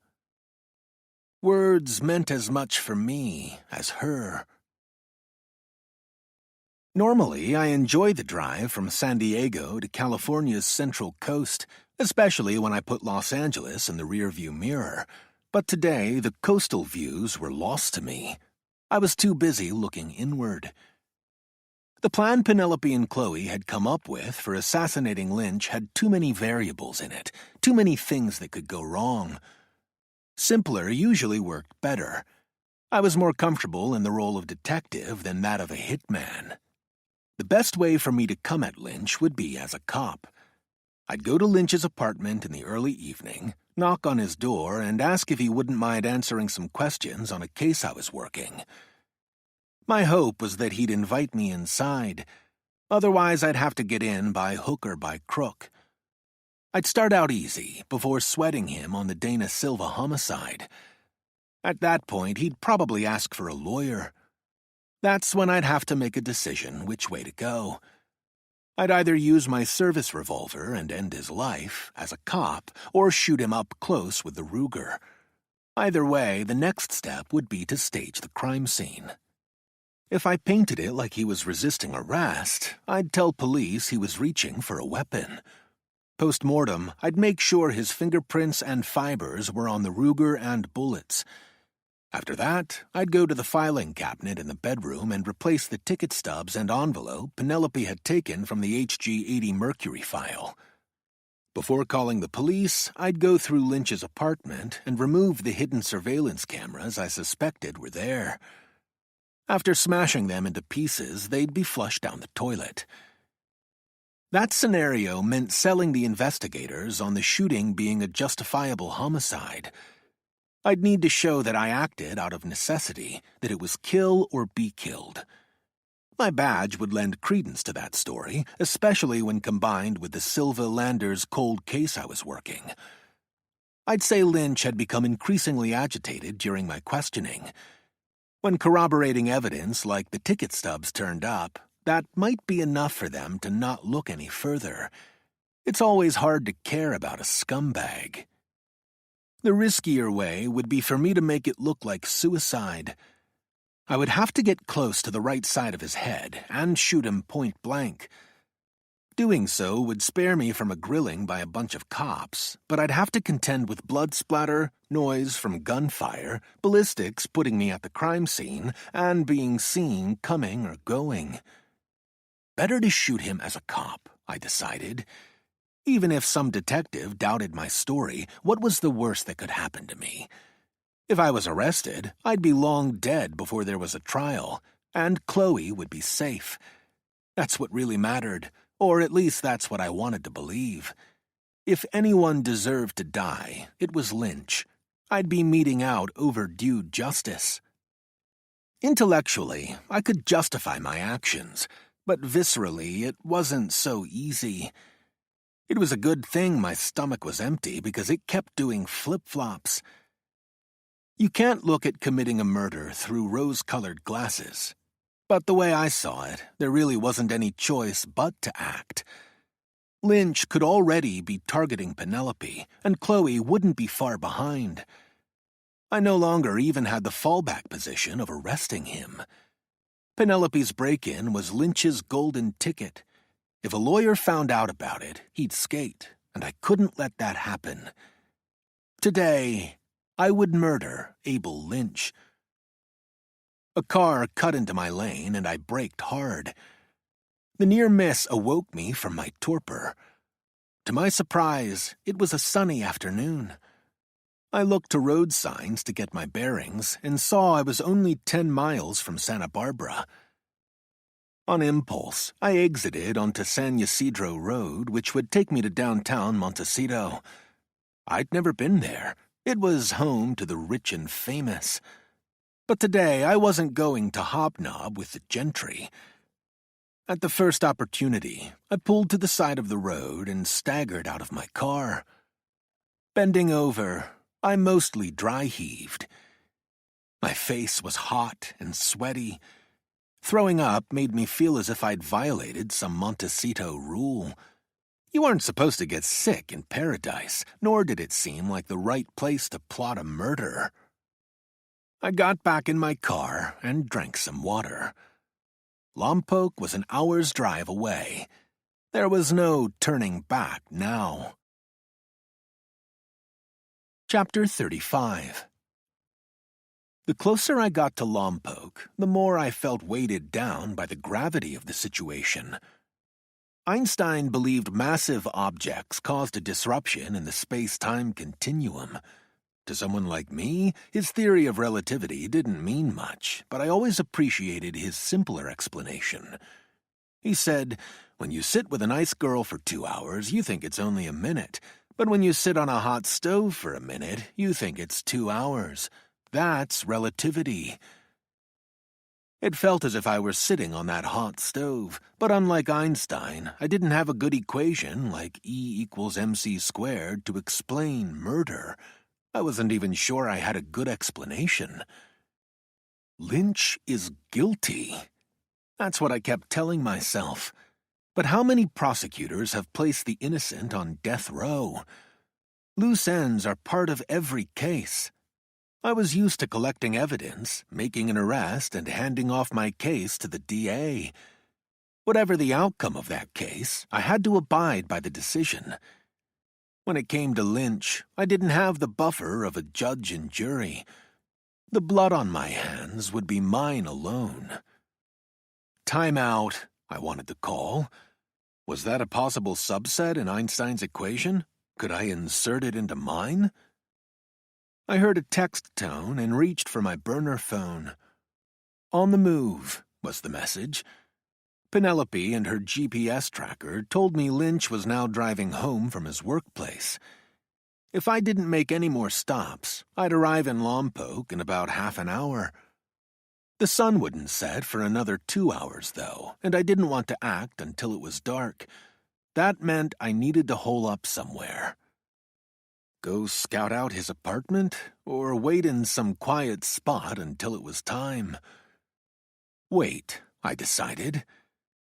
The closer I got to Lompoc, the more anxious I felt. My hands began to shake, and my breathing was rapid and shallow. After exiting onto the Pacific Coast Highway, a sign welcomed me to Lompoc, home of the Vandenberg Space Force Base. I turned on West Ocean Avenue, but soon encountered heavy traffic. Because it was a Saturday, I blamed the weekend for the logjam, but then I saw cars parked on both sides of the road. Something was going on, even though there was no obvious cause. Canopies were set up, and people were standing outside their vehicles. From the side of the road, a car signaled to merge into the flow of traffic. I slowed down, let it in, and then on impulse pulled into the spot it had vacated. Safety in numbers. I wouldn't stand out. I parked behind a Rivian SUV, which had an open tailgate.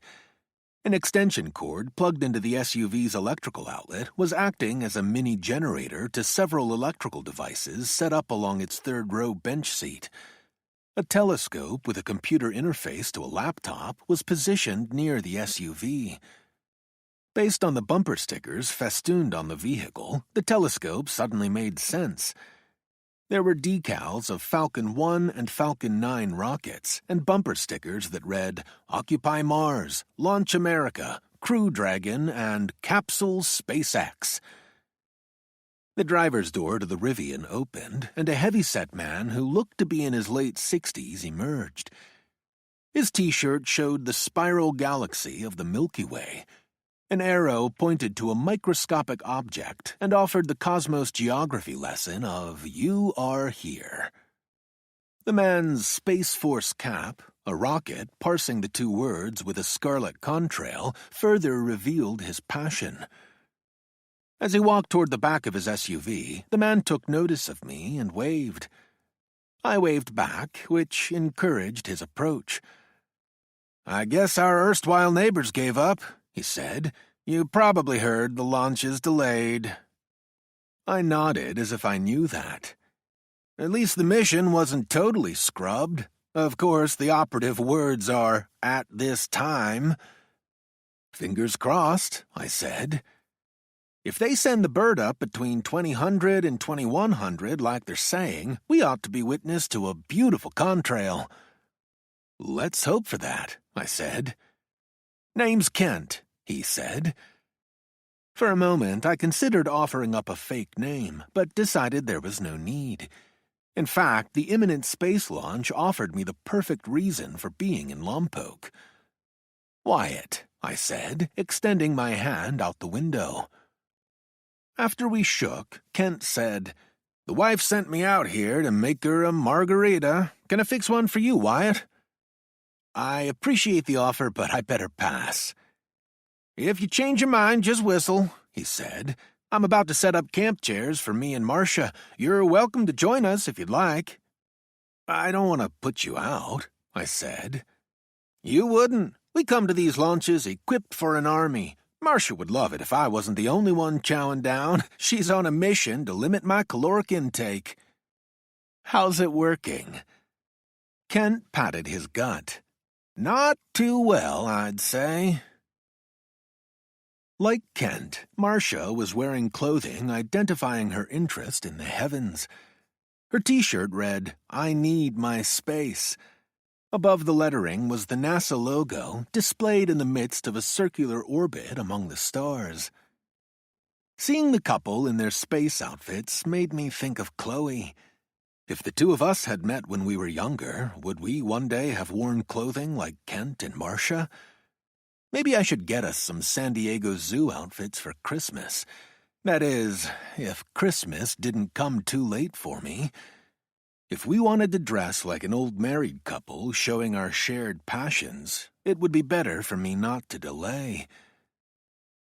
In the 10 minutes since I'd sat with Kent and Marcia, I'd learned they were both retired. Kent had been an engineer and Marcia a librarian. They had 3 grown children and a 1-year-old grandson named Aiden. Like many couples that had grown old together, they knew all the same stories and liked to finish each other's sentences. It was comfortable listening to their good-natured bickering and gave me a reprieve from ruminating. As Kent returned with a new plate of food, Marcia asked him, "Is that your third helping?" "Second," Kent said. "Are you having memory issues or too many margaritas?" Marcia turned to me and said, "It's easier when I just pretend he's right."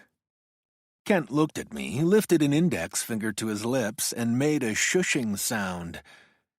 "That's Kent's idea of a librarian joke," Marcia said, "just as it has been for the last 44 years. "Once a classic, always a classic," Kent said. "You need to believe in your shelf." That got a groan out of me and smiles from them. "We're polar opposites," Kent said, "but also peas in a pod." Marcia asked, "Can I get you another plate of food, Wyatt?" "No, thank you," I said. "I'm still working on what I have." Despite telling her I wasn't hungry, Marcia had brought me a paper plate filled with chicken salad, pita chips, deviled eggs, and melon balls. "You been to many other launches?" Kent asked. I shook my head. "This is my first." "Maybe you'll catch the bug," he said. "We saw our first launch almost 20 years ago. Since then, we've been traveling vagabonds and seen launches from California to Florida. No two are ever alike." I raised my head and looked at the sky. The sun hadn't yet set, and the stars were still in hiding. "We haven't asked you about your work, Wyatt," Marcia said. Witnesses, on this night of all nights, would be a good thing. "I'm a detective with the San Diego Police Department." Kent raised up his hands as if surrendering. "Whatever Marcia claims I've done, I'm innocent." She said, "You have the right to remain silent, Kent, and we hope you do just that." Kent turned to me and asked, "Isn't drinking in public against the law?" Marcia said, "I think the greater crime would be the dispensing of alcohol in a public space."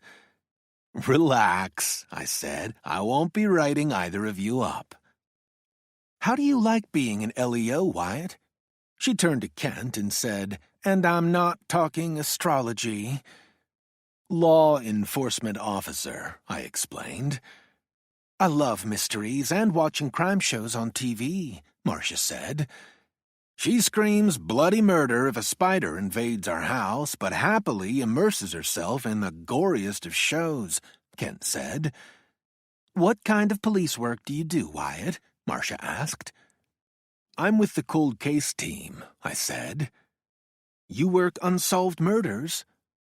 "Sometimes," I said, "but we're assigned a variety of cases, from missing persons to unidentified victims to unresolved sexual assault cases." "Is the work as fascinating as it sounds?" she asked. "It can be," I said. "Cold case investigators usually have the luxury of being able to commit time to a case. I like being able to dig deep." "What case are you working on now?" Kent asked. "I'm afraid I can't talk about an active investigation." That wasn't exactly true, but tonight wouldn't be a good time to discuss the Silva homicide.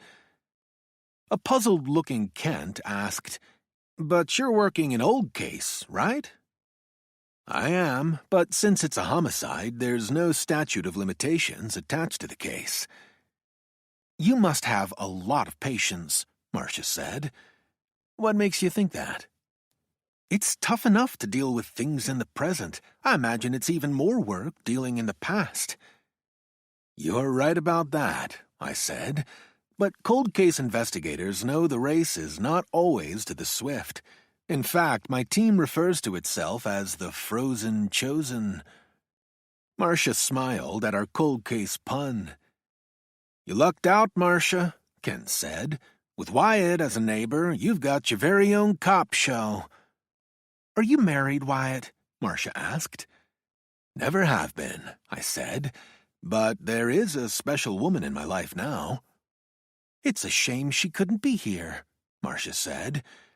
"She had another commitment, but I have no doubt she'll be jealous when I tell her about the gourmet food you served me."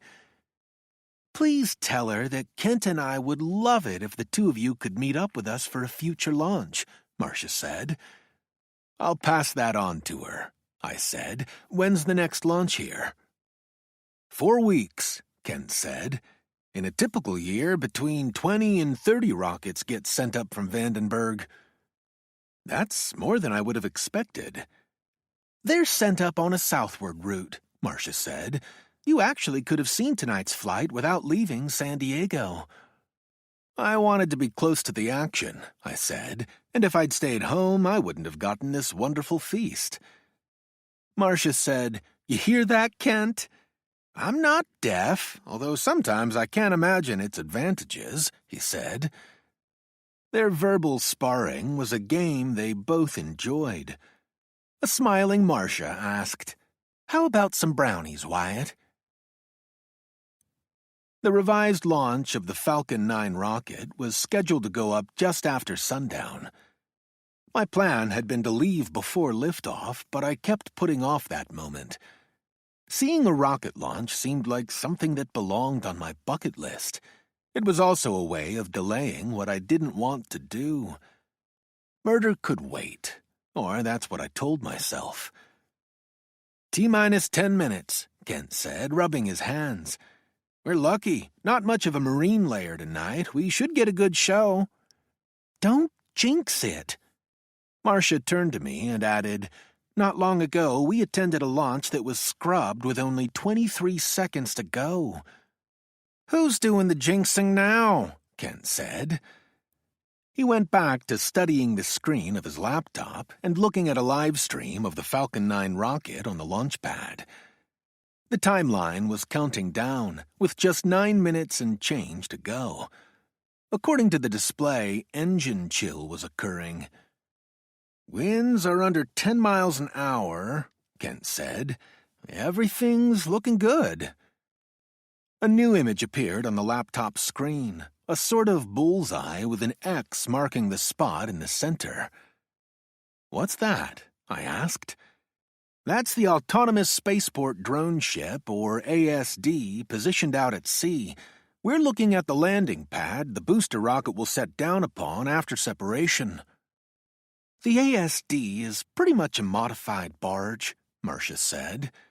It's more than that, really, Kent said. There are station-keeping thrusters on board that allow the ASD to be remotely controlled and maintain its position at sea. Marcia said, What I like most about this particular ASD is its name. She turned to her husband. In a monotone, Kent said, It's named, Of Course I Still Love You. Be still my heart, Marcia said. He shook his head and sighed. Kent likes to pretend he's a curmudgeon, but secretly he's a romantic, Marcia said. He reminds me of this longtime library patron who always checked out a pile of romance novels he claimed were for a neighbor of his. We all pretended to go along with his story. I only read science fiction, Kent said. That's why he knows all about the ASDs, Marcia said. The drone ships were named after some science fiction series. Ian M. Banks' Culture series, Kent said. He was going to write a final novel in the series, but only had time to leave behind some notes after being diagnosed with an inoperable cancer. Gallbladder, I think. The image of this author, desperately scribbling out his final thoughts, struck home harder than I would have expected. It felt like an omen, and I wondered if I would have to pass on my chain gang homicides notes to someone else. The image on the screen changed, showing the Falcon 9 rocket and a countdown time of T-minus 5 minutes and 24 seconds. Marcia and Kent stopped talking, and a hushed anticipation fell over those gathered around us. When the countdown was T-minus 1 minute, my eyes went from the screen to a westerly spot in the sky where the Falcon 9 would be traveling. When I looked back to the screen, the countdown was down to 30 seconds. Then 20.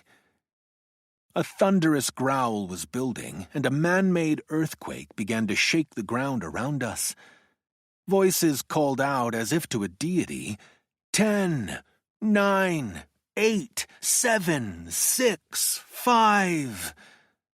I turned my gaze to the sky. 4, 3, 2, 1.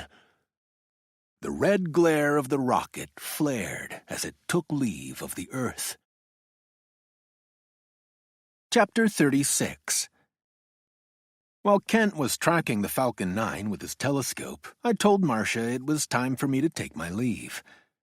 So soon? I wish I could stay, but I didn't travel to Lompoc just for the launch, I said.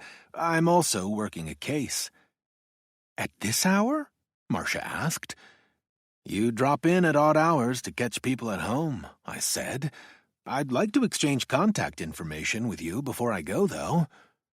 Which would come in handy later that night when I provided it to detectives to establish my whereabouts and my timeline for the evening. Marcia and Kent would be the perfect witnesses. As Marcia and I exchanged information, Kent stayed busy with his scoping. Boys and their toys, Marcia said. Care for a last look at the heavens, Wyatt? Kent asked. Thanks, but I'm afraid I have to turn my personal lens elsewhere. From my car, I called Abel Lynch's cell phone. I wanted the time of the call to be on the record. I had to make all my actions appear plausible to those who would soon be investigating an officer-involved shooting. Deep breath. Speak calmly, make it sound as if I'm a cop with some routine questions. Don't spook him. 1 ring. Say that I just need 5 minutes of his time. Ask if it's all right to meet up at his place. 2 rings. Tell him I thought it best to talk with him at home so as to not bother him at his workplace. 3 rings. Tell him that since I was already in Lompoc for the launch, the timing was good for me. 4 rings. Say I just needed to sign off on a few questions and was trying to spare him the rigmarole of a formal interview. Still no answer. I looked at the time. It was 10 to 9. Could he already be riding his bicycle to the bar? Penelope said he usually didn't take off until after 9. 5, and then a 6th ring. And then a voice said, "Leave a message at the beep." No pleasantries, no identification, just a beep. I decided to leave a message, but not so much for Lynch as for those I expected would soon be investigating his death. Hello, Mr. Lynch. This is Detective Wyatt Lake of the San Diego Police Department. I'm in Lompoc tonight and just finished watching the launch. I know it's late, but I'm hoping we can chat for just a few minutes about a case I've recently been assigned. I only have a few simple questions and thought I'd save you the hassle of a formal interview. Please call me back as soon as possible. I left him the number of my cell phone. Go to his apartment or see if he was already drinking at the bar he frequented. His place first, I decided. My armpits were already soaked. At our meetup, I'd have to wear my blazer to hide the state of my shirt. I drove without even being aware of it, choreographing in my mind what I'd need to do. If things worked out and I was let into Lynch's apartment, I'd start in with a few innocuous questions and try to make him comfortable. I imagined we'd both be sitting. When the time was right, I'd reach for my service gun and shoot at his chest. 2 rounds. After making sure Lynch was dead, I'd plant the Ruger. Should I leave the gun in his hand? No, that would be too much. Have it nearby. The sound of a ringing phone awakened me from my grisly planning and set my heart to pounding. Lynch, I thought. But that wasn't the name on my vehicle's display. B. Davis of the Lompoc PD was on the line. How the hell had a local cop gotten my number, and why was he calling me? I tapped accept and took the call. "This is Lake," I said. "This is Detective Brian Davis of the Lompoc Police Department," the voice said. "Your name and telephone number came up on a phone in our possession, and I'm calling to find out the purpose for you calling that individual." Davis sounded eager. Why? And what was he doing with Lynch's phone? It didn't sound as if he'd heard my message, but had just seen my number on the display and called back. Which meant what? In the space of a moment, I considered the best way to respond to Davis's question. Play it straight, I decided, establish my own bona fides, and then begin asking my own questions. I'm Wyatt Lake, a detective with the San Diego Police Department. I called Abel Lynch hoping he'd talk to me about a case I'm working. Are you acquainted with him? He asked. Not personally, I said. His name came up in a case I'm investigating. A case in San Diego? That's right, but I'm actually in Lompoc now. That's why I wanted to talk to Lynch tonight. Detective Davis said, "Isn't it late to be contacting him?" I didn't want to bother him at work and decided to watch tonight's rocket launch before reaching out to him. My hope was that he would agree to sit down to an impromptu interview. What about you? What's your interest in Lynch? Davis hesitated a moment before answering, and then said, "It appears Mr. Lynch shot himself." He's dead? Yes. My sudden sense of relief was so overwhelming I couldn't speak.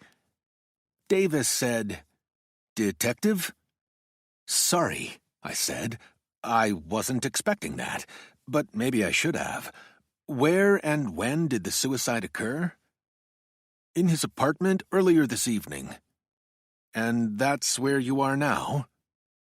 "Correct." "Then I'll see you in 15 minutes, I said. I have some important information you'll need to hear. Chapter 37. All day, it had felt as if I was the one who had a date with the executioner, but now I'd been spared.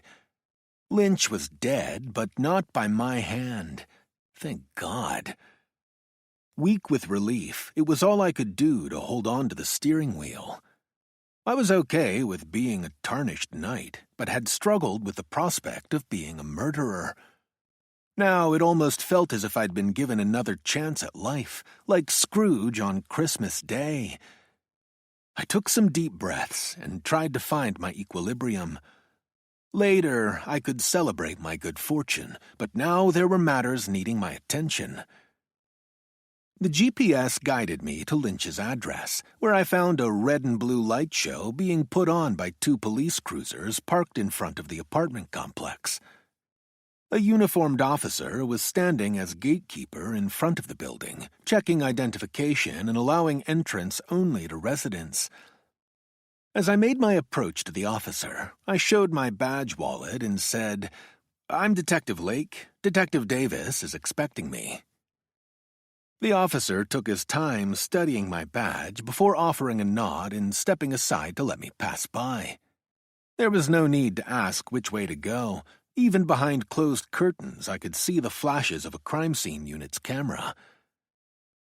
I took the stairs to the 2nd floor. Just beyond the landing, another uniformed officer was working bouncer duty in an area cordoned off with crime scene tape. Curious residents were gathered outside their apartments, whispering about what was going on.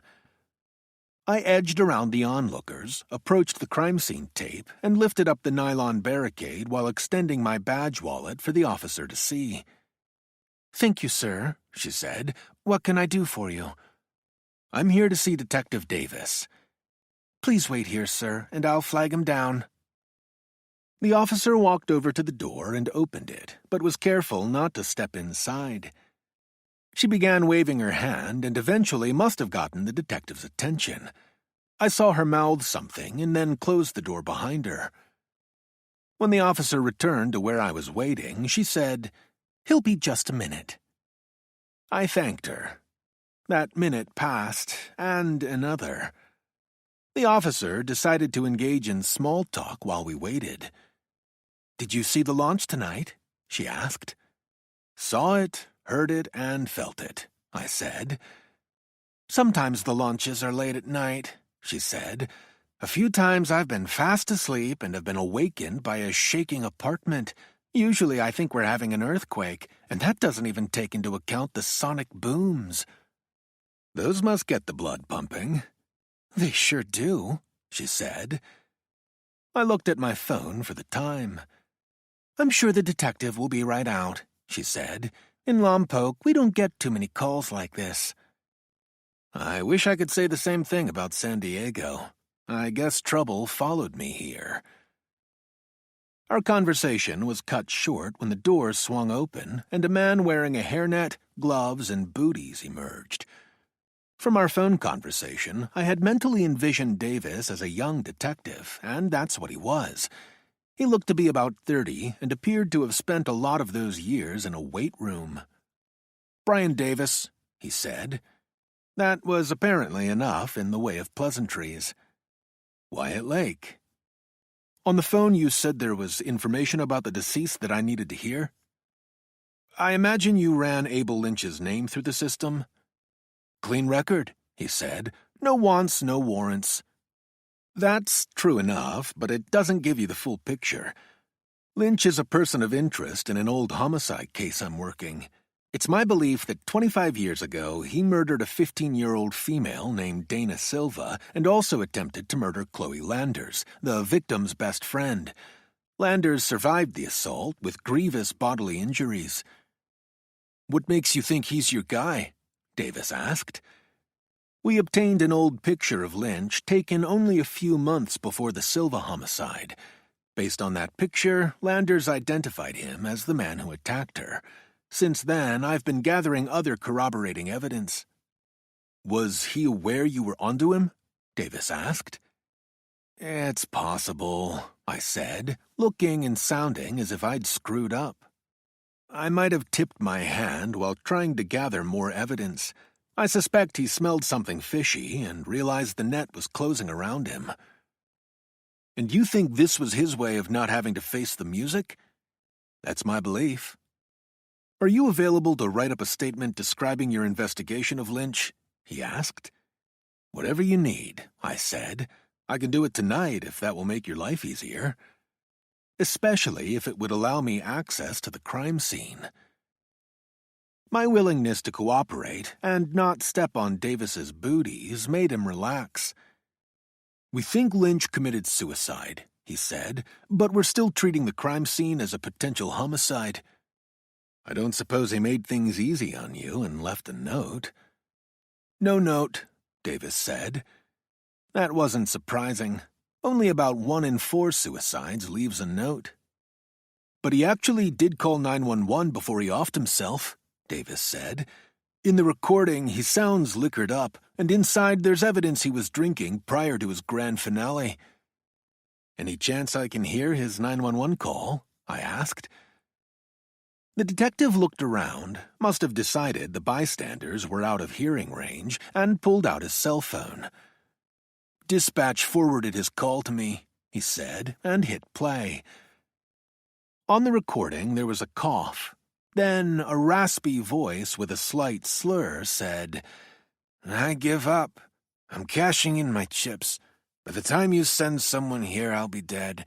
Tell the cops the door will be open." There was a click, and the voice of the dispatcher said, "Sir? Sir?" Then the call ended. "And was the door left open?" I asked. "The officer who was dispatched found it ajar." Thoughtful of Lynch. "Tell me that after you see the mess he left behind. I guess that was his F.U. to the world." "Or to me," I said. "He knew I was coming after him. I'm kicking myself now for not stopping by earlier this evening. My not bringing him in feels anticlimactic." "Take the W and be glad," Davis said. "By checking out, he saved you from being tied up for the next year with paperwork and court appearances." "Yeah," I said, sounding unsure. "But putting cuffs on him sure would have felt nice." As much as I wanted Davis to invite me into his case, I couldn't crash his party. This was his crime scene. I might be a fellow cop, but I was an outsider. There had to be a way to get in. Luckily for me, Davis decided I could be of use. "How long will you be staying in Lompoc?" Davis asked. "For however long you need me," I said. "I'd better get you into some scrubs then," he said.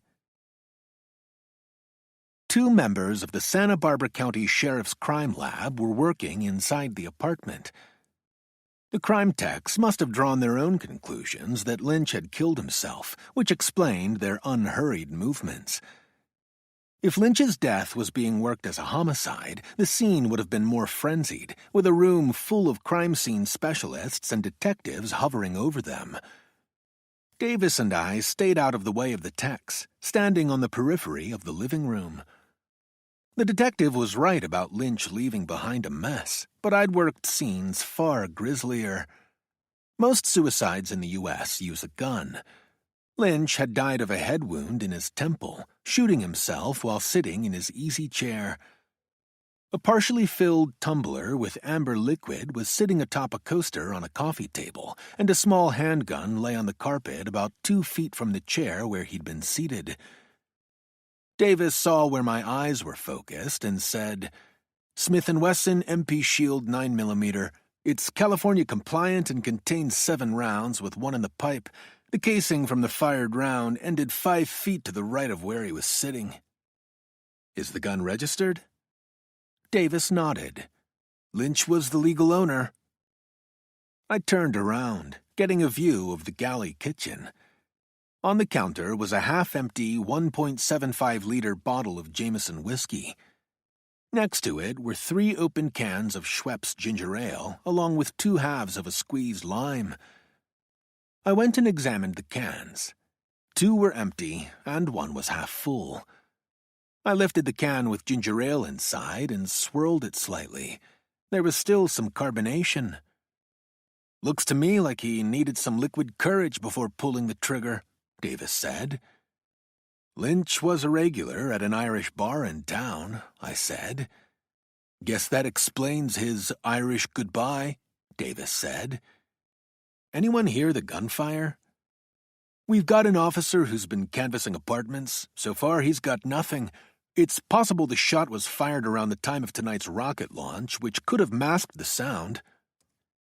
"Maybe Lynch did a countdown to his own blast-off," I said. "Have you searched his bedroom?" "I haven't gotten that far yet," he said. "Before I close the book on Lynch, it would be nice if I could find more evidence linking him to my homicide," I said. "Let's take a look," Davis said. As Davis began his initial search of the room, I surreptitiously looked around for the most likely spots for surveillance cameras. The barrenness of the bedroom limited the possibilities of where the spy cameras could be positioned. There were no picture frames, phone chargers, or table clocks, items frequently employed to camouflage cameras. A smoke detector on the ceiling caught my eye, as did an electrical outlet without anything plugged into it. I came up behind Davis as he opened the sliding glass door to the closet and revealed the filing cabinet. He opened the top drawer, and we saw all the labeled hanging folders. "Organized," he said. "Very," I agreed. He's a retired Navy cook, so I imagine being organized was a way of life for him after spending so much time at sea working in cramped quarters. Davis nodded and used his cell phone to take some pictures. I said, "How about we divide and conquer? You start with the top 2 drawers, and I'll take the next 2 down." "Works for me," he said. "There's a lot here to sort through, but let's take it slow and steady. If you find anything interesting, I'll want to document it in pictures." "Understood," I said. "Is it okay with you if I take my drawers and place them on the bed? That will make it easier for me to look through them, and we won't be in each other's way." "No problem," he said. I removed the drawers, and we both began searching through the folders, occasionally making sporadic conversation. "This guy sure was methodical," Davis said. "My system for keeping receipts and paperwork is to throw everything in a drawer and only sort through it when tax season arrives. Last year, I tossed everything from my drawer into a bag and then dumped the whole thing on my accountant's desk. He wasn't too impressed with my filing system, but if I hadn't done it my way, I wouldn't have been able to write off the dog food receipts as security expenses. "That's a legitimate deduction?" I asked. "Let's hope so, or hope that I don't get audited." I continued with my methodical search. As tempting as it was to leapfrog through the folders and locate the folder labeled HG80, I resisted. The more I looked, though, the more nervous I got. What if Lynch had destroyed the folder after seeing what Penelope had removed from it? Luckily, Mercury wasn't in retrograde, and HG80 finally turned up. I removed the folder and placed it on the bedspread. Then I pretended to stretch and pulled an envelope from the inside pocket of my sports coat. When I determined that Davis's back was turned to me, I placed the envelope inside the HG80 folder. "I think I've found something here," I said. Davis turned his head, and I showed him the old envelope. Then I carefully removed the 2 ticket stubs inside of it. "These stubs are from a Mercury concert held at the San Diego Sports Arena some 25 years ago. Dana Silva and Chloe Landers went to that concert. Afterward, they set out to hitchhike home. The driver who picked them up subsequently attacked them, leaving both for dead. When Chloe Landers was interviewed after the assault, she told the detective that she and Dana had retained their ticket stubs as mementos. Because neither stub was found among their possessions, SDPD kept that information under wraps. The hope was that their assailant kept the ticket stubs as trophies. Apparently, he did. Davis came over to me and eyeballed the tickets. Then he extended his fist, and the 2 of us bumped. This was no longer just a suicide he was working. The detective was closing the book on a notorious wanted murderer. "Let me take some pictures and then we'll put these into an evidence bag," he said, intent on establishing the chain of custody. He took his time processing the finds, and then turned his attention to the label on the hanging folder. "What's HG80?" he asked. "No clue," I said, wanting him to put the equation together himself. "Someone's initials?" "Maybe," I said, "but why would Lynch capitalize the H and write the G as lowercase?" Davis scratched his chin. "It sounds like some kind of code," he said. HG80. In all the other folders, the label matched up with the contents inside. What could 2 ticket stubs have to do with HG80? As much as I wanted to offer Davis a clue, I just shrugged my shoulders. "Wait a second," he said, shaking his index finger as if trying to hammer something down. "Mercury concert, right?" He didn't try to hide the triumphant note in his voice. "I'm thinking HG80 has to be the chemical equation for mercury." It was time to push him over the finish line.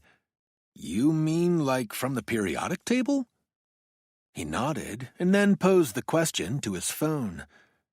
What he read made him smile.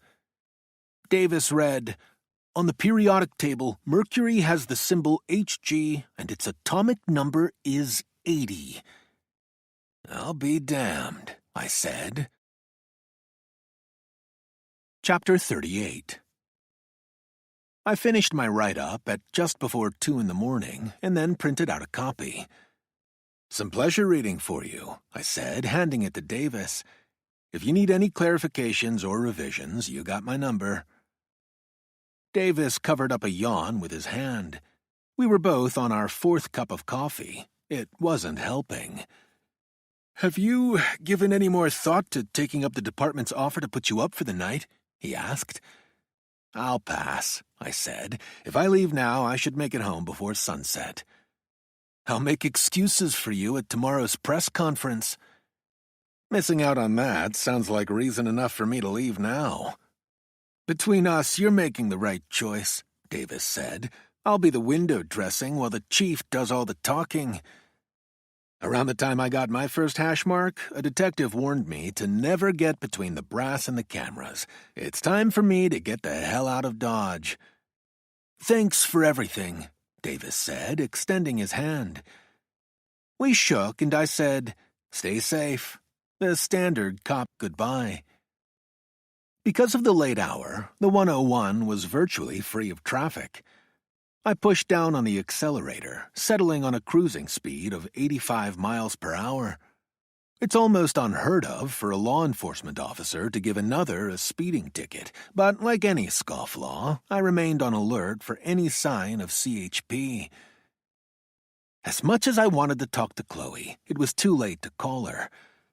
I thought about turning on the radio, but wasn't yet ready to unwind. The solitary drive finally gave me time to reflect on my crazy day and even crazier night. I swiveled my head back and forth and heard the cracking in my neck. It would take the ride home and then some for me to decompress. Covering up Penelope's visit to Lynch's apartment had been my final intrigue of the night. During a declared bathroom break, I had gone down to the parking lot, found Lynch's car, and removed the GPS tracker. And when Davis had absented himself to go talk with the techs, I had searched for the suspected surveillance cameras in the master bedroom.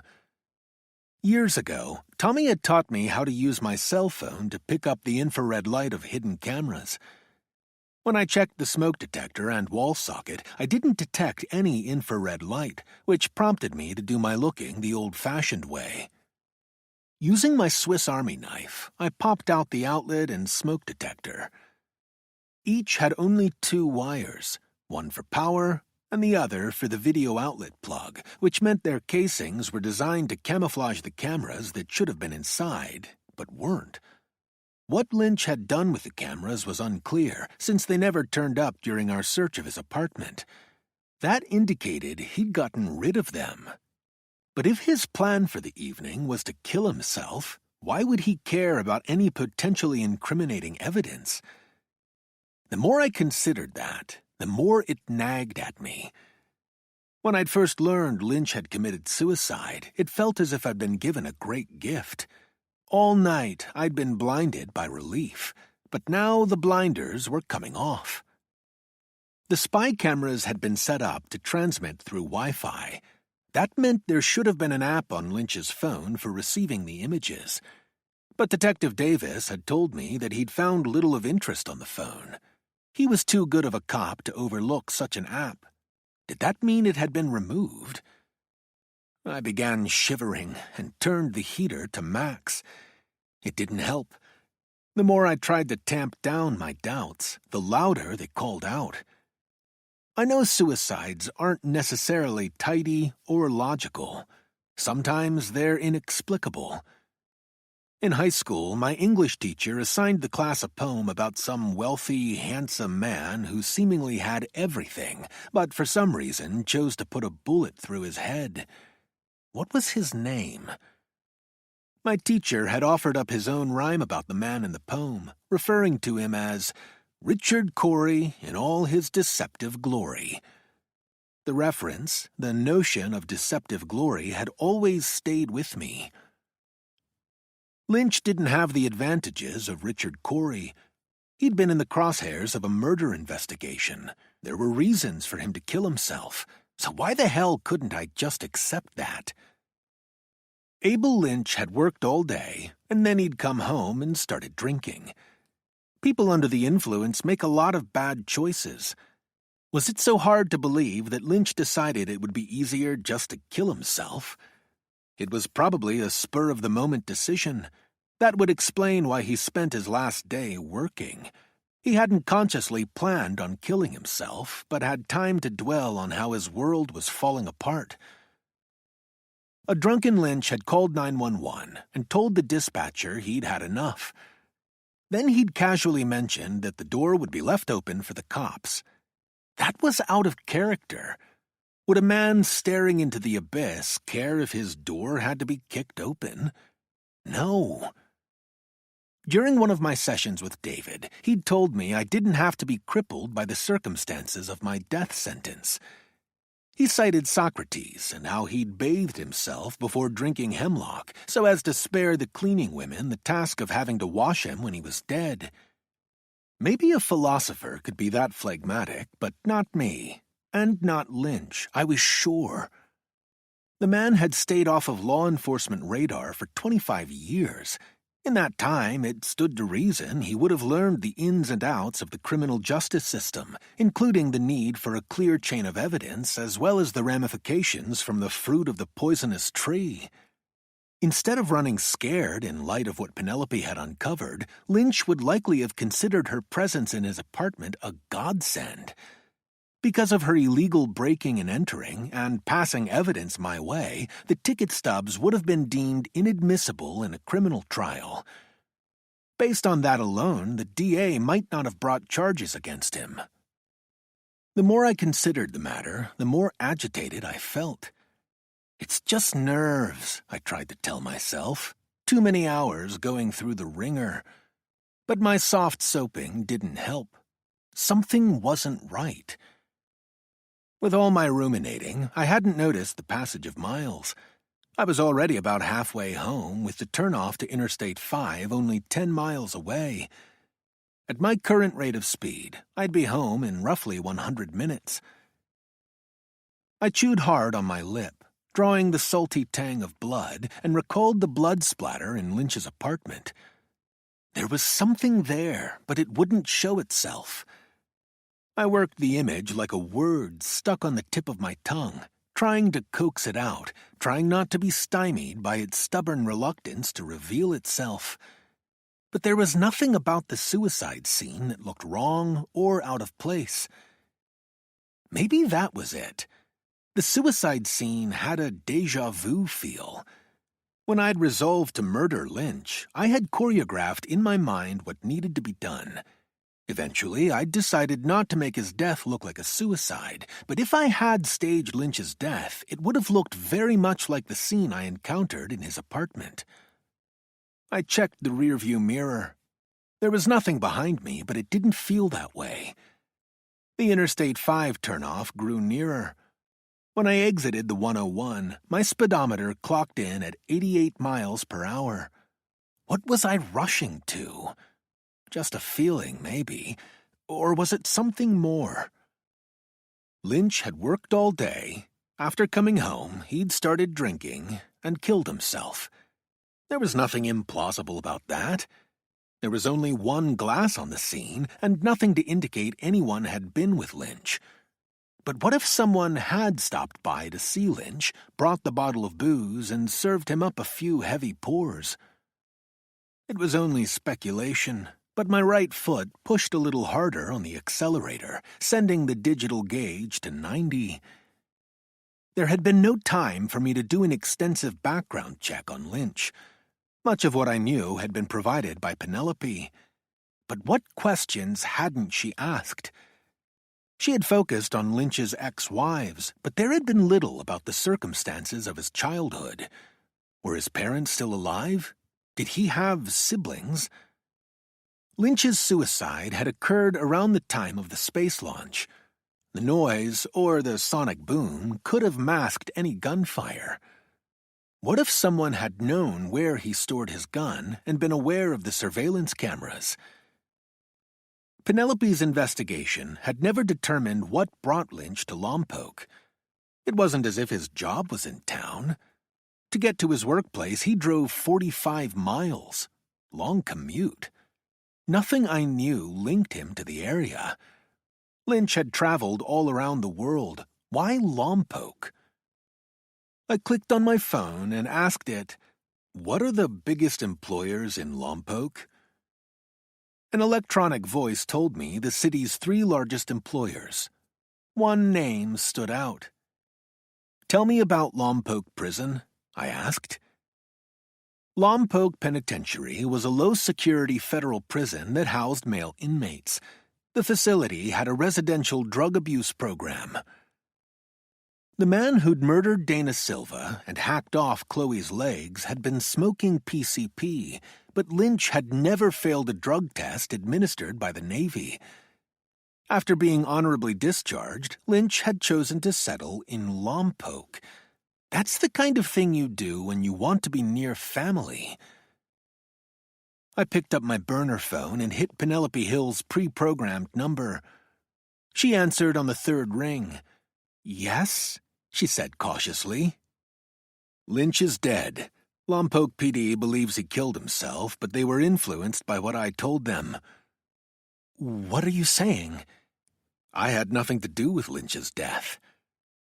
"He offed himself? Isn't that great news?" "Probably, but some things have surfaced that have me feeling uneasy, even scared." "What do you want me to do?" "I'm about 80 miles from downtown San Diego. I'd like you to call Chloe and ask if you can come over to her place. I'm probably overreacting, but better safe than sorry." "Consider it done. Do you have the security code for her garage gate? That's always easier than going through the front desk attendant." I remembered the 5-digit PIN pad code from my previous 2 visits, but to be safe, offered the numbers. "You got it," she said. Chapter 39. As he drove through Hillcrest, he considered the best way to murder the Snoop. She and her employer had brought all this on, but there was a part of him that almost felt grateful. Maybe he'd whisper his thanks while killing her. His freedom was tantalizingly close. It was no time to get sloppy or careless. Since he could remember, others had imposed restraints on him. Eddie had been the first. Not Dad, not Father. He'd always just been Eddie. His mother, Layla, had gone along with whatever Eddie said or did. She'd never raised any objections when Eddie had brutally beaten him. In fact, Layla had egged Eddie on, exaggerating what he'd said or done, knowing the consequences. May she rot in hell forever. Beating him had always gotten the blood flowing in old Motter and Potter. It was foreplay to them. He was a sacrificial victim to their twisted love life, where his pain only added to their pleasure. But soon he would finally be free. It had been a long night, but the adrenaline was still pumping through him. After tying up a few loose ends, he could get on with his life. After taking out the Snoop and stashing her body, he'd go after the cripple. Their reunion, so many years in coming, would be epic. Cracker had gotten him the intel on both the Snoop and the cripple. He'd met Cracker in Lompoc. They both had the same parole officer. He'd been able to plead down to a misdemeanor for selling drugs, which was a blessing. If he'd been charged with a felony, his DNA would have been put into the system. All these years he'd been so careful, until that slip-up. But doing his parole in Lompoc had proved to have its advantages. That's where he'd become friends with Cracker, who'd been busted for computer crimes. Once more, he drove the car around the block. Hillcrest was a densely populated area in downtown San Diego with an outsized gay population. He didn't have any extra hate for fudge packers or carpet munchers, but did worry about all those potential eyes on his prize. Like all predators, he saw the world differently than the sheep. The Snoop lived in a second-floor apartment. It wouldn't be easy to break in unobserved, and he doubted she'd be a pushover. According to Cracker, she'd tried to cut off her ex-husband's nuts but had beaten the charges. It was something to keep in mind, though. He'd shoot the bitch before she got anywhere near his cojones. In addition to getting him her address, Cracker had supplied the make, model, and license of the vehicle she was driving. The Snoop didn't have an office, but ran her business from her apartment. Curiosity had killed the cat, and it would kill the Snoop. He parked on the street. Even at this hour, there was some scattered activity in the area. He looked at his phone. 5 minutes before 4. In another hour or two, the world would be coming to life. He threw the backpack that held his tools over his shoulder and walked to the sliding security gate that opened up into the back parking lot of the apartment building.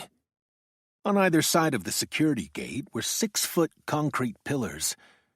Above the entryway were CCTV cameras, but he doubted anyone was actively monitoring them. Usually the cameras were just a deterrent. Using the shoulder straps from his backpack, he looped them around a light fixture and scaled up the concrete pillar. In seconds, he'd belayed himself up and over, swinging down to the other side.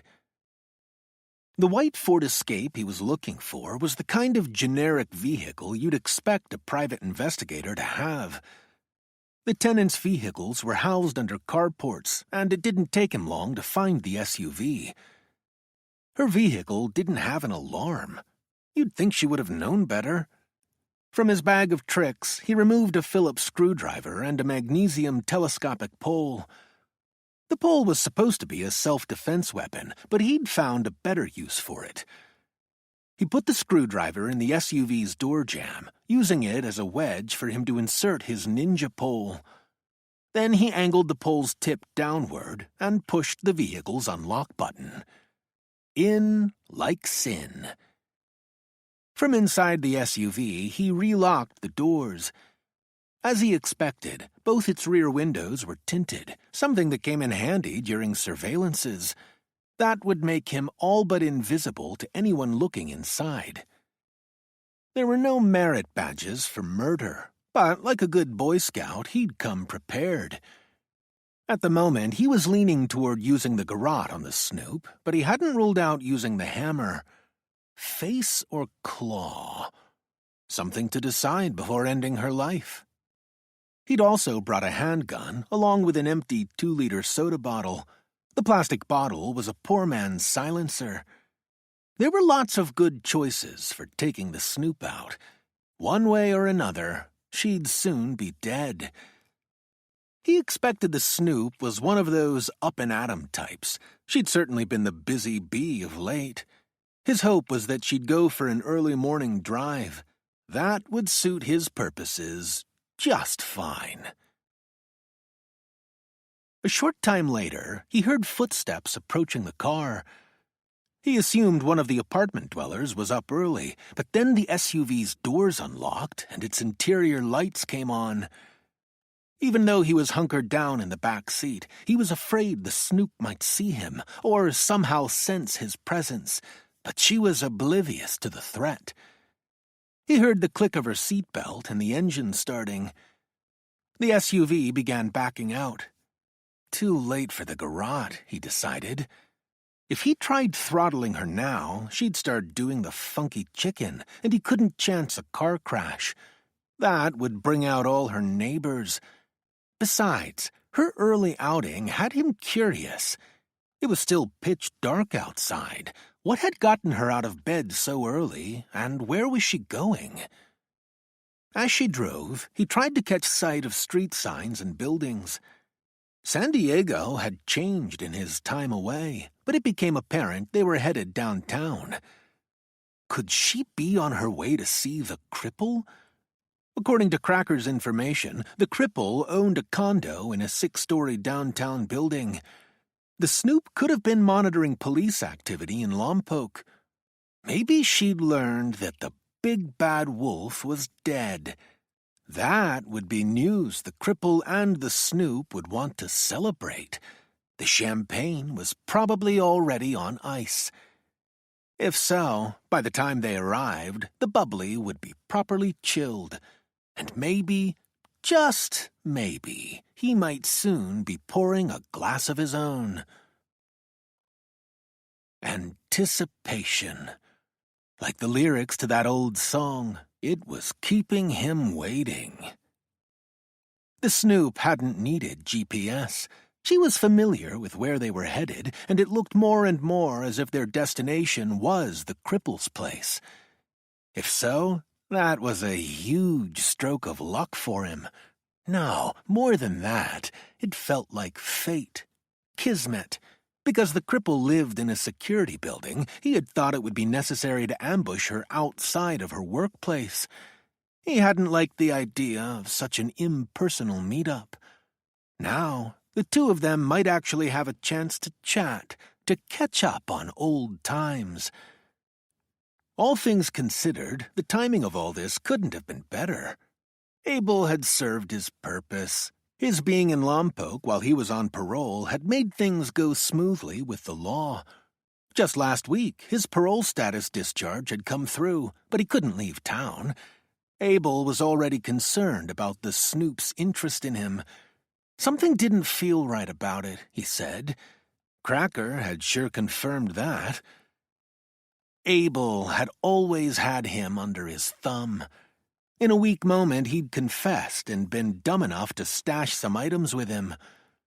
When Abel settled in Lompoc, he'd made a point of telling him the apartment was set up with a security system that would transmit images of anyone breaking in. He'd also said he was the owner of a registered firearm.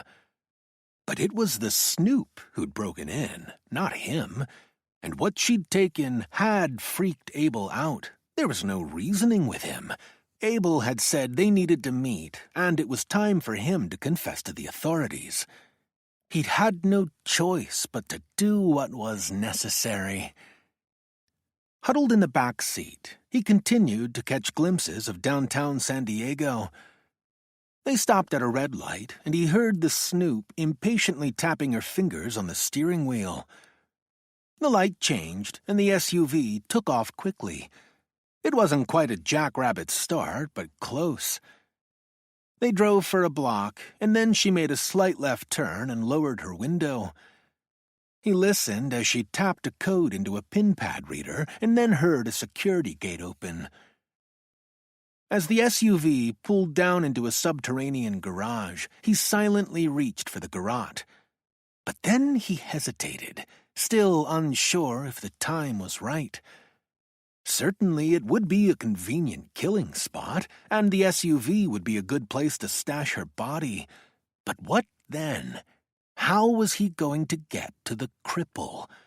If he was hoping for a 2-for-1, he needed to see how things played out. The Snoop shrugged off her seatbelt, stepped out of the SUV, and slammed the door shut. A moment later, the door locked, and he listened to her footsteps walking away. Like a turtle, he cautiously raised his head up, staring out through the opening in her headrest. She was walking toward a red exit sign. With unblinking eyes, he took in the garage. There was no one around. Soon, he thought. Soon. She was going for the elevator, he realized. He extended an arm over the seat and pushed the door unlock button. To his ears, the lock release of the 4 doors resonated throughout the interior of the vehicle, but the Snoop didn't look back. Her preoccupation served his purposes. She punched the elevator's up button and waited. They were separated by around 25 yards. If necessary, he could be on top of her in seconds. But that wasn't his play. Not today. He knew that the cripple's condo was on the 4th floor. With the Snoop's help, he might just get invited inside. From his backpack, he pulled out the hammer and silently opened his door. The elevator was still en route to the landing, descending at a leisurely pace. That it was slow was a good thing. The elevator finally arrived. He watched as its double doors opened, and the Snoop went inside. Now, in classic bad guy fashion, he had a chance to head her off at the pass. He waited while the elevator doors closed. Time to fly, he thought, and sprinted toward the red exit sign that marked where the stairwell was. He'd always been fast. Hammer in hand, he pumped his arms, holding it like a runner would a baton. But he had no intention of handing it off to the Snoop in the usual way. Taking 2 stairs at a time, he passed by the 1st, 2nd, and 3rd floor landings. Bell lap. He sprinted up the last set of stairs to the 4th floor. There, he opened the door and looked down the hallway. The Snoop wasn't to be seen, but he could hear the whirring of the elevator's conveyance system. Then a ding sounded, and the elevator doors began to open. He melted into the shadows and heard the Snoop's footsteps. "Wait," he cautioned himself. "Wait." He didn't know the schematics of the cripple's building or how far her unit was from the elevator. Silently, he crept out of his hiding spot. The Snoop passed by one of the units without slowing. As much as he wanted to close the space between them, he resisted the temptation. Act in haste, repent in leisure. It was a life lesson he'd learned to heed. The Snoop came to a stop.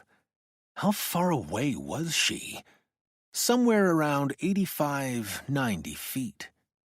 He seemed to remember the distance between the bases on a baseball diamond was 90 feet. Fast runners could cover that distance in around 4 seconds. He watched the Snoop reach out to press what he assumed was a buzzer. How long would it take for the cripple to get to the door? At least a dozen seconds, he thought, and then she'd probably look out a peephole before opening up. It was time to begin the final countdown.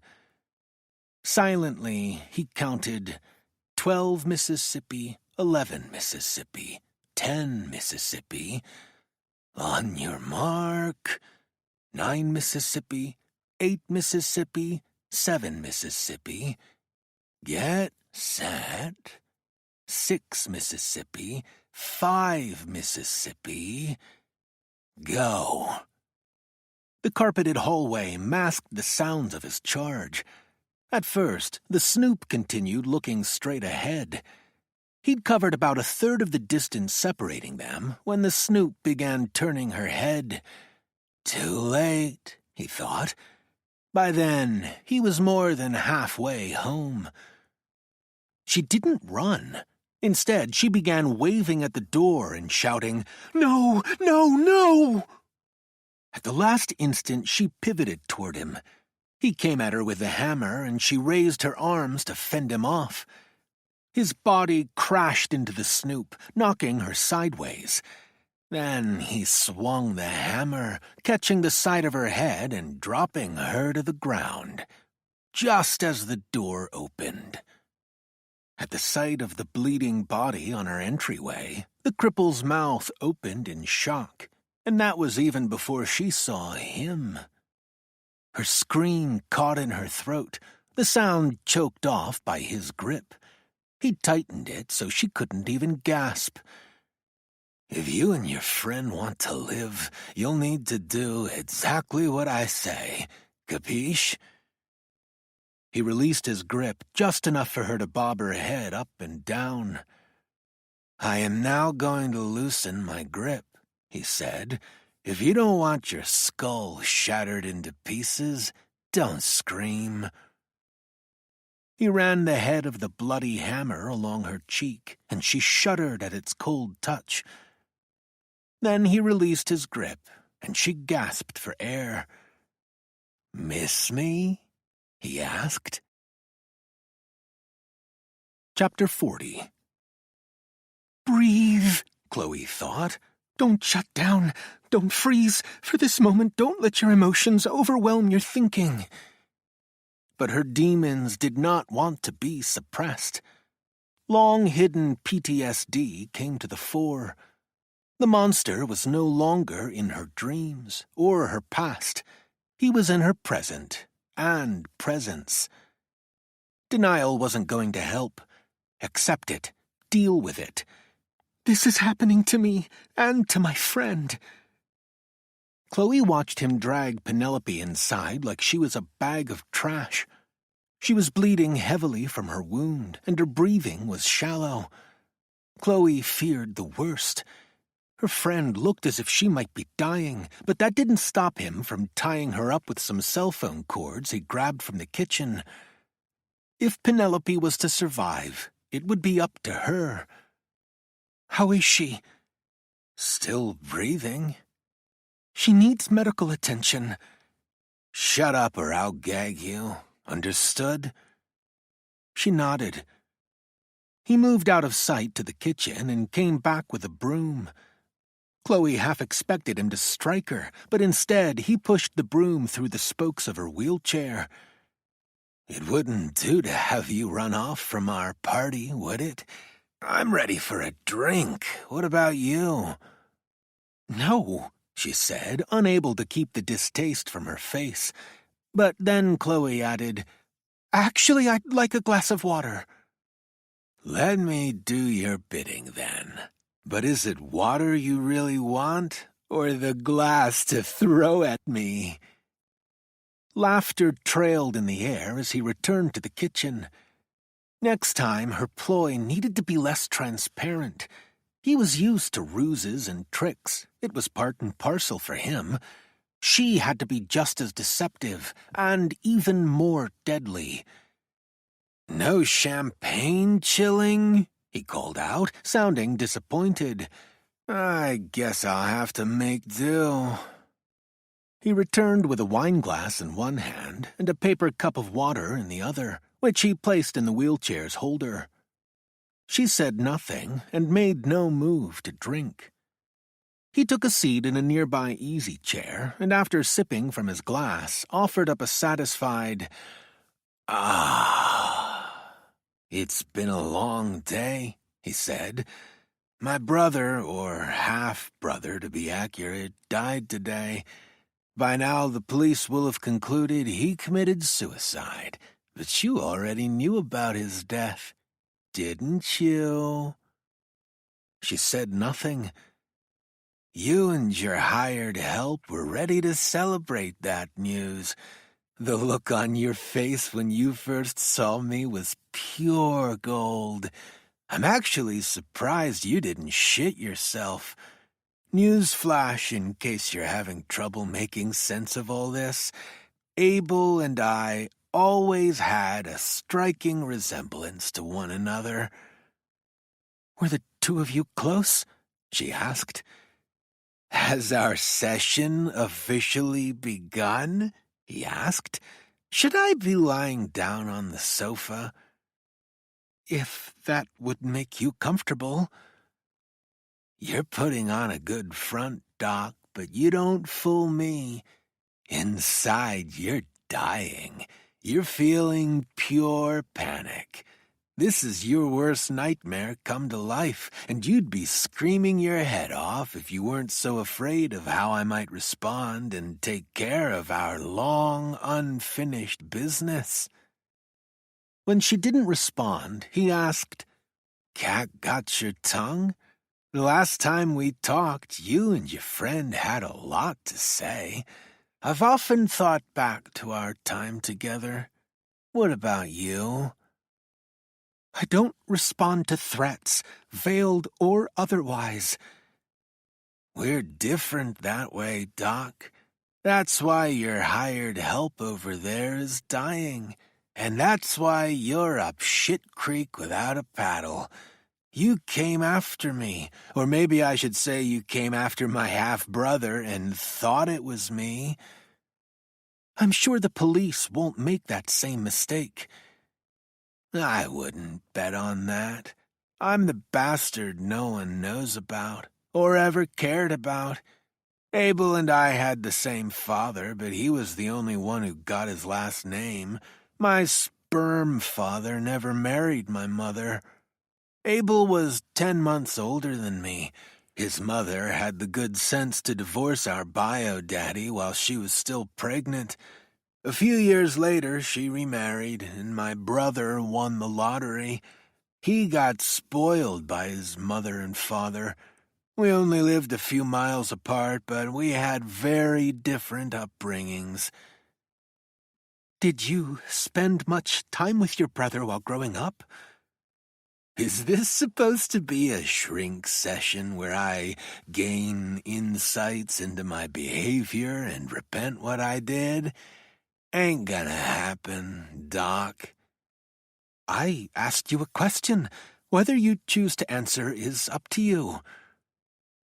Abel and I knew about each other. but any contact between us wasn't exactly encouraged. When we were teens, we began seeing more of one another when our father went to prison and my mother took up with another man. Did you enjoy the time you spent with your brother? Not really. Abel didn't have my same interests in booze, drugs, and porn. Were you jealous of your brother? Why would I be? I used him. Abel was always an easy mark. He fell for my sob stories and was always good for a few bucks. He even lied for me a few times when I needed an alibi. Did he know what you did to Dana and me? Was he aware you were a murderer? He knew my version of what happened, although I'm pretty sure he suspected there was more to the story than what I told him. The only reason I admitted anything to him was I thought I'd need him to lie for me. It was his car I was driving that night. I had taken a bus out to NTC because we were supposed to go to a strip club together, but then he begged off and said he had a lot of stuff to do before being deployed. So he gave me the keys to his car, and I was all on my own on the night you two ladies came into my life. When I heard you might survive, I went to Abel and said the two of you tried to roll me after we'd all done drugs together. I said I'd acted in self-defense, but he wasn't convinced. In fact, I had to talk him out of calling the cops. Some brother. When I needed him, he wasn't there. Not only that, he blackmailed me. By doing what? He said if I refused to turn myself into the police, I'd have to give him evidence that put me at the crime scene. That's how he got my trophies, or at least some of them. He promised to stash them away someplace safe. After that, our paths didn't cross for many years. But he ended up settling in Lompoc because of you? He knew I was stuck there doing parole, but it was his choice to move there. Am I my brother's keeper? She said. Abel wasn't a saint. We had the same father, after all. All his marriages failed, but he was able to keep things bottled up. Things I preferred to let loose on occasion. That's probably why he joined the Navy. He wanted structure and discipline to keep him on the straight and narrow. To keep him from being like you. Is this where I'm supposed to start crying and repenting for all my sins? We both know how insincere that would be. Do you know one of the things that compelled me to look for you? I was afraid you were still out there targeting other women. In good conscience, I couldn't ignore that. I guess I'm not the only liar in this room, he said. You came after me because you wanted revenge. Yes, I wanted that as well. Sucks to be you, he said. By sicking your snoop on me, I'm finally free to come out from the shadows.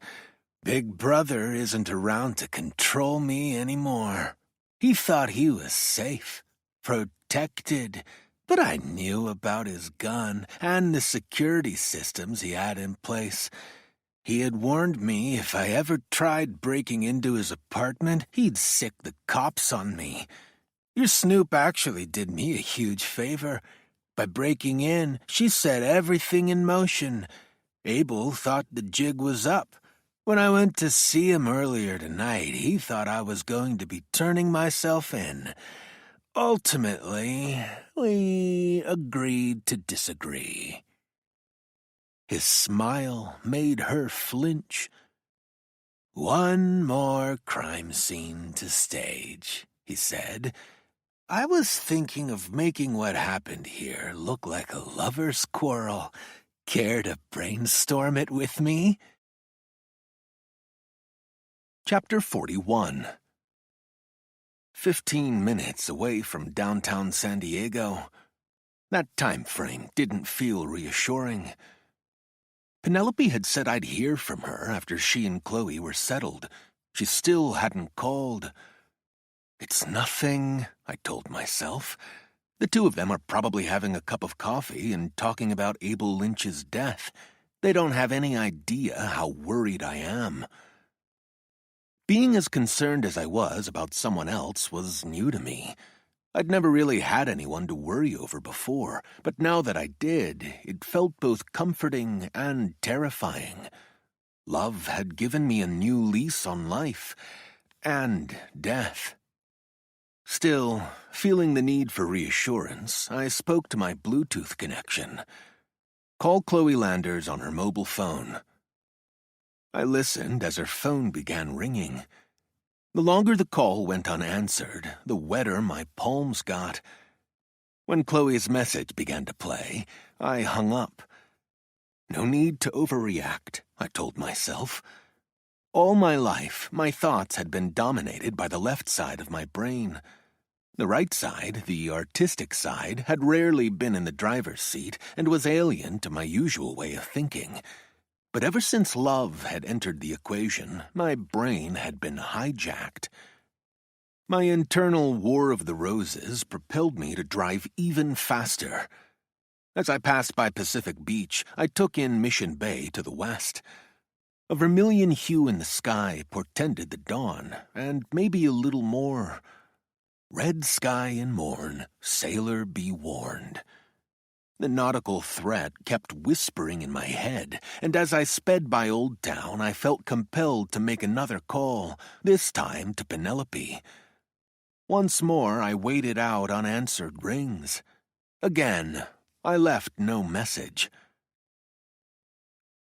The boogeyman was supposed to be dead, thought Chloe. So how was it that he was sitting in her living room, smiling at her, talking to her? The terror she'd felt when first seeing him had passed. She believed, or wanted to believe, that Nietzsche was right in thinking that which does not kill us makes us stronger. In her role as a therapist, Chloe tried to empower her clients. She liked to tell them there were two acronyms for fear, and that they could either forget everything and run, or they could face everything and rise. It was time to rise. All this time I had hoped you were long dead, she said. Sorry to disappoint you. His smile was smug, confident. She remembered he'd given her much the same look just before attacking her. The memory caused her fists to clench in anger. It won't happen like that this time, she thought, making a promise to herself. Their stare-down was interrupted by the muffled sounds of a ringing phone coming from where Penelope's battered body was stretched out. "Who the hell's calling?" he asked. "How should I know?" she said. "Because while I was securing you and your friend, I heard the sound of a ringing phone coming from inside one of your bedrooms. At the time, I assumed it was work-related, but why would you and your hired help be getting calls this early? I'm thinking that's more than a coincidence." As he walked over to Penelope, Chloe considered what she could do to delay him. Say nothing, she decided. The ghoul was already suspicious. Wyatt was calling. She knew it. "Hang up," she prayed. "Don't leave a message." He began rummaging around for her phone, but it went silent just as he found it. Now, Chloe thought, while his back is turned to me. She shifted to the edge of her seat and then silently withdrew the broom handle from the spokes of her wheelchair. After pulling it free, she lifted the broom up and laid it across her lap. She couldn't fly off, but maybe she could still use the broom for witch work. With the brake removed, she began to wheel away. "Who the hell is Wyatt Lake?" he asked, staring at the screen of Penelope's phone. When Chloe didn't answer, he turned around and saw her opening the patio door. "Where the hell do you think you're going?" he yelled. Chloe wheeled through the door and heard him running after her. She tried slamming the door shut, but he blocked it with his shoulder. As he stepped out to the balcony, Chloe backed away from him. He said, "Inside, now. I'm not asking again." Chloe continued backing up until she was blocked by a large planter. Facing him, she made no move to comply with his demand. "I guess you want it rough," he said, his voice low and threatening. "I like it rough, but you already know that, don't you?" She said nothing, waiting him out. He just sees me as a cripple in a wheelchair, Chloe thought, a victim in wait. "It'll be like old times," he said. "I've often thought back to our last encounter. What about you?" She silently watched his every move. He took a step toward her, and then another. "Bill!" he shouted, flailing his arms. If he was hoping for a fright response, he didn't get it. Chloe raised the broom at the ready, but he wasn't deterred. As he came at her, she feigned a thrust of the broom handle to his chest, but then slashed at his face, catching him just below his cheekbone. As he staggered back, she hissed, "First blood!" He raised his hand to his face in surprise. The gash was bleeding heavily. "You'll pay for that, bitch," he said, and came at her again. Once more, she tried fending him off, but this time he was more watchful and got his hands on the broom. Grunts and gasps accompanied their tug-of-war. Then Chloe suddenly released her grip, causing him to fall backward. Before he could get to his feet, she grabbed a small clay pot and hurled it at him. He covered up his head, but the pot still struck him, shattering into shards. "Fucking cunt!" he yelled, getting to his feet. "Help!" Chloe screamed. "Help!" He ran at her. As he lunged for her throat, she struck his nose with the heel of her hand. Bone and cartilage crunched under the blow. He howled and staggered backward, blood spurting everywhere. Chloe's year of training in wheelchair self-defense now felt like time well spent. While he wiped the blood from his face, Chloe wheeled to a spot that gave her more space to maneuver. He said, "When we're done dancing, bitch, expect no mercy. How's that sound to you?" "Sounds like a good reason to fight like hell," she said. He came at her, using feints and lunges to drive her back. The fourth-floor balcony became their combat ring. As he closed in on her, there were ever fewer places for her to maneuver. "Nowhere to hide, is there?" he said, kicking at the armrest of her wheelchair and sending her back. Then he followed up with a roundhouse kick, snapping her head back. "It's good to have a leg up on the competition," he said. "Help!" Chloe screamed, clinging to her chair. "Help!" This time, he wasn't lured in by her cries. "Better hold on tight," he said. "It's about to be a bumpy ride for you." His kick sent her wheelchair skidding to the side, and he came at her from behind. As he tried to wrap an arm around her neck, she raised her arms up and put her chin down, thwarting his stranglehold.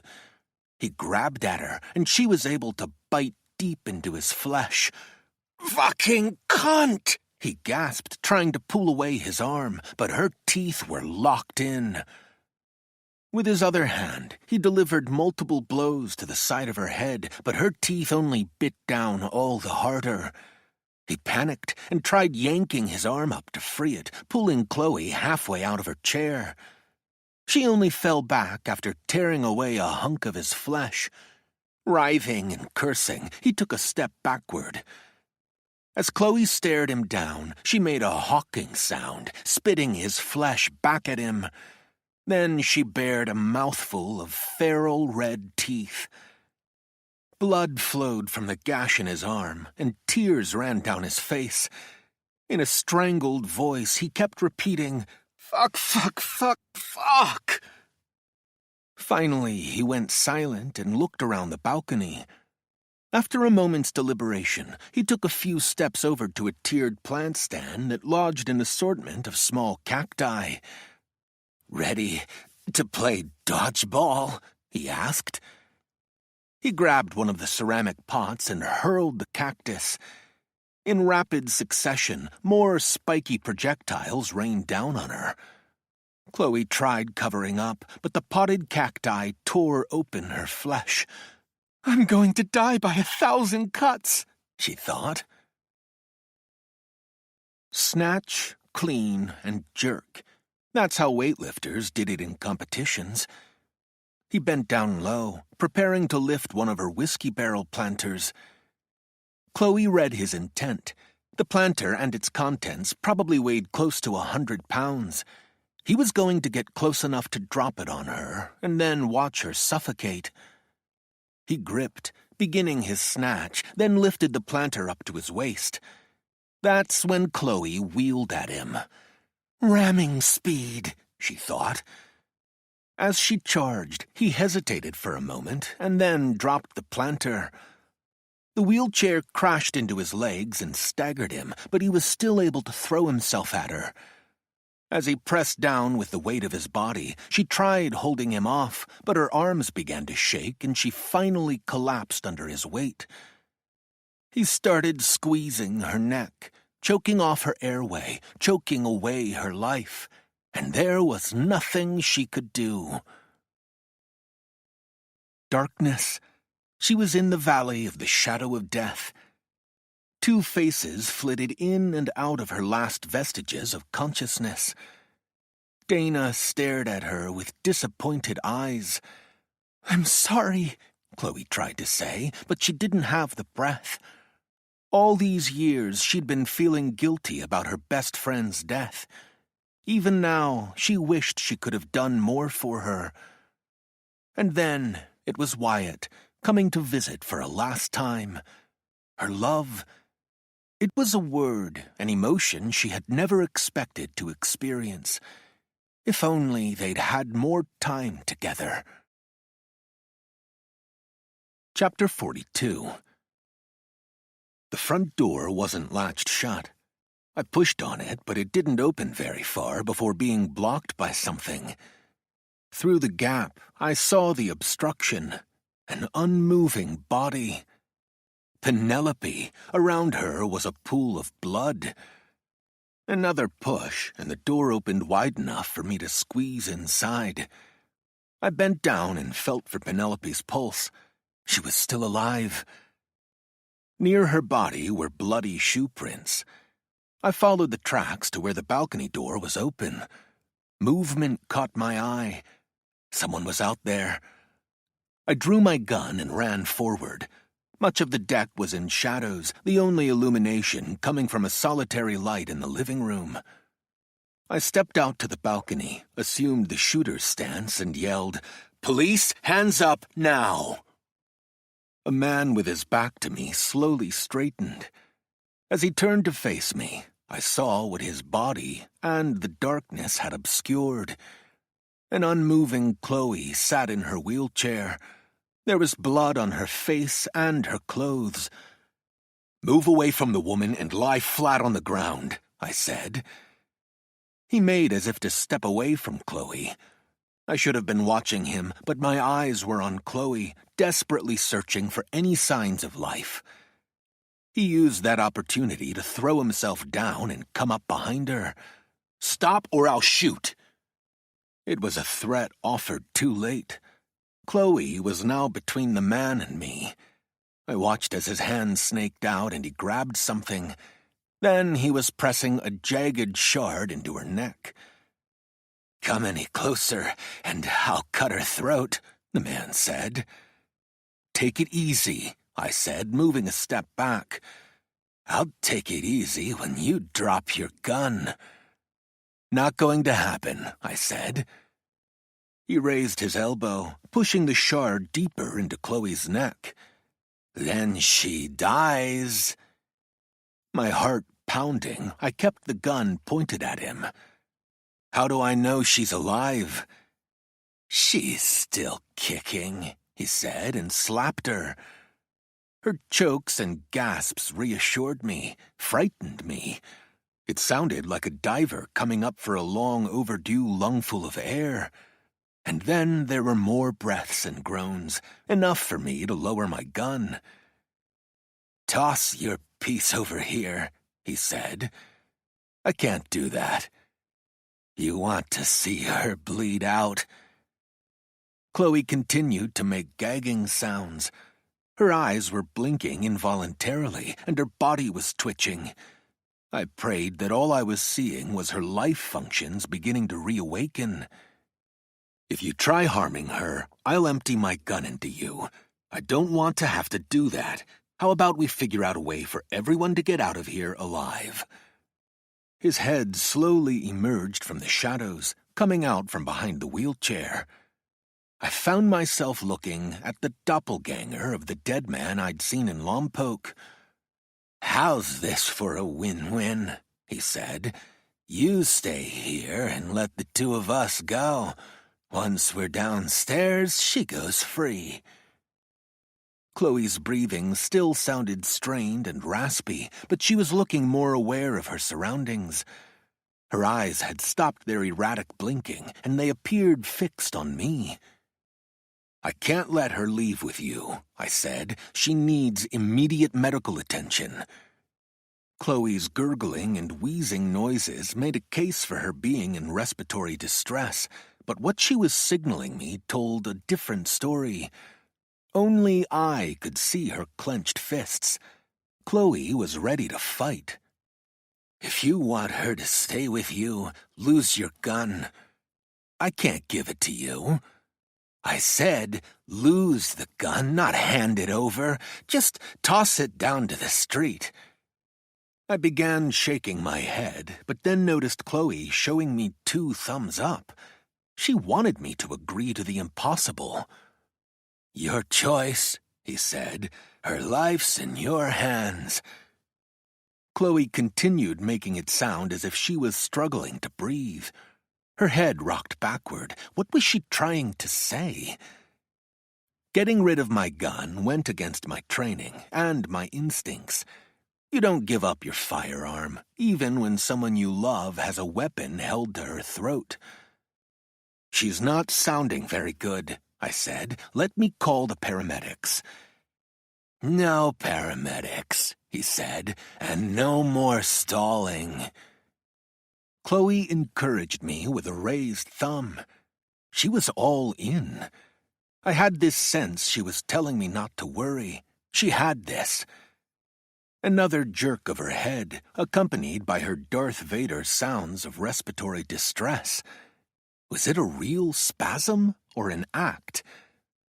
Chloe read my concern and answered my question by signaling all was A-OK, even if it didn't feel okay, not to me.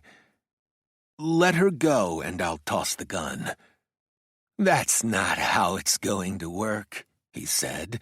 "The 3 of us will do a little do-si-do and change up positions. You'll walk over to the railing while we make our way toward the door. When you drop your gun, she'll go free." He was lying. We all knew that, but Chloe was still telling me everything would be all right. I wanted to believe her, but was afraid to. He read my uncertainty and doubts and jabbed the shard into Chloe's neck. Her gasp was real, but she wasn't the one who was wavering. Her upraised thumb held steady and gave me the courage to act. "Move," he said. "All right. Stay in the light and go all the way forward to the railing. While you're doing that, we'll make our way to the door." I nodded and took a tentative step forward, and then another. Chloe continued to struggle for breath, making it sound as if it was all she could do to take in air. From behind, he wheeled the chair, keeping Chloe between us, not giving me an open shot. As I walked to the railing, they made it to the door. "Raise the gun above your head," he said. I held it up. "Now toss it." Still sounding like a barking seal, Chloe signaled her encouragement. His head came out over her shoulder, watching my every move. Lover's leap, I thought, taking a deep breath. With the gun's grip in my thumb and forefinger, I let it drop. "Adios," he said, a word spoken not to me, but Chloe. He angled the shard, ready to cut her throat, but Chloe had anticipated that. She moved her head and hands simultaneously, delivering a backward blow to his upper chest while grabbing his weapon hand and locking it down to her body. Already off balance, he tried to steady himself. As I ran toward them, Chloe threw her head back, slamming his face. Then she twisted in her seat and clawed at his eyes. He raised up a protective hand, not taking into account where his weapon was positioned, next to his exposed throat. Chloe slammed the shard home. It penetrated the soft spot of his throat, just under his jaw. I reached her side and shielded her as best I could from the spraying blood. Together, we moved away. Neither one of us looked back. Chapter 43. Chloe hadn't supplied any specifics to our meetup spot other than its general location. She spotted me from a distance, and we came together and kissed in front of the Fisher's Lovebird display. "We're not going to be one of those PDA type of couples, are we?" I asked. "We are," she said. We weren't alone in our public display of affection. The lovebirds were also busy spooning, or in avian talk, they were billing with one another. This was Chloe's first public outing since being attacked. She'd spent 3 days in hospital, 1 day fewer than Penelope. I was the only member of our conspiracy to have come out physically unscathed, which was somewhat ironic for someone who was dying. To cover up the beating she'd suffered, Chloe was wearing lots of clothing. A hat, sunglasses, and heavy makeup. She also had on her blue Morpho racing gloves. "How are you feeling?" I asked. "I'm getting there," she said. "The bruising has gone from black and purple to yellow and green, but I can't say the new color combo is much of an improvement." "You look great." "Thank God love is blind," she said. Another kiss. "We're making the lovebirds jealous," I said. "Good. How's Lenore?" "She's hanging in there." "And you?" "The same," I said. "How was today's session with David?" "It was good," I said. "We discussed the poem Resume by Dorothy Parker." "I'm afraid I'm not very familiar with her work and don't know that poem. What's it about?" "Suicide, or I should say the pitfalls associated with the ways in which to kill yourself." "That sounds rather grisly." "It's not a Hallmark card, but the poem is this darkly humorous cautionary tale. David said the poet had more than a passing familiarity with the topic, having attempted suicide on multiple occasions. But the last line in the poem is the most telling and resonated with me. You might as well live. I like the sound of that at least. Beats the alternative, as they say. Is the department still considering suspending you for surrendering your gun? She asked. I had been assigned desk duty while under departmental review. I've heard through the grapevine that I'm just going to be written up, which amounts to a slap on the wrist. She drew my hand toward her and kissed my wrist. I said, if I'd known what you were planning on your balcony, I would have kept my gun. Cain would have killed me if you had, she said. I knew he was never going to willingly let me go, and that our battle had to finally end one way or another. When you dropped your gun, I knew all his attention would be focused on you, and that was going to be my chance. You took an awful risk. "Know thy enemy," she said. I did. If I hadn't acted, he would have cut my throat and then used my wheelchair to try and bulldoze you. You sound sure of that. I am. My continued existence would have been an affront he couldn't tolerate, and you were a threat. Your plan was incredibly dangerous. It was premeditated, she said, and then whispered, "Does that make me a murderer?" "It makes you a survivor." She looked comforted by my words, by my half-lie. "The detectives working the case think you're a hero," I said. "I'd be happy to disabuse them of that notion." Kane, that is, Donald Heaney, got what he deserved. The investigative team thinks so, and I think so. End of story. To Chloe and me, Heaney would probably always be thought of as Cain. That name just seemed to fit, and like the biblical Cain, our Cain had killed his brother Abel. "I wish it was that simple," Chloe said. "I wish it was the end of the story, but it's not. The day before Cain came to kill me, I had this epiphany that I desperately wanted to share with you. In fact, the only reason I didn't was because you'd told me you would be incommunicado." She had thought I was on a stakeout, a story I'd concocted on the day I'd traveled north to go and commit a murder. "I'm sorry," I said. "Don't be," Chloe said. "I understand why you did that, but I still want you to know what I would have told you on that day. I realized I no longer needed to feed the wrong wolf inside me. Our love liberated me, allowing me to let go of the past. Revenge was no longer my reason for living, and there was no way I was going to jeopardize what we have for the sake of vengeance. That's what I was going to tell you. That's what I would have told you.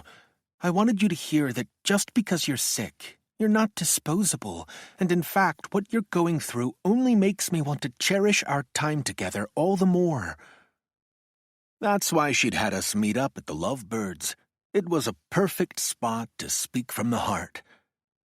I tried to tell her what she meant to me, but my throat tightened with emotion, and I couldn't even get a whisper out.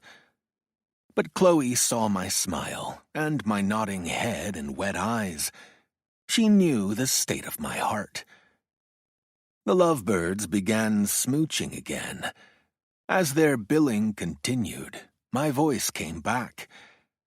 "I think we should keep up with the competition," I said. "I think you're right." We came together for a kiss. Chapter 44. They'd prepped my body. In one arm was a catheter, and in the other there was an IV bag dripping something into me.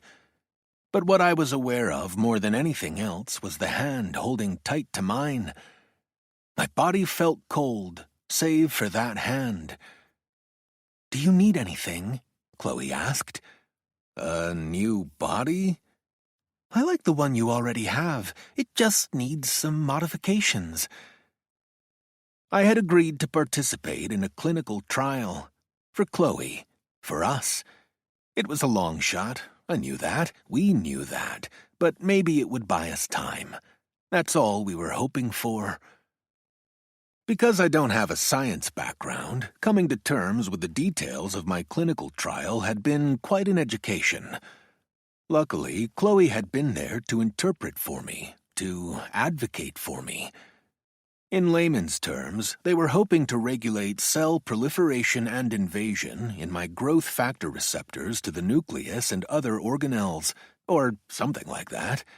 It was easier to just refer to the clinical trial as what it was, a Hail Mary pass. "I feel like I've already donated my body to science," I said. "Too late," Chloe said. "I've got dibs on your body, not to mention designs." I squeezed her hand. She squeezed back. "The 12 visited me last night in a dream," I said, "but it wasn't their usual haunting. In fact, there was a 13th juror. Daniel Hernandez was with them." Chloe knew about Hernandez and had been at my side on other nights when the original 12 had visited. It felt liberating not having any secrets from her. Tell me about your 13th juror. He was a silent observer, I said, but this time I had the sense that the jury wasn't there to judge me. It almost felt as if they were only there to encourage me.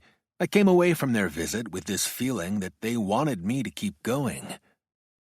If that's their verdict, I'm in complete accord with your jury. Do you ever dream about Dana?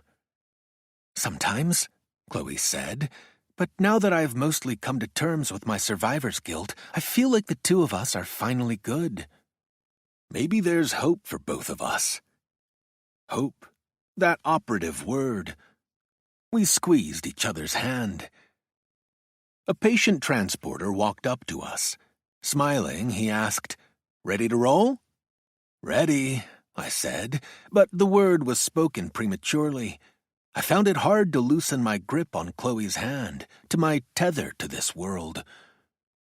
Her wheelchair was higher than my gurney, so Chloe leaned down to kiss me. "I'll be here waiting for you," she whispered. "Promise? Cross my heart."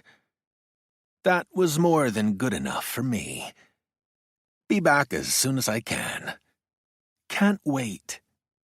Words that made me smile and hope, even as I was rolled away. This recording of The Dead Detective was presented by Dreamscape Media, LLC. Narrated by Josh Innerst. Copyright 2025 by Alan Russell. Recording copyright 2025 by Dreamscape Media, LLC. Thank you for listening. Please check dreamscapepublishing.com for Dreamscape's latest releases.